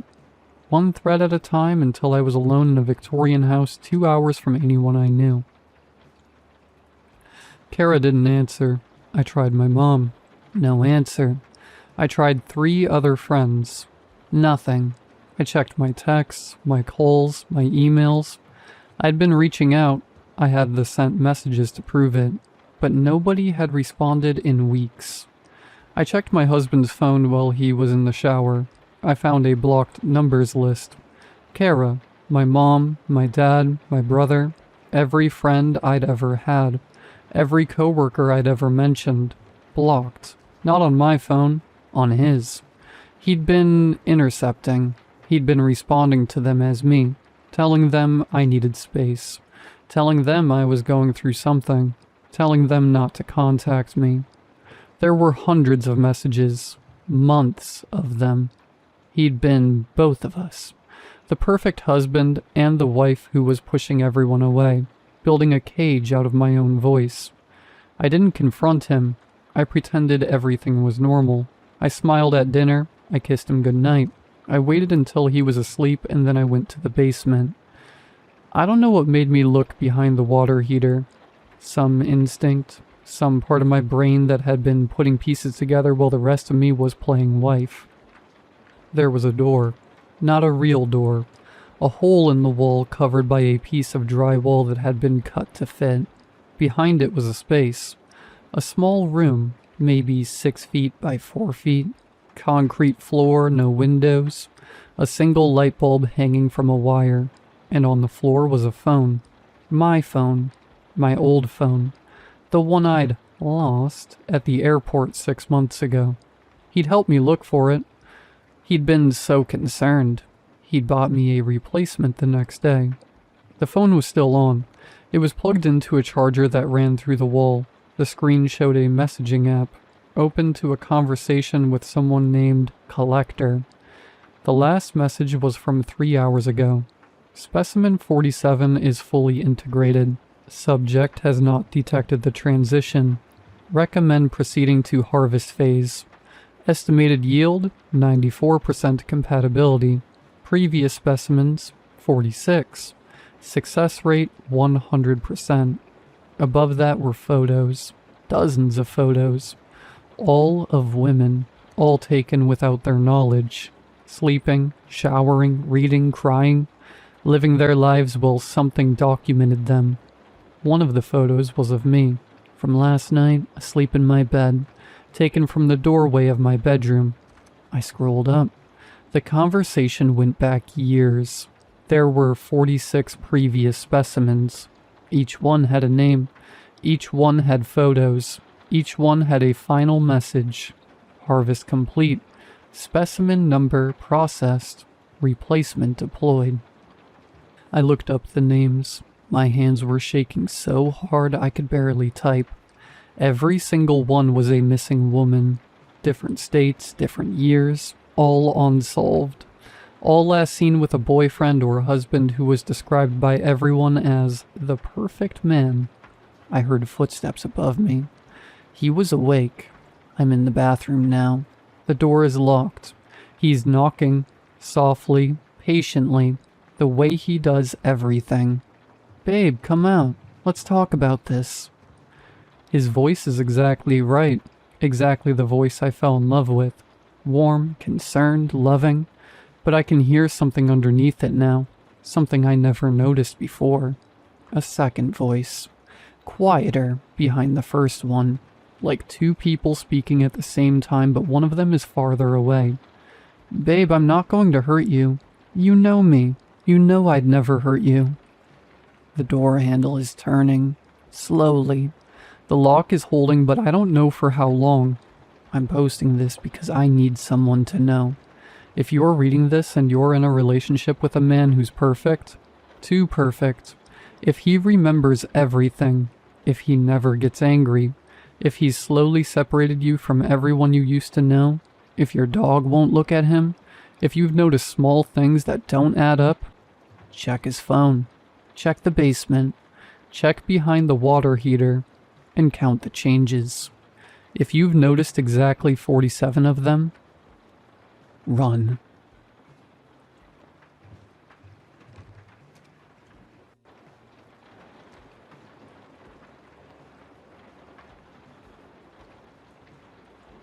We were 4 days into a week-long camping trip in the Chuska Mountains when Danny first heard it.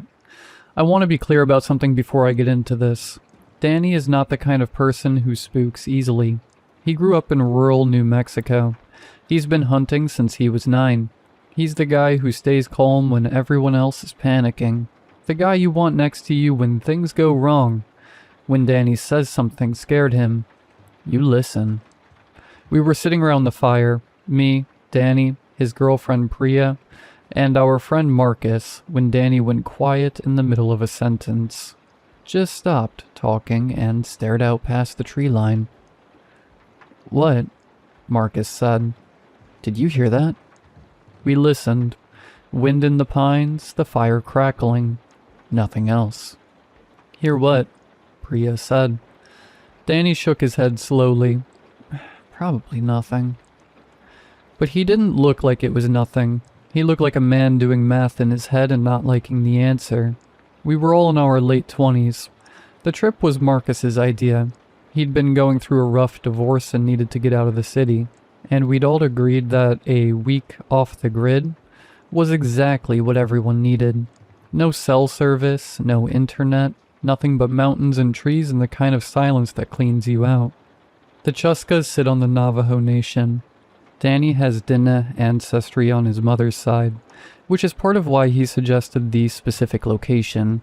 He knows the land. He respects it in a way that the rest of us, raised on concrete and convenience, don't entirely understand but try to follow his lead on.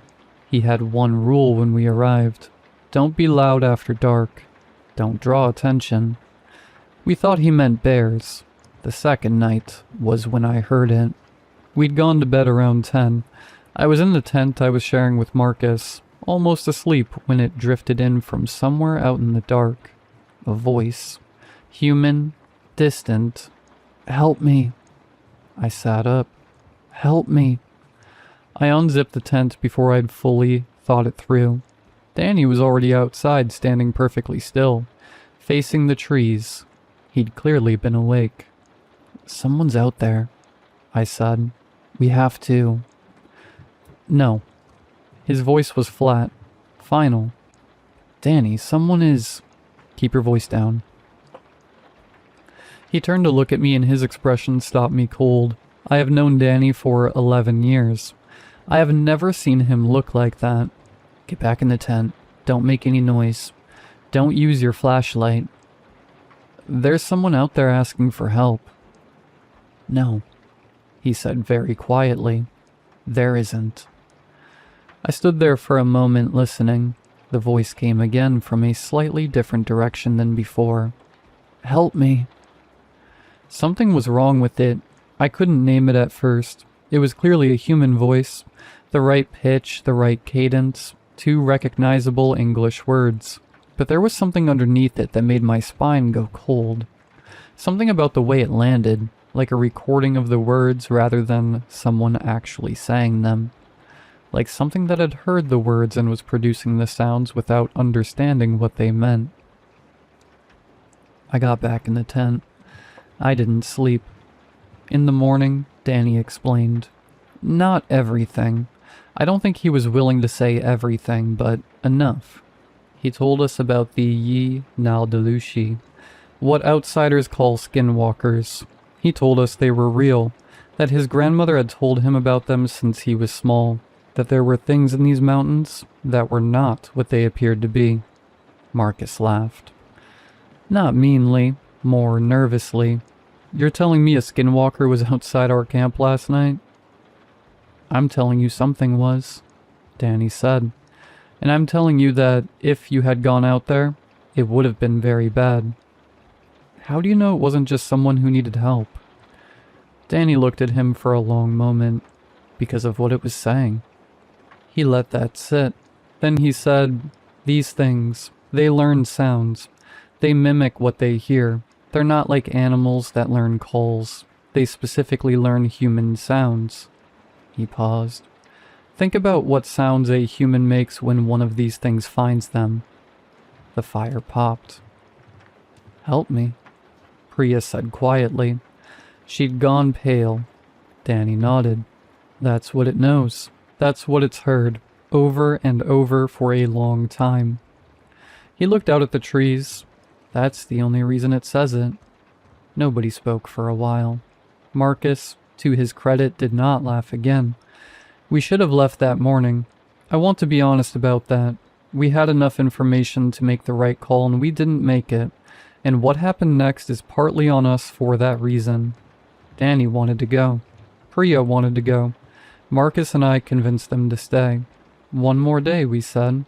We'd be careful. We'd be quiet. We wouldn't go out after dark. I think we both still hadn't fully accepted what Danny was telling us. Not really. It's one thing to hear something wrong in the dark and feel afraid. It's another thing in the daylight, with the fire going and coffee in your hand, to truly believe that something inhuman spent the night circling your camp. We stayed. The third night, it got closer. I know this because I could hear it moving, not in an animal way. Animals have a logic to how they move through underbrush, a pattern that makes sense. This was different. It would be still for a long time, and then it would be somewhere else, with no sound of transition, as though it had decided to be in a different place and simply was. Help me. Closer now, maybe 40 feet from the tent.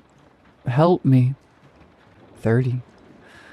I was lying completely still with my eyes open in the dark, listening to Marcus breathe beside me, when I became aware of something that made every hair on my body stand up at once. The voice was coming from 2 directions. Not alternating, simultaneously. 2 voices, identical, both sang the same words, slightly out of sync with each other. Help me. Help me. I grabbed Marcus's arm. He was already awake. Neither of us moved. It stayed outside the tent for what felt like an hour. Probably wasn't. Probably 15 minutes at most, but time moves differently when you are lying still in the dark, trying not to breathe too loud, listening to something that learned its only words from dying people circle your tent in the dark. Then it was gone. Not gradually, just gone. We left before dawn. Danny had us packed and moving while it was still dark, which felt wrong.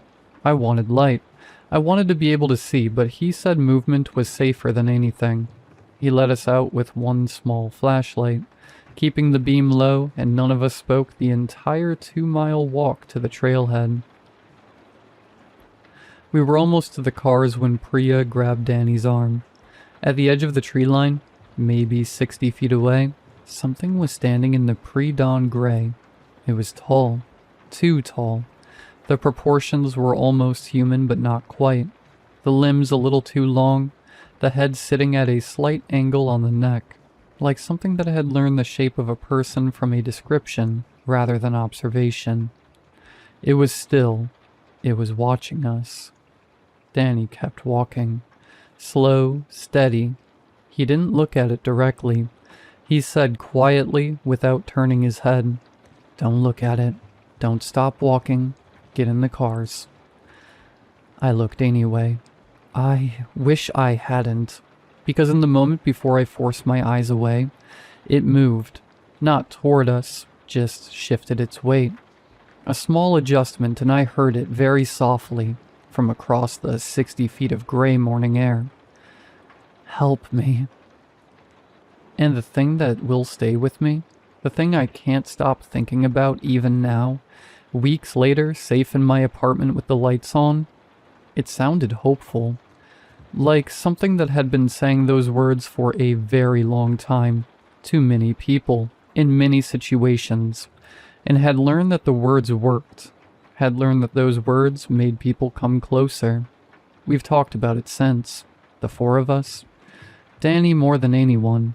He told me something a few days after we got back, when we were alone, that he hadn't said in front of the others. He said his grandmother told him that the reason they learn those words, specifically those words, is because of frequency. They learn what they hear most often, and what they hear most often from humans, in the specific situations where they encounter humans, is a person at the end of their options. A person realizing in the last moments before the end that they need someone to come. Help me. He said his grandmother told him the worst part isn't that they say it. The worst part is that at some point in the very beginning, a very long time ago, one of them heard it for the first time and came closer to see what it meant, and learned. I don't go camping anymore, and sometimes late at night when I'm most of the way asleep and the apartment is quiet, I think about that thing standing at the tree line in the gray morning light. I think about how still it was. I think about how long it must have been doing this, how many camps it had circled, how many people had heard those two words drift out of the dark and made the same mistake of going toward them. I think about how it sounded hopeful. And I turn on the lights, and I wait for morning.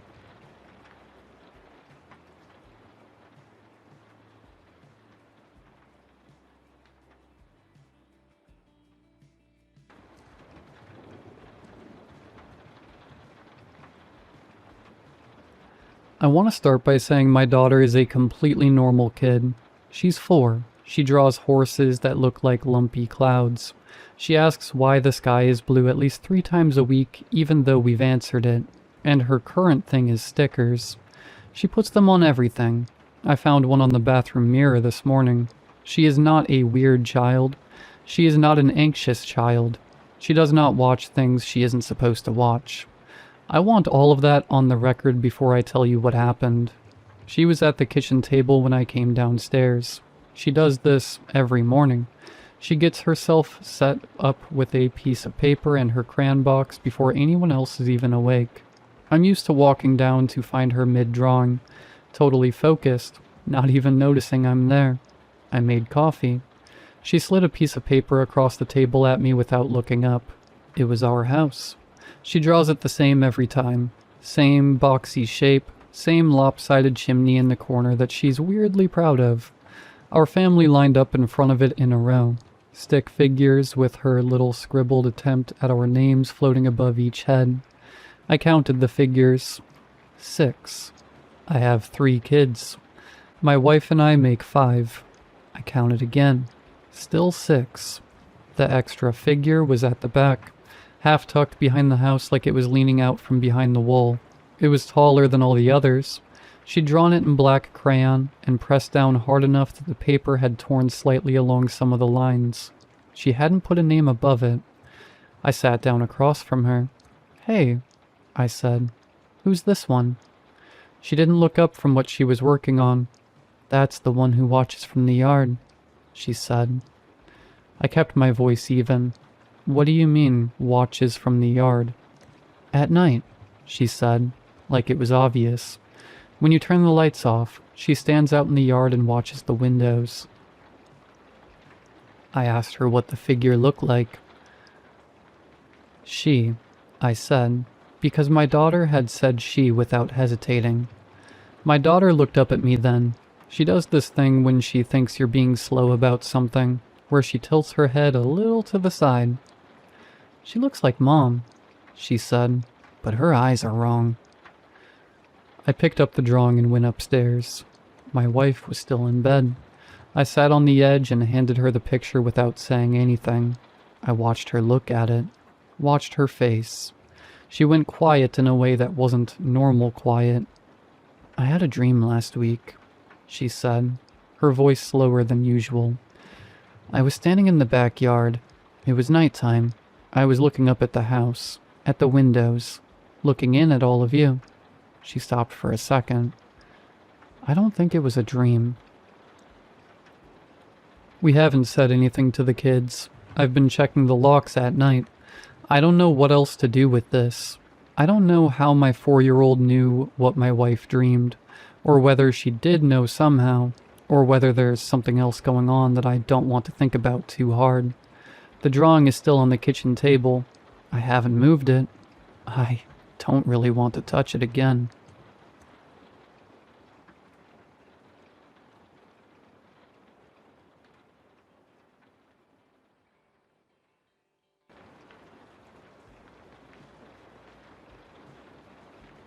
My name is Thomas. I'm 34. I live in a 1-bedroom flat on the edge of the city, and I've spent the last 9 years processing claims at Sentinel Insurance. Cubicle 14B, 4th floor. The beige carpet still smells faintly of burnt coffee, no matter how many times they clean it. The job is exactly as exciting as it sounds. I scan forms, check boxes, forward to compliance. I wear the same gray trousers every Monday. I eat the same limp ham sandwich at 12:13, even though the bread gets stuck to the roof of my mouth. The clock above the break room sink runs 3 minutes fast, and we've all silently agreed never to mention it. Nothing ever changed. That was the comfort. Until last Tuesday. I arrived at 8:47 like always, nodded at Petra from accounting. She never nods back, and dropped into my chair. My monitor was already on. Someone must have logged me in already. On the screen was a new email, new subject, sender, compliance.sentinel. Effective immediately. All employees will now report their dreams to the 7th floor. Failure to comply will result in retroactive non-existence. Thank you for your continued cooperation. I laughed once, a short, ugly bark that made the guy in 14C glance over. I deleted it, checked trash, sent items, server log, gone. Fine. Corporate spam gets weirder every quarter. At 9:15, the printer in the corner started spitting paper. Not forms, blank sheets. Hundreds. Maybe 1,000. Each one had a single line typed in the exact font we use for policies. You already dreamed this. My hands wouldn't stop shaking. I dropped half the stack and had to crawl under the desk, smelling that old carpet mixed with something sour, like the inside of my gym bag after I stopped going. I fed them into the shredder. It made a wet chewing sound, then died from a soft pop. When I sat back down, the email was back. Subject now, Thomas L. Dream report due. I didn't tell anyone. What would I even say? The building is gaslighting me?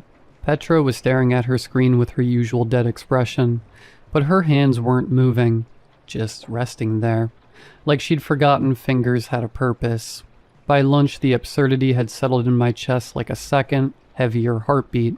I took the elevator to the 7th floor. The button hadn't existed yesterday. Now it glowed a soft, embarrassed red, like it knew it shouldn't be there. The doors opened onto a hallway that looked exactly like mine, except the carpet was soaked. Not damp, but wet. My shoes made this pathetic squelching sound with every step. I stood there for a weirdly long time. It reminded me of stepping in dog crap on the way to my dad's funeral, and then sitting through the whole service smelling like it while everyone hugged me. At the far end was one door, golden plaque, dream compliance. I knocked, no answer. I tried the handle. It turned, and I stepped into my own cubicle. Same coffee stain, same photo of my ex-wife I keep forgetting to throw away. Only I was already sitting there. The other me looked up, smiling the way I smile when I'm pretending everything is fine, and said, "You are late with your report." I bolted, heart hammering, breathing loud in my own ears, shoes squelching all the way back to the elevator. The hallway walls started to look soft, like they might cave in. Then suddenly I was back on 4, standing in front of the printer. It was printing my childhood bedroom, one sheet at a time, blue wallpaper with sailboats, the crack in the ceiling, the stupid nightlight I was ashamed to still need at 9. I just stood there watching the pages come out. For a long time, didn't move, didn't speak, just let the warm paper pile up against my shoes. That night I didn't sleep. I sat on my balcony smoking the last 3 cigarettes I swore I'd quit, crying a little but mostly just staring while the city lights blinked in perfect unison, like they were all breathing together. I kept thinking about how my ex said I lived like a ghost who was scared of his own apartment. She was probably right. Wednesday, everything got worse. Every meeting now had an extra chair. No one sat in it, but the chair was always warm. During the 10 a.m. sync, my boss, Mr. Heller, announced that quarterly targets were adjusted upward by 300%. He said it while staring at the empty chair like it was taking notes. Then, without turning his head, he asked me, "Have you filed your non-existence paperwork yet, Thomas?" I laughed. He didn't. At 14:30, the lights dimmed until the whole office looked bruised. The air tasted metallic. I walked to the window and pressed my forehead against the glass for what felt like forever, just breathing fog onto it and wiping it away again and again. Down below, the trams glided in total silence. No tracks, no effort. That's when I felt it. Not a presence exactly, more like the negative space where a presence should be. The office itself had noticed I was still here. Every time I tried to name it, entity, hallucination, breakdown, the thought got gently crossed out and replaced with the next item on my to-do list, like it was erasing my own thoughts. I went back to my desk and typed this dream report with shaking fingers, full of typos I didn't bother fixing. I dreamed the universe was a filing cabinet. One drawer was stuck. Inside it was me, still trying to close it, while my ex yelled at me, and the whole thing smelled like burnt coffee and dog crap. I hit send. The reply came instantly. "Approved. Please report to the 7th floor for processing." Now the entire floor was empty. Not abandoned, but erased. Cubicles still there, but all the personal touches gone. No photos, no plants, no half-eaten protein bars. Just perfect, humming nothing. I took the elevator again. This time the button for floor 7 was the only one that worked. The door opened into my childhood bedroom, wallpaper and all. The crack in the ceiling had become a river of stars. The night light was a black sun that somehow still glowed. The other me was waiting on the bed, legs crossed, holding a single sheet of paper. "You're the last one," he said. His voice was mine, but older. The rest filed their non-existence weeks ago. They're happier now. No more sandwiches, no more clocks. I sat down beside him. The mattress didn't sink. "What happens if I don't file?" I asked. He shrugged like it was normal. "Then you keep rolling. Forever. Conscious, aware. The only employee who still shows up." I looked at the paper in my hands. It was blank except for my signature. Already there. Already dry. Outside the window, somehow both my childhood window and the 4th floor office window at once. The city kept breathing. Lights in perfect sync. Trams without tracks. I took the paper, folded it once, and put it in my pocket next to the cigarettes I no longer needed, and I walked out. The elevator is still going down. I can hear it humming. I haven't decided yet whether I'll get off on 4, or keep riding until the doors open onto whatever comes after non-existence. Either way, the report is filed. See you at the 10 a.m. sync.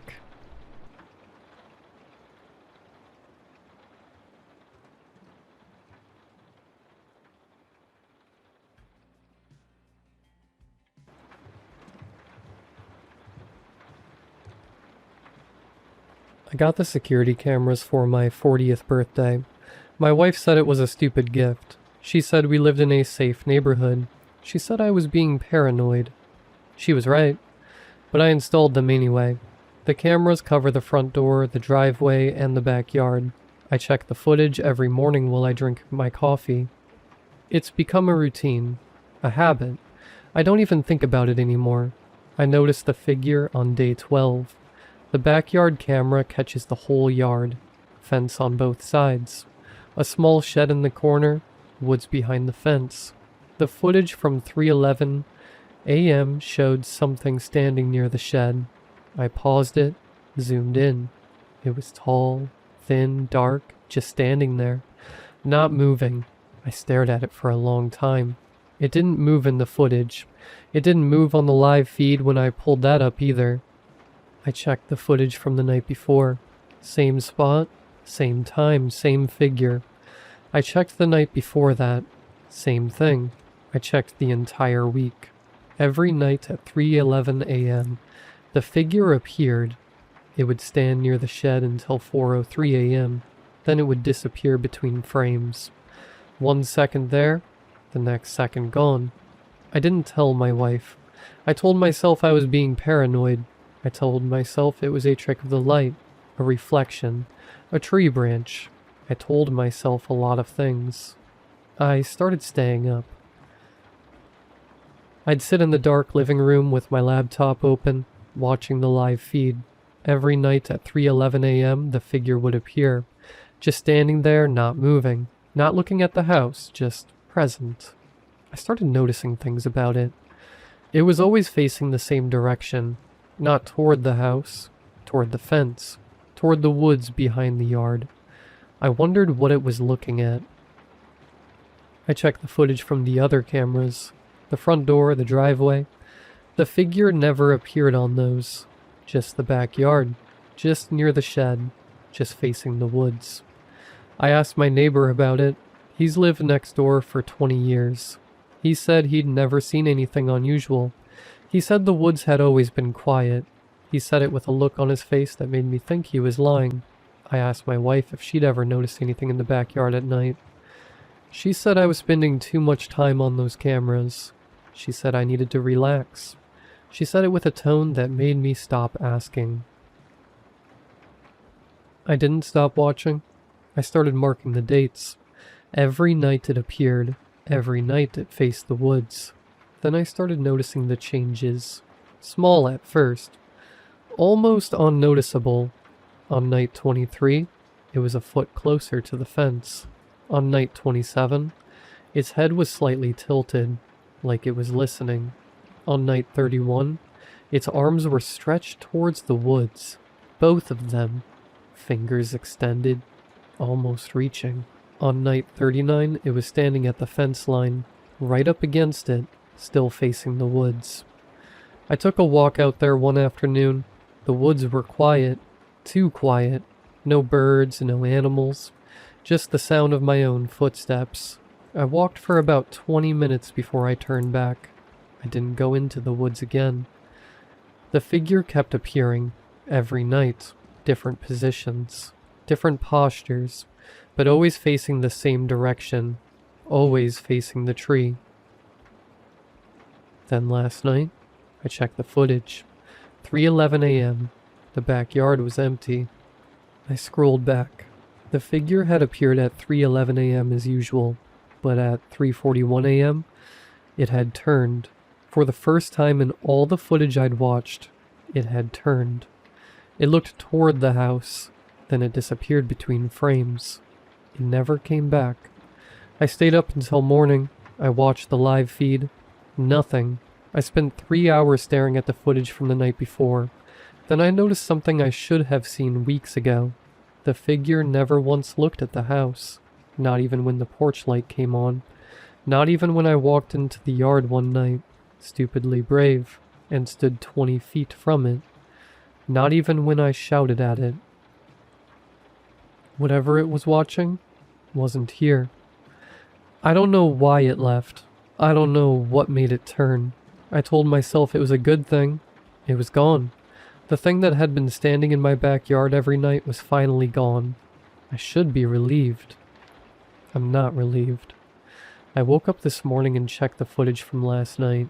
Something was standing near the shed, facing the house, standing exactly where the other one used to stand. The first creature is gone. Something else took its place, and now it's looking directly at the room I'm sitting in. I rewound the video to see when it appeared. It was there at 3:11 a.m., but it started moving at 3:47 a.m. One step toward the house. Then another at 3:48. Another at 3:49. I kept watching.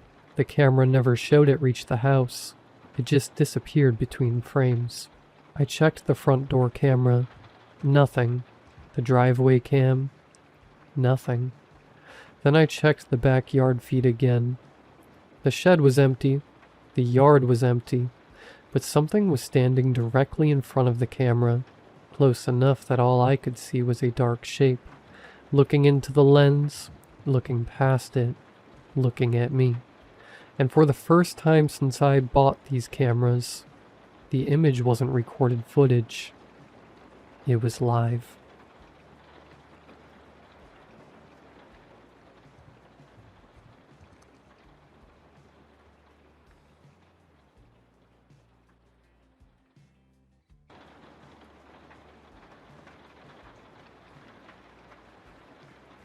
My therapist wants me to write it down. She's been patient about it, more patient than I deserve, but last week she said that sometimes the story needs somewhere to live outside of you, and that maybe I should find it a place. I don't think she means Reddit, but I've tried talking about it, and I've tried writing it in a journal that sits on my nightstand, and I've tried just letting it be quiet inside me, and none of that has worked, so here we are. I want to be clear about something before we start. The police have everything. Once I could write it down, I wrote it down, and they have all of it. This isn't about that. This is for me, and maybe for my therapist, if she ever goes looking. My name is Frank. I have a stutter. I've had it since I was 5 years old, and I will probably have it until I die. And for most of my life, I have treated that fact like a verdict. Like something a jury handed down about who I am and what I'm worth. I know that's not healthy. My therapist has a lot to say about it, but knowing something isn't healthy and being able to stop doing it are two different things. And anyone who stutters will tell you the same. Rob and Stephanie were the first friends I'd had who just waited. Not in a performative, look how patient I am way. They just waited. The way you wait for a sentence to finish. Because that's what it was. A sentence finishing. They'd been my people since sophomore year, and on the Friday this happened, we had a plan. I was going to get dropped home, tell my dad I was going to Rob's for the weekend, pack a bag, and be back out the door before anything could go wrong. Rob had a new game. Stephanie was already there. It was the kind of plan that felt airtight at 16. There was one problem. I'd gotten a C- on my chemistry exam that morning, and my dad hadn't seen it yet. It wasn't a catastrophic grade. My dad wasn't a catastrophic man, but he cared about school in the specific, tired way that parents who worked hard and didn't go to college care about school. And I knew that if he saw it before I left, the weekend would become a conversation, and the conversation would become a negotiation. And I'd end up at home all weekend, staring at a chemistry textbook while Rob and Stephanie sent me screenshots of the game without me. So I was nervous. That's the context. I was a 16-year-old kid, nervous about a bad grade. which is the most ordinary thing in the world, and I want you to hold on to that because everything that comes after is easier to understand if you remember that's where I started. Rob pressed something into my palm before I left their house. Small, white. Cyclobenzaprine, he said. Like he'd practiced the word. My mom's, for her back. It just takes the edge off, Frank. You'll stop clenching. Stephanie was leaning against the doorframe with her arms crossed, watching me look at it. You've been wound up since third period, she said. Just take it. It's not a big deal. I looked at the pill for a moment, then I put it on my tongue, picked up my bag, and at the door turned back. I'll see you guys tomorrow, I said. Rob pointed at me. Text when you're on your way. I nodded and went to meet my dad. He had the radio on low. Country, which I didn't love. But I'd learned to think of it as his music the same way he'd learned to think of my silence as normal. We pulled out of Rob's neighborhood, and the streetlights started coming, one after another, sliding across the windshield in a rhythm that was almost nice. And I noticed something. I felt easy, not tired, not foggy, just easy. Like someone had turned down a dial I'd forgotten was always turned up. The tight thing I carried in my chest and my throat and my jaw, the thing I'd stopped noticing because it was always there, was quieter than usual. I took a breath just to feel how far down it went. My dad asked about Rob's mom, whether her back was better. I told him I thought so. He asked if Stephanie was the girl from the soccer team, and I said no. Different Stephanie. And he nodded like he was filing that away. Then he asked what we were planning to do all weekend, and I said we were going to play video games mostly. And he made the face he always made about video games. And I said Rob just got this new one. It's supposed to have a really good story. Apparently it won a bunch of awards. And I heard myself say the whole sentence and I realized I hadn't blocked once. My dad glanced over at me. He didn't say anything. He just looked at me for a second with this expression I didn't have a name for. Something quiet and sideways. Almost a grin, but smaller than that. Then he looked back at the road. I know what it was now. It was just a father watching his kid talk. Easy and unguarded. And being glad about it. At the time, I felt something shift in my chest. Not pride exactly. More like relief. That I had been given a glimpse of something I didn't usually get to have, and I looked out the window and let myself feel it without analyzing it. We were almost home. The chemistry exam sat in my backpack and I thought about it distantly, the way you think about something you've decided not to deal with yet. He hadn't asked. Maybe he wouldn't. Maybe we'd just have this. The radio and the streetlights and that small moment, and I'd be at Rob's by 9. Those friends of yours, my dad said. He tapped his fingers on the wheel once. They good kids? Yeah, I said. They look out for me. He was quiet for a moment. Good, he said. That's good, Frank. He pulled up to the house. He reached for the door handle. The crash from inside was heavy enough that I felt it in my seat. My dad moved fast. Faster than I'd ever seen him move. Already reaching for the knob before I'd fully processed the sound. I was still sitting there with my seatbelt when the door opened and the shots came. 3 of them. He dropped. I don't remember getting out of the car.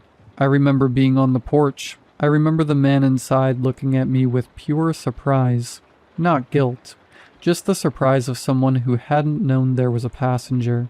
And then he was gone. Through the back somewhere. And it was just me and my dad and the porch light humming. I got down next to him. I pressed my hands against him the way you're supposed to, or the way I thought you were supposed to, and I could feel warmth and I didn't let myself think about what that meant. I just pressed down. His face was turned toward me, and his eyes were open, and I talked to him, or I tried to. I said his name and some other things I can't remember. And somewhere in there I had my phone out and I was dialing. 911. What is your emergency? I knew exactly what to say. I have always had the words. That is the thing about stuttering that I have never been able to make anyone understand. The words are right there. They are always right there. And there is something that stands between knowing them and saying them that has no name and no logic and no mercy. Hello? What is your emergency? I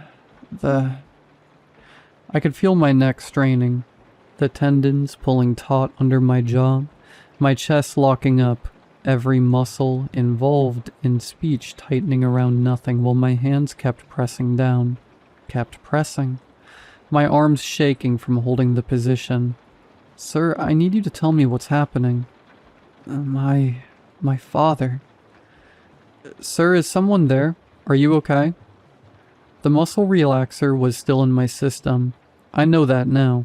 I've read enough about it since. The adrenaline was fighting it and losing in certain places and winning in others. And one of the places it was losing was my throat. My tongue. The muscles that were supposed to push words out into the air. My body was doing everything it could and my voice just wouldn't. I kept pressing my hands down. I kept trying. A neighbor called it in. Sirens came about 4 minutes later and I was still on the porch, phone to my ear. Hands where they were, still trying. Long past the point where I knew help was coming. I don't entirely know why. Maybe because stopping felt like admitting something I wasn't ready to admit. Maybe because trying was the only thing left I could do for him, and I wasn't ready to stop doing it. They found us like that. I've been in therapy for 3 months. I've read about stuttering under stress, about muscle relaxers and adrenaline, about how none of what happened was my fault. My therapist's words, attributable to no failure on my part. I understand the argument, I can follow the logic, but I keep coming back to that car ride, how easy it felt.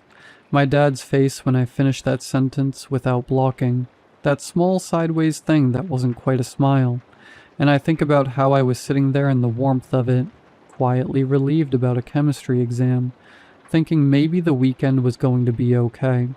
He was going to find out about the grade eventually. I know that. We would have argued about it, or not argued, and either way, we would have gotten past it. There was time for all of that. There was supposed to be time.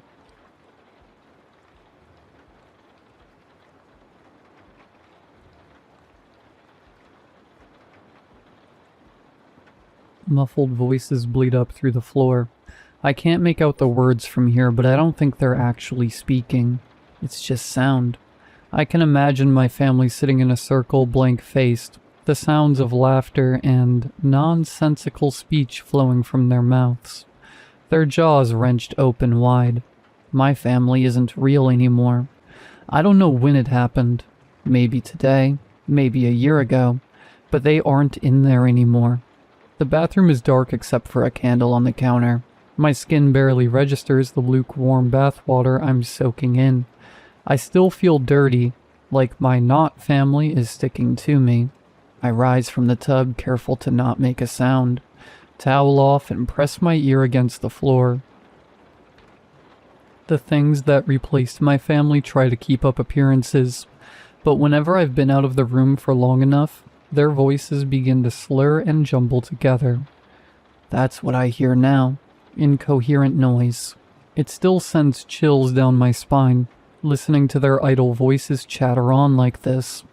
They overlap one another, laughter interjecting at random. As bad as it is hearing this, their behavior when I am around is 1,000 times worse. They're all smiles and pats on my back, making sure I'm okay or that I've eaten enough. They don't seem to want to let me out of their sight.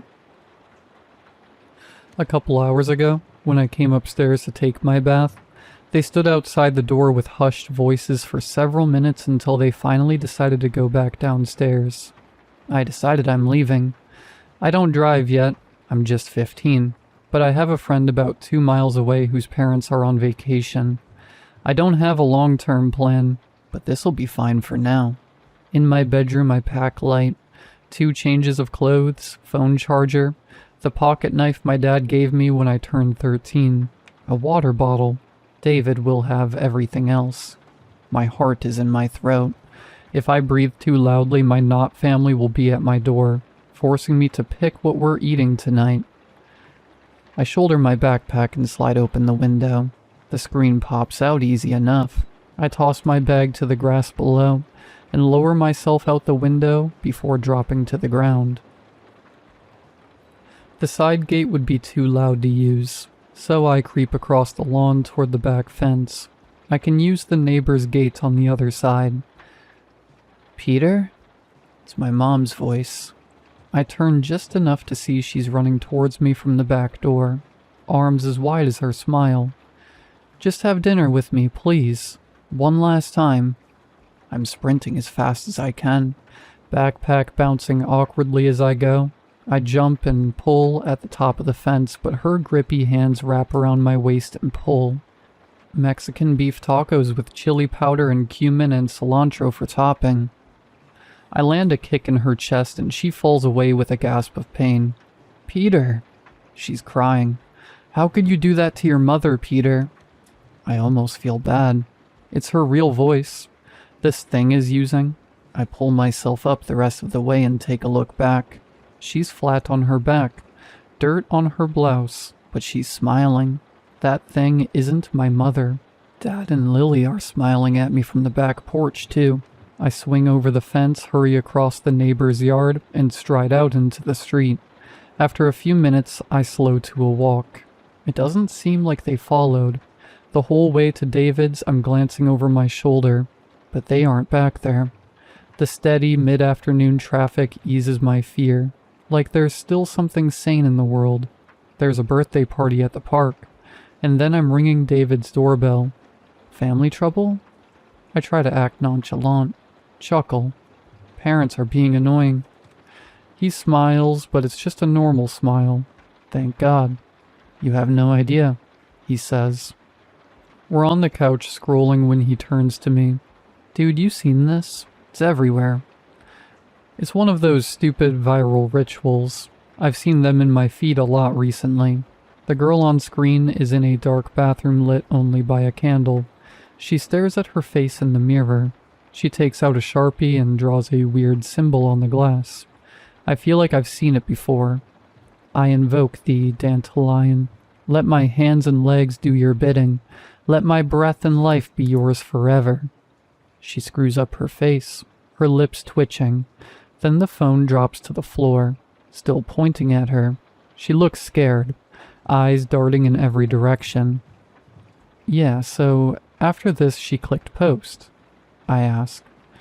Obviously it's not real, but it has 1 million likes. You know the ad revenue on that? Don't. Just don't. He laughs. Bro, you're such a lightweight. I did it like a week ago. It's fake. I smirk, brushing it off. Yeah, I know. The rest of the day is quiet. After boxed mac and cheese, hot dogs, and a stupid comedy, David heads to bed. I'm on the couch, the moon crawling in through the windows, casting eerie shadows outlined in silver. I keep seeing my mom chasing me across the yard, but it's all messed up. There's blood smeared across her face. I'm not sleeping tonight, so I scroll. My For You page is full of this ritual crap. I try to scroll past it all, but it's video after video, symbol after symbol. One comment stands out. Don't do this. My family is hunting me down now. I close the app and get up to go to the bathroom. I splash my face with water. I almost don't recognize myself in the mirror.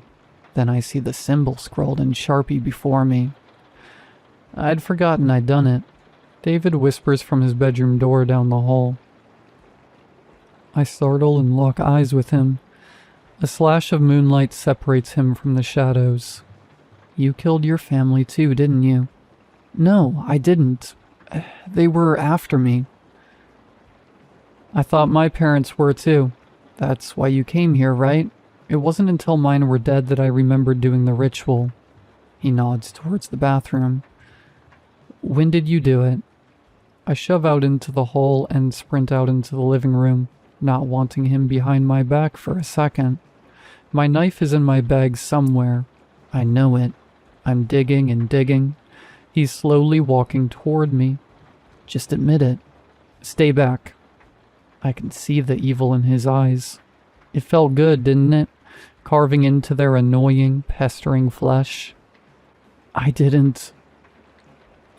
My heart is bobbing up into my throat. He chuckles, then takes a deep breath. But you're free now. It's all over. I lay hands on my knife, flick it open and hold it out toward him. Then I feel the layers of sticky, dried blood on its handle. I see the sheen of crimson across the blade in the moonlight. Who did you enjoy killing the most? I see my dad and sister. Their throats slit, staring up at me from the back porch.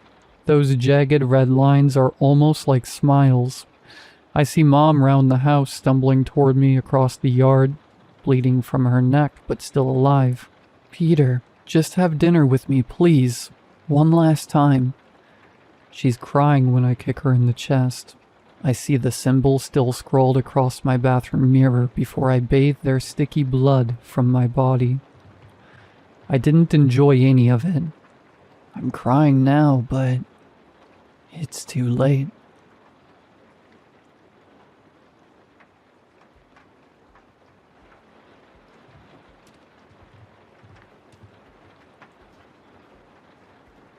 I run a paranormal blog. Yeah, I know. I started it after my ex-husband died. I needed somewhere to put all the noise in my head, I guess. And it helped. Mostly I debunk things. I try to give people closure. Doesn't always work. In my experience, most ghosts are just bad pipes. Demons are usually raccoons or whatever. So when people started messaging me about Lucent Lake, I didn't immediately pack a bag. The rumors talked about a killer, a slasher, or something. Didn't raise any red flags for me, but then people started sending screenshots from local Facebook groups and sad and angry posts from relatives. 4 people had died in 3 weeks. Something felt off, so I guess I took the hook. Nobody had seen anyone. No footprints, no weapon, no suspect. The police kept saying it might be an animal, but you could feel nobody believed that. They were just saying stuff into cameras so people wouldn't panic or something. Lucent Lake is a nice place. Picnic tables, trails, teenagers hiding beer, couples posing on the old dock like it wasn't half rotted. Normal place. Safe enough. When I got there, the place was empty. The woods felt completely abandoned. I got there after dark. Yeah, I know. But I knew the area, and I couldn't exactly tell my boss I had to leave early because people online were saying there was an invisible slasher. And yeah, to be honest, I knew it would be good for the blog. The road was narrow and annoying. Every branch in my headlights looked like a hand or something. Every shadow looked like a person. Great Liv, very professional. About a mile from the lake, there was this half-assed barricade across the road. 2 rangers stood next to it, or at least they were dressed like rangers. The man came over first. Older guy, gray beard, big jacket, and already looking disappointed in me before I'd even rolled down the window. Park, Dad. Park Dad leaned toward the window. Road's closed.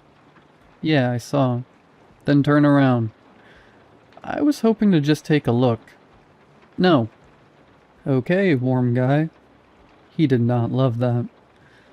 The woman ranger came over then. She was maybe my age, maybe a little younger. Hard to tell in flashlight light. She looked tired in the way people look tired when they've been polite for too long. Wait, she said. You're Liv from Grave Doubts. I smiled. Park Dad said, Doubts or no doubts, you need to leave. The woman ignored him. You can't go in there tonight. I'm not trying to be a problem. Park Dad said, You are literally a problem. Fair. The woman lowered her flashlight so it wasn't in my eyes. People are dead. The sheriff asked us to close this road. We don't know what did it. Could be a person, could be an animal, could be some idiot with a machete hiding out there. We don't know. A bear doesn't usually use a machete, I said. Park Dad stared at me. The woman looked at me for a second. Aren't you scared? I almost answered honestly. Yes, obviously yes. But scared doesn't mean what people think it means. Scared doesn't always make you run. Sometimes scared makes you very, very focused. So I shrugged. I do this kind of thing.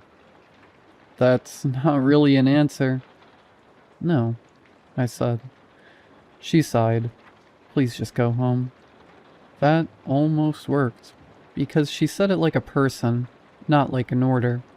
But I couldn't just go home. I was going to be gone for a whole week after this, so tonight was it. So I turned the car around like a normal adult. I even gave them a little wave. Then I drove half a mile back, parked in a muddy little clearing, and walked into the trees. Yes, I understand how dumb that was. I understood it then, too. I had no choice.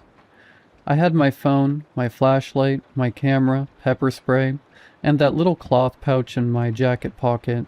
To be honest, the pouch was the reason I was really there. Lucent Lake wasn't random for me. I had been there before, years ago, with Daniel. Daniel was my husband. Ex-husband. Daniel's dead now. People get very soft when I say that. They do the, oh, you poor thing face. Truth is, when Daniel died, grief wasn't what I felt first. It was relief. I'm not going to give you a list of what he did or didn't do. I hate when people want examples. Like they know anything or could be the judge of anything. Like whether I'm allowed to hate him or not. I'll say this much.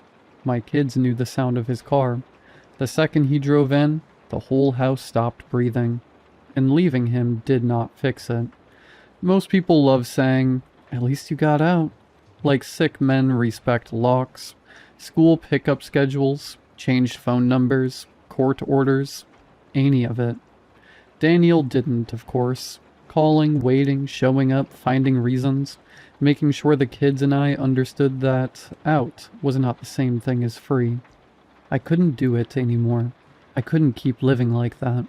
Every window was a threat, every phone call, every car slowing near the house. Enough. So I went to a woman a friend knew. She lived above a dentist. She wore sweatpants. Her tea was terrible, and I wasn't completely sure it was just tea. She listened, then said, "You need closure." I said, "I want him to get what he deserves, and out of our life." She said, "Those are not always the same thing." I remember that very clearly. She said, "If it's closure, it closes. If it isn't, it just keeps bleeding." I thought, lady, I have 2 kids and a man who won't stop circling my life. I don't have time for fortune cookie stuff. So I said, "I want him gone." She gave me the strange smelling white powder and words. A week later, Daniel drove into a tree in the rain so hard they had to identify him by his teeth. Coincidence, maybe. I told myself that for a whole year. Now I have this feeling about Lucent Lake. So I went. The trail was dark but not weird.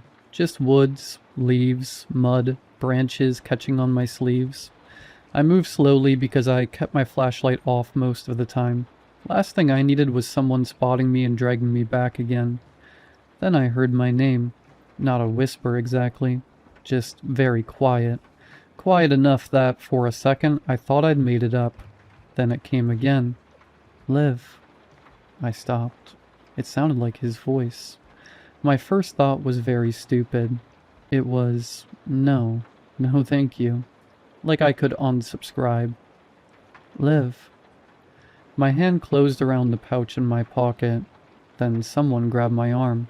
I made a noise I will not be describing because I have some pride left. "It was Park, Dad." "Are you serious?" he said. "Don't grab me. Then don't sneak past a roadblock." "I was leaving." "You're walking toward the lake." "I got turned around."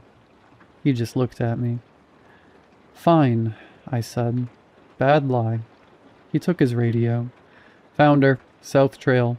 Yeah, I've got her." Then he looked at me again. "This isn't some stupid internet social media. You get that, right?" "I know." "I don't think you do. People are dead." I said I know. And I did know. Better than he did, probably. He still had my sleeve, then his expression changed. Not scared, confused. He looked down at his chest. His jacket opened. Just opened. A red line opened across him, and then blood hit my face. Too much of it. He made this small sound, like he was embarrassed. Another cut opened under his jaw. I stepped back. He reached toward me, maybe for help, maybe because people do weird things when they're dying. Then his face came apart. There was nothing there. No bear, no man, no shape in the air. Nothing. Park Dad dropped, and his flashlight rolled into the leaves. I ran. Not away from the lake. I know. Believe me, I know. But Daniel's voice came again from ahead, and in that moment it made sense. I didn't want to leave what was left of Park Dad there, but I couldn't stay. That was Daniel all over. Hurt someone else and somehow make it my fault. I reached the lake out of breath and tasting and spitting someone else's blood. The water was black. The dock was still half collapsed. He was standing in the water, where the lake met the mud. Daniel. He didn't look like a person, a human. No, his clothes were wet and dark. His face seemed intact, but his skin looked wrong. His head tilted slightly, like he was listening to something I couldn't hear. But it was him. I felt chills prickling all over my body when I saw that smile. That stupid, patient smile he wore when he knew everyone in the house was afraid of what he might do next. I pulled out the pouch. My fingers shook so badly I almost dropped it. He stepped toward me. "Stay there," I said. He didn't. Of course he didn't. I thought of Donnie and Ben, my kids, not in some soft, glowing way. I thought of the real things, how long it took them to make noise in the house after he died, how fast they still say sorry, how Donnie still watches doors when people argue. He kept coming. "Why are you here? Why are you back? Get away from me, Daniel. Get away." I untied the pouch with my teeth. That was when he slowed, then stopped. He muttered something. I froze for half a second. I didn't understand it. I didn't want to understand it. I threw the powder in his face and said the words. Nothing happened. For a moment I thought, great, this is it. The thing that looked like Daniel is going to kill me by a lake, and tomorrow I'll be a sad little social media post people skim over at lunch. Then Daniel folded inward. I don't know how else to say it. He collapsed into himself. Shoulders caving, face sinking, mouth open. No sound. His whole body shrank into this dark, wet lump in the water, then thinned out into a oily stain floating there. I stood there waiting. I didn't want to move, or I couldn't.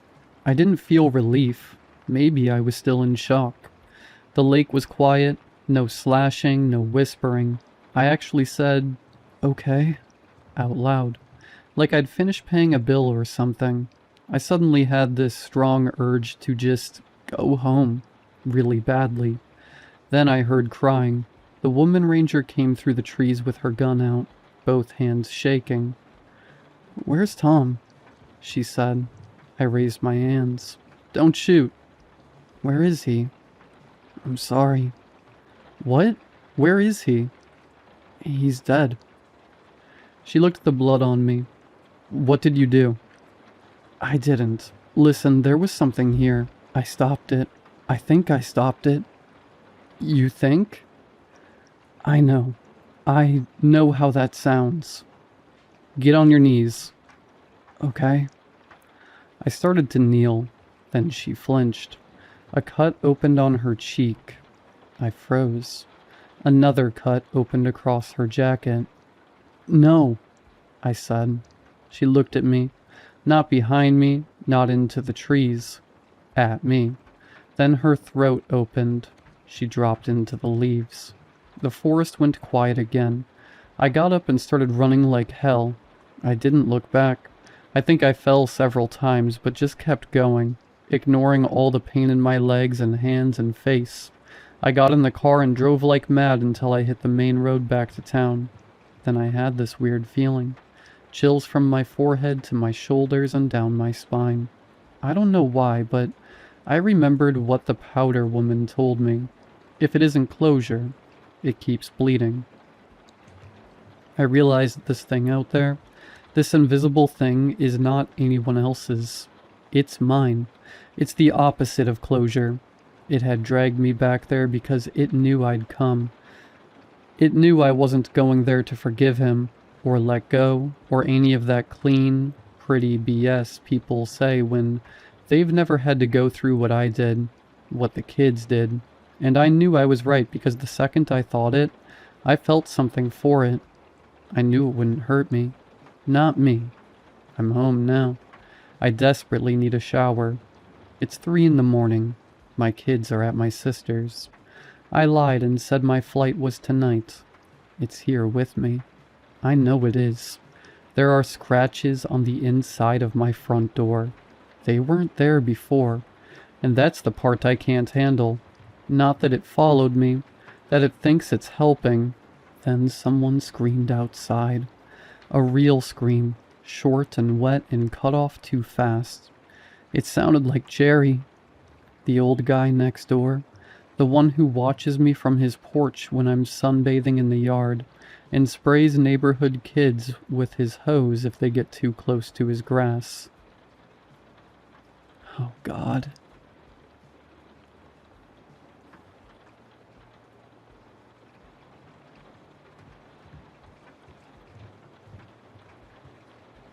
I go out to the cliffs, like I have every Wednesday for the past 10 years.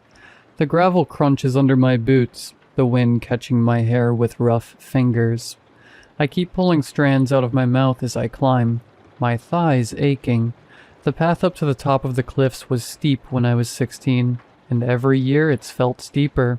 People ask me sometimes why I bother to keep coming out like this, when my legs don't show any sign of getting better.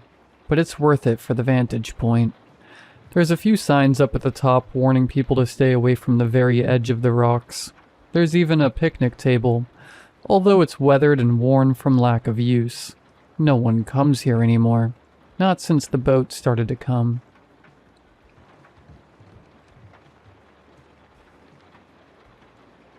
My reflection in the bathroom mirror stole my wife 3 days ago. I know how that sounds. If someone else posted those words, I'd assume they were insane. But before you decide if I'm crazy or not, let me tell you what happened. I'd been standing in the bathroom admiring the progress in my weight loss journey. 30 pounds gone. My torso looked tighter, my shoulders broader. Everything was looking good. Maybe not my face. I had a strange look. I remember thinking it was judgmental. Not what I thought my normal face looked like. It was more like I was looking down at someone. Anyway, just then my wife came into the bathroom behind me and wrapped her arms around my waist. She told me I looked good. She started kissing my neck and running her hand slowly up my thigh.